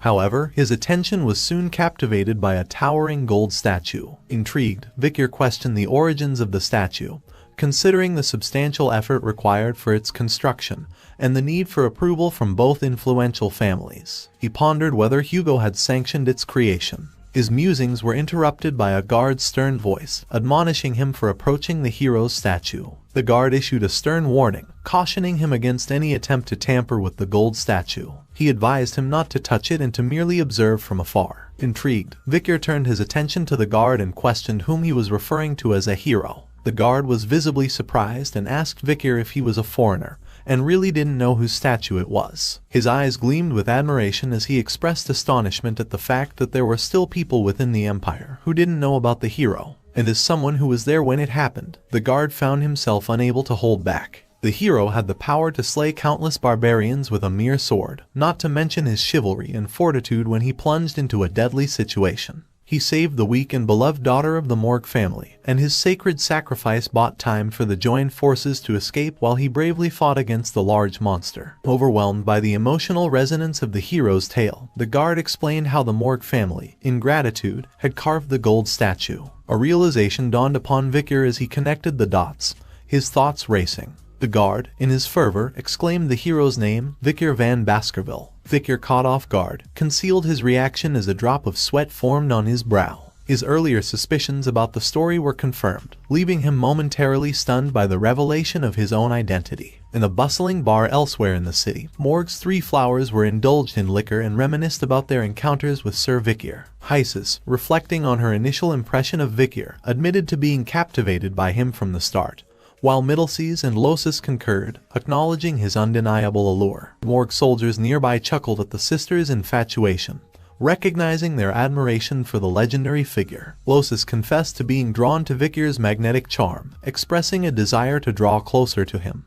but she found it challenging. Middleseas reminisced about their conversations with Victor when they first met, although the three mutts from the Baskerville family interfered. Isis, in a moment of fervor, proclaimed Victor as a source of rejuvenation, surpassing even the grandeur of the gold statue nearby. Meanwhile, Victor sat at a distance, contemplating the stark differences between his recollections and the current reality. He pondered whether the accomplishments attributed to him were, in fact, the result of Adolf Morg's actions and the combined efforts of others. However, he acknowledged his confrontation with the madam at the end, and the valuable information gleaned through the conversations of the Morgue sisters. Lost in his thoughts, Victor recalled the events from 2 years prior when his disappearance had fueled Hugo Le Baskerville's fury, leading to multiple confrontations with the Morgue family. Despite the significant compensation offered by the Morgues, Hugo's anger didn't subside. Victor acknowledged that it was understandable as he had lost a useful bloodhound. Moreover, the compensation received from the Morgue family wasn't satisfactory. Isis expressed longing for Victor, stating that if he were still alive, they would have made a great couple. Middleseas followed by asserting her own superiority and winning him over. Losis tried to intervene, suggesting that all three of them could date him. As the Morgue sisters continued their banter, Victor's patience wore thin. Deciding he couldn't bear their conversation any longer, he settled his bill and made to leave. However, Isis noticed his departure and called out to him, labeling him suspicious. Her sisters, perplexed by her sudden outburst, attributed it to her inebriation. Ignoring Isis's demands, Victor continued on his way, inciting her frustration as she angrily protested his disregard for her command. Isis, fueled by anger and frustration, unleashed a binding spell, causing veins to sprout from the ground in an attempt to ensnare him. However, Victor displayed remarkable agility, swiftly evading the numerous vines, leaving everyone in the room stunned by his nimble maneuver. As Victor gracefully landed on the ground, he found himself surrounded by individuals wielding weapons and spells, their attention fixed on him. A Morgue mage demanded his identity, ordering him to remove his hood. Victor felt that things were getting annoying, but it didn't matter as he was going to inform the Baskerville family of his return anyway. With a calm resolve, he lowered his hood, revealing his face to the astonished onlookers. The faces of the Morgue three flowers flushed with surprise and admiration, exclaiming in awe at his appearance. However, their initial fascination quickly turned to confusion as a Morgue mage noted the discrepancy between Victor's expression and the statue's likeness, as well as his distinct red eyes and black hair. Realization dawned upon the Morgue sisters as they pieced together Victor's true identity. With incredulity and disbelief, they uttered his name in unison, Sir Victor. The following day, as Victor prepared to depart from the city, the Morgue three flowers approached him. Isis suggested he could have stayed in the fortress's VIP room, but Victor brushed off the offer, citing the unnecessary expense. Losis expressed her belief in his survival, while Isis teased that he had visited her first, quickly contested by Middleseas. Isis then mentioned that, as per his request, they had sent valuable news through an owl. Victor reminded them that he had only requested they contact the Baskerville family. However, Isis defended their actions, insisting they thought it was good news. Victor felt that the triplets were annoying and prepared to leave. Isis expressed concern about his departure, offering to escort him. Victor declined, stating they must have important tasks to attend to. Isis countered, admitting they had no work and spent their time sleeping. Victor, annoyed by their lack of responsibility, resolved to report their laziness upon his return. As Victor prepared to depart, he couldn't help but inquire about Camus Morgue's well-being, noticing her absence. Isis relayed Camus's current status, explaining that she was deeply engrossed in closed-door training.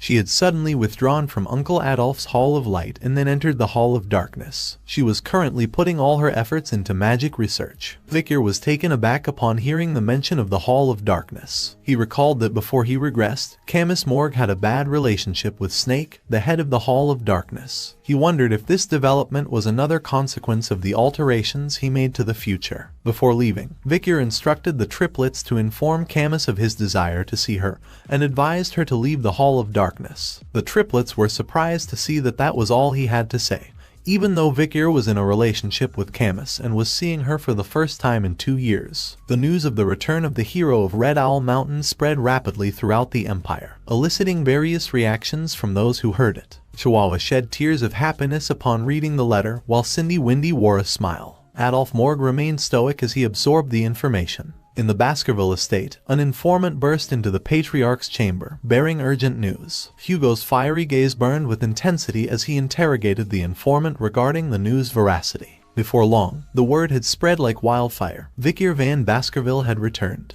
Chihuahua greeted Victor with a smile, noting his change in entry method from the window to the main door this time. Victor sighed in response and asked why people had gathered outside. Chihuahua explained that news of his return had spread across the Empire, prompting everyone to come and welcome him. Expressing annoyance, Victor anticipated the forthcoming exhaustion from the welcoming crowd. Just then, Pomerian entered the room, calling out Daddy. Vicar corrected her gently, stating he was her uncle. Pomerian proudly presented a dead mouse to Vicar, excitedly showing off her catch. Vicar, amused, cautioned her about the dangers of the Black Death, despite the mouse being a cute rodent. Turning back to Chihuahua, Vicar inquired about the resolution of issues within Underdog. Chihuahua credited the successful resolution to Vicar's introduction of Cindy Wendy, noting her exceptional competence. However, Chihuahua mentioned a case that even Cindy Wendy couldn't crack, leaving no leads. Chihuahua presented a document detailing the alarming trend of children disappearing from the slums in recent years. These abductions lacked ransom demands or any trace of involvement with the black market, leaving the motive unclear. All the children had disappeared without a trace, ruling out the possibility of it being the work of monsters. Despite the absence of physical evidence, Chihuahua suspected that there was a single perpetrator behind these vanishings. Suddenly, he noticed a furrowed brow as he perused the document and called out to him,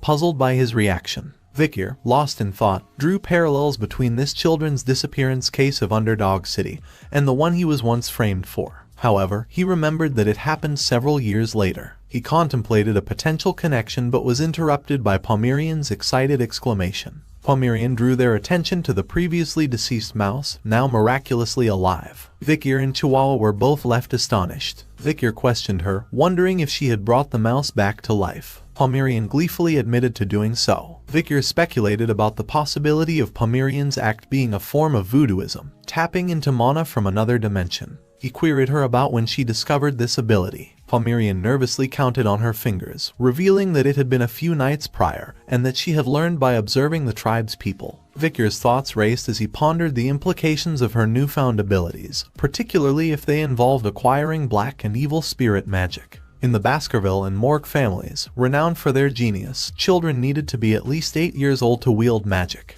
Yet, compared to them, Pomerian, at 5 years old, demonstrated mastery over another dimension, a feat difficult to sense. This marked her as a magical prodigy from the Baskerville family, albeit with proficiency in black magic. Vicar couldn't help but wonder how Hugo would react if he found out. He imagined his fury upon learning of her ability to wield black magic and her lineage tainted with barbarian blood. He pictured Hugo ordering Pomerian's immediate execution. Vicar decided that it would be best to keep Pomerian away from him. Just then, a pigeon arrived at the window, delivering a letter. Chihuahua's shock upon reading the letter was palpable, and he called out to Vicar, informing him that something bad was going on. Vicar demanded to know what was wrong. Chihuahua attempted to convey news about the main house and the patriarch but struggled to articulate his thoughts clearly. Sensing his distress, Vicar urged him to speak slowly and calmly. Finally regaining composure, Chihuahua revealed the troubling news. The patriarch would soon arrive in Underdog City. In Deputy Consul's office, Chihuahua and head butler Rodwell stood silently on opposite sides while Vicar and Hugo faced each other, the room heavy with tension. After a moment of silence, Hugo broke the deadlock, acknowledging Vicar's return. Vicar confirmed his presence, and Chihuahua breathed a sigh of relief, grateful for the breakthrough in communication. Mindful of Pomerian's safety, Vicar had hidden her in the adjacent room before Hugo's arrival, hoping to avoid any complications. Hugo inquired about Vicar's activities during his absence. Vicar explained that he had spent time recuperating with the barbarians in the forest. During that time, he had pretended to be friendly and had gained insight into the barbarians' ways. He had also devised a plan to eradicate them. Intrigued, Hugo asked Vicar to elaborate on his strategy. Vicar revealed that he intended to exploit the barbarians' dependence on the Empire's industrial goods. The barbarians highly valued items such as cheap glass orbs, woolen products, and basic commodities like vegetables and grains, considering them precious. Vicar proposed that by leveraging these goods, they could effectively subdue the barbarians. Hugo, however, questioned the approach, arguing that it sounded more like trading than suppression. Vicar countered, emphasizing that the barbarians would perish as a result of their reliance on these goods. As Vicar's gaze took on a sinister edge, he revealed his intention to request monster subjugation in exchange for the Empire's products. Hugo's face twisted into an evil smile, impressed by the cunning plan to have the barbarians eradicate the monsters while securing their territory and eliminating the barbarians in the process. He praised Vicar as his son, acknowledging his cleverness. Vicar confirmed that he had already laid the groundwork for the infrastructure required for the plan. Hugo, satisfied, delegated the task to him, entrusting him with the responsibility. Chihuahua struggled to catch his breath and wondered if this was truly a conversation between a father and son who had reunited. Meanwhile, the head butler observed Hugo's rare smile with a mixture of astonishment and concern, reflecting on how unusual it was to see the patriarch smile after Vikir's disappearance 2 years prior. Vikir was determined not to let the Balak people suffer because of the Baskerville family. From Baskerville's perspective, it would seem like the natives are dying as they clear up the monsters, but in reality, they're just returning to the place where the madam was. By stopping the battle between the two of them, the Balak have time to increase their force. Hugo, who doesn't know about the madam's existence, would think that the natives will easily agree to this, without realizing that his enemy, the natives of the forest, are increasing their powers. Just then, Hugo spoke, and everyone's attention shifted to Hugo's teacup, which began to boil. The next moment, intense killing intent radiated from Hugo as he declared that they would not trade with the Lakoko tribe. He instructed them to take note, as he was going to annihilate that tribe. Chihuahua's soul almost left his body under intense pressure, while Vikir remained composed and acknowledged his command.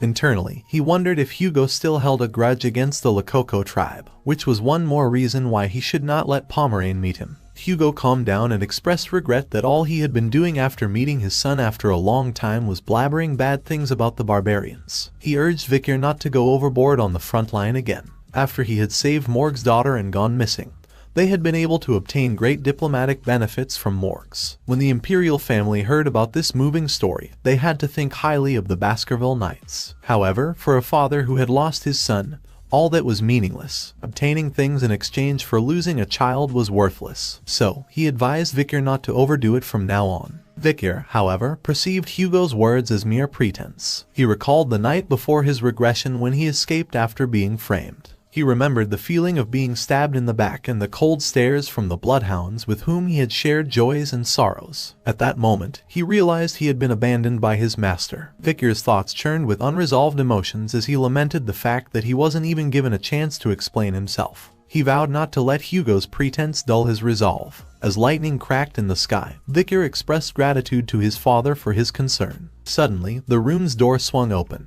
and a voice crying out for uncle entered everyone's ears. Both Chihuahua and Vikir were startled by this sudden appearance. Pomeranian, frightened by the thunder and rain, ran toward Vikir. She sought comfort from him, clinging to him and sobbing uncontrollably. Vikir was taken aback by her sudden arrival and realized the urgency of preventing Pomeranian from encountering Hugo. However, Vikir's shock deepened as he observed Hugo's reaction. Hugo looked at Pomeranian with a mixture of emotions as he recognized that face, his mind swirling with questions about her unexpected presence. Hugo Le Baskerville, the formidable master of the Iron-Blooded Baskerville family, renowned as one of the 7 families of the Great Rock Empire, had earned his reputation by driving barbarians far from the Empire's borders. He was the Empire's strongest sword saint, having slain hundreds of monsters. Once he made a decision, he never changed his mind, and he was known to be a man with iron blood. However, at this moment, Hugo's emotions began to fluctuate. Pomeranian clung to Vikir, sobbing and expressing fear of thunder. Hugo observed her face and hesitated, his composure shaken as he questioned whether she was Penelope. Pomeranian glanced at Hugo and began crying again, exclaiming about the frightening mustache. Vikir intervened, urging Hugo to calm down. He explained that he had brought the child, initially mistaking her for one of their own due to her red eyes. However, further investigation revealed her origins in one of the border tribes, indicating she was not a family member. Hugo regained his composure and accepted his mistake. He admitted that Penelope couldn't be that young if she were alive. So, he decided to leave, expressing weariness. Vikir bid him a safe return, and he was initially shocked to think that Hugo, who possessed the soul of a swordmaster, was that shaken up. This confirmed Vikir's suspicion that something was going on. Before departing, Hugo turned back and instructed his son to attend the grand banquet the following day. Chihuahua was stunned by the invitation as it was an exclusive dinner reserved for only a select few of the closest descendants. It was the dream of all Baskerville members to attend. Vikir, acknowledging his father's command, assured him of his presence at the banquet. However, before leaving the room, Hugo cast one last glance at Pomeranian. At night, Vikir lay down on the floor near his bed and found that the comfort of a hot shower and a soft bed was so profound that he couldn't sleep. He wondered if this was the effect of living with the Balak warriors for 2 years. His body seemed reluctant to adjust to the luxury. Reflecting on Hugo's unexpected reaction earlier, Vikir contemplated whether to report Pomeranian's presence and the pendant to his father. He resolved to wait until after the grand banquet to assess Hugo's state of mind. Pomeranian could potentially become a powerful trump card against Hugo, but he was determined to shield her from harm. Suddenly, a gust of wind swept through the room, stirring the curtains, and an assassin stealthily entered. Despite the absence of sound, Victor remained alert, sensing the intruder's presence. The assassin closed in on the bed, preparing to strike, but froze in shock as Victor's voice echoed in her ears, mentioning that it hadn't even been a day, yet information of his arrival had spread fast. Victor swiftly leaped up and used the bed as support to launch a kick at the assassin. Although she managed to dodge the fatal hit, the kick struck her hand, causing her weapon to fly from her grasp.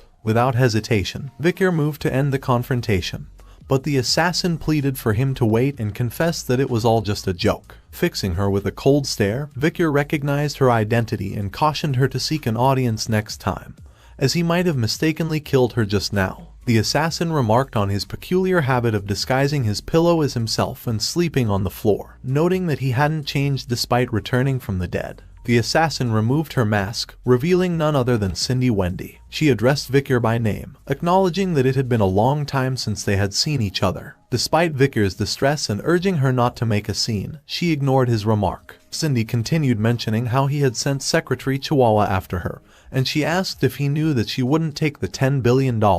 Victor mentioned that he had taken her ability to generate wealth for capitalists, build trust, and ultimately squander it all in his decision-making. Cindy Wendy expressed that his remark was rude and asserted that as a financial planner who solely received commissions, she claimed credit for preventing Judy from losing the $10 billion he had given her. Victor clarified that he had assigned bodyguards to Judy to safeguard the funds, including a finance expert tasked with handling potential issues. Cindy expressed disbelief, noting that the bodyguards never interfered with her. Victor explained that he had instructed them not to approach her, leaving Cindy stunned by the revelation. It made her realize that she had been dancing in the palm of his hand from the beginning. Victor redirected the conversation, inquiring about the requested information. Cindy then took out some disorganized documents containing the desired data. Victor glanced at the documents with disbelief and noticed that her personality had changed a bit since 2 years ago. He advised her to submit documents in a folder next time. Keeping his promise, he granted her participation in the trade with the natives. Cindy smiled and agreed to address him as boss from now on. Victor knew that these documents contained information about the people attending tomorrow's banquet. He was already aware that he would be invited to the grand event due to his significant contributions. Victor skimmed through the first document concerning Hugo Le Baskerville, the patriarch of the Baskerville family,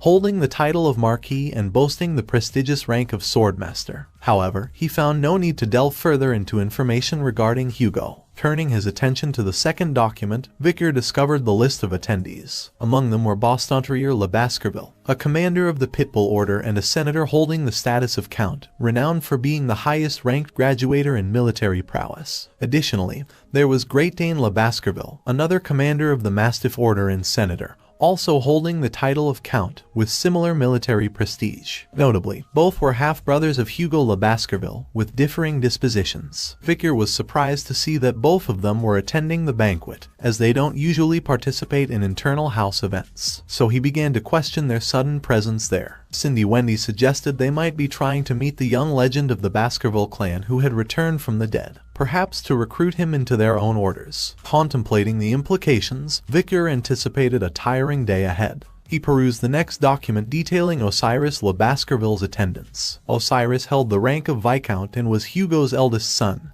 positioned as the first in line for succession. Cindy Wendy remarked on Osiris's striking resemblance to Hugo, noting his exceptional swordsmanship, which rivaled that of the 7 counts. She also mentioned his imminent elevation to the rank of Swordmaster. Reflecting on his past observations of Osiris, Victor recalled him as aloof and distant, showing little regard even for his own subordinates, let alone his younger siblings of the direct bloodline. Cindy Wendy speculated that excluding Patriarch and 7 counts, Osiris was strongest within the Baskerville clan. She questioned Victor whether it was true and who was stronger between him and Osiris. Victor brushed off the inquiry, warning against attempting to gauge their combat abilities. Moving on to the next document, Victor expressed surprise at the inclusion of Settle Baskerville, who was reportedly undergoing isolation training. Settle held the rank of Shadow Count and was Hugo's second son, positioned as second in line for succession. Vicar pondered on Settle Baskerville, noting his lack of talent in swordsmanship compared to his older brother, and that he was rather weak from a young age. Set's personality differed from other Baskervilles. He was gentle and kind.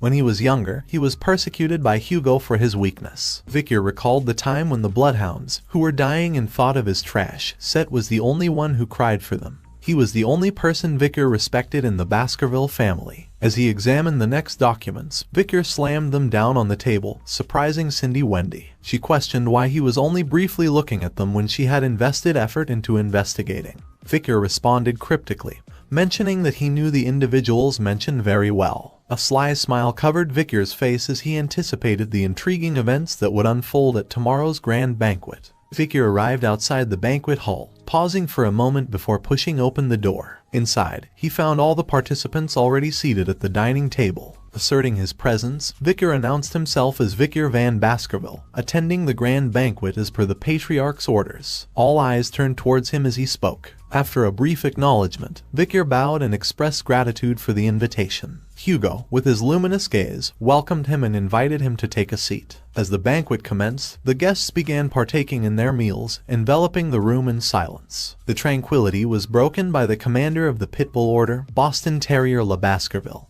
who cleared his throat and remarked on the undercooked meat. In response, Hugo inquired if the meat didn't meet his taste. Boston Terrier clarified that he wasn't referring to his own meal but rather to the meat on the neighboring plate. The commander of the Mastiff Order, Great Dane Le Baskerville, appearing puzzled, questioned if there was an issue. Boston Terrier reassured him that there wasn't, explaining that he was simply pointing out the undercooked state of the meat. He found it concerning for his lovable nephew to eat undercooked meat. Great Dane acknowledged Vicar's lovable nature, asserting his role as his uncle and expressing a desire for him to tread the right path. Boston Terrier questioned why being placed in the Mastiff Order was deemed right for Vicar. Great Dane suggested it was a better fit than the Pitbull Order, which he deemed slow and foolish. Meanwhile, Vicar pondered if both of them had come here to recruit him. The Pitbull Order and the Mastiff Order were part of the 7 orders that represented Baskerville. If it was before his regression, he would have liked it as it was a great offer that guaranteed success. But right now the situation had changed. He views them simply as mutts. As Hugo raised his wine glass, the head butler poured the wine, mentioning that Patriarch was in a good mood considering his usually silent and aloof younger brothers were now showing affection to the young master. Vicar observed the situation, noting that the head butler always interprets things positively, while Hugo finds it amusing when his brothers fight. Boston Terrier turned to Vicar, inquiring about his exploits in the La Rouge et La Noire mountains over the past 2 years. He sought tales of battles with barbarians and monsters, eager to hear his experiences. Great Dane echoed the sentiment, expressing concern for his safety in the perilous forest but also curiosity about his nephew's growth. Hugo intervened, reminding his brothers to let Vicar eat in peace before bombarding him with questions. Great Dane and Boston Terrier both insisted on questioning Hugo about Vicar's growth. However, they recoiled in fear when Hugo sharply ordered them to stop. Standing up, Hugo adopted a cold tone, emphasizing his aversion to repeating himself. Boston Terrier apologized, while Great Dane fell silent with a grunt. Seizing the moment, Vicar rose confidently and asserted that proving his achievements wouldn't be difficult. Hugo acknowledged his long journey and expressed concern about his potential fatigue from visiting the drill hall. Vicar reassured him, stating that he was fine. Placing his finger on the table, he remarked that skills could be displayed anywhere, at any time, as one's daily life was an extension of training. Vicar noted Boston Terrier's overflowing wine glass and Great Dane's slightly undercooked steak. Without hesitation, he channeled aura through his fingers into the table, swiftly cooking the meat and evaporating the excess wine. Great Dane gazed in amazement at the cooked meat, while Boston Terrier chuckled at the sight of the wine glass. Boston Terrier remarked on his use of mana to cook the meat and warm the wine, marveling at Vicar's achievement of reaching the mid-ranked graduator level at the age of 17, a feat typically accomplished at 33. Turning their attention to Hugo, they expressed admiration, suggesting he must be proud to have a son who had mastered such techniques. But even after hearing all the praise, Hugo remained silent, quietly sipping his wine. Meanwhile, Vicar found the situation strange. 2 years ago, he had revealed his mid-ranked graduator status when facing off against Madame, yet no one seemed aware of it. He wondered why the triplets, who should have known his skills, hadn't reported it. Just then, Ostrus Le Baskerville, the first in line for succession and the eldest son of the Baskerville family, commended Vicar for his hard work and achievement, encouraging him to keep it up. Vicar thanked his elder brother respectfully. Internally, Vicar was taken aback, questioning Osiris's unexpected praise. As the first successor in line for the Baskerville family and someone who closely resembled Hugo, Osiris's commendation felt significant to Vicar. He couldn't help but wonder if Osiris was evaluating him for some purpose. Just then, Set Le Baskerville, the second in line for succession and the second oldest son of the Baskerville family, remarked on the rarity of Osiris praising someone and smiling so openly. Set also noted that he had a poker face like Osiris. However, after receiving no response from Vicar, Set asked him if he didn't recognize him. Vicar assured Set that he was aware of his identity. Set smiled warmly, explaining his frequent visits to the medical wing or isolation training hall due to his weak constitution. He mentioned that his training hall was close to Underdog, where Vicar served as the deputy consul. He expressed his intention to visit him soon to learn about his experiences in the forest. Vicar realized that Set's bright attitude, which was unlike that of a Baskerville, hadn't changed. During the fall, he had served under Set, so there were moments when they were together. Amid the chaos of battle, Set was the only one who comforted the fallen bloodhounds. Set had even comforted him, who was drenched in blood, wandering around the battlefield.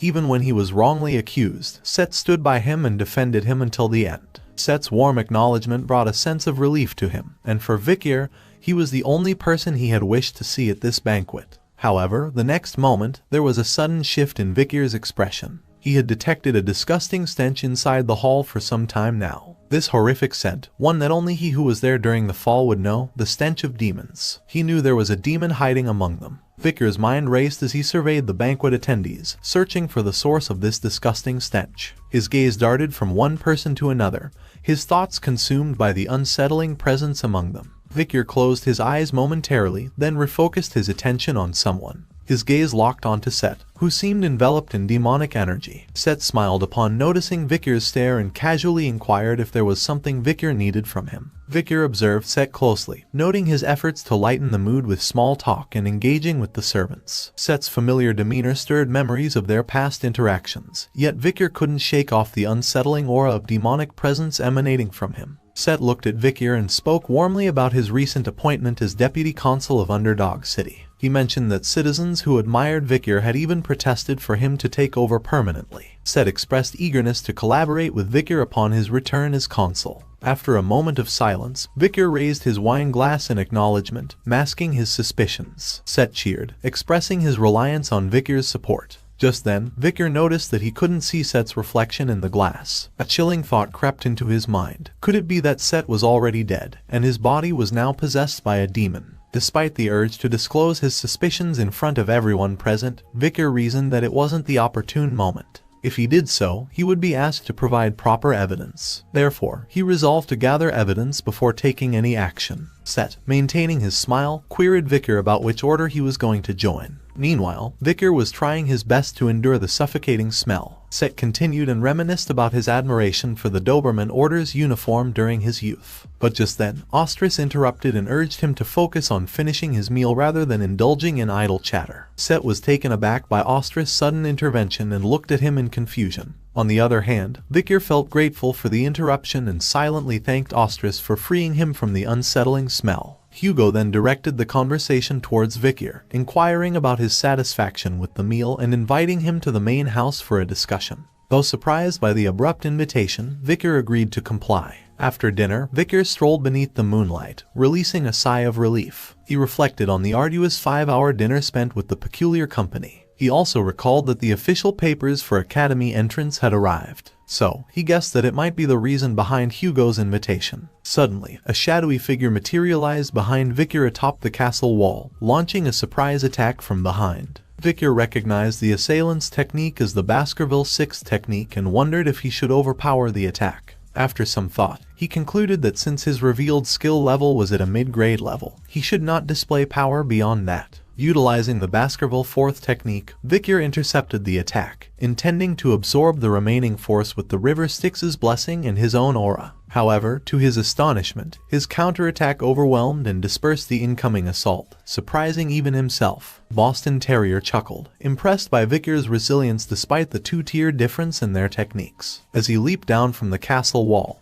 he commended Vicar's growth and turned to Dane, questioning whether he agreed. In response, Great Dane emerged behind Vikir, rebuking Terrier for swinging his sword in the main house. He condemned the act as barbaric and warned Terrier of the consequences, remarking that if Hugo knew about this, then at the very least he would be on probation for several months. Boston Terrier defended his actions as an expression of uncle-like concern for his nephew's safety, insisting that he adjusted the attack to ensure Vikir remained unharmed. He then told Great Dane to go his way and stop interfering with pit bulls. Great Dane questioned when Vikir belonged to pit bulls, asserting that he was clearly part of the Mastiff Order. Moreover, he couldn't let his precious nephew join punks like them. Their banter escalated, with the Boston Terrier mocking the Great Dane for crying to be saved when he gets a small cut on his paw, while the Great Dane mocked him for being chunky, suggesting he wouldn't have any flesh to get cut. The confrontation intensified as they both expressed their willingness to compete for Vikir's allegiance,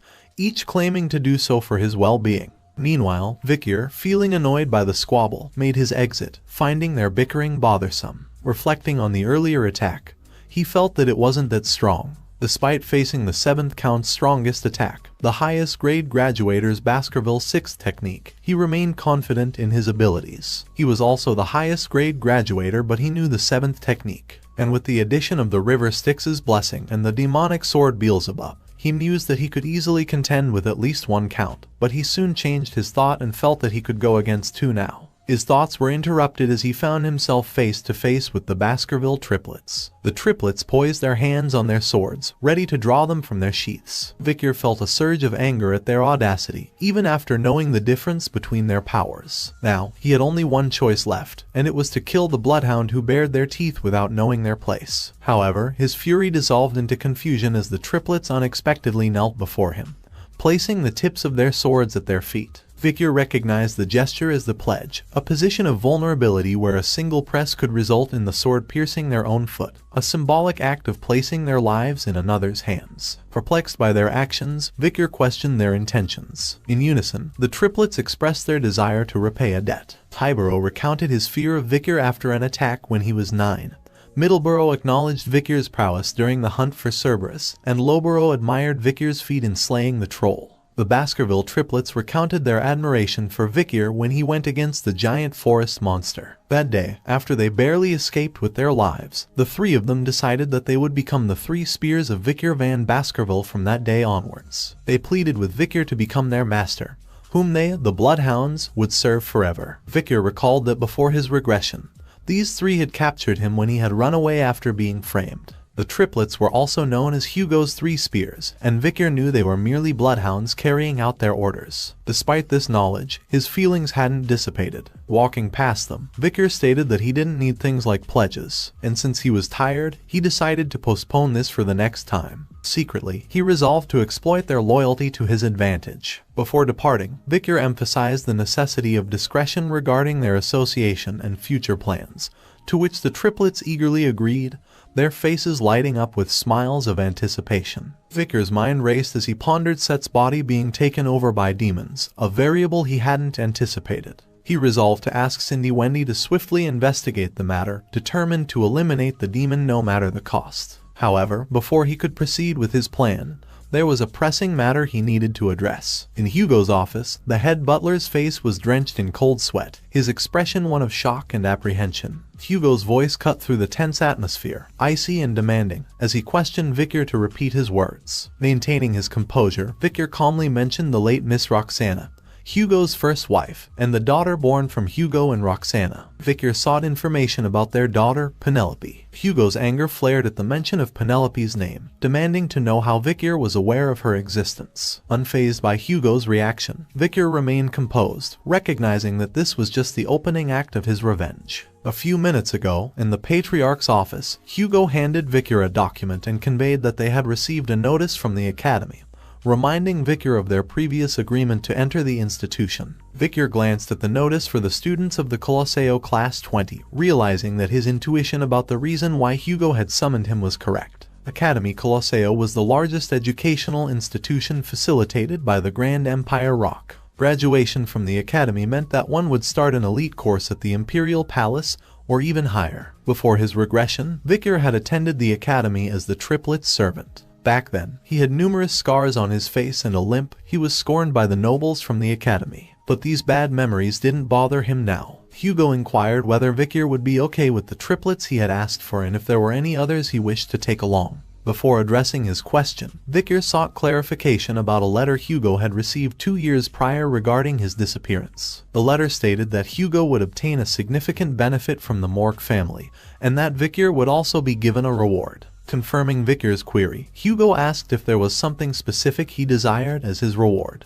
Instead of a material request, Victor expressed a wish for Hugo to share a story with him. Hugo was puzzled by the request and inquired about the nature of the story. However, Victor took it as if he had been granted permission to ask. After a moment of silence, Victor expressed his desire to learn about Miss Roxana and Miss Penelope. The head butler reacted with shock, while Hugo, in a solemn tone, questioned Victor's words, demanding clarification. Victor reiterated, referring to Miss Roxana as Hugo's late first wife and inquiring about their daughter, Miss Penelope. Hugo clenched his fists, his anger evident as he demanded to know how Victor knew those names. Despite Hugo's rising anger, Victor remained composed, insisting that he needed Hugo's answer before explaining his reasons. He assured Hugo that his inquiry wasn't driven by mere curiosity, and requested his trust. Though still enraged, Hugo struggled to contain his emotions, emitting a frustrated grunt as he fell silent. Victor knew that he needed to understand Hugo's thoughts about his first wife, whom he married through an arranged marriage,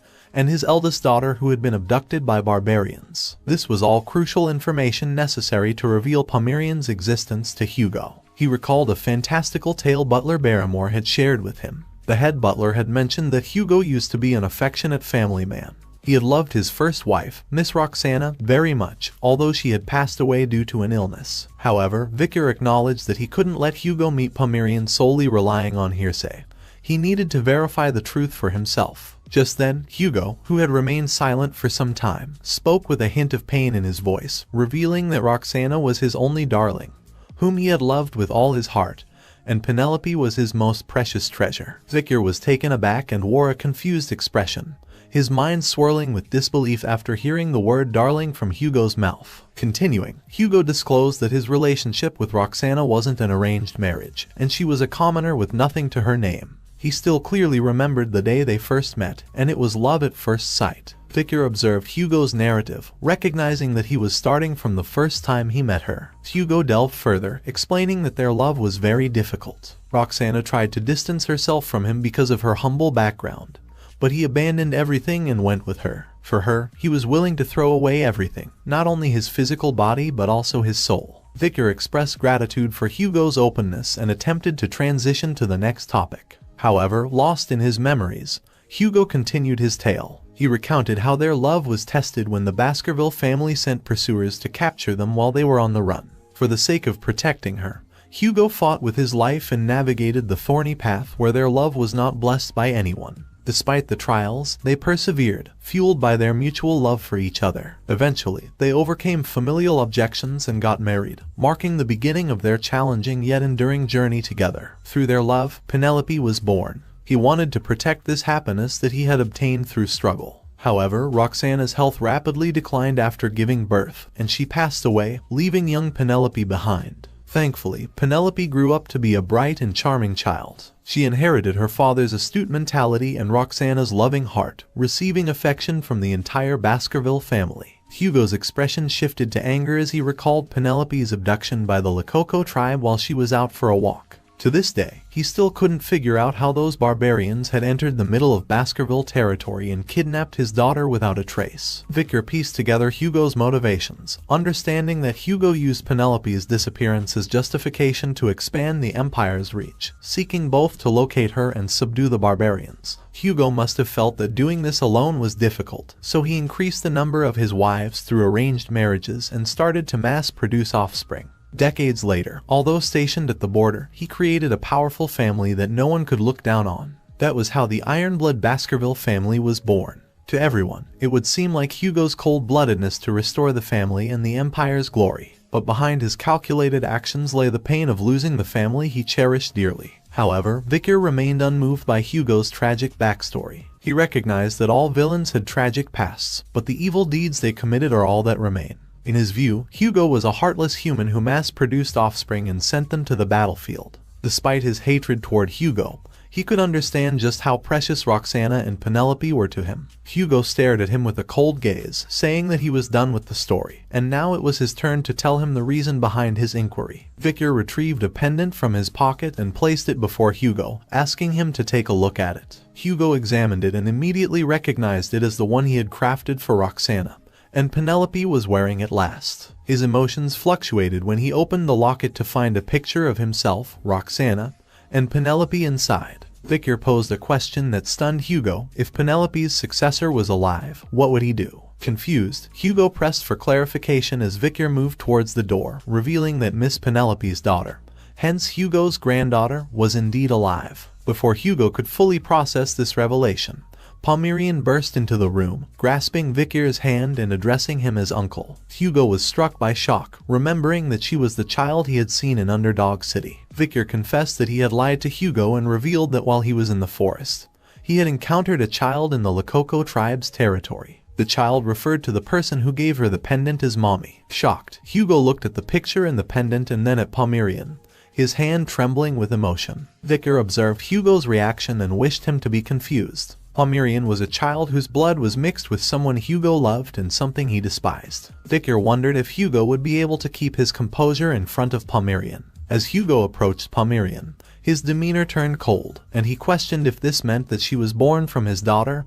and a barbarian. Victor gazed at Hugo trembling and confirmed his suspicions. As Hugo reached out towards Pomeranian with his trembling hands, Victor wished for him to be shaken with rage and despair. Once Hugo became so ruined, his revenge would begin. The next day, laughter echoed through the garden, catching the attention of Victor, Ostrus, and the head butler. They stood side by side, their gaze fixed on the source of the laughter. In front of them sat Pomeranian, comfortably nestled on Hugo's lap. As she innocently played with his beard, Hugo chuckled heartily, amused by her antics, and asked if his beard was that interesting to her. Pomeranian, with childlike honesty, remarked that Grandpapa's beard was dirty. Surprised by Pomeranian's address, Hugo questioned if she had just called him Grandpa, his eyes shimmering with happiness. Ostrus expressed astonishment, admitting that even though he hadn't lived for a long time, this was the most surprising moment of his existence. The head butler echoed Ostrus's sentiment and admitted that even though he had lived for a long time, this was the most surprising moment for him. Meanwhile, Victor watched in silence, his eyes wide open with wonder at the scene unfolding before him. This wasn't the Hugo he knew or remembered. The image of Hugo he held in his mind crumbled into pieces. Tears of joy welled up in Hugo's eyes as he embraced the realization of his new role as a grandfather. Unable to reconcile Hugo's emotional outpouring with his perception of the stoic patriarch, Victor lowered his gaze, his face contorted with a mixture of anger and confusion. Victor couldn't help but question why Hugo Le Baskerville had that expression on his face. Victor Van Baskerville, 15 years old after regressing, found himself pondering a daunting question as he stood before Hugo.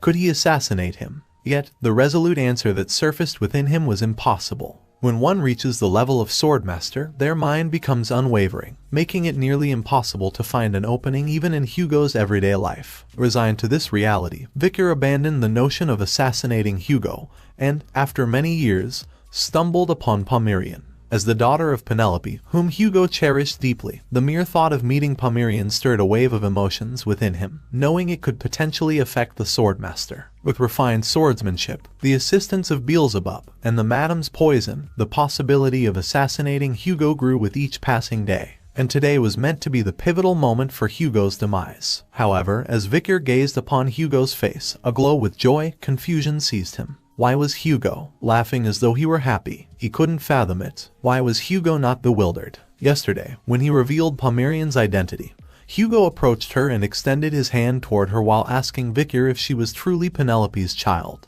Pomeranian looked at Hugo's hand approaching her and said that Penelope was her mommy's name. She caught his finger with her small hands and revealed that her mommy always said she missed her daddy, and that she always kept looking at her necklace. She looked at Hugo and asked if he was her grandpa. Hearing this, Hugo recalled his daughter's cheerful face, and the next moment tears streamed down his face. He collapsed to his knees, overcome with grief, and let out a heartfelt scream. Back in the present, head butler glanced at Victor and expressed gratitude. Victor found himself perplexed by this acknowledgement, but head butler continued. It had always been a far-fetched dream of his to see the patriarch smile like that, but now it had been fulfilled thanks to him. As Victor observed Hugo's cheerful expression, He couldn't help but wonder if it was truly all thanks to him. Standing before Hugo, who had numerous openings, he felt utterly helpless. Later that night, Victor lay on his bed, his eyes wide open. His mind drifted back to the memories of the Hugo he once knew. Victor, on his knees, claimed that he was innocent and asked Hugo why he wasn't even listening to him.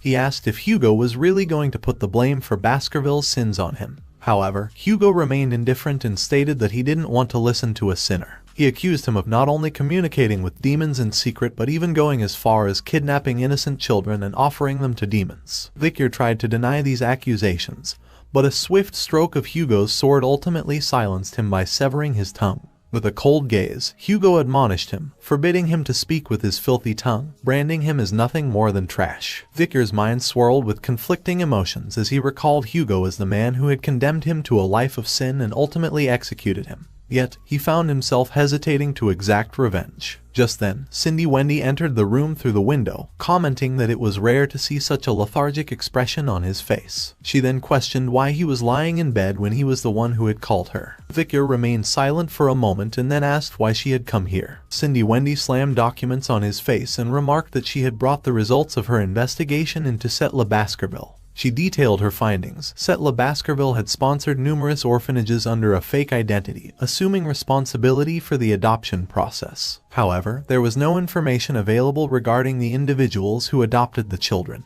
and she was unable to locate any of the adopted children. If Set was truly a demon, as Victor had said, then the situation was dire. It was obvious why a demon would kidnap children, either to use them as sacrifices or as food. Cindy speculated that Setla Baskerville might be connected to the case of underdogs missing children. Victor, who was looking through the documents, suddenly clenched them tightly. He realized that if the current Set was a demon, then it meant that the Set he had served before regressing was also a demon. He recalled that it was Set who had informed him that Hugo was going to frame and kill him. Victor seethed with anger as he recalled the moment when Set visited him in prison, feigning sympathy while secretly orchestrating his downfall. The realization hit him like a thunderbolt. Set, who had offered comfort in his past life, was the true mastermind behind his predicament, and had used him as a scapegoat. Elsewhere, in the depths of a dark forest, a man holding a lamp led a child toward their destination. The child was confused and questioned their whereabouts, only to receive a cryptic reply that this was their new home. The child, in shock, mentioned that the headmaster had told him that he had been adopted into a good family, but in front of him was just a cave. Set smiled and mentioned that there seemed to be some misunderstanding. Soon, he revealed his true demonic form and remarked that this cave wasn't the house he would be staying in but the place he would be going to. Terror gripped the child's heart as he witnessed the demon's true form. He let out a cry for his mother, but his pleas fell on deaf ears. The demon devoured the child and let out a satisfying smile, stating that children are the tastiest. This wasn't Setla Baskerville but Demon's 10 elite corpse's 10th corpse, Andromalius. Set, whose body harbored Andromalius, sat upon a throne within the dimly lit cave, illuminated only by moonlight filtering through holes in the ceiling. A crow perched upon a nearby table. Set spoke aloud, voicing his concern over the inadequacy of the human supply. He pondered the idea of cultivating humans as a form of livestock and establishing an organization for this purpose. He then turned to the crow, whom he addressed as 8, and asked for his opinion. 8 was one of Demon's 10 elite corpses, known as 8 corpses, and he expressed his dissatisfaction with the idea. He cautioned against escalating matters and raising the risk of humans discovering their existence. Additionally, 8 noted Set's apparent preference for consuming children and warned against leaving any traces that might attract the keen senses of Baskerville's hounds. But Set dismissed the concerns, assuring him that he had laid traps to prevent intrusion into the cave. However, he acknowledged that at this rate, in order to gather enough magic power to open the gate, he would need to suck human blood for 12.5 more years. 8 persisted and advised Set to avoid drawing undue attention from humans. He then changed the topic and inquired about any developments within Baskerville. Set assured 8 that all was well on his end and reminded him to take care of the morgues. 8 assured that he would do his part, and now they, the 10 elite corpses, just need to focus on opening gates that will lead to downfall, since they were the bridges between the human and demonic realms. After 8 departed, Set remained in the cave, brooding over the internal affairs of Baskerville. He hadn't mentioned to 8 how Hugo had become an idiot for his granddaughter. He knew that to weaken the Baskervilles, who posed a threat to their plan, they needed Hugo to maintain his coldness. He wanted Hugo to keep treating the young Baskervilles as perishables, as it would not cause any fuss when he took them. He was sure that this wouldn't mess with the plan, but he wasn't fully confident anymore. Set's eyes gleamed with malice as he harbored deep-seated animosity towards Vicar van Baskerville, whom he blamed for numerous setbacks. He recounted how Vicar had survived a venomous snake's attack in his childhood, and when he thought Vicar had died in the forest, he returned with Hugo's granddaughter. Set felt frustrated that all his plans to destroy Hugo were failing now. With palpable hostility and frustration etched upon his face, Set vowed to eliminate the obstacles in his path, determined to rid himself of the persistent nuisance posed by Vicar and anyone else who dared to thwart his ambitions. In the morning, Vicar and Hugo walked side by side through a hallway. Vicar's mind raced with suspicion as Hugo was the one who had invited him, yet they had been walking in silence for the past 5 minutes, so he couldn't help but wonder why Hugo had summoned him. He observed Hugo's demeanor, noting that he was full of openings and the chances of such a situation happening again were low. Now was the perfect chance to kill Hugo. However, Vicar quickly suppressed such thoughts, acknowledging that while in the past he might have considered such action,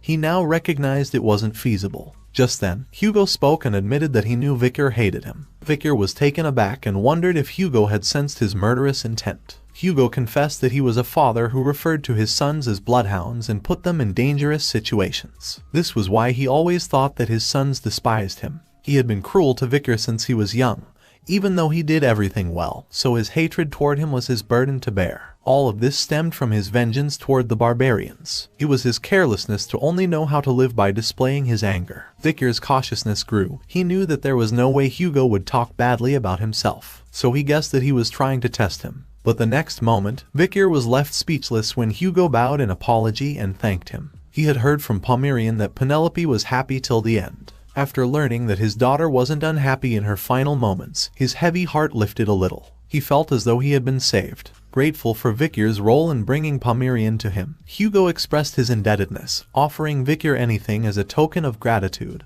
not merely as a reward for a bloodhound's service, but as a genuine gesture of thanks. Vicar's mind swirled with conflicting emotions as he contemplated Hugo's unexpected humility and gratitude. Memories resurfaced, instances where Hugo had shown him unexpected kindness or trust, leading Vicar to question whether the Hugo before him was different from the one he had known. The cold Hugo might not even exist anymore, and it was a strange thing that had happened after his regression. Because of this, Vicar was even more confused. For the past 17 years, he had only thought of revenge, but now he was able to forgive him. The person who framed him might not have been Hugo, but the person who ordered his execution and didn't trust him was definitely Hugo. He felt conflicted about whether to choose revenge or forgiveness. Despite the turmoil within him, he decided to address his immediate objectives first. He urged Hugo to lift his head and confirmed whether he could truly ask for anything. As Hugo complied, Vicar outlined his request. Internally, he resolved to determine his course of action regarding Hugo once his task was complete. In a serene garden, a man tied up Pomeranian's hair and engaged her in conversation, remarking on the pleasant atmosphere of Baskerville. Pomeranian agreed enthusiastically, noting that Uncle Vicar, Grandpapa,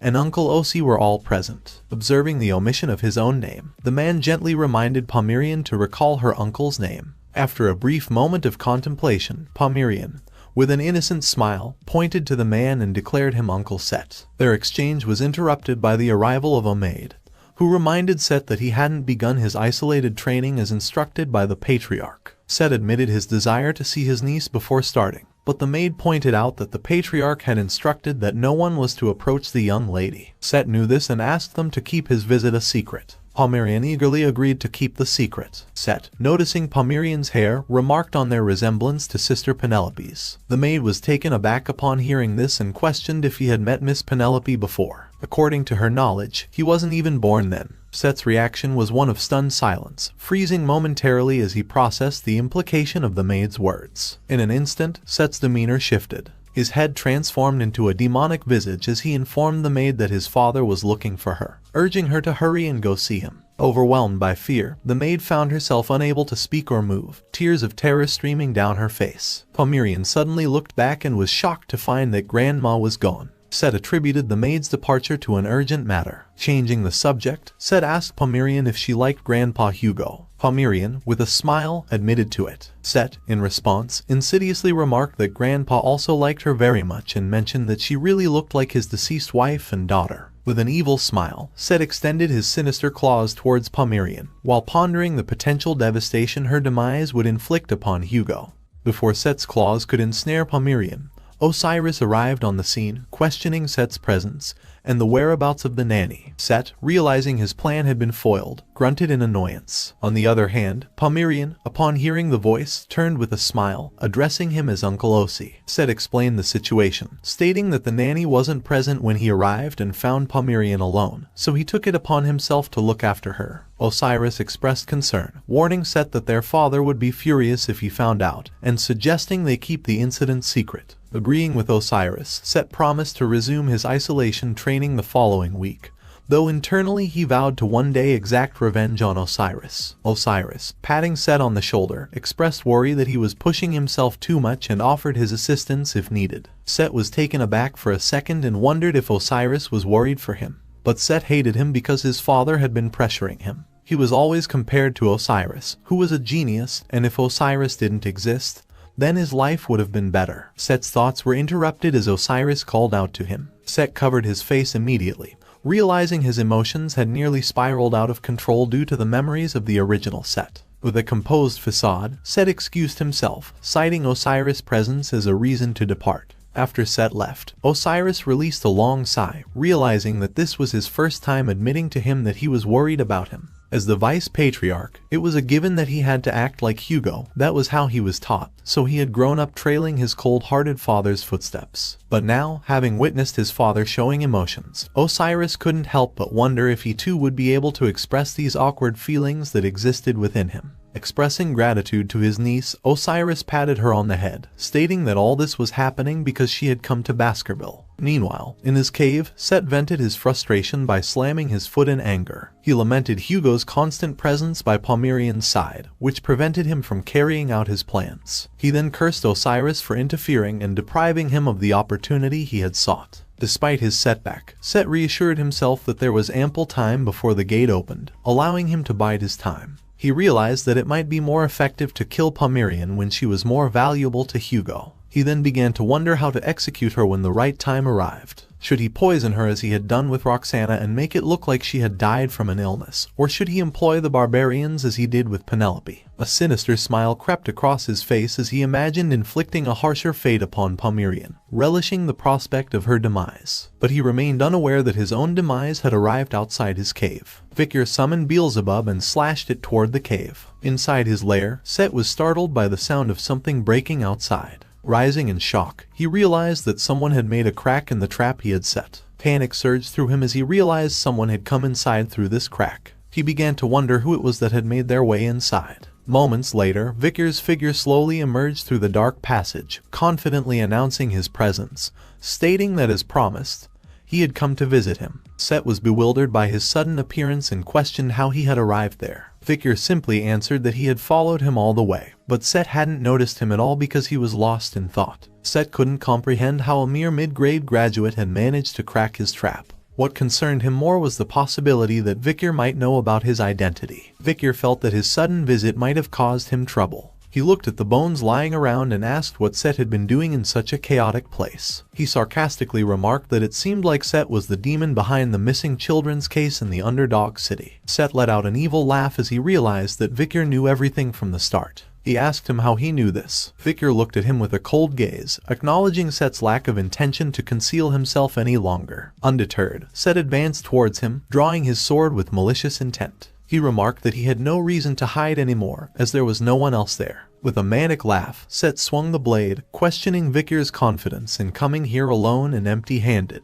But it mattered little, as Set intended to kill him anyway. As the sword arced through the air, it left a trail in its wake. Set let out a joyous laughter, confident in his victory and his opponent's demise. However, confusion clouded his mind as Victor calmly questioned his laughter. Set's questioning look turned to horror as he saw a sword falling down some distance away. His gaze fell to his arm, where horror dawned upon him as he realized his hand was missing. Set collapsed to his knees, clutching his severed arm in agony as a scream of pain tore from his lips. The sensation felt as if his very soul had been cut apart. He began to wonder when Victor had taken out a weapon, and soon he realized something. Set identified the sword as Beelzebub, the sword of gluttony. In shock, he questioned how Vikir had gotten his hands on the relic of the Grand King of Flies, the holy constellation of the ancient devil. Vikir praised Set for identifying his weapon and realized that, as he had expected, demons are knowledgeable when it comes to themselves. But then he questioned if he should refer to Set as one of the 10 elite corpses who had come to the human world to open the gate to the demon world. Set was shaken by this revelation and demanded to know how Vikir had acquired such information.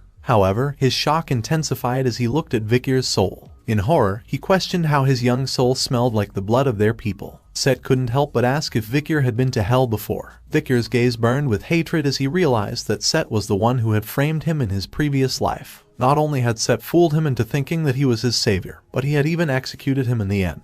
With an evil smile, Vikir told the demon to wake up and promised him that he wouldn't let him die comfortably. Vikir recalled the destruction that had befallen the world before his regression. The gate connecting the demon realm and the human realm had appeared in the sky, and the demons began to invade, marking the onset of what was termed the fall. The gate was opened by the 10 high-ranked demons, known as the 10 elite corpses, who first descended to Earth. During the prolonged war against the demons, Vikir had encountered one of these formidable beings. The outcome was catastrophic. Out of the 671 warriors who fought, 666 perished. Of the 5 survivors, 4 were unconscious, leaving practically 1 survivor. And the reason there was a survivor was because the demon's desire was to match the number 666. The overwhelming power of the high-ranked demon of the 10 elite corpses was destruction itself. Vikir now stood before Demon Set, astonished to confront one of the 10 elite corpses a decade earlier than expected. Observing the skeletons scattered around the cave, he pondered whether Set had devoured young children. Set sensed his emotions and mocked him for getting enraged after seeing children's corpses. He suggested that Vikir didn't need to worry as the children were still alive in his stomach and even offered to bring them back. As Set extended his hand, the haunting voices of children cried out for their mothers. Without hesitation, Vikir swung his sword, severing the demon's arm. Set screamed in agony, but Vikir coldly told him to shut up and declared that the dead could not return. Set cried out in agony, mourning the loss of his arms. However, within moments, a sly smile spread across his face as he showcased his regrown arms, announcing that the regeneration was complete. Rising to his feet, Set remarked that both he and Vikir harbored numerous secrets. He noted that even Osiris, hailed as a genius, had only reached the rank of mid-rank graduator at the age of 30, whereas Vikir had attained it at 17, marking him as an irregular. Since Vikir possessed the devil's holy constellation, Beelzebub, there was a high possibility that he would be a significant variable in the future. Thus, Set declared his intention to eliminate him immediately. Vikir met Set's gaze with a cold glare, asserting that it was Set who would meet his end. Without delay, Set launched an attack, which Vikir deftly defended against. As they clashed, Set smirked, reflecting on the supposed advantage his middle name, Love, gave him over Vikir, whose middle name was Van. Set knew that there was a clan rule where collateral line and illegitimate children were only allowed to learn up to the 4th technique. Therefore, he believed that Vikir couldn't possibly defeat him, having mastered the 6th technique. Set, with full confidence, attacked using the Baskerville 6th technique. But to his astonishment, Vikir countered with the same advanced technique. Set's disbelief was palpable as he wondered how Vikir could know the 6th technique. However, he quickly recovered and smiled again, having already predicted that Vikir still had more secrets hidden up his sleeve. Set launched a secret attack on Vikir while their swords were clashing. Just as Set's sword was about to strike Vikir, Beelzebub erupted with aura, momentarily stunning Set. Vikir sent Set flying by using the Baskerville 7th technique. Set let out a pain grunt and coughed up blood, unable to believe that he had just been hit by the 7th fang. He thought in disbelief about how Vikir could have known the 7th technique, a skill supposedly reserved only for the Patriarch. Vikir didn't wait and charged forward, thrusting Beelzebub into the demon's chest. He then mocked the demon, saying that demons think they are above humans and look down on them. But fooling big-headed demons was just a piece of cake. Vikir recalled that even the heroes who had closed the gate and ended the fall hadn't managed to locate and punish all 10 of the elite corpses. But the situation was different now. The fall had not yet begun, and the 10 elite corpses lacked power and were in hiding. So he realized that it might be possible to defeat them now. Leaning in close to Set's ear, Vikir whispered about the demon's plan to connect the human realm to the demon realm.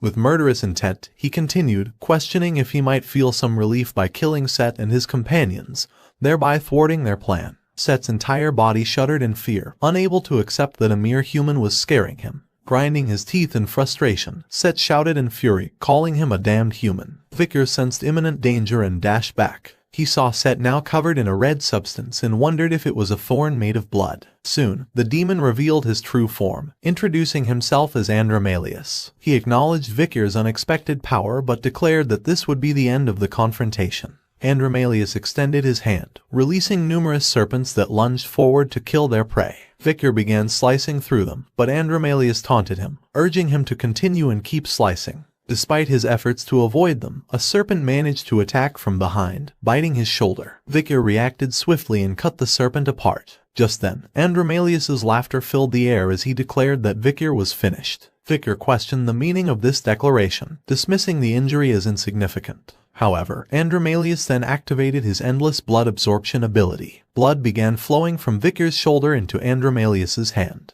With a sense of pride, Andromalius explained that his ability allowed him to control blood. As long as he was up against a living creature, his ability was undefeated. He declared that if Vicar lost all his blood, he would wither and die a painful death. Andromalius reveled in his strength, which granted him the power of a half-immortal. Vicar, however, remained calm, observing his blood flow with a composed demeanor. Suddenly, a chuckle escaped Vicar, prompting Andromalius to angrily question his sanity and the reason behind his laughter. Vicar replied coldly, saying he found it amusing to see the demon obliviously enjoying himself without understanding what he was absorbing. At that moment, Andromalius spat out blood and collapsed to the ground, bewildered as he realized this wasn't ordinary blood. Vicar, with a smirk, offered to show him something impressive. He made a cut on his wrist, allowing the blood to drip to the ground. As Andromalius watched, the truth dawned on him. Vicar's blood was laced with poison. But Vicar wasn't finished. He revealed it wasn't just poison, and in the next moment, his wrist fully healed.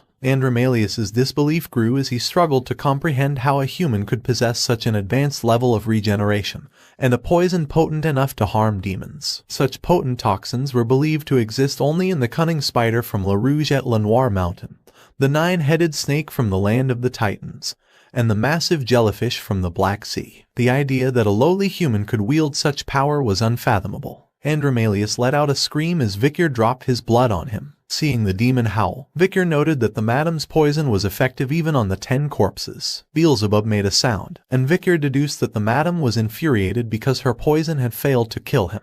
This realization confirmed to Vicar that with the Baskerville's 7th technique and Beelzebub's abilities, he, the highest-ranking graduate, could indeed defeat the 10 corpses. Vicar slashed the demon with his sword. Andromalius was bewildered by his opponent's strength, wondering how this monster had become so powerful. His immediate priority was survival. He needed to inform the other corpses and reclaim his dispersed mana. Sensing the impending danger, Andromalius dispersed the barrier, a move not missed by Vicar. In the next moment, Andromalius commanded the water in the cave to turn into blood. The water floated into the air and soon turned red. Vicar observed the transformation, recognizing Andromalius's ability to turn water into blood. Even though Andromalius wasn't at full power, a high-ranking demon was still formidable. However, Vicar remained confident, believing that despite this ability, Andromalius would not be able to absorb the blood. Andromalius, however, pointed out that even if he infused the water with his poisoned blood, it would be pointless. He hadn't turned the water into blood for absorption. With a command, Andromalius summoned his Blood Knights. As the blood pooled on the ground, numerous Blood Knights began forming in the cave, surrounding Vicar. Andromalius revealed that these Blood Knights could use the Baskerville's 6th technique, which he had mastered. In his opinion, even if Vicar used the 7th technique,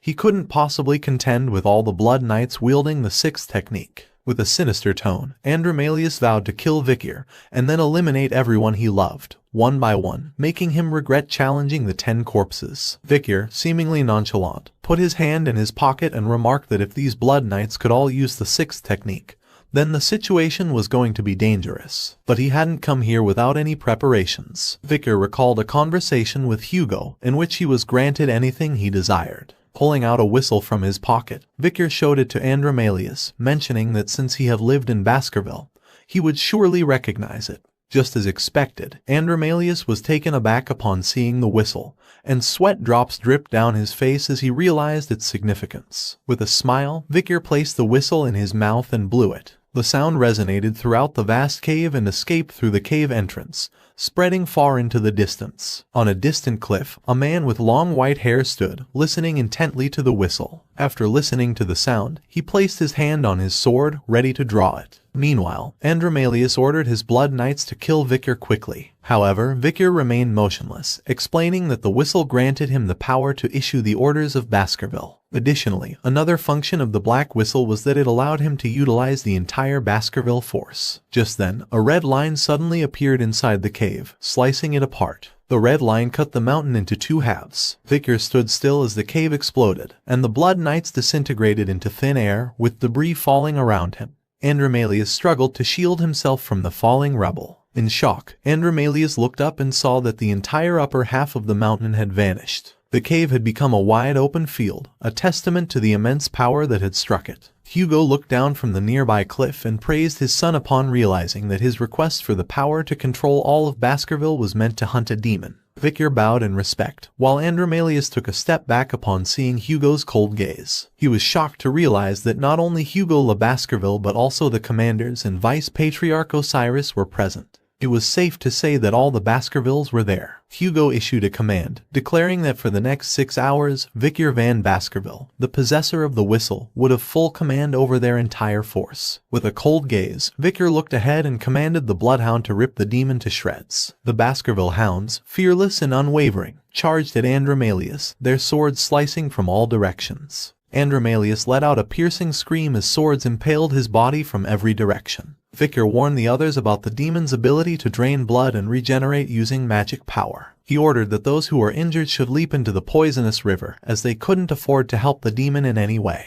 Therefore, he commanded them not to get a single scratch. With fierce determination, the bloodhounds acknowledged the command and charged at the demon. Nearby, on a cliff, Bostonterier laughed as he noticed the surge in the knight's killing intent. Great Dane, observing the scene, remarked with surprise at his nephew's skill and leadership. Meanwhile, Hugo had a solemn expression, unable to believe that he hadn't even noticed his son had turned into a demon. He couldn't help but wonder if this was the current reality of Baskerville. Amid the battle, Andromalius lashed out at the bloodhounds with his snake-like arms, cursing them. However, his arms were continuously being severed one by one. Spitting out blood, Andromalius acknowledged the persistence of his attackers despite their knowledge of his powers. The bloodhounds of Baskerville were more skilled than he had anticipated. Even with his regeneration abilities, the relentless attacks were depleting his magic power, and he knew he needed to find a way out. Just then, his eyes fell on Osiris standing nearby, and a cunning idea began to form in his mind. Andromalius shouted a proposal. He would leave Set's body in exchange for his life. He appealed to their familial bonds, believing they wouldn't easily abandon the Baskerville family's second son. But Vikir, maintaining a cold demeanor, dismissed the offer, questioning whether Andromalius truly believed the Baskervilles would agree to such a deal. Frustration gripped Andromalius as he recognized the futility of his plea. However, his true aim was different. He only needed to sway one person. Turning to Osiris, Andromalius made his appeal, reminding him that Set, his younger brother, had once followed him loyally. Andromalius knew that Osiris was reputed to be the kindest soul in Baskerville. If he could convince him, there might be a chance to survive. Andromalius declared that this was his final opportunity to save Set. After a tense moment, Osiris began to approach him. Vikir cautioned him against falling for the demon's deceit, but Osiris continued until he stood face to face with Andromalius. With a grave expression, he asked if Set's soul was truly present and whether he could still help him. Andromalius smirked, sensing his opportunity. As he looked up, Set's face emerged on his own. In Set's voice, he called out to his brother, claiming to still be alive. With tears streaming down his face, Set confessed his regret, revealing that the pressures of being compared to Osiris and judged by their father had driven him to a desperate decision: to sell his soul to the demon. He showed remorse for selling his soul and admitted that the chaos that had ensued until now was all his fault. So, he asked for a chance to atone for his sins. But before he could finish his plea, Osiris, with unwavering resolve, swung his sword, severing the demon's head. As it fell, Osiris softly expressed his bitterness, lamenting that this was the only thing he could do for Set. Vikir, standing beside him, reassured his eldest brother, telling him not to blame himself. He explained that Set's soul had already passed on, and the demon was merely playing a cruel trick. Osiris, however, couldn't shake the guilt. He admitted that his failure to properly care for Set in their youth had allowed the demon to corrupt him. He lamented not only the loss of his brother but also the tragic fate of the Baskerville bloodline. As Vice Patriarch, he felt ashamed for not recognizing the demon's influence sooner. The weight of knowing that future generations of Baskerville had been sacrificed left him deeply saddened. Suddenly, one of the bloodhounds looked to the sky and shouted in alarm. The severed head of Andromalius was flying away, attempting to escape. Andromalius laughed maniacally and called them idiots. He acknowledged that even though the opening of the gate was delayed, it couldn't be helped now, and his other brothers would do a better job. He promised to return and kill them once his body recovered. Vicar watched in panic as the demon's head escaped into the sky, realizing there was no way to strike from such a distance. Just then, Hugo spoke in a cold tone, reminding his son of a crucial lesson: a swordsman should never show his back. Andromalius felt an unexpected shiver run down his spine, gripped by a profound sense of dread. He couldn't understand it. Set was dead, yet the fear Set had felt toward Hugo seemed to linger within him. Then it struck him. This was genuine fear of a truly powerful individual. As Hugo unsheathed his sword, all eyes turned toward him. Andromalius, still trying to escape, felt a surge of shock as Hugo swung his blade. For a moment, nothing happened, and Andromalius began to laugh, mocking the idea that even if Hugo was a swordmaster,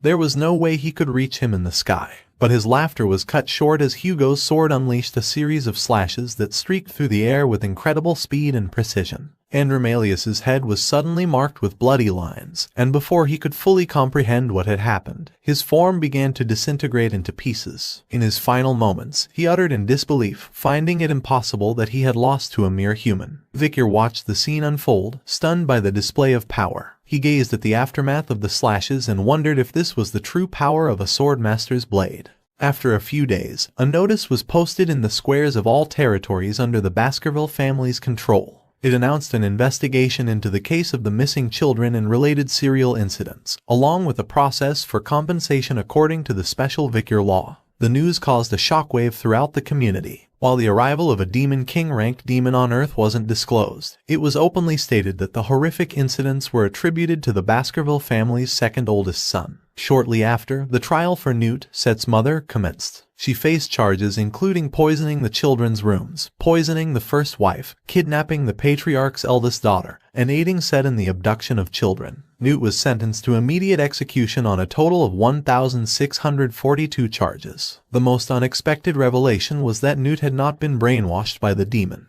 Even up until the end, she cried out for a final chance to see Set. Following the trial, Set's henchmen were also executed. The person in charge of this case, who managed and controlled everything, was the Vice Patriarch, Osiris. However, there was another person to whom he temporarily handed over his authority, Vicar Van Baskerville. Rumors circulated about Vicar's pivotal role in the war against the barbarians and his significant contribution to resolving the incident. Public sentiment was initially filled with discontent. However, it began to shift as people started to revere Vicar. It didn't even take a week for Osiris and Vicar to finish things. The execution of a high-ranking person within the Baskerville family left many citizens in shock. The situation reinforced the idea that even members of the Baskerville family were not exempt from the law, reaffirming the authority and reach of the Baskerville legal system. Meanwhile, at the Baskerville villa, Hugo turned to Pomerian and asked what had changed about him. Pomerian thoughtfully replied that Grandpa's beard was gone. Hugo then asked her opinion on his own lack of a beard, and Pomerian remarked that it looked so empty. Vicar saw the scene and felt as though the previous chaos had never happened. But then he realized that since everyone and everything related to Set had almost been purged, the traces of the demon had vanished from the Baskerville territory. Vicar had tasked Cindy with gathering information on other demons, so now he just needed to wait for the results. However, his thoughts were interrupted when Osiris praised him for his efforts. Vicar responded by complimenting him in return. Osiris then reminded him that since his entry into the academy had been delayed due to recent incidents, he should start preparing for it. Vicar expressed concern about the ongoing chaos within the family. Osiris reassured him, noting that their father had also made this decision. Vicar was taken aback by the decision to send him to the academy given the current situation. In his opinion, Hugo should be utilizing him to finish the task, as it would be more effective. He couldn't help but wonder what Hugo was planning. Osiris, with a reassuring smile, explained that their father was likely concerned about Vicar getting caught up in the power struggles. He shared his understanding of their father, asserting that, despite his difficulty in expressing himself, He genuinely cared for Vikir. Osiris emphasized that, as someone who closely resembled their father, his insights were trustworthy. Vikir's attention shifted back to Hugo, who was struggling to braid Pomerian's hair under the head butler's guidance. After some effort, Hugo completed the task, and Pomerian chuckled at the result. When Hugo asked if she liked it, Pomerian happily affirmed. This scene made Vikir realize that he had been viewing everything through the lens of his past. In his previous life, he had always watched Hugo's back, following him as if led by a collar. That was why he had failed to notice that Hugo also had a collar chained around his neck. Now, the things he once knew were changing. Vikir reflected on his journey in this life, contemplating experience, fate, and despair. His gaze then settled on Hugo, who was smiling and hugging Pomerian. Vikir realized that such an expression was only possible when one wasn't shackled by chains. At that moment, he understood that the Hugo he once sought revenge against no longer existed. Vikir was no longer restrained by his past self. With this acceptance, his thoughts unfolded, and his past gradually faded away. With newfound clarity, he informed Osiris of his decision to attend the academy. Osiris nodded in approval of his wise choice. Suddenly, he turned and grasped the chains that had once bound him. On the other side, the chain was held by numerous demons. With a determined expression, Vikir declared that his true revenge had only just begun. In the dead of night, moonlight bathed the clock tower, and silence filled the air. Suddenly, a monster burst forth from the clock tower. It landed on the ground and demanded to know who its opponent was and how they had discovered information about its contract with demons. Frustrated, the monster launched an attack, shouting curses at Vikir. But Vikir remained unfazed. He summoned Beelzebub and asked rhetorically, "Who am I?" Vikir's sword swung swiftly, leaving numerous cuts on the monster's body. He then leaped high into the sky and delivered a powerful kick to the demon's chest, sending it crashing to the ground. The monster's body lay still and silent as Vikir walked away, his silhouette illuminated by the moonlight. As he departed, he revealed that he was the Night Hound, the Avenger of Demons.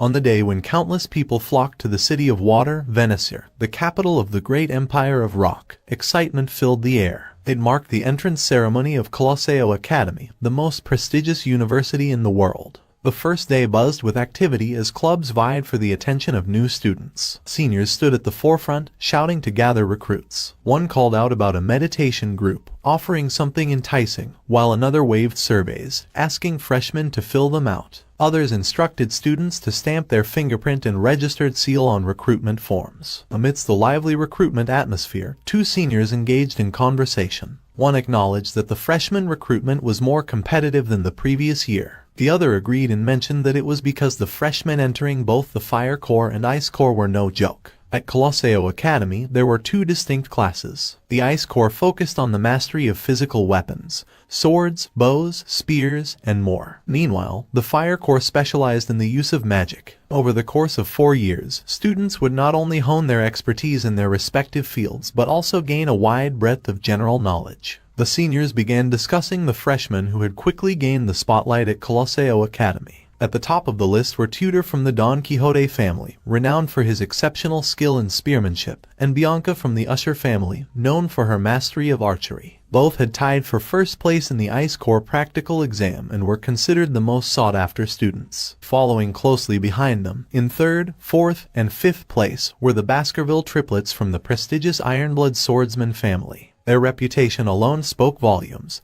and the seniors agreed that no further explanation was needed when it came to the Baskervilles. There was one person who was gaining all the attention in the Fire Corps. She was a particularly talented freshman named Sinclair. She had secured first place in the practical exam and second in the theory test, earning recognition for her outstanding performance. The student who came first in the theory exam was Vikir. The seniors, however, dismissed the significance of this achievement. They speculated that someone who ranked first in theory might be nothing more than a nerd who would likely disrupt the club's atmosphere. With more than 10 freshmen sharing the name Vikir, the seniors found the idea of tracking him down to be an unnecessary hassle. Meanwhile, Vikir, overhearing the seniors' discussions, reflected on his decision to drop the Baskerville surname and enter the academy as a commoner. He had hoped this would help him avoid drawing attention, yet it seemed he had failed. Despite the challenges commoners faced in gaining admission, his exceptional performance in the theory exam had inadvertently put him in the spotlight.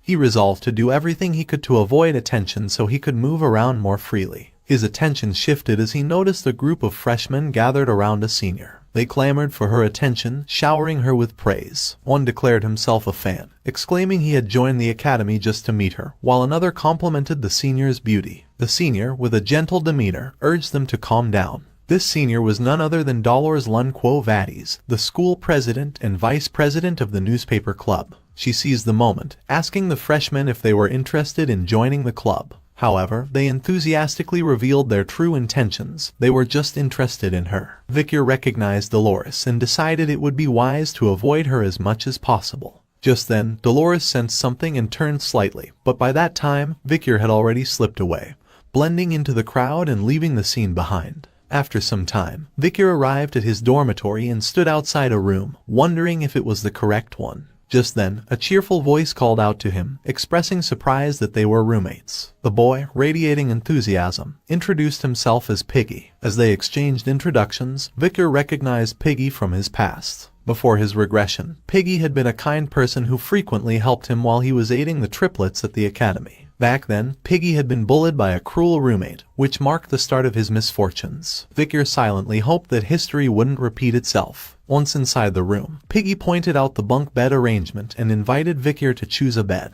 He then asked Victor if he planned to attend the freshman welcome party after dinner. It wasn't mandatory, but all the freshmen would be there. It was well known that if you didn't get close to your peers or seniors, life over the next 4 years could become difficult. Victor, however, declined the invitation without hesitation. Piggy was surprised by his decision and seemed concerned. He insisted that not attending the orientation would lead to being singled out by the seniors, and Victor would also become a loner among their peers. Piggy excitedly shared that many distinguished seniors would be present, including the president, Saintess Dolores. He emphasized the caliber of their classmates, mentioning Tudor, the eldest son of the Don Quixote family, and Bianca, the eldest daughter of the Usher family. Then the Baskerville triplets were attending, along with Sancho from the North Mercenary Guild, who had turned down a top position at Varangian to join Colosseo Academy. Victor also noticed Sinclair, who had achieved the highest score at the Magic Tower and excelled in the Fire Corps. Piggy couldn't believe that such remarkable individuals were his peers. Victor recalled that Piggy had an impressive ability to gather and analyze information even in his previous life. After sharing all of this, Piggy enthusiastically asked if he would attend the party. However, Victor firmly reiterated his decision not to go, leaving Piggy dumbfounded. Calmly, Victor walked out of the room, stating that he simply didn't want to go and wished him a good time.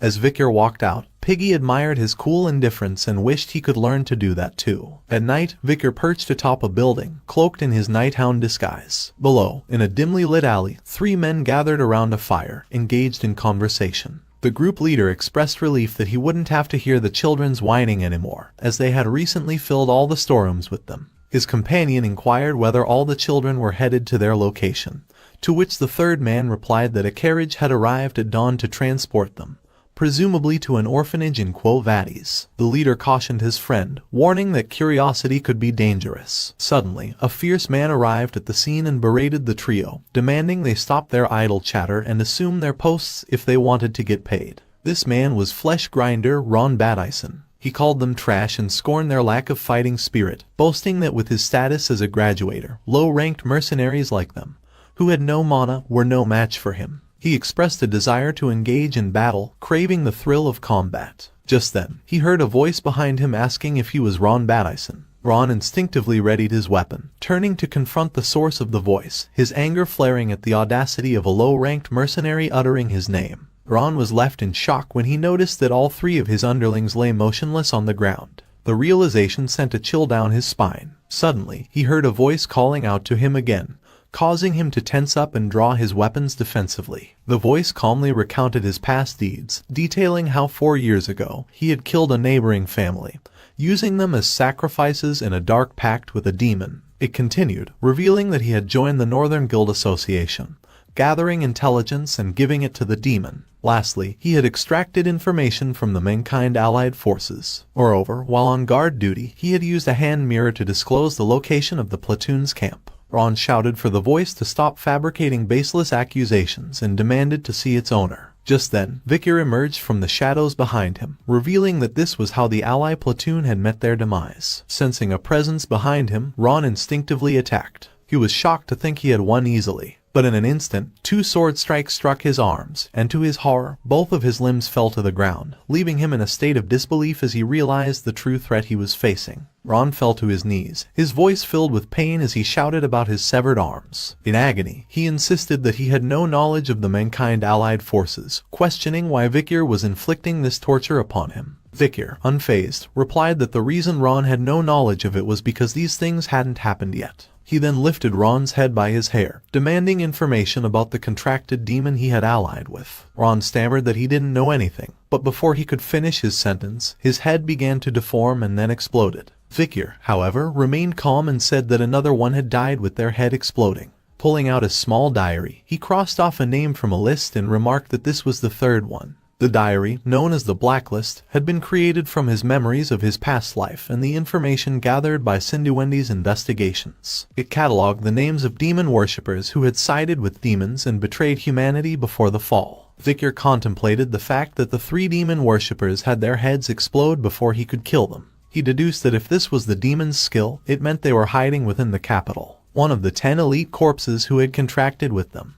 At night, Vikir stood atop the clock tower, Beelzebub dripping with blood, and lifeless bodies lay behind him. His voice was cold and detached as he acknowledged the count, 29. Reflecting on the situation, he realized that those he had interrogated either died or had their heads explode upon mentioning the demon, likely due to some binding condition in their contracts. Despite the bodies piling up, he had uncovered no valuable information about the location of the elite corpses. Vikir knew this would be a long, grueling fight, and he hadn't expected success on the first day. He then wondered if he should return to the academy. With swift, deliberate motion, Vikir made his way to a nearby venue. Gazing through a window, he noticed that the freshmen's welcome party was still ongoing. After changing into more casual clothes, he debated whether to make an appearance, just in case. Inside, the celebration was lively. Laughter echoed through the hall as students indulged in food and drink. A crowd of freshmen had gathered around Dolores, enthusiastically showing their overflowing admiration. Vikir's gaze locked onto 2 individuals in the crowd. He hadn't expected to see these 2 figures in the same year as him, great heroes who had fought alongside Camus Morg during the fall, guiding humanity to victory. One of them, a tactical genius from the Azure Spearman family, stood at the forefront of every battlefield, Tutor Lama to Don Quixote. The other, from the mystical archer family, was Bianca Fousher, an archer renowned for having vanquished countless demons. As Vikir scanned the party, more familiar faces from the battlefield caught his eye. He smiled inwardly, surprised to see so many of them in this unexpected setting. His thoughts briefly drifted, and he wondered if Camus Morg had also enrolled at the academy. Meanwhile, in the corner of the room, Piggy looked distressed as a senior berated him for not following orders quickly enough. Surrounding him were more seniors, applying subtle pressure. A female senior approached Piggy, carrying a massive beer glass, and offered it to him with a mischievous smile. She teased him, saying that if he could drink it all in one go, he wouldn't have to sing. Piggy, wide-eyed with shock, hesitated, stammering in disbelief at the sheer size of the glass. But the seniors, their voices laced with mock impatience, urged him on, questioning whether he would dare defy their orders. Piggy finally gave in to the pressure from the seniors. He lifted the enormous glass to his lips, forcing himself to drink as they laughed and cheered him on.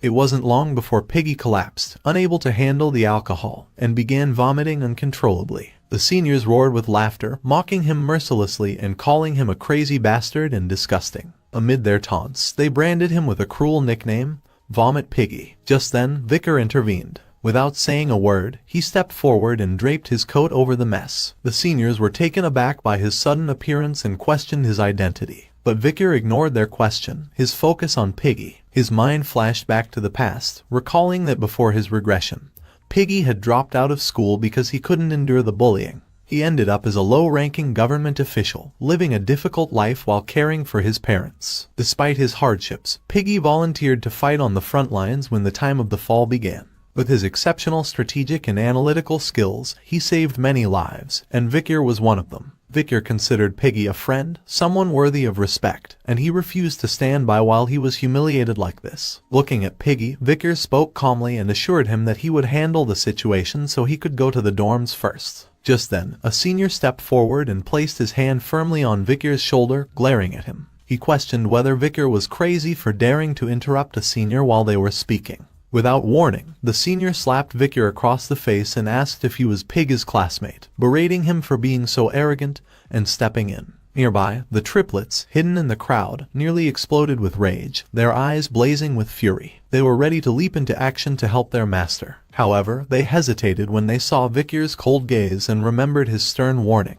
He was a commoner at the academy, and he would kill them if they revealed his identity. His words echoed in their minds, freezing them in their tracks. Just then, the sly female senior approached and told her comrade not to be so rough on the freshmen. As seniors, she said, they should treat them with kindness. Smiling mischievously, she added a solution to the situation. Her eyes landed on a massive beer glass, and she told Vikir that if he could drink all of it, they would let both of them go. Piggy looked at Vikir, trying to insist that he was fine and didn't want him to take the challenge. But before he could protest, Vikir picked up the large glass without hesitation and began drinking. The entire room went silent, stunned by his boldness. The female senior watched with amusement as she had mixed the drink with high alcohol content, like vodka and rum. She was sure no human could drink more than a liter of that. However, her face turned pale as Vikir effortlessly downed the drink. Calmly wiping his mouth, he set the empty glass on the table. Without giving the seniors another glance,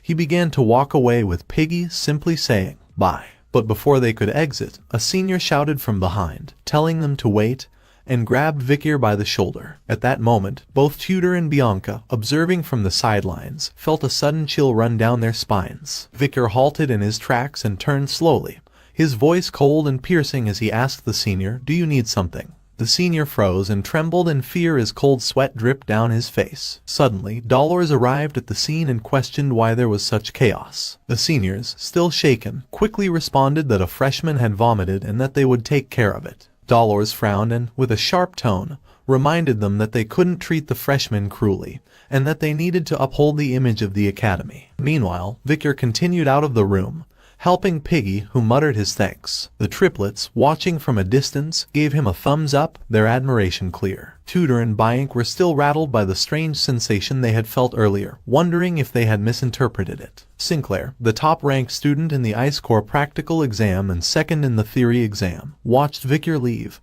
her face slightly flushed. With a glimmer of admiration, she thought to herself that she had found a good person. At the academy, the Ice and Fire Corps attended classes together, fostering a competitive environment among the confident elites. This rivalry sharpened the students' focus, a strategy deliberately employed by the academy as part of its educational policy. In a combat theory class, Professor Vencymore closed his book and ended his lecture on the culture of the barbarian tribe. He then asked if anyone could hypothesize the location of their stronghold based on the known locations of the barbarian tribe. Tudor silently mulled over the past clashes between the Balak and the Empire. He remembered that some battles took place in the highlands situated on the southern front but couldn't recall more details. Meanwhile, Bianca contemplated the fact that most of these clashes occurred in low-altitude areas, leading her to conclude that the stronghold might also lie in a region of low altitude. Just then, Sinclair confidently raised her hand to answer the professor's question. The professor acknowledged her, noting her status as rank 1 of the Fire Corps, and invited her to speak. Sinclair began by referencing military records and academic publications, pointing out that clashes between the barbarian tribe and the Empire had occurred in the highlands. She highlighted that, aside from Highland 8, which was situated on a high mountain peak, all the other locations were within troughs. Meanwhile, Vikir was deep in thought. The 29 from the previous day had all carried a pungent stench of demons, and before their deaths, their faces had exploded.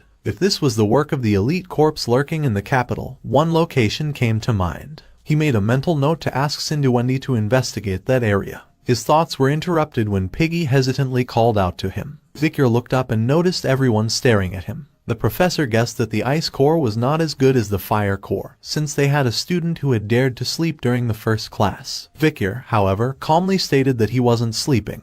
The professor, struggling to maintain his composure, asked for Vikir's name. Vikir responded, stating it clearly. The professor pressed on, noting that everyone had seen him with his eyes closed, questioning why he was giving excuses. Vikir clarified that, although his eyes were closed, he wasn't sleeping. The professor, taken aback, conceded that it seemed he had made a mistake. Vikir dismissed it, adding that it was understandable. Inwardly raging, the professor wondered what kind of psycho had managed to get into the academy. The professor calmed down and addressed the class. The Ice Corps had earned 1 point out of 10 for behavior, thanks to the correct answer given by their rank 1, Sinclair. He then presented a challenge. If Vicar could answer the next question correctly, both he and the Ice Corps would be awarded points. However, an incorrect answer would result in negative points for the entire Ice Corps. Vicar immediately protested, calling the challenge unfair, but the professor ignored him and pressed on. The question was about the location of the Empire's military conflict with the Balak tribe and the location of their stronghold. Sinclair knew that information on the Balak tribe was notoriously scarce, making the question highly challenging. Meanwhile, Bianca grew increasingly frustrated, knowing that everyone in the Ice Corps would suffer because of him. Vicar, however, was unaffected by the pressure. His mind drifted to the happy faces of the Balak people he once knew, causing a faint smile to form on his lips. He then confidently answered, stating that the clash between the Balaks and the Empire took place in the southern region's Highland 1. He continued with more details, recounting specific information about the Balaks that left everyone stunned. Vicar knew that after the Ahuman incident, the Balaks had relocated their stronghold, making it safe to reveal what he knew. Meanwhile, the professor was taken aback, recognizing that the information was spot on. He couldn't help but wonder how Vicar knew about the thesis that hadn't even been verified by the academic world. Just then, he realized that this was the Vicar who had placed first in the theory exam. The professor announced that Vicar would receive 10 points for his answer, while the rest of the Ice Corps would receive 1 point.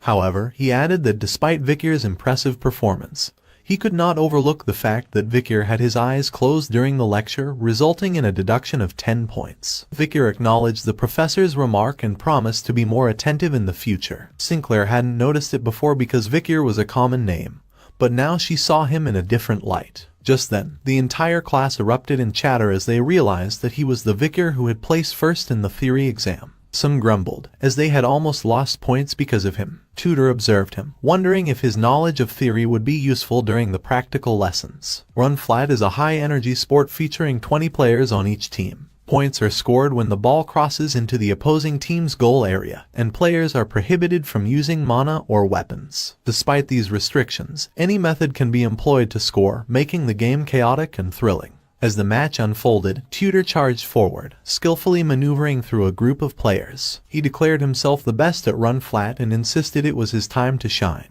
His enthusiasm drew cheers from the girls on the sidelines, fueling his confidence. The triplets blocked his path, calling him an arrogant bastard for thinking he could break through them. Tutor recognized them and smirked, saying he wasn't interested in fighting head-on against monsters like them. With agility, he sidestepped 2 of them effortlessly. However, the third triplet positioned himself to block Tutor's advance, demanding, "Give up the ball." In response, Tutor unleashed a charged fist, sending the triplet flying across the field. With a confident grin, he stated that he didn't plan on losing. Spectators started praising Tutor for being so amazing and for being so strong even without mana or weapons. Someone mentioned that they had heard he was Don Quixote's Run Flat prodigy. As Tutor sprinted forward, he thought to himself that there was no point in memorizing theory. If you're a true fighter, you need to win with strength. Just then, he spotted Vicar standing ahead and decided to tease him a little. Vicar felt frustrated as he had told the triplets to stop him from coming his way, and now he might have to step aside. Tutor charged at him, ready to slam his shoulder into him. Confident that with this strike, Vicar would realize that studying wasn't enough, one must focus on training too. But Vicar remained motionless, and when Tutor collided with him, he was unexpectedly sent flying through the air, losing consciousness mid-flight. The spectators watched in shock, stunned by the sudden turn of events. Tutor landed flat on the ground, and the crowd gasped. Vicar had planned to dodge, but for some reason, Tutor had suddenly run into him. Deciding to play along, Vicar fell to the ground as well, making a sound that suggested he was hurt. Tutor abruptly regained consciousness, his eyes snapping open in shock. He questioned his state, wondering if he had fainted or even fallen asleep during the match. Fragmented memories rushed back. He had intended to lightly shove Vicar, the top theory student, during their confrontation. However, his recollection was hazy, and the next thing he knew, he had been knocked out. Him, Tutor Don Quixote, defeated in a physical confrontation. With renewed resolve, Tutor fixated on Vicar and decided to test himself again. As the next game began, Tutor ignored the goal and sprinted directly toward Vicar. The spectators were baffled by his actions, wondering what he was doing. Tutor shouted, calling out to Vicar and the triplets. The triplets responded, declaring that he couldn't get past them, but Tutor, driven by sheer determination, powered through with all his might. Vicar observed the scene unfold, despite having instructed the triplets to keep Tutor away. Yet, here Tudor was again, charging directly at him. Tudor, convinced this was no mere accident, unleashed the Azure Spearman family's secret technique, the Saint Spear Tackle, hurling himself toward Vikir, who remained still in the face of the oncoming force. The world spun and faded to darkness for Tudor once more. After a while, he opened his eyes to find Sancho standing over him, asking if he was awake. Tudor was still in shock and scrambled to sit up, bewildered by the realization that he had fainted again. Frustration welled within him as he demanded to know what had happened. Sancho calmly explained that after his high-speed tackle, he had ricocheted off Vikir at an equally high velocity. He understood why Tudor was so fixated on him. Vikir was definitely hiding something. Before Tudor could respond, Sancho declared that this time, he would face Vikir himself. Watching his friend be outmatched twice was something he couldn't stand by and allow any longer. Sancho Barataria was a transfer student from the Mercenary Guild Association in the north. Due to his overwhelming physique, he was not considered eligible for his age group in the league, which was why he had refrained from participating and run flat until now. With fierce determination, Sancho picked up the ball and spoke of his homeland, the frozen lands of the north, where even the newborns and the elderly, on the brink of death, fight with everything they have. It meant they were all warriors. The triplets braced themselves, determined not to let him pass this time. But as Sancho charged toward them at full speed, his powerful tackle sent them flying effortlessly. Vikir glanced at the triplets, his cold eyes silently questioning if they had a death wish. The triplets, with teary eyes, silently apologized. With unstoppable momentum, Sancho closed the gap between himself and Vikir. But even as Sancho approached, Vikir stood motionless, watching him calmly. Just as Sancho reached him, he shouted, challenging Vikir to withstand his full power. His hand made contact, but instead of meeting resistance, it felt as though he were pressing against an immovable mountain. His whole body trembled in shock, while Vikir decided it would be best to play along. Allowing himself to be pushed back, he was sent flying through the air. The crowd erupted in shock and excitement, cheering for Sancho, who had seemingly broken through the unyielding defense. Concern about Vikir's condition after the hit flickered among a few, but most were fixated on Class A's imminent victory. Sancho, still feeling the tremors in his hands, was perplexed by the collision. The impact with Vikir left him questioning if his opponent was even human. Lost in thought, he failed to notice the triplets sneaking in to steal the ball from his grasp. As the triplets ran toward the goal, the final whistle soon blew, and they erupted in victorious shouts. The score was 0-1, and Class B had won the match. Meanwhile, Vikir calmly stood up and dusted himself off. Sancho approached him, remarking that he had been the secret contributor to Class B's victory, and shouldn't just stand there. Tudor told him to be happy, as his victory had allowed him to retire. He admitted that, initially, he had planned to teach Vikir a lesson during practical lessons out of jealousy. However, he now realized how shameful that was and apologized for his behavior. Sancho, impressed by Vikir's solid build, asked about his exercise regimen, even assuming Vikir must use mana. Vikir, however, simply replied that he was a commoner and, therefore, unable to use mana. Tudor, a bit disappointed, remarked that it was unfortunate. With such a naturally gifted physique, had Vikir received proper training, he might have become an expert on par with Tudor himself. Just then, a group of girls approached, offering towels with eager smiles. Tudor graciously thanked them as he joined their side, while Sancho handed a towel to Vikir. One day, both the Azure Spearman family's hero, Tudor, and the Mercenary Guild's ace, Sancho, would become saviors of mankind by hunting countless demons during the fall. Vikir couldn't help but smile upon learning about their past like this. Lost in thought, he didn't notice that all eyes had turned to him. The boys stared in shock, while many of the girls blushed slightly. As Vikir casually wiped his face with a towel, only one word echoed in everyone's mind: handsome. Little did Vikir know that from this moment on, his days at the academy would become much more complicated. That night, Vikir stood before an older man, listing the crimes of 52-year-old Lloyd Doxeler. As the leader of the information house and headmaster of the orphanage, he had conspired with the demon and sold children from high-ranking families. Vikir summoned Beelzebub, his voice icy as he questioned whether Lloyd thought he could go unnoticed. Fear gripped Lloyd as his eyes fell on the solid aura surrounding the sword, and he realized that his opponent was a swordmaster. Vikir knew that his aura was indeed nearing a solid state, but it was still closer to liquid. To be specific, he was at the highest level for a graduator, not yet a full swordmaster. Vikir offered Lloyd a bargain to work with him to capture the demon, and in return, he would compensate him accordingly. Lloyd hesitated, unable to muster the courage to respond. Before either could act further, the top of a massive building came crashing down toward their location. A huge cloud of dust erupted upon impact, but Vickers swiftly evaded the attack. As the smoke began to clear, Vickers looked up to see a figure standing atop the remains of the collapsed structure. His senses immediately sharpened, recognizing the overwhelming energy emanating from the figure, even from a distance. With his gaze locked on the figure, Vickers asked with steely resolve if he was an elite corpse. The elite corpse lunged toward Vickers, his hammer poised to strike. The ground shattered upon impact, but Vickers nimbly evaded the blow. Without hesitation, the corpse swung again, yet Vickers dodged once more and retreated to a safe distance. He quickly recognized the aura of a high-ranked graduator, and the Quo Vadis' holy bludgeoning technique. This was enough to confirm that his foe wasn't an elite corpse. A thought crossed his mind. Had a demon infiltrated this holy nation? Corruption had festered in parts of their ranks for some time, so it wasn't out of the question. The enemy before him was likely a servant working under the 10 elite corpses. Vickers was confident that by eliminating this demon, he would finally be able to face the 10 elite corpses. Until now, all he had been doing was dealing with trash, but now it was his time to let loose. Without warning, the demon lunged at him, but Vickers intercepted the blow with a powerful kick, halting the weapon mid-strike. Seizing the moment, his fists blurred into action,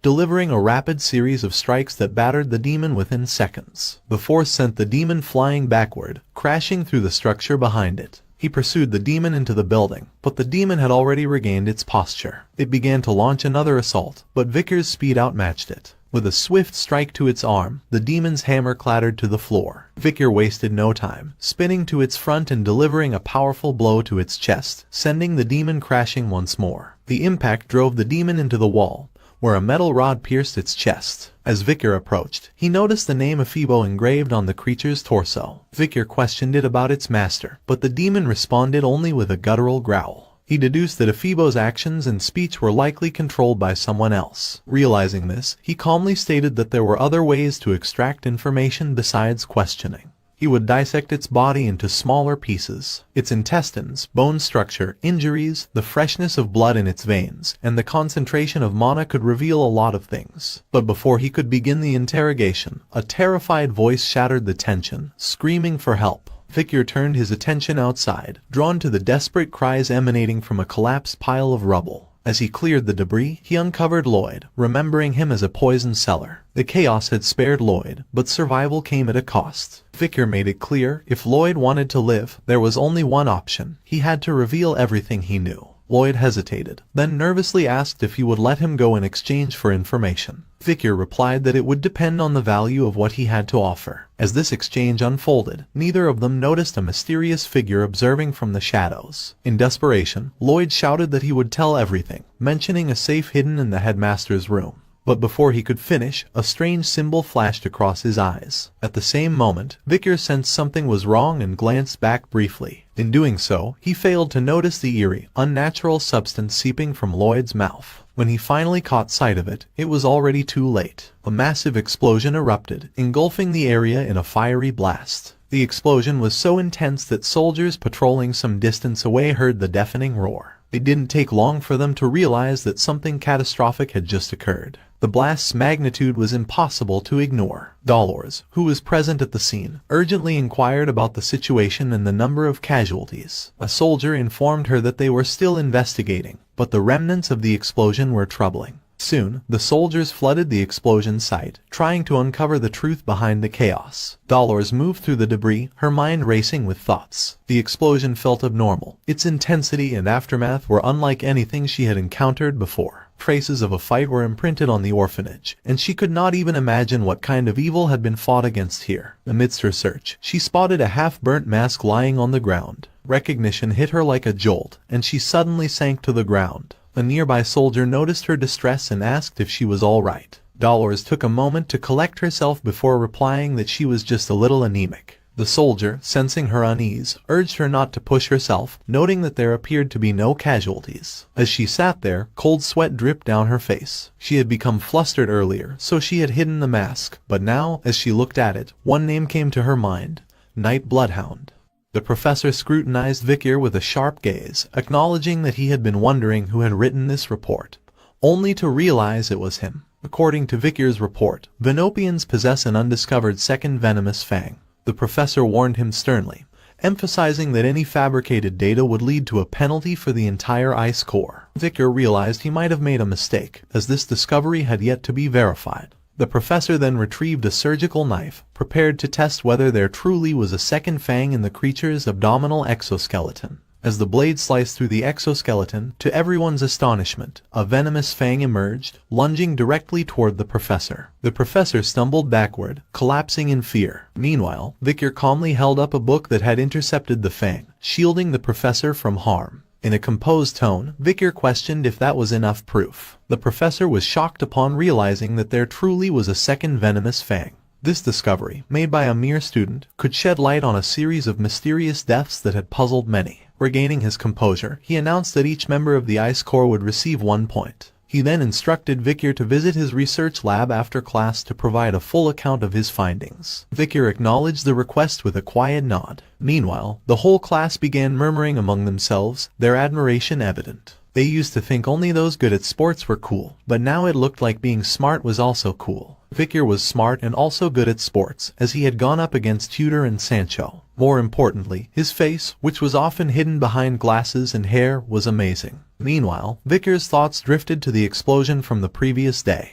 His arm had been blown off, his skin charred and damaged beyond recognition. But his body soon started to regenerate, and in a moment, it was fully healed. Victor recalled that right after the explosion, Ephebo had disappeared without a trace. The only thing he had from that encounter was the ledger in the headmaster's safe. The ledger contained the locations of children who were being used as food for the demons. Noticing no clear pattern among the sites, Victor speculated that multiple elite corpses might be hiding within the capital. But what concerned him more was the man he had seen in passing yesterday. Victor looked at his class with a suspicious gaze, realizing that one of the 10 elites might be hiding in the academy. At the academy, a renowned publication circulated throughout the capital, an influential newspaper that sold out as soon as it hit the stands. This widely respected news source was produced by the academy's own newspaper club, known as Lucan. The president of this club was third-year student Lun Quo Vadis, recognized for her charisma and unyielding leadership. With a cheerful expression, she addressed the new members of Lucan, expressing her excitement to have them on board.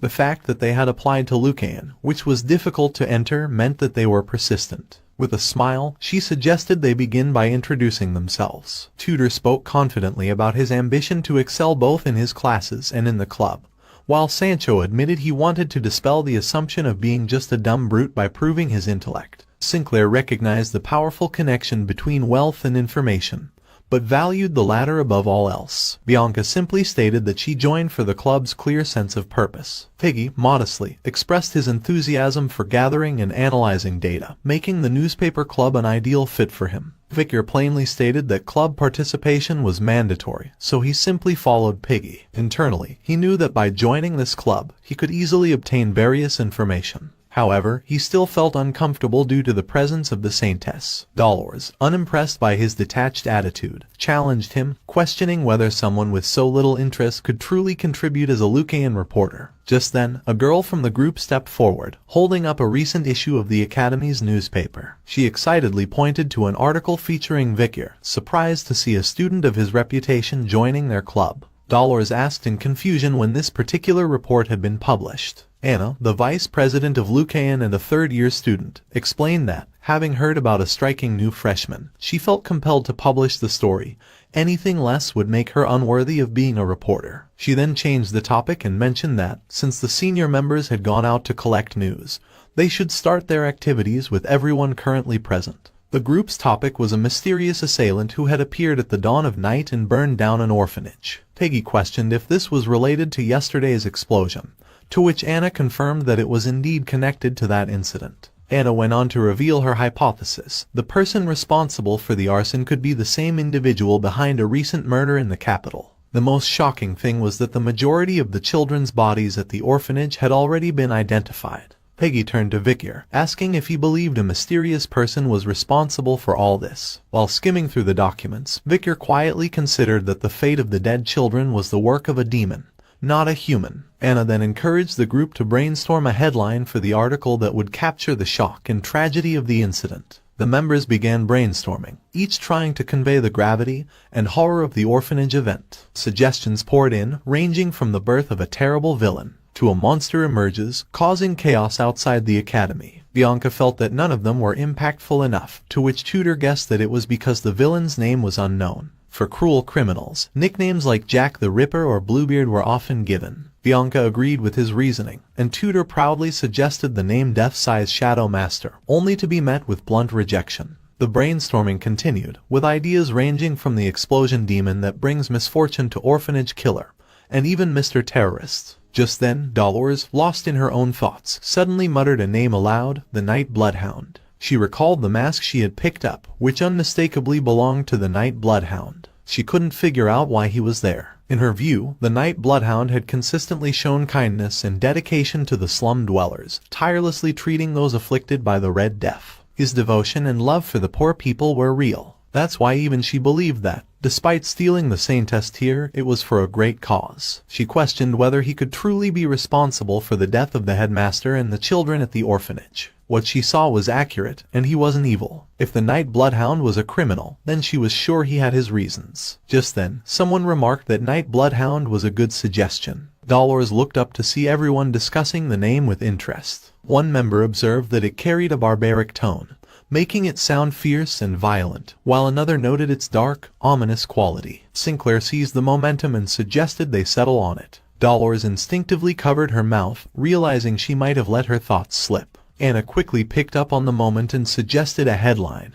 Who is the Night Bloodhound spreading fear across the capital? Dolores shot back, emphasizing the importance of truth in Lucane's articles. She reminded Anna that they hadn't yet confirmed the Night Bloodhound's criminal status. Tudor turned to Vicar and asked for his opinion on the Night Bloodhound, curious to know whether he believed the figure to be evil or not. Vicar was uninterested and replied that he didn't care, but internally, he wondered why the Saintess had mentioned the Night Bloodhound. Tudor pressed further, asking what he would say if he had to choose. Vicar replied that he could say with certainty that they were not virtuous, so they were evil. Tudor nodded in agreement. However, just then, Dolores slammed her hand on the table, demanding their attention. In an authoritative tone, she challenged Vicar's assertion, questioning how he could be so sure the Night Bloodhound wasn't virtuous. She asked again how he could be so sure, but Vicar remained silent, meeting her gaze with a questioning look. Several minutes passed and everyone remained silent, creating tension. Dolores asked Vicar and Tudor again if they thought the Night Hound was not a good person. Sancho, who had his arms crossed, and Tudor, who had his hand behind his head, were somewhat surprised and could not help but start to sweat. They did not know why she was asking this question. Vicar simply kept calm and stayed silent. Piggy, who was next to him, became somewhat nervous and thought that this was not good. With an angry look, Dolores asked him why he was so sure that the Night Hound was a bad person. She called Vicar's attention, asking him to respond quickly. A drop of sweat began to fall from his cheek. He remained silent without saying a single word. Tudor, who was next to him, started to observe him and with a regretful look realized that he had made a mistake. Several seconds passed, and silence continued to reign. Dolores stood up, placed both hands on the table, and she assumed that he could not respond to that.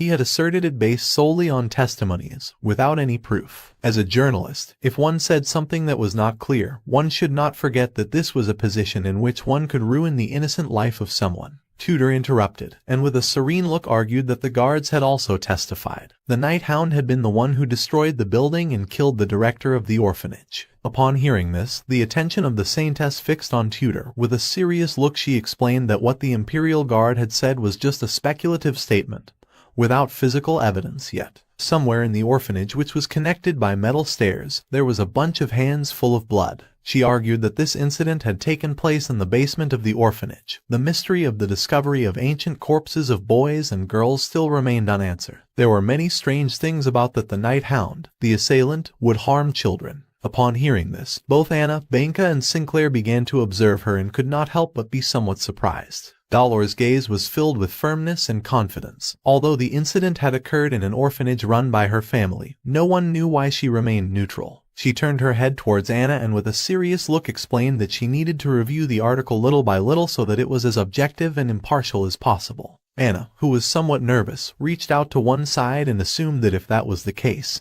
then there was nothing more they could write. Dolores replied that it wasn't too late to publish a critical article when the reason why the Night Hound did what he did became clear. With a lost look, she started looking at the ground and began to think about the Night Hound. Several seconds later, her face filled with a smile. If the Night Hound was truly evil, then they were going to criticize him very harshly. Victor, who was sitting next to her, started to look down and fell silent. Then he raised his head and his gaze fixed on Dolores. At that precise moment, another club member opened the door and interrupted the conversation, calling Dolores' attention. Dolores, who had both arms resting on the table, felt somewhat confused and couldn't help but wonder what was happening. The student approached her and with a calm look explained that Professor Banshee, the club advisor, was calling her. He wanted them to edit the article again to say that the Night Hound would clearly be the bad guy. Dolores put her hand on her face, closed her eyes, and remembered that Guy liked to create problems. She decided to meet with him and talk. Not long after, she left the room and closed the door. Tudor, who was watching the door with a surprised look, mentioned that the club president was very determined. Victor started looking at the ground and replied that she used to be like that too. Upon hearing this, Tudor looked somewhat confused. Victor began to remember the Dolores from his past life. She had the same appearance as the saintess who had led the holy knights at the front of the battlefield.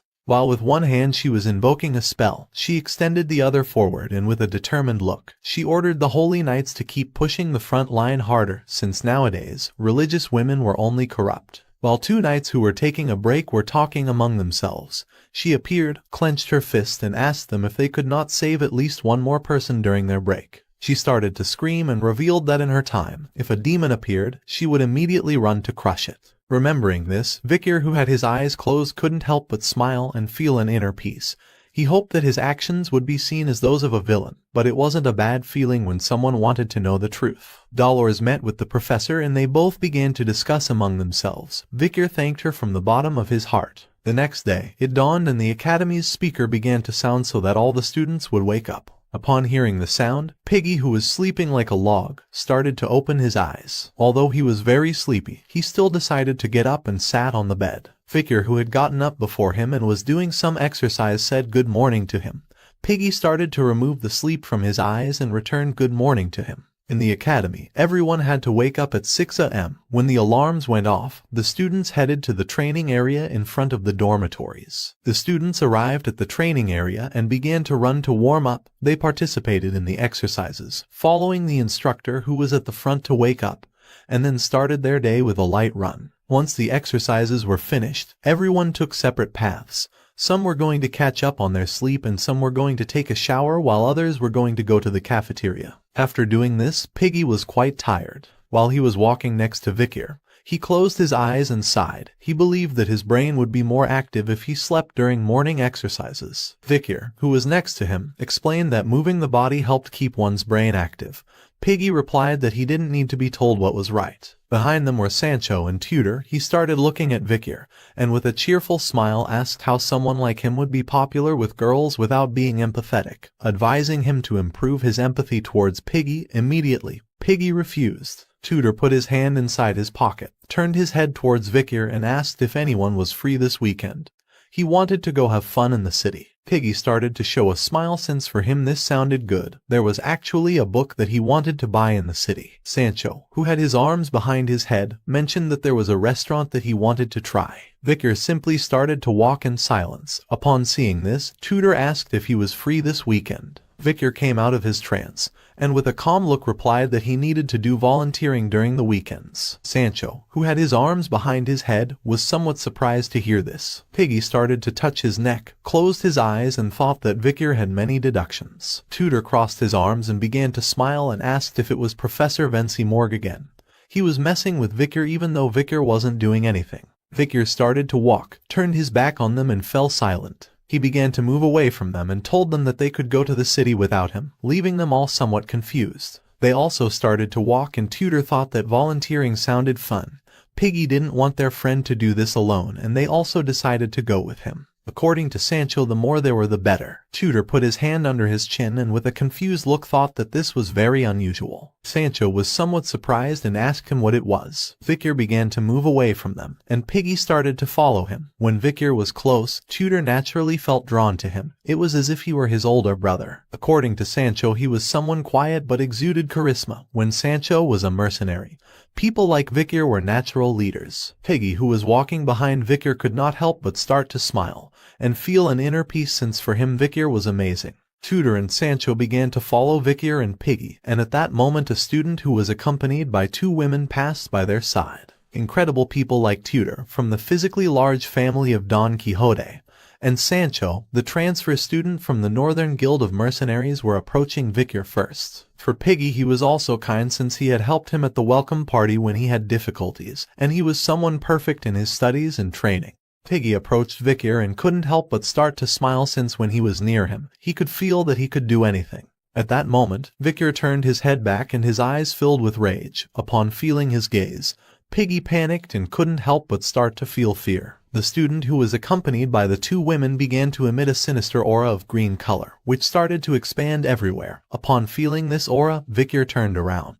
With a smile, he began to walk away from them, and Vicar started to stare at him intently. With a calm look, he remembered that Piggy knew the students well, so he asked if he knew anything about this guy. Upon hearing this, Piggy was somewhat surprised. He mentioned that the guy who was in between the two female students was the most handsome student in this school, named sophomore Bane Kudzak. Vicar started to stare at him with a murderous look and couldn't help but clench his teeth tightly. This guy was exuding the same aura as the 10 elite corpses. No one would have thought they would be so active within society. Bane prepared to turn the corner. Vicar and the others turned around and their gaze fixed on him. Vicar didn't know whether to attack now, but for now he decided not to do it since there were going to be many casualties. He couldn't let the future heroes get hurt. Sancho, Piggy, and Tudor were somewhat surprised and called his attention. Vicar started looking at Bane and decided to follow him under the pretext of going to rest since he wasn't feeling well. He began walking towards him with the intention of gathering some information first. He activated the second slot skill called Silent Heal Mushusu of rank A+. Vicar began to take off his glasses and with a determined look decided to follow him. And at that moment, Dolores started to go down the stairs and she was somewhat surprised to see how handsome our MC was. Her eyes filled with surprise and she began to scream. Upon hearing this, Vicar turned his head to one side and upon seeing Dolores he couldn't help but become alert and think that this was not good. Upon hearing the scream, the attention of Piggy, Tudor, and Sancho shifted towards them, and they were shocked to see what their eyes were seeing. Dolores fell from the stairs to the ground. Vicar took off his glasses and approached her to help her. Tudor and the others began to run towards her asking her if she was okay. Tudor touched Vicar's shoulder with his hand and with a serious look gave him the order to hurry up and apologize. Vicar decided to obey, lowered his head and with a sincere look apologized to her. Sancho helped Dolores get up, and she forgave Vicar since she was also careless. According to her, he was so muscular that she had thought she had collided with a wall. Vicar put on his glasses again and looked away. Dolores began to observe him and her eyes filled with confusion since she had not felt his presence. She did not know who the hell he was. Vicar started to look down. There were many people, so it was better for him to delay his plans to follow him. The student Bane went down the stairs. Vicar turned his head to one side and remained silent, watching the stairs. As night fell, Bane, who had his arms around the girls' necks, took them to a dark place. They thought he was much more cunning than he seemed. Bane suddenly stopped walking and decided to tell them some bad news. Upon hearing this, the two girls were somewhat confused. He revealed that recently a boy had appeared and had been bothering him. Because of him, he hadn't been able to eat properly. Upon hearing that he was harassing Bane, the girl with purple hair decided not to forgive him. He explained that he was going to see who that guy was, but because he had mistakenly worn his school uniform, he had run instead. He could have seen that one of Bane's students from the academy was there. The blue-haired girl asked him not to worry since if that guy came to the academy, they would stop him, as they would always be on Bane's side. Bane began to look down and thank them from the bottom of his heart. According to him, their hearts were beautiful like their faces. At that moment, he put his hands on their faces, leaving them in shock. Bane began to imagine the Night Hound wearing a pandemic mask. He knew that Vicar had the ability of a high-ranking graduate, so he knew that he had not died in an explosion like that. Gradually, the faces of the two girls began to deform. Seeing that the Night Hound was attacking places connected to locations where he had eaten, he knew that he was a human who had felt the presence of a demon. The demon Bane, who had his hands on the girls' faces, slowly began to devour them, and his eye turned green. The face of one of the girls appeared on Bane's face. She was very scared and started to ask for help. His eye began to shine as he realized that the Night Hound had something to do with Andromalius's death. He belonged to the demon's 10 elite corpses, and he was the 9th corpse named Dantalion.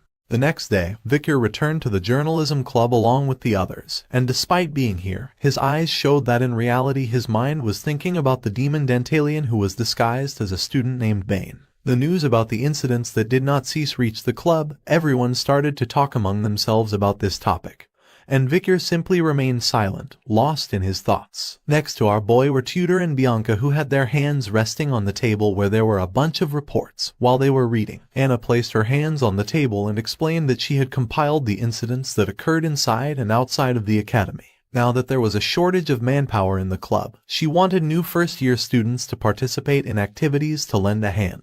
Upon seeing the enormous amount of reports, Tudor was somewhat surprised, while on the other side Bianca and Victor remained calm. Dolores was next to Anna and she was absorbed in reading a report. Anna, who had both hands resting on the table, started looking at them and gave them the order to choose a report, investigate it, and bring an article. Piggy picked up one of the reports, and his eyes filled with fear, and he couldn't help but get nervous since this was going to be his first article after joining Rukan. Bianca took 2 reports, started to read, and with a serene look realized that many incidents had occurred. She did not know what was happening in the ecliptic. There were a large number of incidents. One was about the premonition of terrorists. It was said that a terrorist announced he would poison the river of Venzir, the capital of Rock. The imperial capital was investigating the case centered on Leviathan. Another incident called a handsome theater actor disappears. Actor B disappeared when returning home after a play.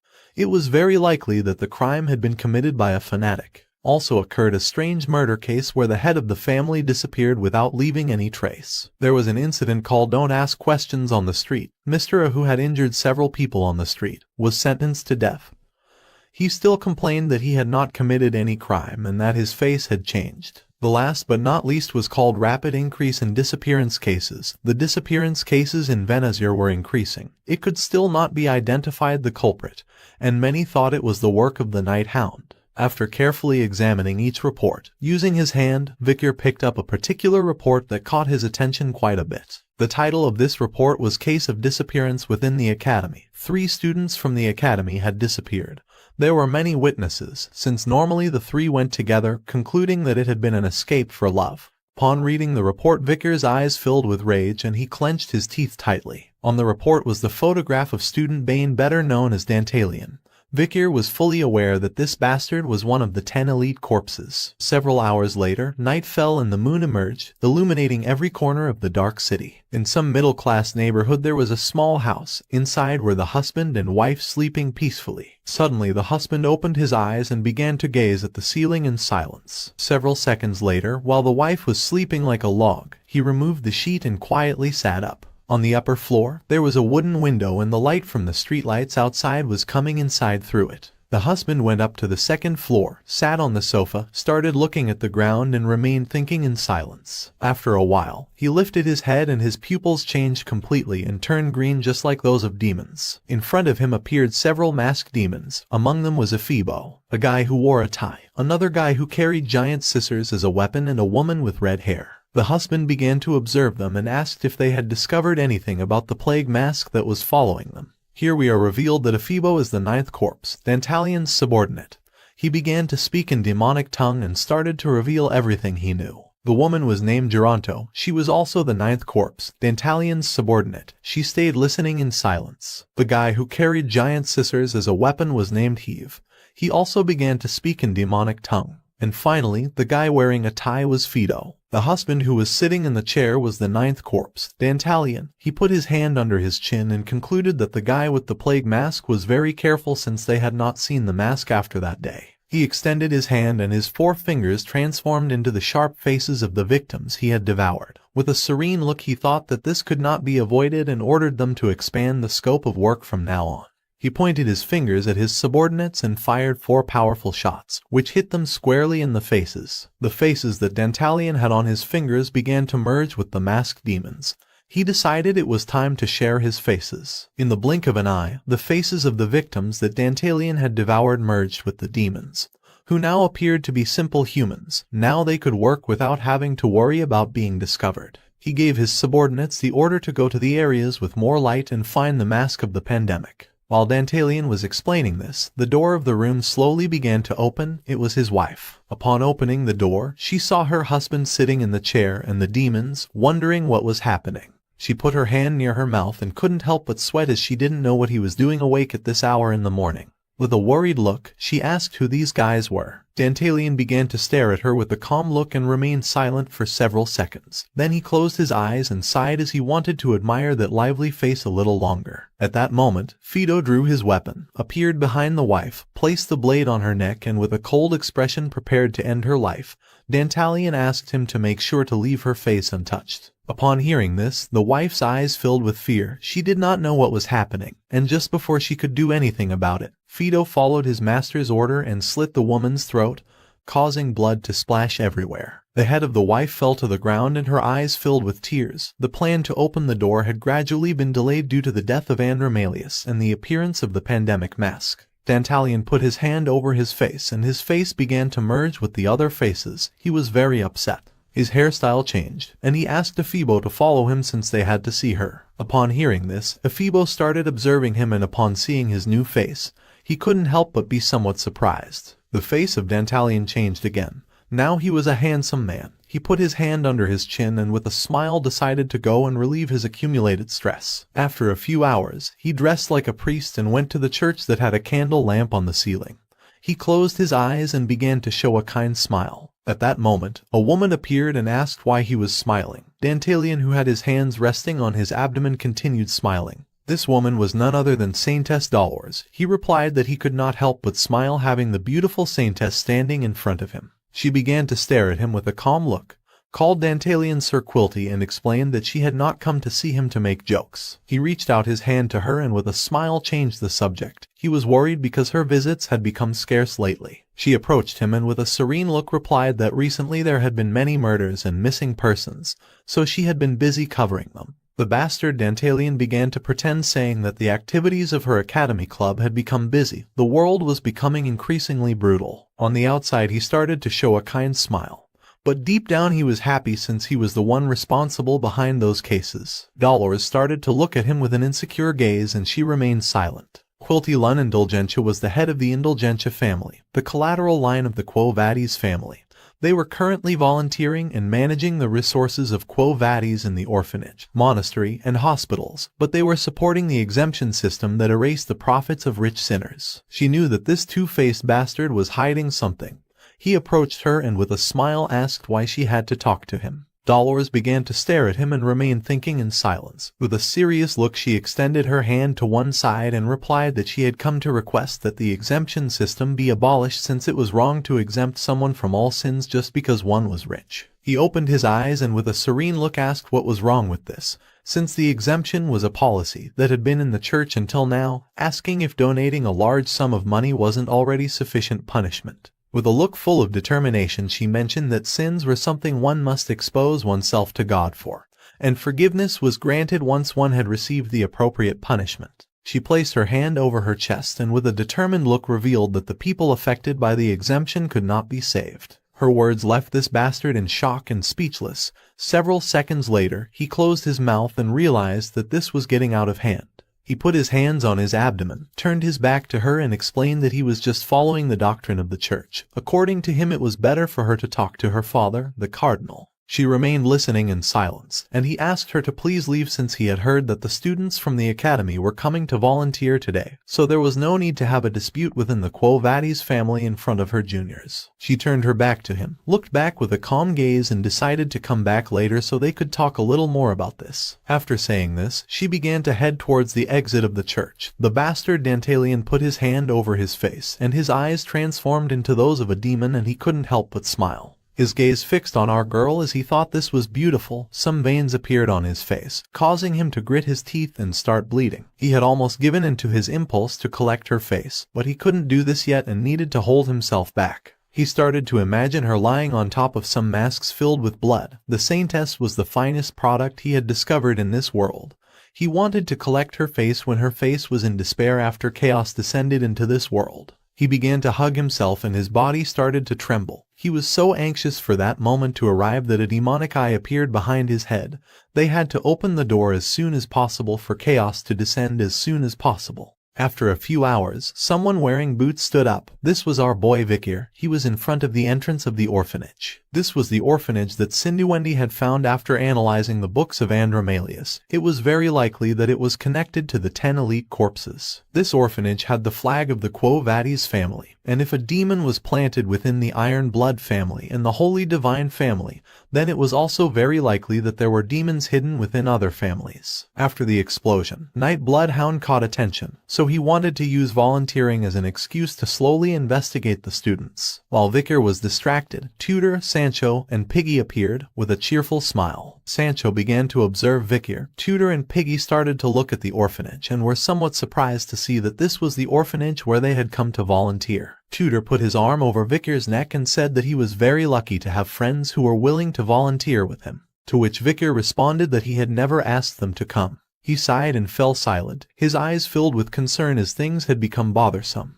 Dolor's family had control over the orphanage and Dantalian's bastard was the priest of the church. The 10-day vacation of the academy had begun, called the Golden Vacation, which had been created due to the school anniversary of Easter of the Loon Church and the weekend. The students equipped themselves with their backpacks and began to leave the academy to visit together the imperial capital or visit their families, and everyone was having a lot of fun. However, not all students were enjoying this vacation. At the same time, Vikir and the others entered the orphanage, and according to Tutor, Vikir should be grateful since they had also returned by refusing to take a break. Tutor, who was walking behind everyone, started looking at Vikir with a cheerful look and with a smile explained that the reason behind this was that they also needed to fill their volunteer hours. Sancho, who had his hands behind his head, turned his head towards Tutor and couldn't help but smile as it wasn't a bad idea to end this now. Piggy, who was walking next to Vikir, started to show 4 fingers and with a cheerful look said that he was fine since he liked to volunteer. Vikir, who was walking in front of everyone, started to look down and thank them. This orphanage was gigantic. It had luxurious lamps hanging from the ceiling and a lot of windows,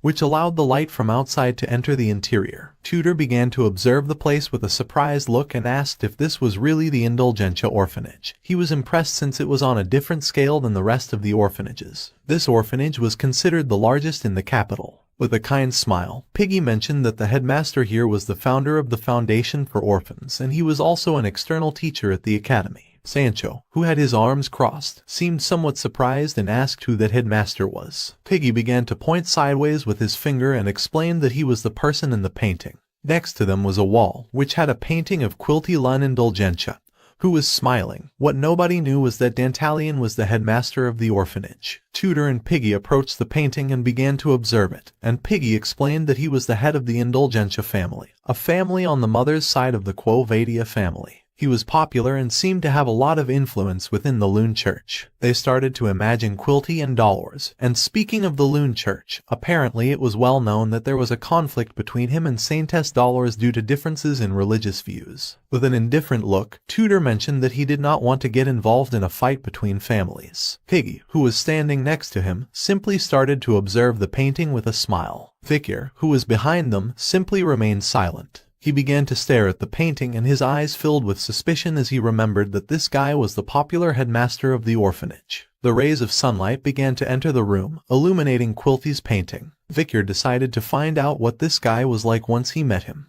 After a few hours, Vikir and the other students who had come to volunteer arrived in the main hall. A nun and a monk appeared alongside the orphaned children who were wearing white clothes. The nun, who had her hands resting on her abdomen, with a kind smile explained that she would like the volunteers to be teachers for the children during the next 10 days. With a look full of confidence, she mentioned that if they took good care of the children, they would never forget their kindness. She asked them to please treat them with the heart of parents. Tutor, Sancho, and Piggy began to look aside and could not help but feel somewhat confused. Next to them were also Bianca and Sinclair. With a confused look, Tutor asked what those two were doing here. Bianca started to look at him with a gaze full of rage. She clenched her teeth tightly and couldn't help but get furious, while on the other side, Sinclair simply remained calm, without losing her composure. With an angry look, Bianca explained that they were doing volunteer work and also that she should be the one asking why they were here. Tutor extended his hands to the sides, closed his eyes and with a mocking smile asked if a hero needed a reason to do good things. Upon hearing this, at first Bianca got even angrier seeing that once again he had brought up the topic of heroism, but then mocked him saying that this was something to be expected from a Don Quixote. While they were talking, Sinclair approached them and explained that meeting like this by coincidence must be a matter of destiny. Upon hearing this, the gaze of Vicar and Piggy was fixed on her. She brought her fingertips together, began to look at Vicar with a tender gaze, and while she was blushing, she caught his attention. She lost her composure, panicked, closed her eyes, extended her hand towards Vicar to greet him. It was a shame that they hadn't been able to talk much, but she hoped that they could get along well in the next 10 days. Seeing her behavior, Piggy was left speechless as he didn't know what was happening, and Vicar, who was standing next to him, became alert and looked somewhat surprised. Vicar shook her hand and replied that he also hoped the same. Once they stopped shaking hands, Sinclair turned her back to them and began jumping for joy. She couldn't believe that Vicar had shaken her hand. Piggy brought his hand to his mouth and with a serious look revealed that he had a piece of information for him. Upon hearing this, Vicar turned his head towards him and with a curious look asked what piece of information. Sinclair started to blush like a tomato, brought her hand to her face, and she couldn't help but smile and feel happy. Piggy revealed that he had seen Sinclair looking for the person in charge of assigning volunteer work and making a request. She had asked where Vicar was going to volunteer, and she had requested to be assigned to the same place as him, asking if Vicar knew what this meant. Vicar began to observe her with a serene look, and he did not take long to realize that she had approached him under the pretext that it was a coincidence.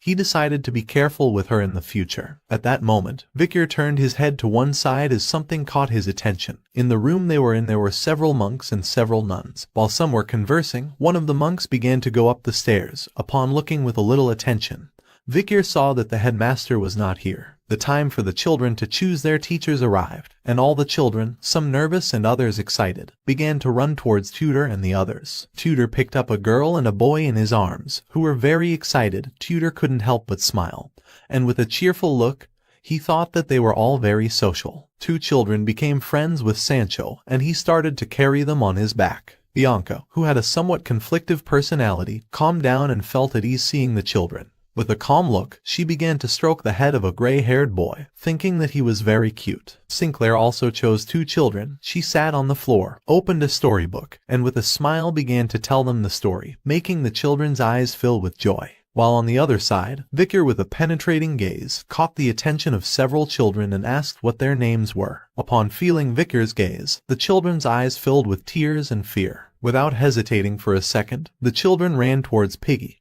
He began to pet one of their heads, closed his eyes and with a forced smile, asked Vicar to try to smile a little. Vicar started observing him with a confused look and remained thinking in silence. He began to imagine the small and cute Pomeranian, and with a serene look he remembered that she used to listen to him well, but now for him talking to these children was very difficult. At that moment, a blonde girl ran past him, and upon feeling her presence, Vicar's gaze fixed on her. The girl ran out, approached the door and using her hand opened it. Vicar turned back, started to observe her and couldn't help but feel somewhat confused. The girl went outside and leaned her body against a pillar. While the sunlight was coming through the gaps of the pillars, she simply began to look down at the ground and remained silent. Her eyes were filled with sadness, as she could not find a teacher to her liking. While she was distracted, Vicar appeared, crossed his arms, leaned his back against the pillar and mentioned that he felt overwhelmed in places with a lot of people. Upon hearing his voice, the girl couldn't help but go into shock. She didn't know how Vicar had gotten here. With a calm look, Vicar began to look at her and explained that if he wasn't careful, people might think negatively of him, asking why she had left. The girl's eyes filled with worry. She began to observe him and stayed thinking in silence. Without a second of doubt, she looked away,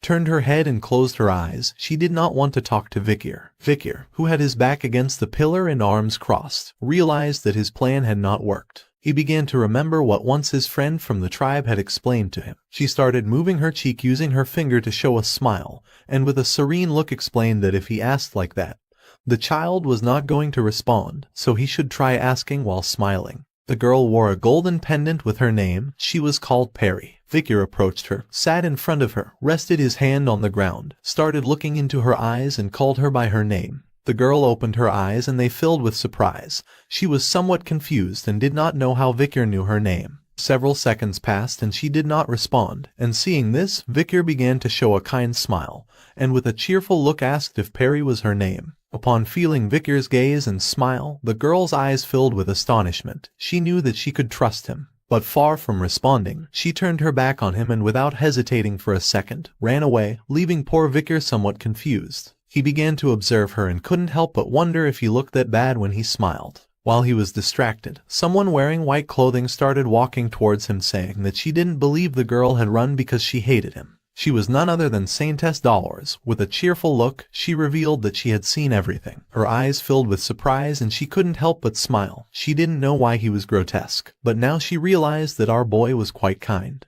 Victor stood up and with a calm look asked what President Dollars was doing here. She approached him, placed her hands on her abdomen, and with a sincere look revealed that Perry's heart had been hurt before, so for this reason she had closed it off. As a result, she developed aphasia and lost her voice. Victor turned to her and with a curious look asked what had happened to her. Dollars began to look down and with a sad expression mentioned that she didn't know the exact details, but she had been born in the orphanage, and in the last 13 years she had met countless volunteers who had passed through here. In front of them, there was a dark hallway and Dollars explained that at first, everyone had approached her in a friendly manner.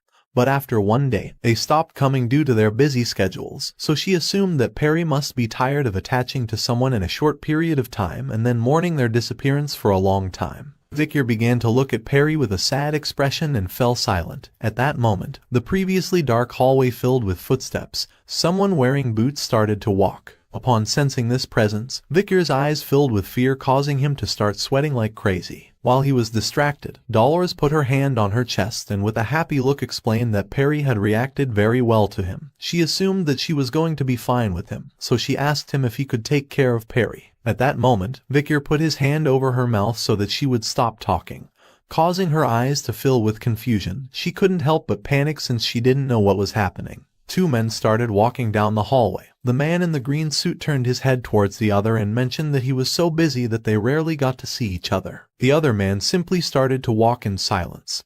He was none other than Dantalion, or better known as the headmaster Quilty. While he had his hands behind his back, he closed his eyes and with a smile explained that there had recently been a sudden increase in the number of people who had requested face-to-face talks to confess their sins. Behind him was his subordinate, Ephibo, who now had the face of a human. The man wearing a green suit said that for this reason he also needed to buy the exemption. Quilty opened his eyes, began to observe him and with a calm look asked how long he needed it for. Victor covered Dollars' mouth with his hand, and took her hand with the other hand and leaned back against the pillar to avoid being discovered. While Ephibo was walking behind them, the man and Quilty who were walking ahead started to converse with each other. The man wanted to buy 1 billion worth in gold. Quilty asked if he had recently killed someone, to which he replied that he had killed a barbarian slave that he had bought not long ago who had escaped, and on the way back to capture him, he had been disciplining him but unfortunately the barbarian died. Quilty was left somewhat confused and asked if he was buying 1 billion in exemption just for having killed a slave.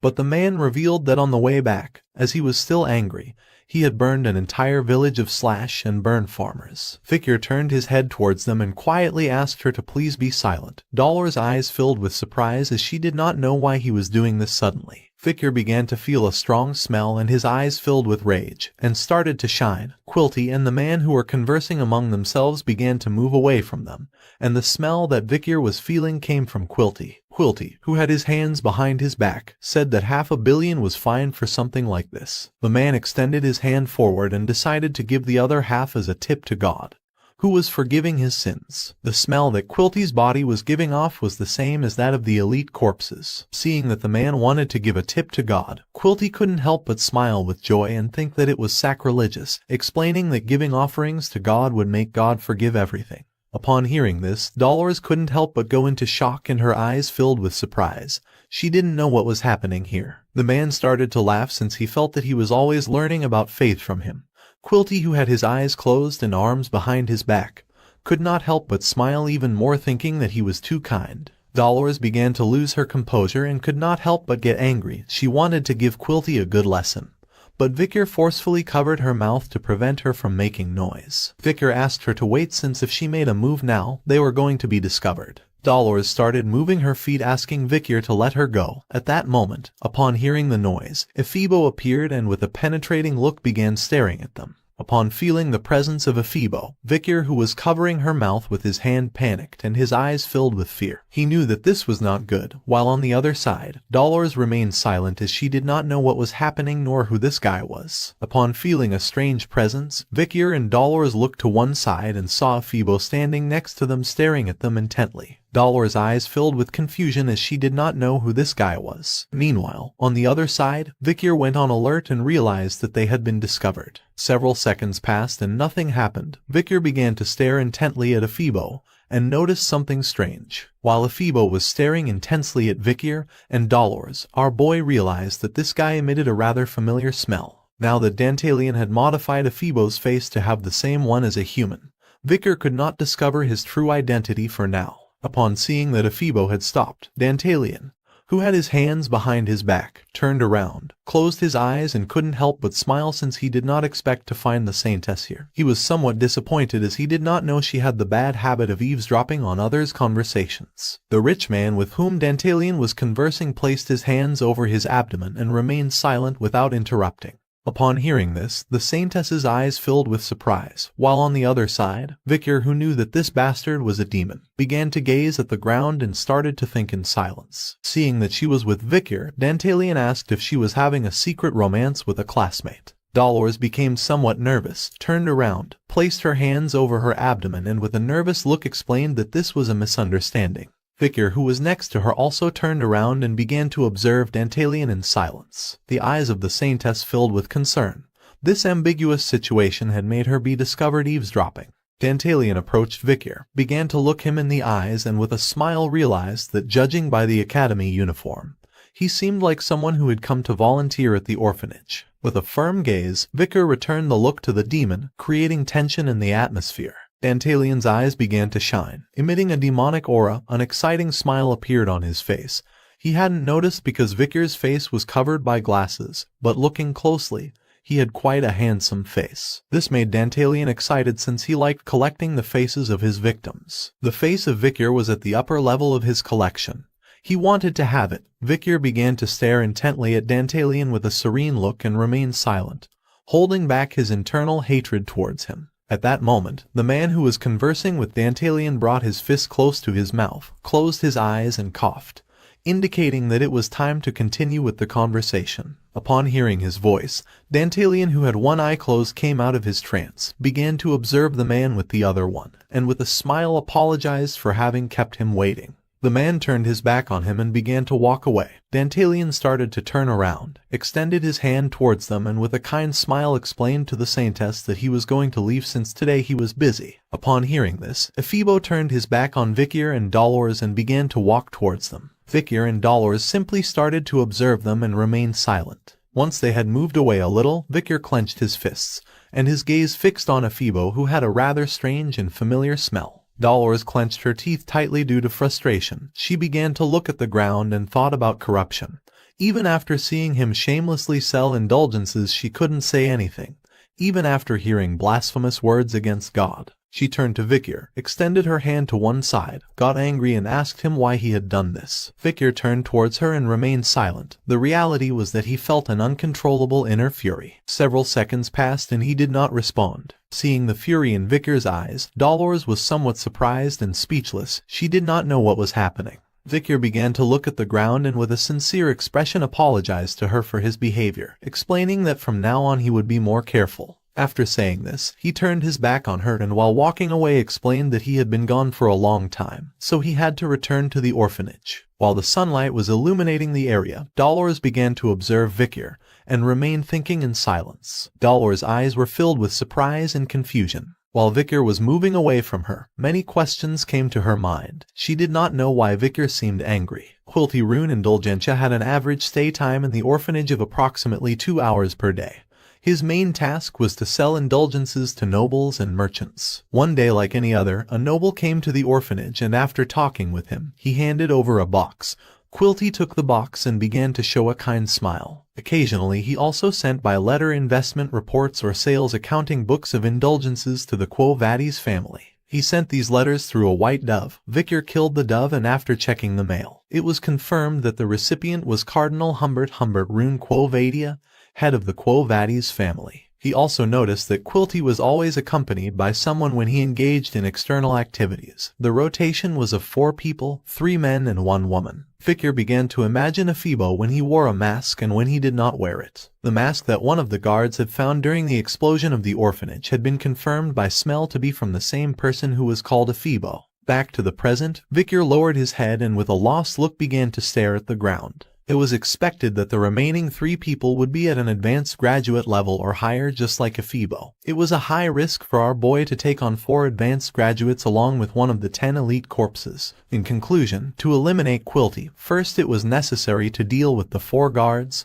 Sancho, Tutor and Piggy arrived in the area and could not help but be left speechless and confused at the same time upon witnessing what was happening before their eyes. Before them was Victor, who was washing clothes with a wooden board using water from the river. Next to him there was a large basket with dirty laundry. Seeing this, Tutor, Sancho and Piggy could not help but feel somewhat surprised and asked why he was working so hard. Sancho crossed his arms, closed his eyes and felt embarrassed for trying to earn points by completing hours of volunteering. Tutor clenched his fist, and his gaze filled with determination.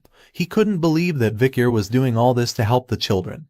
He decided to follow his example and work harder to become a true hero. Piggy began to observe Victor and fell silent. Several seconds later, the 3 raised their fists and decided to follow him. Upon hearing their voices, Victor, who was washing clothes by hand, turned towards them and was somewhat surprised. Victor began to clean his cheek with his hand and with a lost look he began to gaze at the ground. He was so lost in his thoughts that he hadn't even noticed that his friends had come. It was difficult to act during the day. He had to wait for night to arrive. For now he decided to concentrate on the day. Today it was a wonderful day, and the sky was clear. After a few hours someone threw the run-flat ball into the air. The ball had been thrown by the children of the orphanage who were happily playing run-flat. With a smile one of the children extended his hands to catch the ball, while being followed by the others. In the area there was a tree. While all the children were playing, a girl sat next to the tree and began to watch the game in silence. This child was none other than Perry. Several minutes passed and instead of going to play with the children, she stayed watching. At that moment, she turned her head to one side and her eyes filled with surprise. Someone wearing academy boots sat next to her and threw a ball on the ground, which bounced against it and flew away. This person was none other than Victor. He sat on the tree next to her, and while he had one hand resting on his knee, he began to bounce the ball with the other. Perry started to look at Victor and remained thinking in silence. She did not know what he was trying to do. Victor kept bouncing the ball and this awakened Perry's curiosity.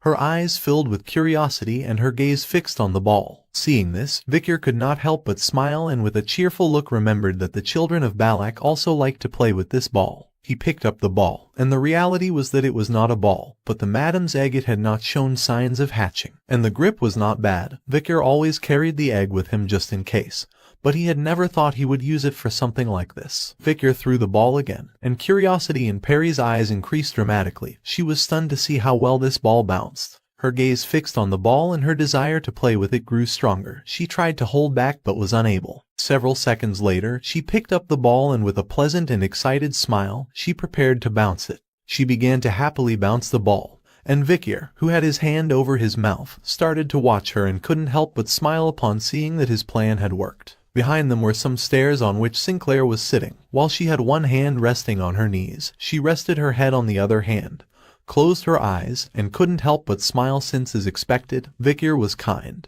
Upon hearing her voice, Victor came out of his trance, broke his hand from his mouth and couldn't help but be somewhat surprised.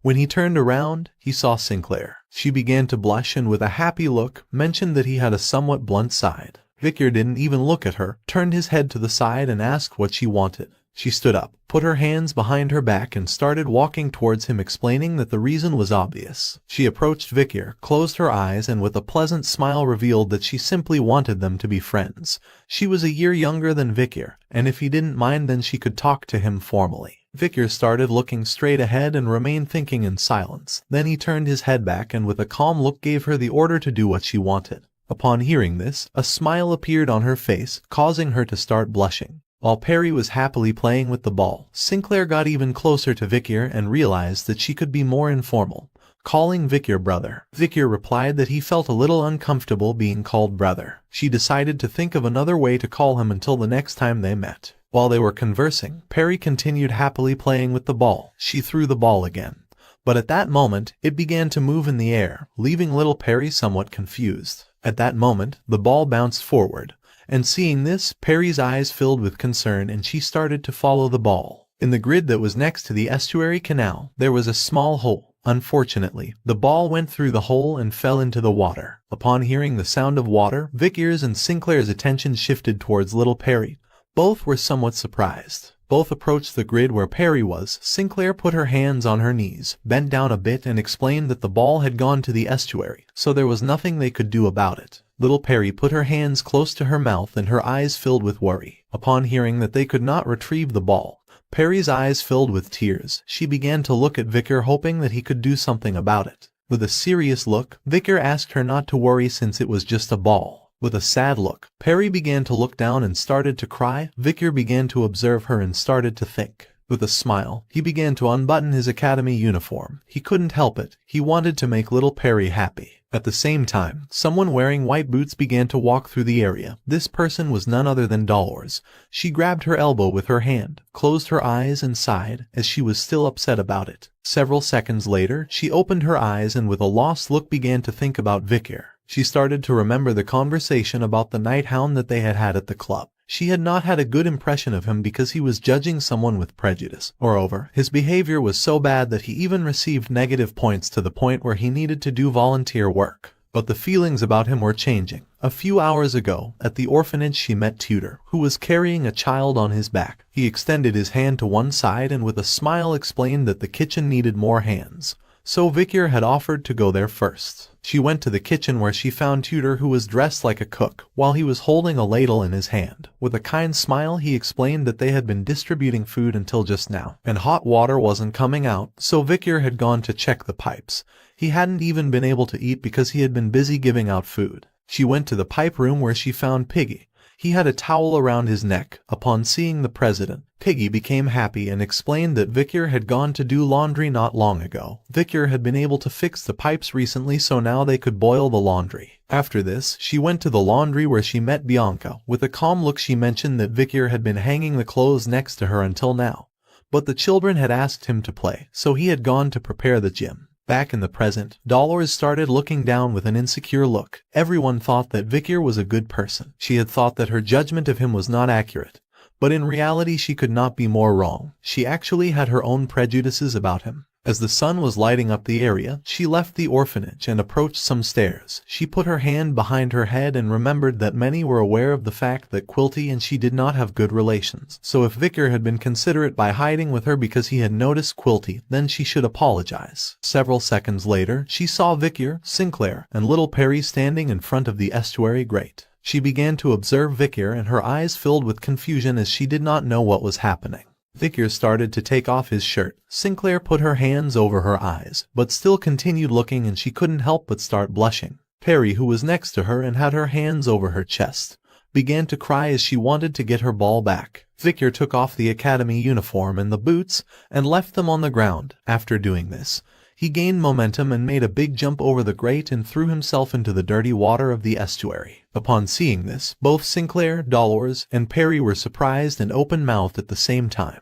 A while later, Vicar pulled out the ball from the estuary, which was covered in dirty water. While he was holding the ball with his hand, he started to observe it and told Perry that he had found it. Now his whole body was also covered in dirty water. He turned his head back, started to look at Perry and with a smile explained that she no longer had to feel bad. Sinclair put her hand over her mouth, and her eyes filled with surprise, causing her to start blushing like a tomato. Upon seeing Vicar's body, Dolores couldn't help but start to blush. She was speechless as she couldn't believe that Vicar had jumped into the estuary to find the ball for Perry. Seeing that Vicar had found the ball, Perry was shocked and couldn't help but feel an inner peace. No one had ever done something like this for her before. After a few days on a sunny day, Tudor, Sancho, and Piggy also finished the tasks and went out to the yard to play with the children.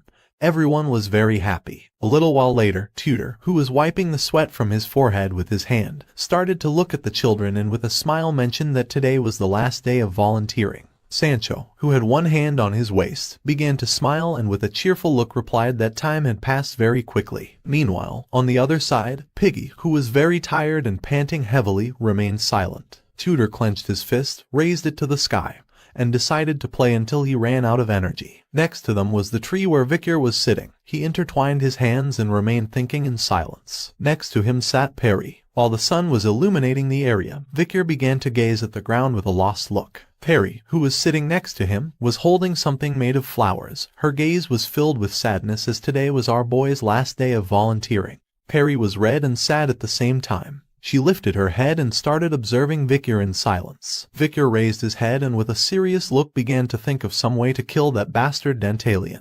While he was distracted, Perry approached him and without making a sound, she placed the flower crown on Victor's head. Upon feeling this, he came out of his thoughts and couldn't help but be somewhat surprised. He started to touch his head with his hand, and with a confused look asked if this was a crown. Upon hearing this, Perry panicked, began to sweat, and with a surprised look started to shake her hands in denial. She approached him and took his hand. Upon feeling this, Victor became even more confused as he didn't know what she wanted to do. She took our boy's hand with one hand and using the finger of the other began to write on the palm of his hand, thanking him for everything.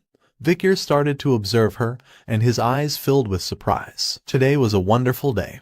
Perry thanked our boy for always being with her and for finding the ball. Victor replied that it was not necessary to thank him since he simply enjoyed doing it. At that moment, Perry moved her hand away and started thinking for several seconds. Then she wrote again on the palm of our boy's hand with her finger. After doing this, she moved her hands away, brought them close to her chest and with a sad look asked if they were going to see each other again someday. Victor's gaze also filled with sadness. He began to remember what Dolores had told him about her. A few days ago, when Victor ran into her, she started touching her cheek with her finger and with a sincere expression explained that at first everyone was friendly with her. But after a few days everyone was so busy that they couldn't even come to see her. She was tired of the temporary affection and the long separations. Perry sat back down, rested her hands on her abdomen and began to look at the ground with a gaze full of sadness. While our boy was hunting demons, he had to be prepared for death at all times. He could not promise that he would return. But still he answered that they were going to see each other again. Upon hearing this, Perry lifted her head and her eyes filled with happiness. While the wind was blowing the leaves, with a sincere look, Victor promised that as long as there was a tomorrow for him,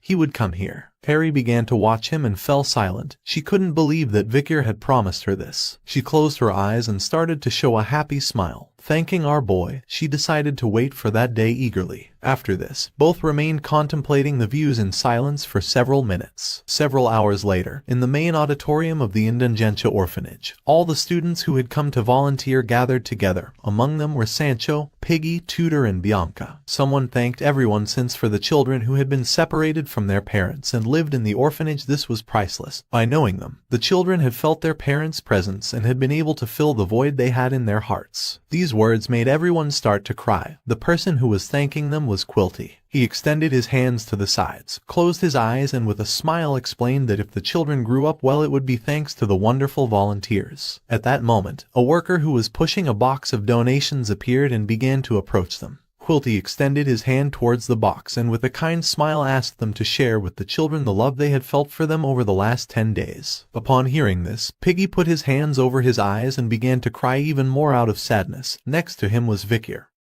whose eyes filled with surprise upon seeing that Quilty had attended. Victor started to touch his glasses and thought that this bastard was good at giving thanks with the tongue of the devil, appropriately subtly stimulating respect and a sense of debt towards the parents.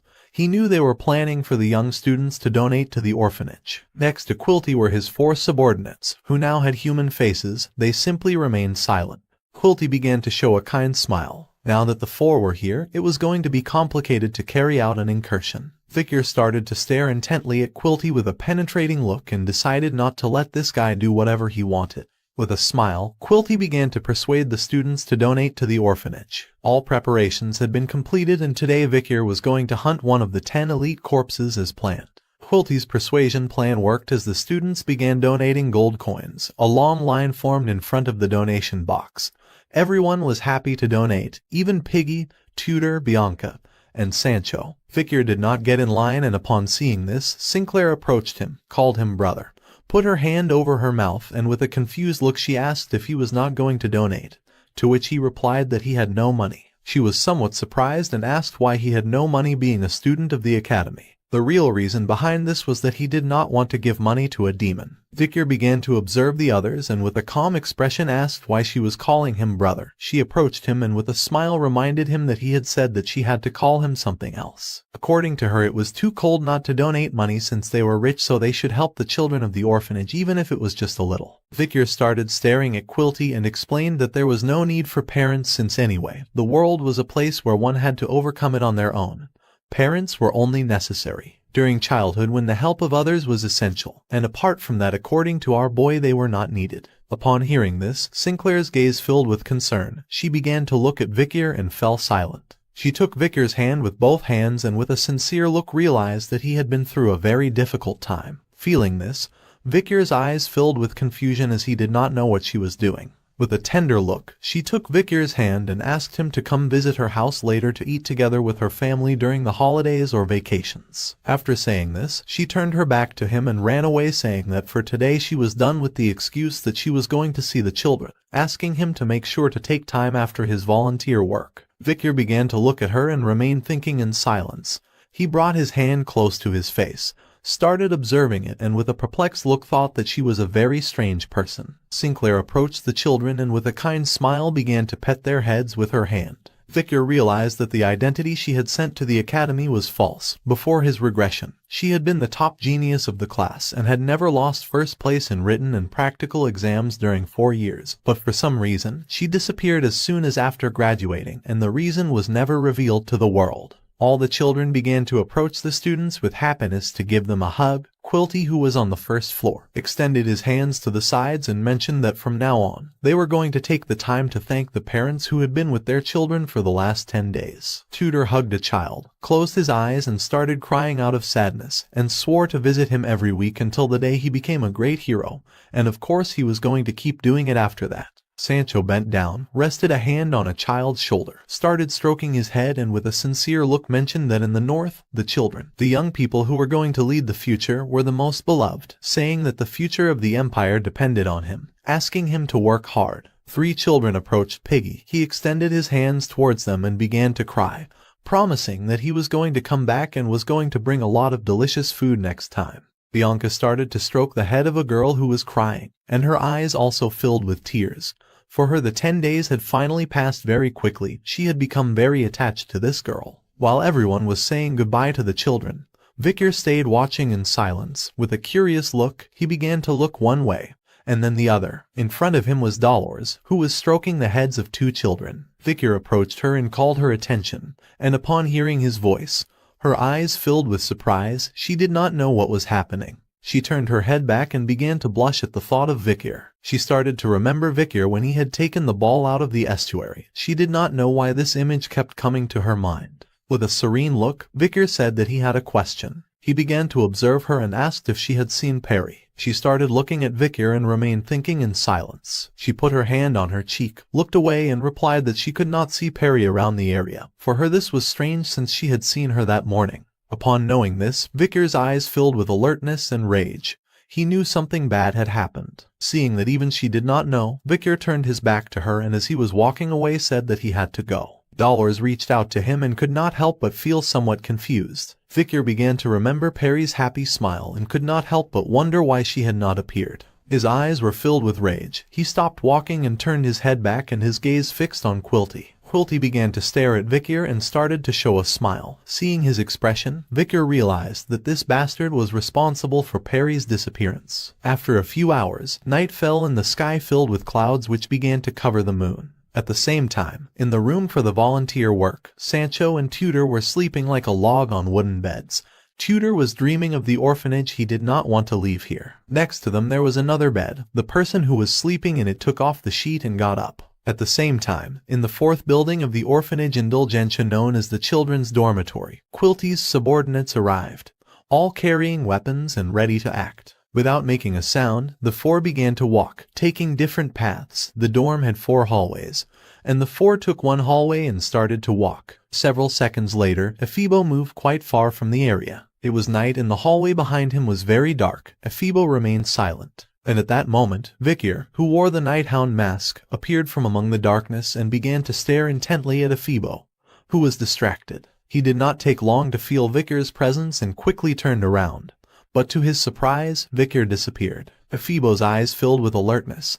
He knew that someone was following him. When he turned to the front, there was Vicar. With a penetrating look, he said that he had a question. Upon seeing him, Ephibo couldn't help but be somewhat surprised since he didn't know what was happening. Vicar asked where the children were who were locked up for the purpose of being the food supply for the demon. Upon hearing this, Ephibo drew his mace and prepared to attack. He knew that this was not good at all. Using all his strength, he swung the mace forcefully towards Vicar. As little by little the attack was getting closer, Vicar began to stare intently at Ephibo and fell silent. Just before he could make another move, Vicar moved at inhuman speed, and in the blink of an eye, cut off Ephibo's head. Vicar grabbed Ephibo's lifeless head by the hair and realized that this bastard could not speak. Vicar unsheathed the sword Beelzebub, causing the blade to begin to emit a demonic energy.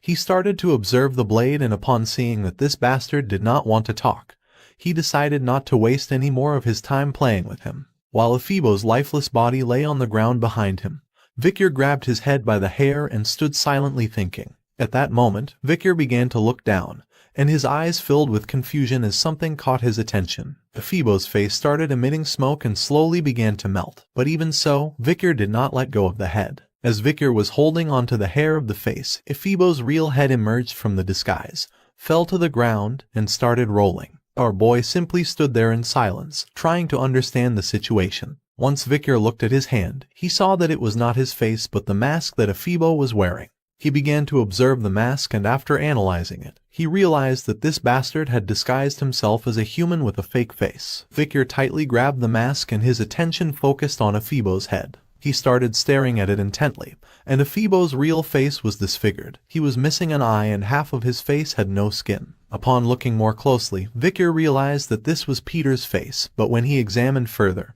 he saw that there was a mole under the eye. He dismissed this theory since Peter did not have this mole. Before regressing, Vicar and Peter went to the jungle, and in the middle of the night they lit a bonfire and began to happily converse with each other. Back then, Peter often talked about his missing younger brother. He had disappeared after going into isolation training. But now Vicar knew the real reason. He hadn't disappeared because of isolation training, but because a demon had chased him and turned him into an undead. Vicar raised his head, and his gaze filled with seriousness as something was approaching. He was in a dark hallway, and beside him lay Ephibo's corpse. From the darkness emerged Heve, who unsheathed her scissors, and Fido, who unsheathed his swords. Both began walking slowly toward our boy. He turned towards them, started observing them, and it didn't take long for him to realize that they could be people he knew. Heve, who had the blade of the scissors resting on his shoulder, and Fido, who was behind him, began staring intently at Vicar and remained silent. Several seconds later, with a piercing gaze, they adopted an offensive stance, indicating that they were ready to attack. Upon seeing this, Vicar decided not to stand idly by. He drew the Beelzebub sword and began to run quickly towards the demons. This was something they did not expect, and upon seeing that he was ready to attack, both changed their stance and adopted a defensive pose. Vicar extended the sword backward, causing the blade to start emitting a powerful red energy, and our boy's eyes filled with rage. He wanted to kill these bastards at all costs in order to finally end the life of the demon Dantalion. Vicar approached them, and using all his power, launched a powerful slash. But luckily for them, the demons jumped away, dodging the attack at the last second. Now that our boy was defenseless due to the attack, the demons decided not to waste this opportunity. Fido appeared above and began approaching Vicar, preparing to strike, while on the other side, Heve appeared on the ground and prepared to swing the scissors with force. Luckily, Vicar turned around just in time, and upon seeing that they were ready to attack, he realized this wasn't good. The demons launched a powerful attack, creating a large smoke screen and making a lot of noise in the middle of the night. At the same time, somewhere else, there was a statue of a goddess praying.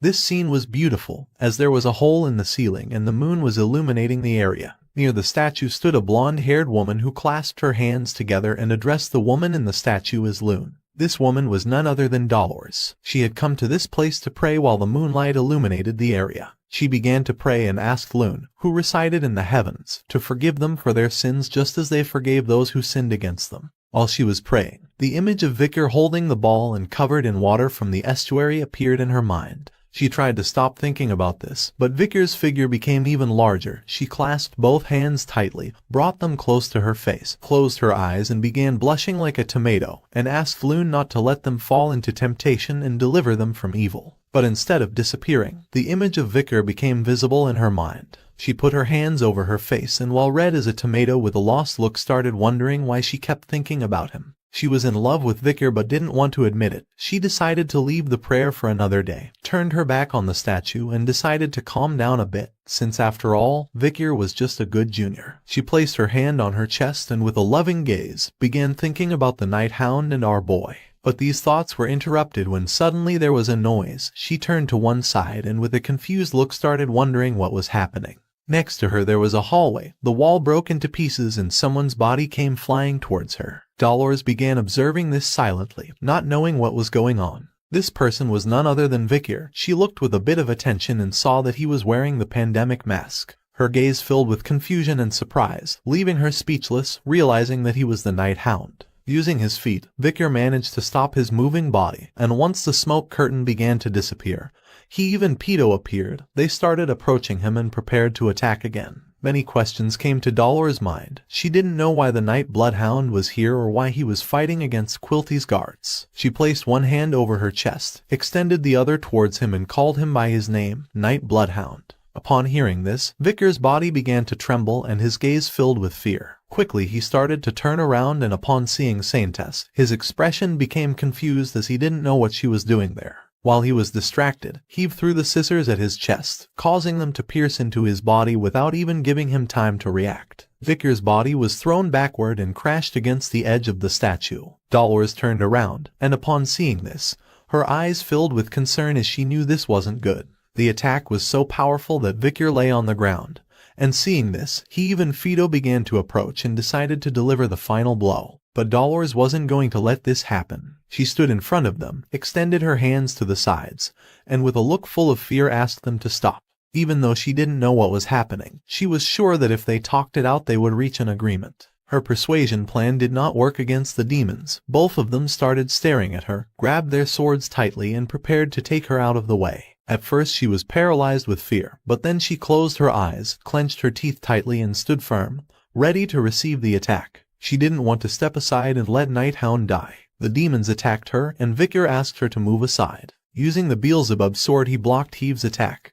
But unfortunately he didn't have another sword, so he blocked the other attack with his own arm, causing Fido's sword blade to sink into his arm. Despite having received so much damage, Vicker's gaze was firm. He began to look at the demons and remained silent. In a matter of seconds, the wound made by the sword caused him to start bleeding. The Saintess, who was behind him, opened one eye to see what was happening, and her gaze filled with fear and sadness upon seeing the wound on Vicker's arm. With a confident look, Vicker asked her not to worry about this. After saying this, he quickly began swinging his sword, breaking Heave's scissor blade into pieces. The demon started watching the fragments of the broken blade in the air, and his eyes filled with confusion. Just before Heave could understand the situation or make a move, Vicker stabbed the sword into his neck, not even giving him a chance to do anything about it. He drove the sword even harder into this bastard's neck to ensure he died, and seeing this, Fido pulled the sword from our boy's arm and prepared to deliver the final blow, thinking he was defenseless. Vicker swung the sword forcefully, cutting Heave's neck, and just before Fido could take advantage of this opportunity to attack, with a piercing gaze, Vicker turned around, swung the sword precisely, and also cut his neck, causing blood to fill the place. While the blood of the demons was falling to the ground, Dolores grabbed her shoulders, clenched her teeth tightly, and her gaze filled with fear. She couldn't believe that the Night Hound was so powerful. Vicker's suit was now covered in blood. Several seconds later, the heads of the demons fell next to their lifeless bodies. Vicker approached, began observing them, and remained silent. Dolores put her hand near her mouth and with a worried look remembered that he was injured. She approached him, clenched her fists, and with a look full of concern asked if he was okay, advising that it would be better to treat his arm right now. Vicker stood firm and told her not to worry about it. After saying this, he turned his head back and began to observe her with a serene gaze. He never would have thought he'd see the Saintess here, nor what she was doing here so late at night. With an expression full of terror, she started looking at the corpses. She didn't know why Quilty's guards had tried to attack her despite knowing who she really was. Vicker started pointing at the heads with his finger and asked her to pay attention. Fido's face began to slowly melt. Dolores put her hand over her mouth, and she couldn't help but feel disgusted. Victor began to observe the head and revealed that they were undead who were using other people's faces. Dolores started looking at Fido's head, and with a trembling body, she asked why something like this was happening to people affiliated with the Quo Vadis family. With a calm expression, Victor replied that the Saintess of Quo Vadis should know better than him. Her gaze filled with fear and confusion upon realizing that the bastard Quilty was behind all of this. Victor removed the masks that Heave and Fido were wearing. He began to observe carefully and remain silent. Fido was a man with black hair and a beard, and his face was familiar to our boy. He was Staffordshire Baskerville from the Pitbull Order. He began to remember Staffordshire when he was alive, when our boy had disappeared into the forest. This guy was able to avoid exemption thanks to Adolf Morg's defense, but he had heard that voluntarily he had gone into isolation training. Victor clenched his teeth tightly and his eyes filled with fury. He started looking at Heave's corpse and saw that he had a tattoo on his chest, and judging by this he realized that this guy was from the Don Quixote family. He began to remember the bastard set smiling and recalled that this guy was also in isolation training, and people from prestigious families had cut off contact with outsiders. In the past, he came across the three sisters who were very tired, and with a sincere look, one of them mentioned that they had just started isolation training. But, by Uncle Adolph's orders, he withdrew, entered the Room of Darkness, and was currently dedicated to magical research. At that moment, someone wearing bandages extended their hand and summoned a fireball. This person threw the fireball at the corpses of the demons, creating a great explosion, leaving Victor and Dolores somewhat confused. This person began to throw more fireballs, destroying the place in pieces. Several seconds later, debris started flying everywhere. The entire place was now in flames. Victor approached Dolores and began to cover her with the cloak. The flames started spreading everywhere, and seeing this, Victor thought that this was not good. They began to look to one side and their eyes filled with surprise and confusion upon seeing what was in front of them. Someone wearing leather boots started making their way through the fire towards them. It was a woman with red hair. She began walking slowly towards them. Victor began to observe her and couldn't help but be somewhat surprised. He gave her 0 points. He didn't know what this attitude of his future wife was, giving her 0 points out of 100. She started staring at Victor, extended her hand towards him, summoned a fireball and prepared to attack. While the flames were slowly consuming the entire place, Camus began to stare at them intently, extended her hand and started to summon a fireball. At first, Victor and Dolores remained silently watching her. But then Victor's gaze fixed on her, creating tension in the atmosphere. No one knew what Camus was doing in this place. Dolores began to observe Victor with a surprised expression and couldn't help but blush upon seeing that the Night Hound had protected her. She became nervous, turned her head to one side, and her eyes filled with surprise. In a matter of seconds, the flames consumed most of this place, and the fireball that Camus had summoned slowly began to grow larger. Dolores' attention was fixed on Camus, and she soon realized that her attack was not only directed at the Night Hound but also at her, asking if she too was an undead. Victor put the cloak in front of her to protect her from the attack and mentioned that she probably was also an undead. He began staring intently at Camus and asked Dolores how long this woman had been with Quilty. She clenched her fists, turned her head towards Victor and with an insecure and uncertain expression revealed that she had recently heard that this woman had been hired by Quilty. After saying this, with a lost gaze she sank into her thoughts. She was not willing to stand idly by, so she clasped both hands together, causing a golden glow to appear. With a firm look, she mentioned that as a servant of God, she could not stand idly by if the opponent was an undead, deciding to provide support to the Night Hound. Camus, who was standing in front of them, prepared to attack, but our boy started walking towards her and ordered Dolores to step back since he wanted to verify something about this woman. Upon hearing this, Dolores decided to at least offer support with a healing spell, but our boy refused, explaining that it wasn't necessary. Seeing that Victor was approaching, Camus, who had her hand extended towards them, decided to change her method of attack. She used her power, making the flames grow more intense, and at that moment, spikes made of explosive energy emerged from nowhere. She began to control the spikes and hurled them forcefully toward Victor. As the attack slowly approached, Victor unsheathed the Beelzebub sword and continued walking toward her without the slightest intention of backing down. Just before the attack could hit him, he swung the sword with precision, cutting the spikes into small pieces without much effort, and with a piercing look indicated to Camus that this type of attack was not going to work against him. But to Victor's surprise, the spikes exploded behind him, creating small but powerful explosions. Our boy began observing her in silence, realizing that he had narrowly escaped. With an angry expression full of rage, Camus prepared to attack again. She was not willing to give up so easily. Victor recognized her long, straight red hair. She was using magic that seemed to be at least level 6, combining iron and fire. It wasn't common to find someone capable of using that level of magic at such a young age, even within the prestigious Morg family specialized in magic. Our boy was quite injured and decided to change plans, sheathing the Beelzebub sword. Noticing this, Camus decided to take advantage of it. She extended her hands backward and used her power to summon more spikes again. But Victor stood firm. Due to the fire, pieces of wood from the ceiling were now stuck in the ground. She threw the spikes at him, creating large and powerful explosions near him.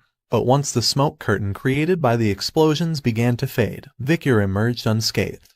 And with a murderous look he grabbed one of the pieces of wood. Camus attacked again, and the explosive spikes passed close to Victor's shoulders, creating small cuts on his shoulders, and despite being injured, he continued walking firmly towards his target. She attacked again, but Victor slightly turned his head to the side, causing the attack to destroy part of his hood. He began staring at her, indicating that he was not ready to give up so easily. Seeing this, Dolores panicked and her gaze filled with concern. She didn't know why the Night Hound was heading straight into the attacks. Camus did not stop attacking. She extended her hand towards them and started launching a chain of spikes. Several of them struck Victor's body, but despite this, he stood firm and continued walking toward his target. Dolores began to observe our boy, and it didn't take long for her to come to the conclusion that Victor was planning something and knew this woman.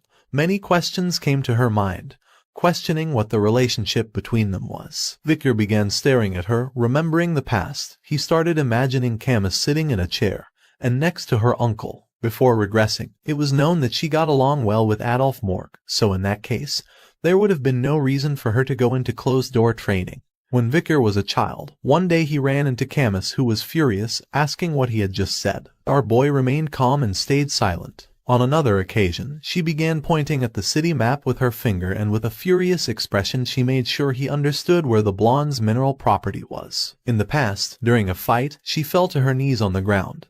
But Victor appeared to protect her, and some time later, when they both grew up a little more, they rode horses, and with a happy smile Camus gave our boy 8 out of 100 points for knowing well the ecology of barbarian tribes. Some time later, Victor extended his hand towards her. One day someone tried to attack her, but Victor intervened and put his hand in front, blocking the attack. In the forest where Madame was, Victor prepared to fight while on the other side, Uncle Adolf and another boy took Camus away to keep her out of danger. She extended her hand towards Victor, asking them to stop. The giant spider known as Madame emerged from the forest and began staring at our boy. He drew his sword, and while his body was surrounded by a powerful energy, he prepared to fight. While the ground was in flames, Victor took a step toward her and began imagining innocent Camus. In conclusion, if he hadn't made contact with that girl, if he hadn't built a relationship with her, if only he hadn't used her for his plan, this wouldn't be happening. But due to the decisions he had made and the things he had reversed, they had been accumulating, so there was a possibility that the brilliant future of the heroine Camus Morg had disappeared. Back in the present, Camus began to look at Victor with a piercing expression, being totally different from before. Victor approached her, and her eyes filled with confusion and sadness, and upon seeing this, he couldn't help but wonder what he had done to her. Camus, who was now an undead, stood firm, and with a serious expression, she extended her hand towards Victor, summoned a fireball and prepared to attack. But just before she could make another move, Victor grabbed her hand, and just before she could do anything about it, he placed his other hand on top of her head, causing her eyes to fill with confusion and alertness. Now that she was immobilized, Victor firmly grasped her face and without a hint of remorse, forcefully tore off the mask she was wearing, revealing the true face of the undead. Dolores put her hands near her face and couldn't help but be both terrified and astonished at the same time. Upon seeing the true face of Quilty's subordinate, Victor's expression changed and his gaze filled with disappointment. The demon prepared to attack and began summoning a fireball in her palm. With a murderous look, Victor grabbed her hand tightly, pushed it aside, and upon seeing that she was preparing to attack, he thought this wasn't good. But just before she could make another move, he drew his sword and swung it forcefully, cutting the demon's neck. The demon's body began to fall to the ground, and the head flew off to one side until several seconds later, both the lifeless body and head hit the floor. Victor silently watched for several seconds until, due to his injuries, he fell to his knees on the ground. Seeing that the Night Hound was injured, Dolores, who was behind him, panicked and thought this wasn't good. Victor, now covered in blood, placed a hand and knee on the ground to rest a bit. Dolores approached him, sat down next to him, started using her healing powers as her eyes filled with tears upon seeing that he was hurt. While the lifeless corpse of the demon lay before them, Victor began observing it in silence. Her attention shifted toward the corpse and with an expression full of fear she asked if he knew this person. With a lost gaze, Victor remained thinking in silence. The reality was that this undead really was Camus Morgue. Half of her face was decomposed. Victor began to lie, saying that fortunately it was an unknown face. Even with his body full of wounds, Victor began to stand up, saying that it was enough already. Dolores, who was using her power to heal his wounds, panicked and mentioned that the wound was still open. But our boy responded that just with this he already felt perfect. Dolores' mind filled with questions. With an anxious expression she asked why he kept fighting until reaching such a horrible state, asking him to explain a reason. Victor stood up, clenched his fist tightly and responded that the reason was demon hunting. With a fearful and confused look, she began to stare at him and asked why he was hunting demons. He turned his back on her and mentioned that it was just personal revenge. After saying this, he approached the corpse and gently picked up Camus Morgue's mask. He started observing the mask and began recalling the masks of other demons. This one also emitted a powerful demonic energy, but they were only sacks being used by Quilty's guards. He decided it would be better to investigate further about it. But at that moment, a voice emerged from Camus Morgue's corpse asking Victor to return the mask. Upon hearing this, both Victor's and Dolores' attention shifted towards the corpse. They were both terrified and confused at the same time.